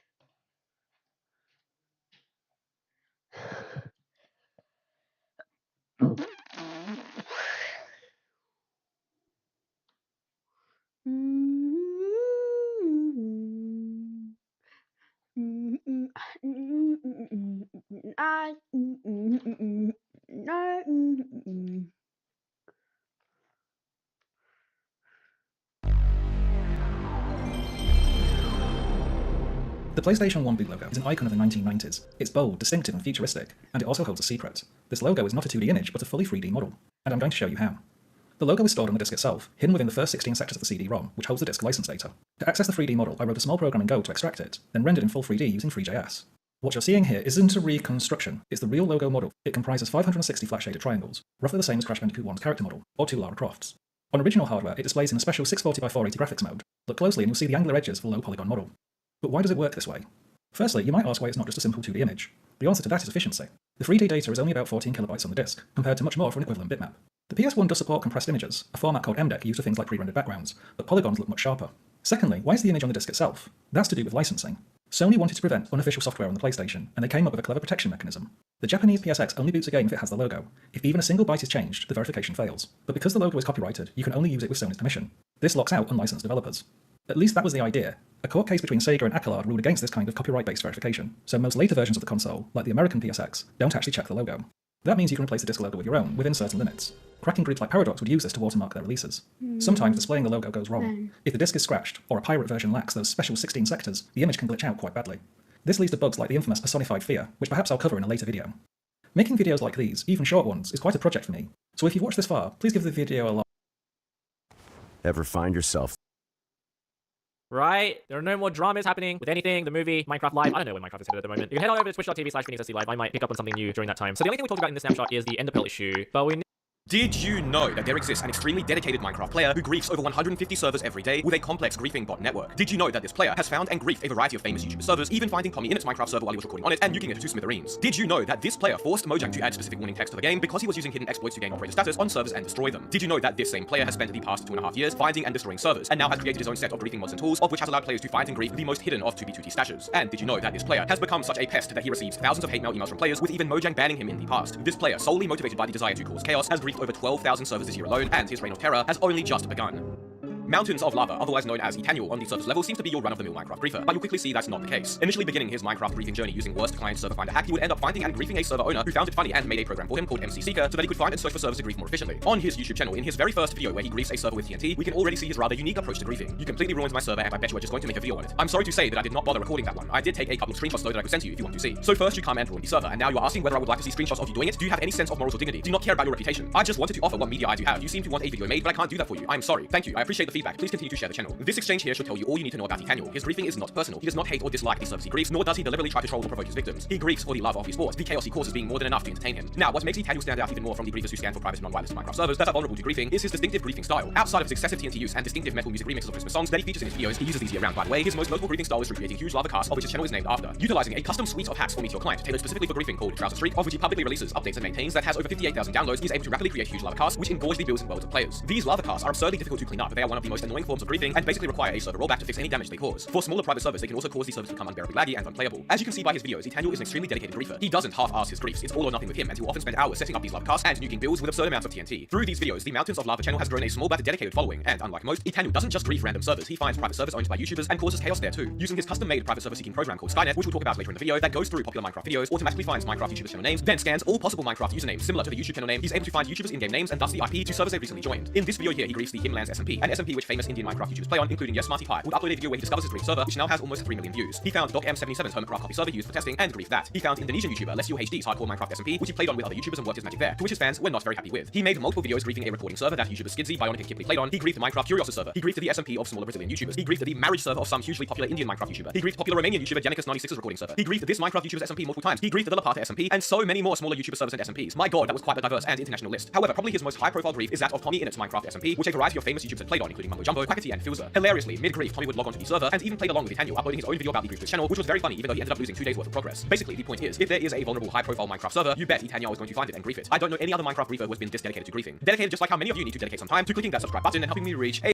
mind quite some exploitation extends outside of simply griefing too. Recently, Etaniel has made quite some waves in the 2b2t and Minecraft Anarchy community, ruining one of the oldest and most reliable methods of hiding items. On 2b2t and Anarchy servers where everyone is cheating, obviously chests, shulkers, and other valuables can be found very easily. Rare items are very hard to hide. So one thing many 2b2t players did was hide their items in naturally generated chests, such as those in mineshafts and dungeons. Since there are so many of these naturally generated chests, 2b2t players will ignore them and not check them for loot. However, Etaniel discovered that there is a way to check if these natural chests have been visited before, even if a player never modified a single block near them, using an exploit in the mob spawner logic value, which is contained in the spawner block entity. Basically, using a new cheat module added to his Trouser Streak bundle of Meteor Client add-ons, players on 2b2t could now detect if a dungeon or a mineshaft had been visited by a player, and were even able to get the range of blocks that player had visited around these mineshafts too. Because of this, mineshaft and dungeon chests are no longer safe places to store items, and 2b2t players have been using Etaniel's module to ransack these chests for valuables. This seems to be really upsetting the balance of 2b2t, as this method of stashing items has been used for years, often by 2b2t shops who hoard chest upon chest of specific rare items and sell them for real money to players. These shops also often delivered items to players by stashing them in these chests and then giving the buyer coordinates. It seems everywhere Etaniel goes, chaos follows. Another module part of Etaniel's hacks is his Sign Force Up module. The Sign Force Up is an old exploit that dates back to 2014, whereby signs with hidden commands that could opt players could be created by players with hacked clients, and then these players could trick actual server operators and admins into activating them. This exploit was very strong back when it was first discovered, and then eventually was patched and thus was mostly forgotten. Well, as it turns out, the exploit was never entirely patched properly, and Etaniel would take advantage of this, joining various servers and social engineering his way into getting creative mode from the server owners by asking them if he could use it to build. Then, after gaining their trust, he uses his hacks to spawn in a specific sign that has hidden commands on it, which when the server operator right-clicks to edit, well, completely nukes the server and gives Etaniel operator access, allowing him to do whatever he wants. This exploit actually worked in Paper, the Minecraft server software most big servers use, and Etaniel has used this method to completely annihilate a variety of servers to which some of the owners actually suffered time and monetary losses because of. Now, because of the power of this exploit and the fact that less experienced players effectively just see a blank sign and thus are more vulnerable to this exploit, Mojang actually took action. In Minecraft 1.21.4, Mojang added text to signs which contain certain NPT data and commands warning players of them. This warning cannot be hidden and seemingly was directly added because of Etaniel shenanigans. But Mojang are too slow, as Etaniel may have already found another method of force hopping anyways. Now, you may be thinking, how is it possible that one guy can find and grief so many Minecraft servers? I mean, just look at the comments of his videos, his Discord, and the number of emails he gets. Dozens of people are being griefed by him every day, and that's because Etaniel has gone above and beyond simply being a standard Minecraft griefer. I talked about this in a video I made earlier this year, but Etaniel has created his own server scanner and griefing bots, of which he refers to as Skynet. Here's how it works. Skynet automatically searches for vulnerable Minecraft servers, which in this case are servers which are running in offline mode, basically servers which people who pirated the game are playing on. Servers in offline mode do not require Mojang authentication or a legitimate Minecraft account to join, and thus anybody can join with any username. In order to make sure players don't log in as other players, most big cracked servers running in offline mode have authentication plugins where you have to register a password and log in when you first join the server. However, most of these server owners don't know that. Once Skynet finds a vulnerable server, Etaniel's griefing bots known as the Terminators rapidly and automatically join the server, find out which players are opted by logging into all users' accounts who have played on the server recently, then once they've found an operator account, they opt themselves and use commands to automatically teleport around the world to players, nuking their bases as well as nuking the server spawn. This is all done entirely automatically. When the Terminators terminate a Minecraft server, they spam links to Etaniel's Discord and YouTube channel, as well as providing an email address so you can get the bewildered players' reactions. Skynet has been running since March of this year, and now 9 months later, it has scanned and found over 3 million Minecraft servers, terminated over 12,000 total, terminating anywhere from 100 to 400 servers per day. Yes, that's right, every day, Etaniel's Terminators destroy a few hundred Minecraft servers entirely automatically. I don't think any single Minecraft player has ever griefed that many servers. This would easily be a record. In fact, I'm confident in saying that Etaniel and his Terminators hold the world record for the most Minecraft servers griefed. Going through his Discord, you can see an endless number of griefed players, or as Etaniel calls them, happy customers, whose servers have been annihilated, cursing Etaniel, shocked by what has happened to their servers, and wondering what the hell they need to do now. Interestingly, Etaniel has even made a channel specifically for Russians to complain, as apparently so few people actually buy the game in Russia that they have a much higher prevalence of cracked servers, which Etaniel's Terminators terminate on the daily. Overall, some of Etaniel's victims are impressed, some are extremely upset, but most just want to know what they need to do to make sure this never happens to them again, to which admins in the Discord do often help them out with. In fact, Etaniel even made a helpful flowchart where he lets people know what they need to do in order to prevent their server from being griefed again. Rather unsurprisingly, Etaniel has actually received a rare ban from Minecraft for 2 weeks due to abusive language. Etaniel, as he told me, rarely ever plays on premium Minecraft servers where chat reporting is functional, and very rarely, if ever, uses offensive language at all. Another Minecraft griefing channel, Ogma, was also banned earlier this year, this time for advertising, which likely was because he spams his Discord and YouTube channel whilst griefing. In his case, he mentioned that he was banned just as one of his griefing live streams was about to start, speculating it's like Mojang employees were watching him and banning him themselves. There's a good chance that Etaniel's ban was due to something similar, whereby a Mojang employee noticed his shenanigans and manually banned him with some generic and vague reason, but we won't ever know for sure. So why? Why do all of this? Why grief over 12,000 Minecraft servers? Imagine a small rural village in Iraq, in the middle of the night in 2003. A man is hiding inside an underground hole, its entrance covered with styrofoam. And suddenly, the streetlights in the entire village go out, and hundreds of US soldiers begin sweeping through the town. As the troops reach the farmhouse, a soldier starts to unearth a rope, discovering that it leads to the hidden trapdoor. They open it and prepare to throw a grenade into the hole, just to be safe. But just before the pin is pulled, everyone freezes as a pair of hands emerge from the hole, followed by a bearded man. With his hands in the air, he declares to those around him, "My name is Saddam Hussein. I am the president of Iraq, and I want to negotiate." Ladies and gentlemen, we got him. Whether you've heard the story of Saddam's hiding place because of the countless memes circulating online, or whether you lived through this time and think you remember it, I doubt you ever heard the full story. And so for this video, I will be exploring just that. To invite more people. Listen, dog, I want to shut up. That is a I'm going to show you very quickly how to get 3 times all processing in the Electrodynamics mod for Minecraft. You will need 240 voltage machines for this. And you're only actually going to need 2 machines, the Mineral Crusher and the double or single Mineral Grinder. Step 1, Mineral Crusher. In the Mineral Crusher, you input your iron ore. In the inventory IO, if you'd like to automate this, the left or the top slot or side of the machine is where you can input your ore. And the right and bottom slot is where you can output your impure iron dust. 1 iron ore will make 3 impure iron dust. You power it at the back. Don't forget, in Electrodynamics, red is input for the electricity. Then, with that 3 impure iron ore, you're going to put it into a mineral grinder. It doesn't have to be a double one, it can be a 120 voltage, but keeping the voltage the same here, I'm using a double. That makes your impure into iron dust. And then simply, with that represented by 6 tiles, 4 for the top and 2 for the front, like we're looking at the blocks head-on from a 67.5 degree angle, giving our chunks a kind of endearing squish glow. I can also get away with using less VRAM by shrinking the X16's viewport from 6 files, also helps speed. Stanley, everybody! Stanley, please show us how this is going to work. Breaking it down, there's a ring around the central chunk, and a single pixel is being tracked at Stanley's foot. Whenever this pixel hits the ring, it triggers a shift into an adjacent chunk, and reloads the screen accordingly. This process recycles most of the code that I wrote before, meaning that nothing turned out to be a real waste. Now, I'm not done yet. I haven't even reached the alpha stage of this project, but I want some feedback from you. What do you want to see in this 8-bit mining game? And if you want to see how this game is updated next, then hit that subscribe button, and I'll see you with another update real soon. Give your team the power. Why are most free-to-play games becoming pay-to-win? Free-to-play games. Free-to-play titles. Free-to-play. Pay to win. Paying to win in a video game. It's a pay-to-win model. Games didn't used to be this way. Back in the good old days, there were no loot boxes, battle passes, or microtransactions. Something changed though, and game companies switched from play-to-win to pay-to-win. The socially accepted way of behaving in your game should be paying. But what's interesting is that in the beginning, almost every video game was pay-to-win. Back in the 70s and early 80s, you were most likely to find gamers at an arcade, surrounded by the aroma of heated circuitry and musty carpet. And for those that can't imagine the smell or weren't around for the arcade days, games were different back then. You had to pay to play, but you also had to keep paying if you weren't good. You see, back then, most arcade games used a life system, like Space Invaders, Pac-Man, or Time Crisis. And these games had only one goal: keep customers paying. They wanted people to fail, because this was how arcades made back their money on cabinets that could cost up to 10 grand. This is also why you'd see 30 people craning their neck to watch one guy for hours. Dumping quarter after quarter every few minutes as a teenager was pricey. But with the rise of home gaming in the 80s and 90s, arcades started dying off. Why spend all your lunch money trying to be Ninja Turtles when you could buy the game once and play it as much as you want? So with the demise of arcades, the pay-to-win model went into hiding, at least for a little while. What's crazy though is that the pay-to-win model would take almost 20 years to reappear, needing free-to-play games, piracy, and League of Legends for it to come back bigger and badder than ever. What's even more crazy is that it all started with Doom. There had never been something quite like Doom. It was massive, and it changed video games forever. Doom had top-of-the-line 3D graphics, there was PC multiplayer, it supported mods, but most importantly, the game was free to play. You have to understand, this was insane to do back then. You didn't have free-to-play games. Remember, everything was physical. You purchased games off floppy disks or cartridges. Digital games weren't a thing, so free-to-play games weren't free to distribute, meaning id Software had to buy millions of floppy disks, then print Doom on millions of disks, then ship these disks around the world, spending hundreds of thousands before ever making a dime. So why would they do this? Well, back then, developers were not the ones who made the most money off their games. Most of the money went to the publishers, and developers often got single-digit percentages in royalties. Id didn't want to go this route, so they decided to try the free-to-play model, known as shareware at the time. Using it before he pays for it. That's the wonderful thing about shareware. He actually has it in his hands, and he sees if it's fit for his purpose, and if it isn't, he doesn't have to use it and doesn't have to pay for it. The goal was to get Doom in the hands of as many players as possible and hope they could upsell. A high-risk, high-reward strategy. For those confused on how shareware works, think of it like a phone game. Players only get access to the first few levels, with the rest of the game being restricted behind a paywall. The goal is to get people hooked, and if they want to play the rest of the game, they need to call and pay for a code that unlocks the rest. A little more convoluted than just adding your credit card, but the beauty of this model was that id would get 100% of the revenue instead of splitting it with the publisher. It worked. Doom became a phenomenon. Companies were banning Doom from their networks because LAN games were clogging them up and slowing things down. I mean, the game had been installed on more computers worldwide than Microsoft's then new operating system, Windows 95. So because of the free-to-play model, id was able to upsell millions of copies, make tens of millions of dollars, and completely change the world of video games. However, id isn't among the modern gaming industry's juggernauts. Why isn't the company still revolutionary, and why aren't people complaining about them like they do with EA, Activision, and Ubisoft? There are a few reasons, such as the founding team breaking up or creating some disappointing sequels. However, the main reason is that id got comfortable. They were years ahead of their time with the free-to-play model, but they ignored the main reason for Doom's global success and released their following game, Doom 2, for $40 a piece. They completely forgot the power of the free-to-play model, and as a result, they stopped making free-to-play games. Slowly, the company fell apart. So with the failure of id, the free-to-play model amongst major studios would disappear in the West, at least until the rise of League of Legends 16 years later. But in the meantime, new innovators would eventually find success, and it's all thanks to piracy. Why should I stay with any of you? 4 of you tried to kill me in the past, one of you succeeded. And game piracy was a huge problem in the 80s and 90s, especially in Asia. Unlike most Western countries and Japan, many Asian countries didn't have piracy laws. There was nothing enforcing that $250,000 warning every time they popped in a VHS. So at the time, 90% of all software in digital entertainment was pirated, which means if you were a game developer and you had a million people playing your game in certain parts of Asia, it was likely that 900,000 of them didn't pay for it. Not a great way to make money. But there were many reasons for this. Cost of living differs greatly between countries. I mean, imagine paying $50 for a video game when your monthly salary is $200. So Western publishers did try selling games with prices that reflected the local cost of living, but pirates would just travel to those countries, buy copies in bulk for huge discounts, and then sell these games in the States. And as I'm writing this, I remember going to a swap meet in 2005 and seeing Star Wars Battlefront, the first one, for like $20 right after it came out. It was in a janky looking case, but I didn't care. The game was half the price that it was at GameStop. And I'm just realizing that it was probably purchased somewhere in Asia and shipped to that dinky swap meet for people like me to purchase. So we can see that the rampant piracy in Asia and the rise of the internet, up and coming Asian publishers really needed to innovate to succeed. And the first company to do it was Nexon. Unsurprisingly, Nexon was a Korean company, one of the countries most affected by piracy, and they released the first digital free-to-play game called QuizQuiz in 1999. This MMO set off a chain reaction, setting in motion a wave of Asian free-to-play games. Nexon had finally figured out how to monetize video games in Asia, and they didn't stop there. Nexon went on to create MapleStory, the first pay-to-win game in 2003, which was also the first game to feature loot boxes inspired by the real-life gachapon toy dispensers. But while many Asian studios were innovating, the West continued as if nothing had changed, selling physical games in retail stores, because if it's not broke, don't fix it.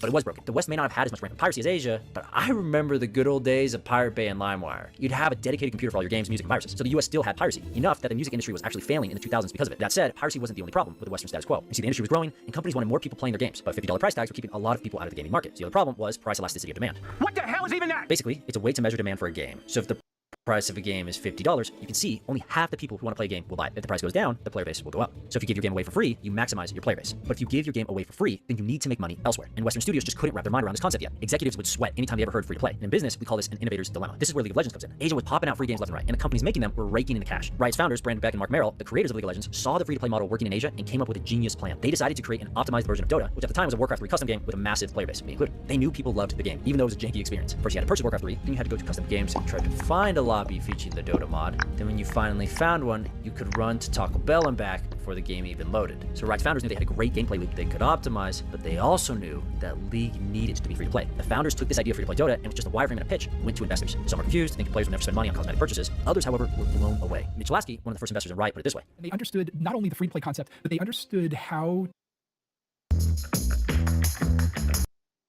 This Roblox verification scam is everywhere, and it's infecting Discord. It's like a disease. Discord will terminate the server, and within 30 minutes, they'll make a whole new one. So I'm going to tell you everything about this scam, maybe a little too much to be honest, because it is ridiculously easy to avoid. Now, the way the scam works is that you'll get a DM on Roblox about some offer regarding your Roblox outfit. And by the way, this was DM'd a day ago from the time of recording, so this is a very active scam. But hello, I am contacting you to discuss paying you for permission to use one of your outfits you were wearing in my game. I am the lead developer and co-founder of Vic Games, a game development group on Roblox. You were wearing an outfit on Roblox that really influenced the style I wanted to use for a character dialogue in our game, but we need permission first so we don't get DMCA copyrighted by you for using your outfit. Yeah, I'm gonna be honest, if I was this Roblox game developer, I wouldn't even ask for permission, I would just use your outfit and tweak it slightly. Realistically, that's what people would do. But anyways, this guy, he's like a Nigerian prince because he'd love to hear the price you want for it, as they have a very big budget, and they will pay you any amount that you want. What you can buy with a $1 billion.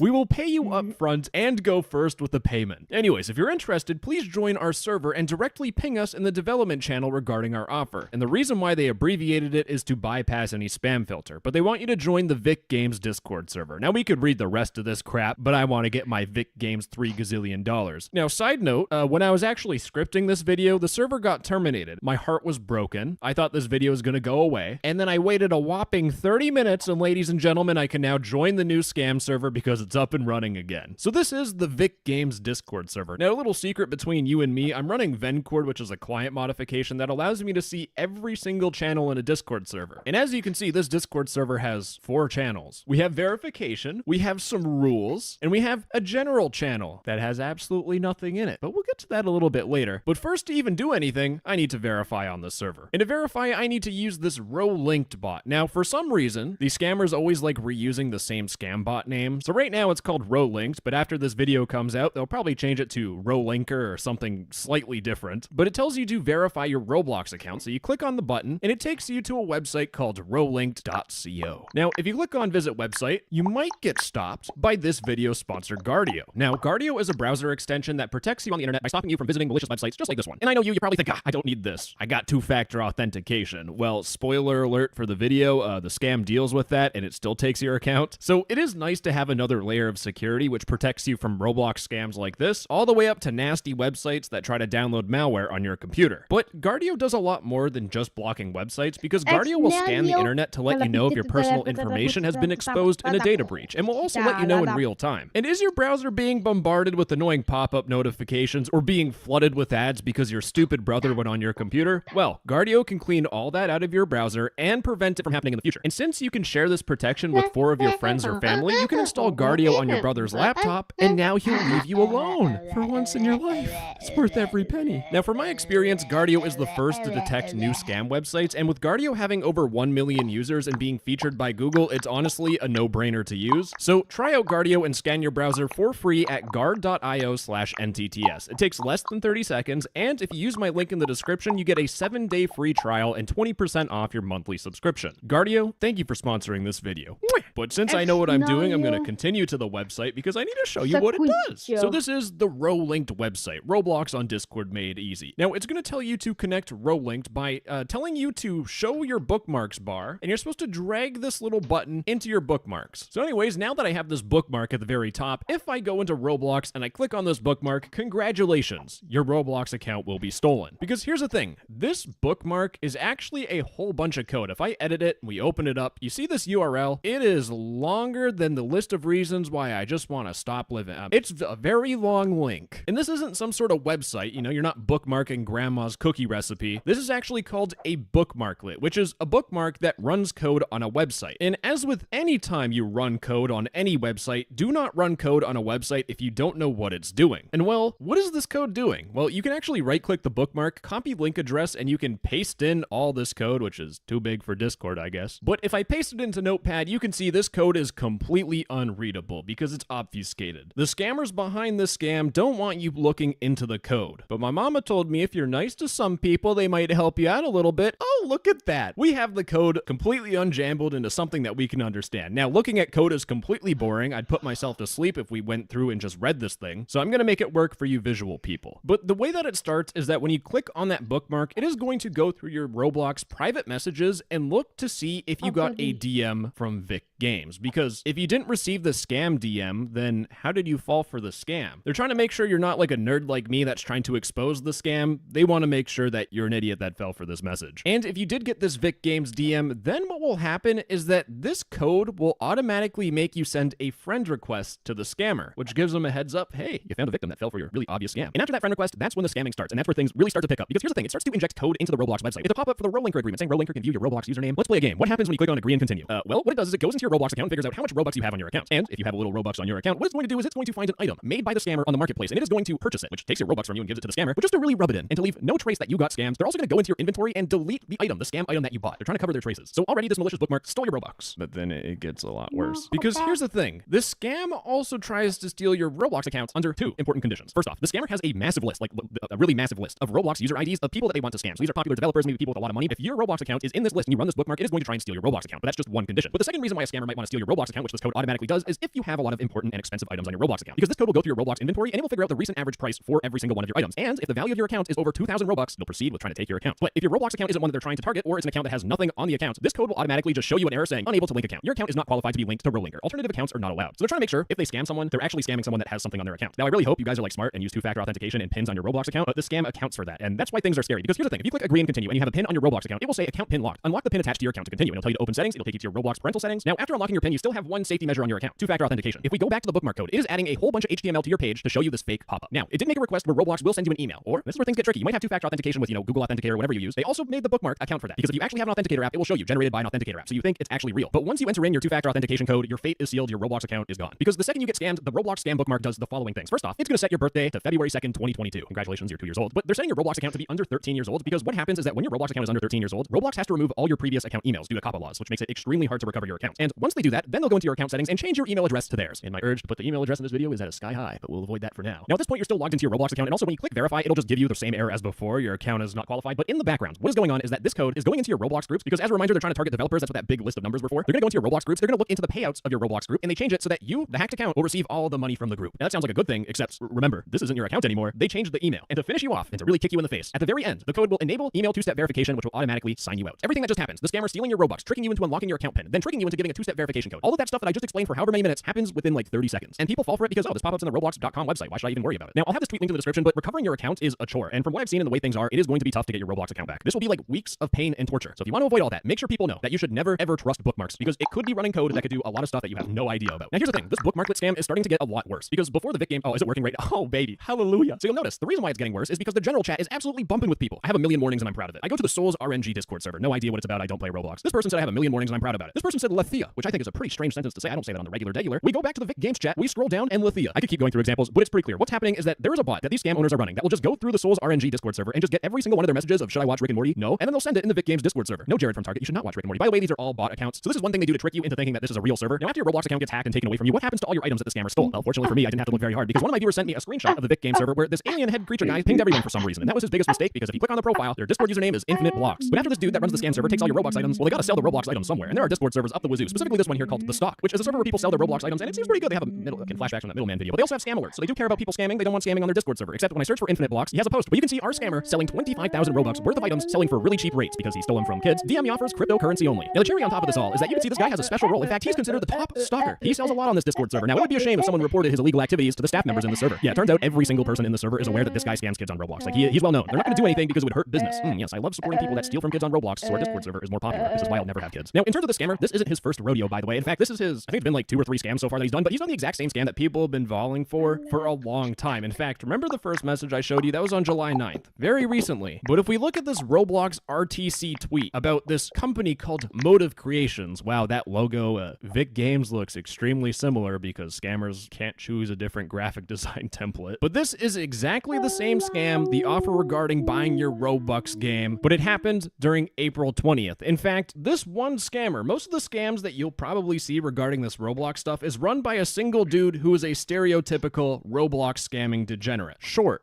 fat, pale skin because he doesn't get any sunlight. That's a sleeper build, all right. But whenever our scammer feels a little bit insecure about himself, then he has to pull up with flexing a Rolex watch on his scam server. I don't know why scammers do this. They gotta prove that they make money. Dude, no one cares. Now, just before I wrap up, turn off the computer, and reconsider my life choices, I want to point out that Roblox did make a public service announcement about this scam on April 25th, but again, it seems like every single week I get about 20 people telling me they fell for this scam. And while I wish Roblox could like add some crazy system putting all their engineers' brains together to prevent people from getting scammed, the reality is that it seems like the only people that will actually do anything are people that report this server and get it terminated off Discord, even though after being terminated. Alright, let's be real. Everyone lies. You've lied. I've lied. Your grandma probably lied about your haircut looking good. But some people, they take it to another level. Today we're talking about the different types of liars because some of y'all need to be studied in a lab. First of all, we have the I swear on my life liar. These are the people who cannot tell a basic story without throwing their entire bloodline as collateral. You did not start no car battle with your hands. If I did, may God murder my children. I don't say that. Please, kill them today.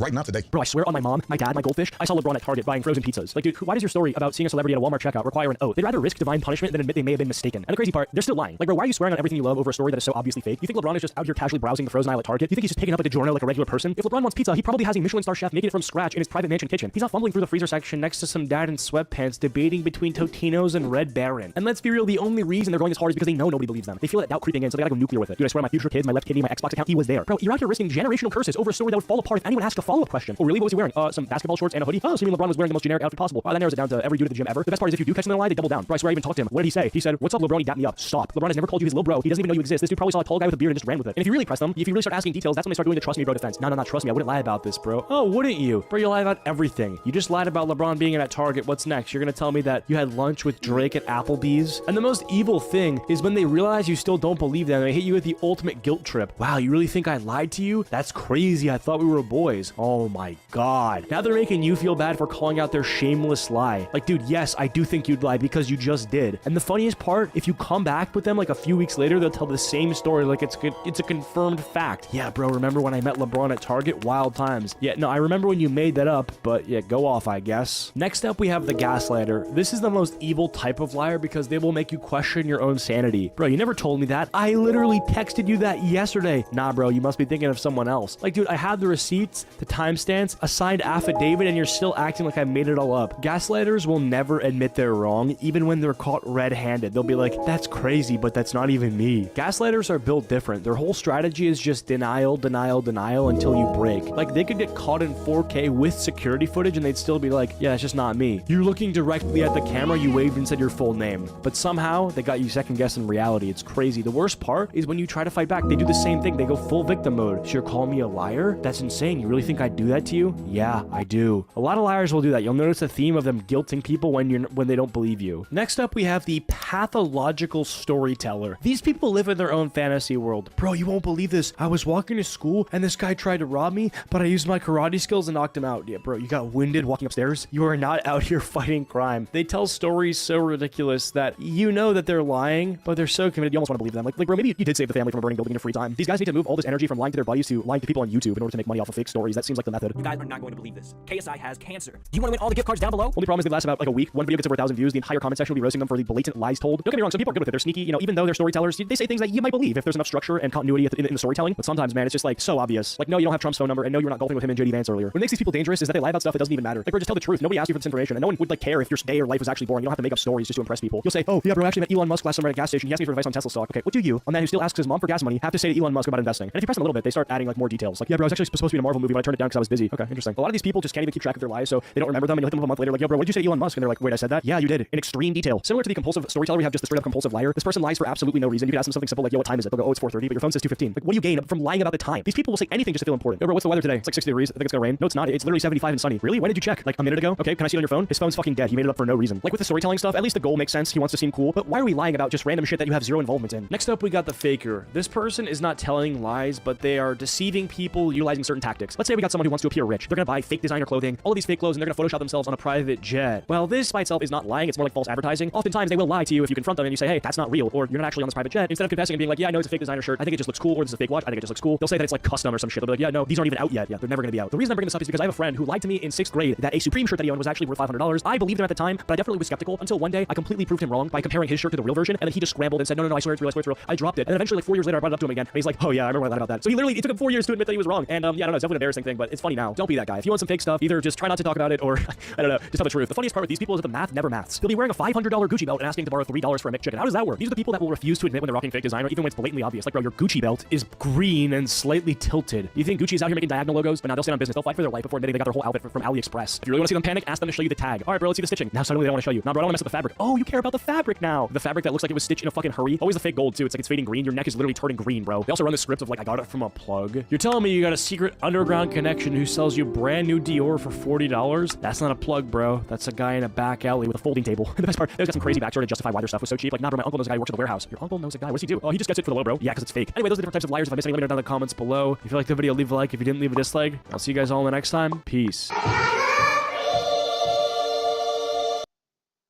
Alright, so I want to talk about how dating apps have completely ruined dating for Gen Z. You know, they were designed to help people fall in love and find their person, but instead they've turned everyone into commitment-fearing zombies who can't even hold a conversation. Let me break it down. If you're new here, consider subscribing. I'm going to be grinding a lot on this channel, trying to get that play button and deliver the best content I can for you guys. So I think the first problem that dating apps bring to the table is that they've turned dating into a buffet. You know, you're not trying to find the one, you're just scrolling through endless profiles like it's a menu. Oh, like she's cute, but let's see what else is out there. And next thing you know, you swipe through 300 people and now you're too tired to actually talk to anyone. It sort of turned dating into like a mass Costco sampling experience where it's like you're walking into the grocery store and instead of actually purchasing groceries or having a list of things you're looking for, you're kind of just floating around going from sample to sample, deciding on what you might like. It's like a very weird way to go about your love life. And I know that a lot of people don't even use the apps for dating or for love, like they're just looking for a one-night fling, which is a separate conversation in itself, but it sucks because people who aren't looking for that are literally forced to use Tinder, which is mostly used for hookups and stuff because it's the biggest app, it has the most people on it. So you kind of got to pick your poison. You can either use some random app that nobody's heard of with the likelihood of the quality of the person being higher and not someone who's just DTF, with the downside being you get like one match every 3 weeks, or you can use Tinder, get a lot more matches, but a lot of them are just no interest in actual dating or seriousness.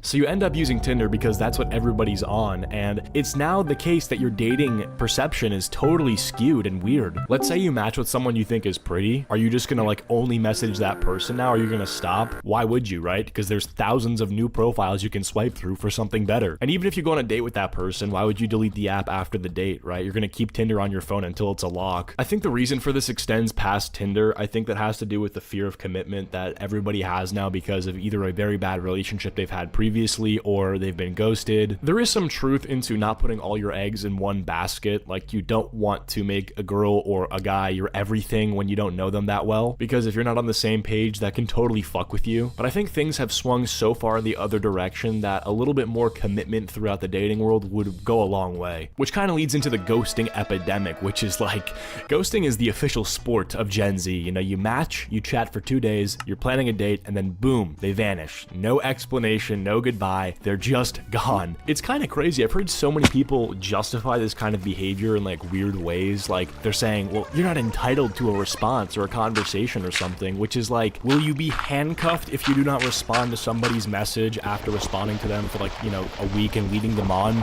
No. But it's a dick move. It's just fucking rude. And it's like so normal. Like, you tell someone, oh yeah, I ghosted him or I ghosted her. It's like, oh, okay. Like, it's just like a, you know, nod and keep it moving sort of thing. I'm like kind of surprised at that. That's just like a shitty thing to do. Get someone's hopes and expectations up. And the crazy thing is too, like one time I had a friend who was matching with this girl and I thought she was pretty. I was like, hey, good job, man. And a week later, she ghosted him and I'm like, well, let me see the text, you know, let me go do a play-by-play analysis, see where you may have dropped the ball or fumbled. And I couldn't really find anything. I mean, he was playing by the book and I was just kind of confused. We were both scratching our heads in unison, so we just ended up concluding that she was hung around or something. I feel like it wouldn't be that bad if the industry standard was changed to where like if you don't fuck with someone, you can just tell them, hey, like, you know, I'm not really vibing, have a good one though, wish you the best of luck. Like, I've only been ghosted like a few times and it's never really affected me, but I've seen the effects it can have on people and it's like, I know for a fact, literally just a one sentence being like, yeah, it's not for me, would avoid so many crash outs. Now on that note, a lot of people look fucking stupid on dating apps. Also, say it. Like these bios, a lot of these prompts that people do, absolutely just foolishness. You're like, okay, why would I want to swipe right on you if I go to your bio and it says, I'm here to ruin your life. Goodbye. Like, okay, goodbye. I know that it's supposed to be charming and like quirky, but like if I want to ruin my life, you just crack open the VPN and go to stake.com. Like it ain't that hard. But ain't it crazy? Some people see that. They're like, oh, you're here to ruin my life? Challenge accepted. Let's see how bad it gets. And then they come to you like a month later in tears, head in hands, being like, bro, I just don't get it. I thought she was the one. Are you fucking serious right now, bro? Are you actually serious with me? You're telling me the girl with the bio that said, I'm here to ruin your life. I've been exposed to such a rich tapestry of cultures. It's so cool. Like, we enjoyed it so much. The moment we stepped in here, we were so excited to visit every single thing here. Every person I've met has been like, oh my gosh, what's your name? Like, I'll get to know you. And the activities, the experiences, like even after studies. That's like the main part that I like the most. Like the fact that there's so many activities and so you constantly have things to do like all day long. It just didn't go well. I'm fucking shocked. Bro, it's even worse on Hinge. On Hinge, there's these prompts and everyone has to fill them out when they're doing a profile. One of the most common ones is, my irrational fear is blank. And all the girls, guess what they put? My irrational fear is men. If you're gonna be unoriginal, like at least be unoriginal in a way that it's like still kind of a green flag. You know what I'm saying? Like we're talking, my favorite show is Breaking Bad. It's like, oh, okay, that's everyone's favorite show, but you passed, I guess. But then it's like, oh, my irrational fear is men. Oh, really? I didn't see that for the past 99 profiles of different girls who wrote that, so I'm so glad that the 100th one is the same exact thing. Another very common one is, the prompt is, I'm convinced that blank, and a lot of the girls who try to be quirky end up falling into the same exact thing where it's unoriginal. They write, Helen Keller wasn't real. I'm not even that funny of a person, but I think I'm smart enough to know that if I saw someone trying a joke around like 50 times, and you know, maybe 1 out of every 50 times it gets a chuckle, I probably wouldn't add that joke to the holster. And why does everybody have the same 3 hobbies? I like hiking, dogs, tacos. Oh my god. Wow, look at you. Oh, and let me guess, movies? Whoa! I'm not even trying to be cynical, but like these hobbies, are these like actual NPCs? Do you think people are just like afraid to put their actual hobbies in like their bios and stuff because they don't want to be judged, so they're just like, they'd rather be an NPC? Because like when I'm on these apps, I'm like, oh yeah, I do YouTube videos, like that's my hobby. And if one more person puts, I'm looking for my player 2 in their bio, I'm throwing my phone out the window. Now don't get me started about like the TikTok dating advice that's taken over by storm. Bro, dating advice now is the worst it's ever been. It's so bad on both sides. You know, the manosphere stuff is terrible. The TikTok, you know, girl boss stuff, terrible. Literally everything is so cooked. It's impossible to get good advice now because, you know, you ask your parents for advice. They were basically born of the Stone Ages compared to what we have now. The only way you'll possibly get good advice is from like your friend or something who you know absolutely can give the advice. I've seen these videos of girls who intentionally ghost their Tinder dates just to make a TikTok being like, this is what not to do when texting me, and it's like giving advice to the guy that they ghosted, which is like, well, you're gonna ghost me either way for the content, so like, what are we doing? You're creating a fake market. You're causing problems to sell the solution. It's like selling water in a desert, except you made the desert. And then on the other hand, you have people like Fresh and Fit who make content where they literally tell their young male audience to make their girlfriend or the girl that they want to like them afraid of them, because the only way you can have a relationship with a woman is that she respects you out of fear. Insane. Also, I feel like half the people on these apps aren't actually there to date. They're just there for like validation. You know, they want to match with someone, and instead of thinking like, they're like, oh, maybe I'll message them.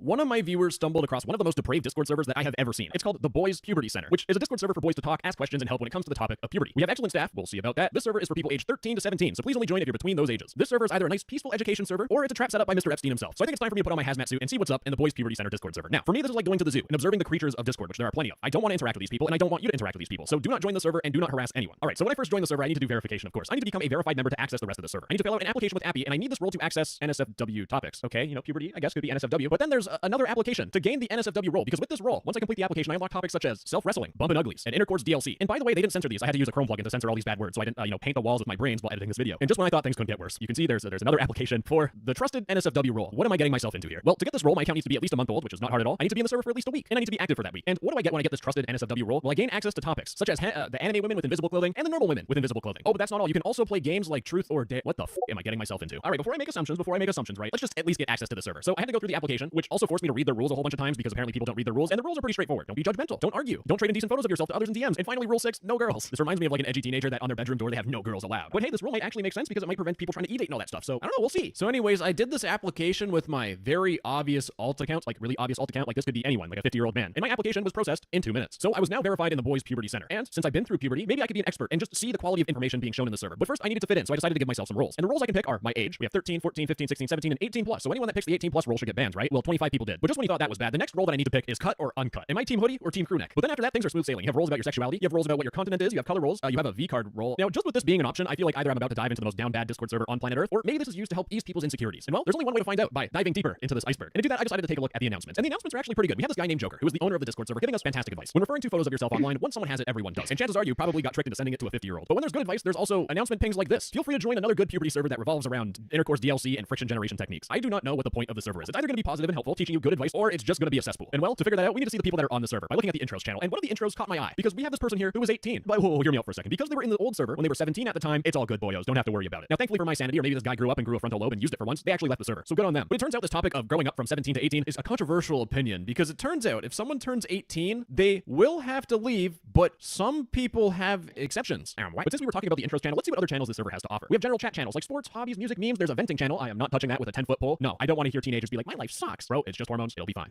Nothing in terms of actually helping puberty. Oh, we're teasing a little bit there. And then there's this fit check channel. And this fit check channel genuinely almost made me cancel the video because how much I hated myself. But there's this one guy here who uses fit check as like a thirst trap. Genuinely, they would not send any other photo other than their abs. It turns out they only find feminine gay guys here. And they want a masculine one, which makes me think the server really isn't about puberty and is more about e-dating, which is a recipe for disaster. Now, you know what? Maybe this guy was breaking the rules, right? Because there was a message by the owner saying that this is not the place to get boyfriends. This is not a dating server. Remember, guys, not a dating server. But using the Vencord plugin show hidden channels, there's a channel called Just Us, which is the owner and the admin who are e-dating. And this is just the red flags that contribute to how the server gets even worse. Because you'll see I'm on the before depression category, but when I open up the regret of my Chrome tabs, you can see things really just go downhill. Because remember this application, the verification to gain the NSFW role? Well, sir, yes, sir, I completed the application for it, and I got accepted. And that's when I truly did lose my will to live. Because what this did is it started opening up channels of doing the naughty, confessions and questions. I can't think of any other analogy for the word feta itches. I have an allergy to feta. Oh, and by the way, all these channels above that I didn't even talk about yet, these were unlocked when I made it past the first stage of verification. You know, you got the parts, you got the underwear, you got the shaving, hormones, Right now, Pandora's box is open, and I'm going to show you what's inside of it. Because the first message that I saw when I joined the server is someone saying that you can do the naughty without having to worry about pregnancy. So we just straight up have bad advice. And really, that was most of the advice that I found on the server because 95% of the messages that are sent on the server are degeneracy. We have this message from the owner here asking if they should stay bushy, trim, or shave. Every single thing I have done in my life has led up to me looking at this message and reading it. Where did things go?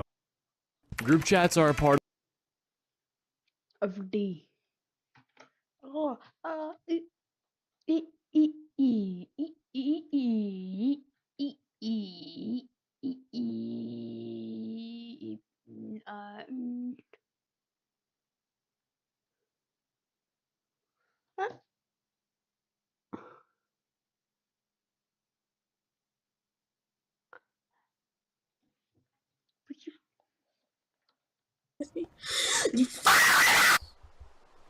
Hello, Scorpion. Have a bye-bye, Scorpion.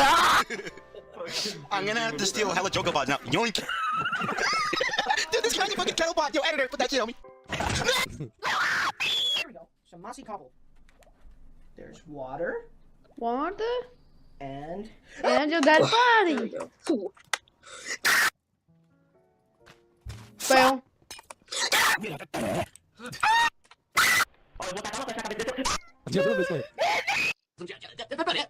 Birdie, where are you, man? Birdie, I say. Birdie, where are you?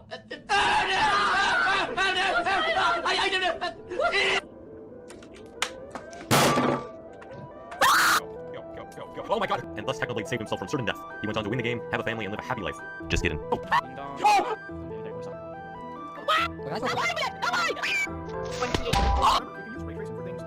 Imagine a horror game, so let me talk about ray tracing real quick. Let's assume that rays...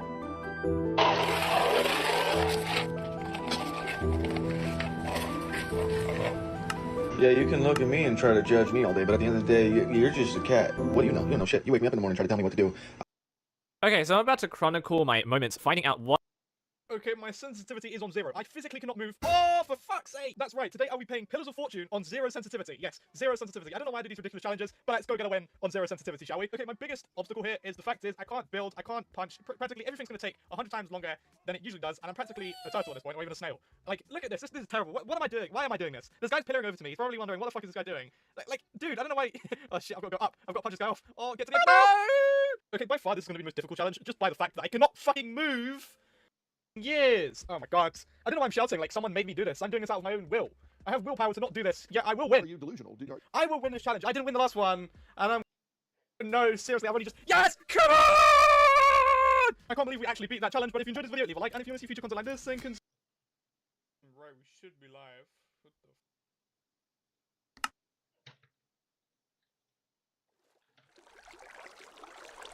the... Making 3. Because yes.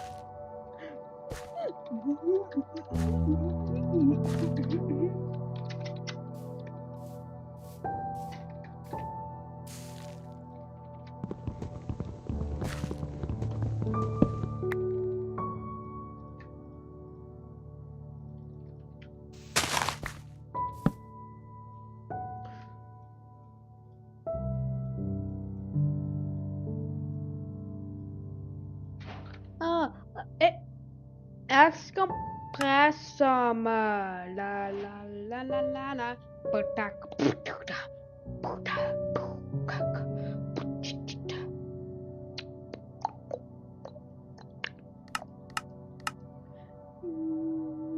Wow, string. Suck. String.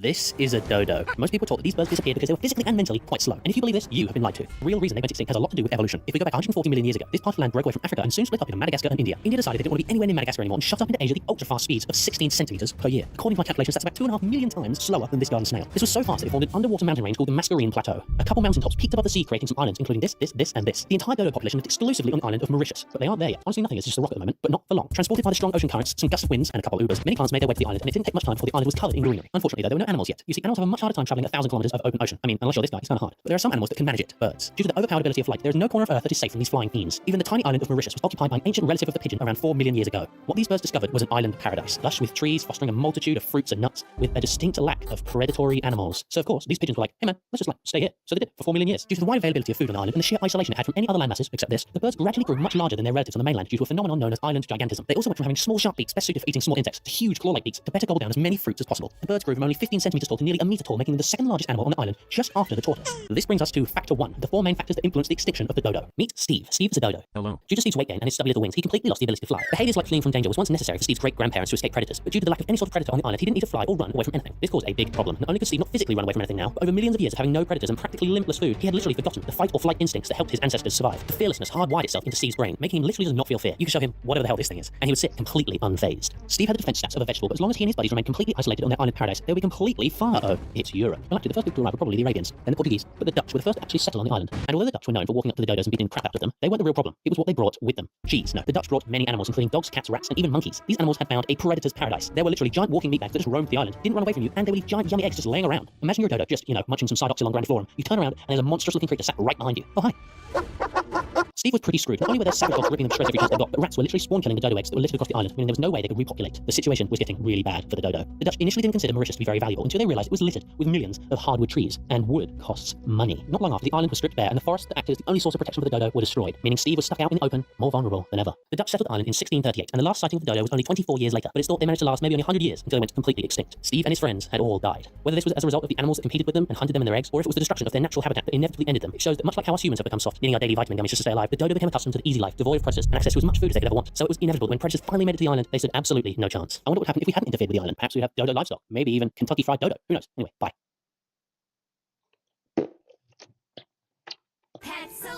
Découvre ma map. There are hundreds of crappy Minecraft ripoffs out there attempting to emulate even a fraction of the success of the world's most popular game. Most of these Minecraft ripoffs fall blatantly clear of Minecraft though, missing many of the game's core features with extremely janky mechanics, bad graphics, and terribly buggy gameplay. But what if instead of trying to create a ripoff of Minecraft, shady individuals from countries like Russia just stole the game entirely, somehow bypassing the Google Play Store, gaining hundreds of millions of downloads, and making unfathomable amounts of money?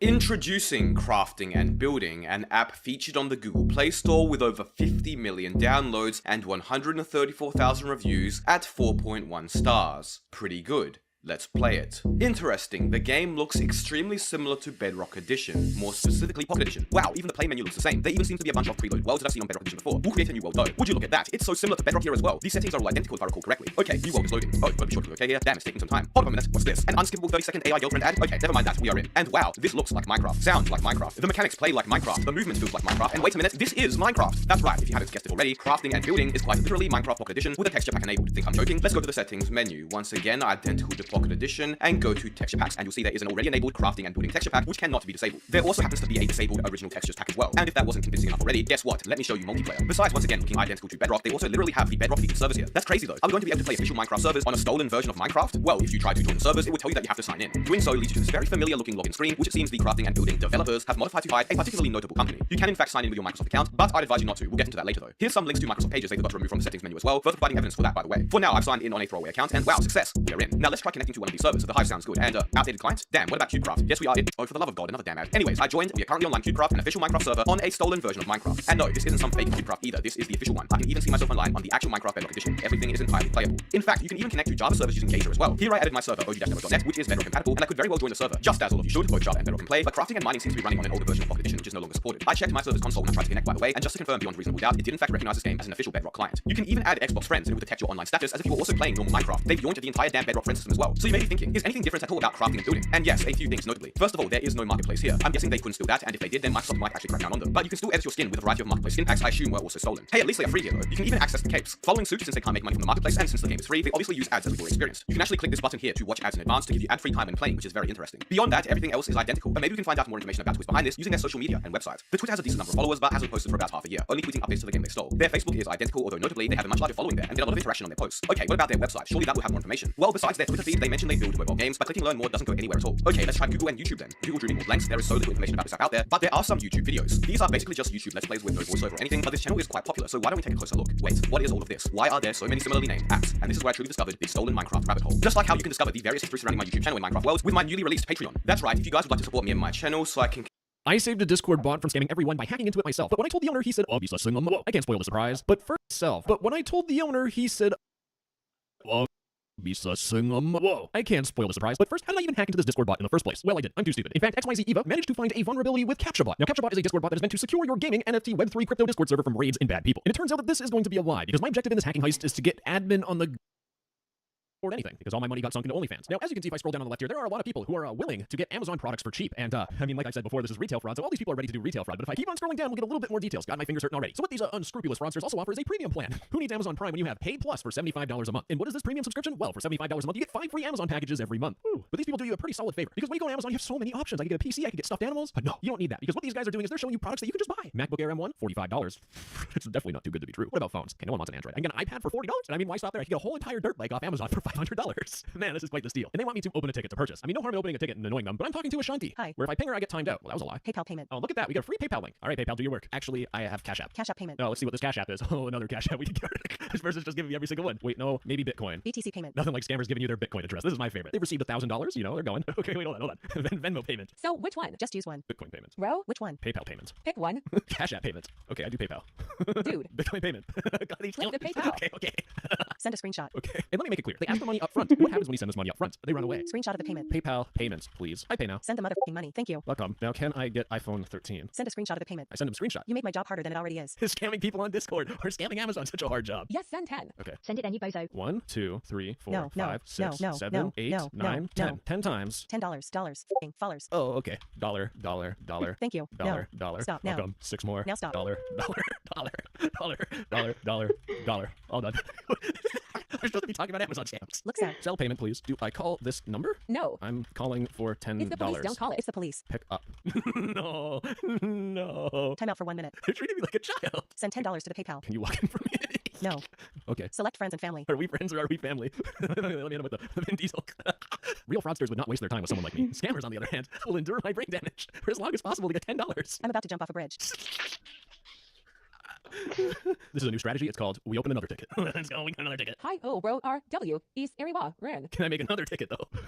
Hi, were you interested in purchasing our Amazon discount service? Zelle payment. Ban Sab. No. So that took a massive nosedive. Let's get back to our regularly scheduled content. So when I was looking at Top.gg, there was this Luna Methods Discord server. And if I go to that Discord server, it's exactly the same as the other one. But here's the thing about this Luna Discord server. There's actually two methods. There's refund, R-fund, and there's B for you, which is buy for you. Now, in terms of trying to figure this stuff out, even if you ask the question, how does the process work? How do they scam Amazon? They don't tell you. They just want you to pay 20% of the money up front. So they're not going to tell you, well, the most epic fraudster on the planet. I actually don't fraud Amazon. Please, this is just a joke. Do not sue me. But I'll tell you how it works. If you order stuff from Amazon, you know they mess up all the time. It's a Christmas Day miracle when they don't mess up. For example, something might be out for delivery, it gets marked as delivered, you check your front door and there's nothing there. So you ring up Amazon, call the lady, be nice to her, you get a refund, and magically somehow at 12 o'clock at night some dude drops off the package. And here's the thing, they'll still give you your money back because they want to keep you as a customer. But what these people do running these Amazon refund Discord servers is they exploit that tactic and they try to make money off of it. So the brain rot that is side hustle culture gets into their brain and they make a Discord server like this. So how do these Amazon refund methods work? Well, I'm going to tell you, but do not use this. This is frauding Amazon and you will see the consequences of doing this later on in the video. But basically what these people do when you give them money is they give you very basic instructions. You go on Amazon and you decide to buy something important like a body pillow. And when it shows up on your doorstep, you call Amazon and you say that the product did not arrive. You're defrauding Amazon. But for really expensive items like computers, monitors, tablets, and stuff, Amazon's not going to believe you. So these scammers will do a little bit of a dirty trick. For example, this 22-year-old man scammed Amazon out of $370,000 by using dirt. What the guy would do is that he would order products from Amazon, and right after he received them, he would weigh the package. So if you buy a super big YouTube machine, this guy will weigh it, and he will fill the box up with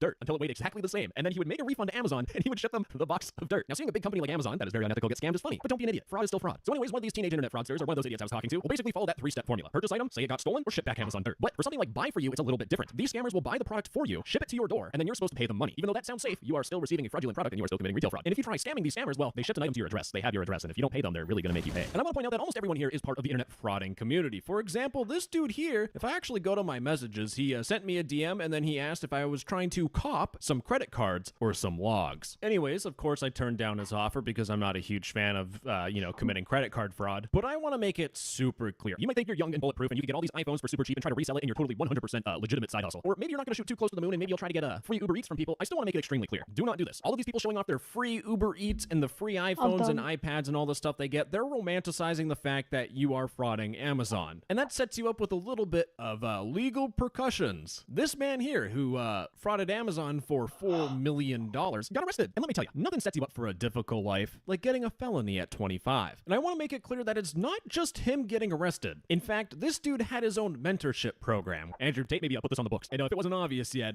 these people are called co-conspirators. And they're also being investigated by the feds. Nothing gets your blood pumping like being investigated by the feds. But this is absolutely nothing, because the reason why I made this Amazon video is because recently a massive bust happened. On December 8th, 2023, a group called Red, which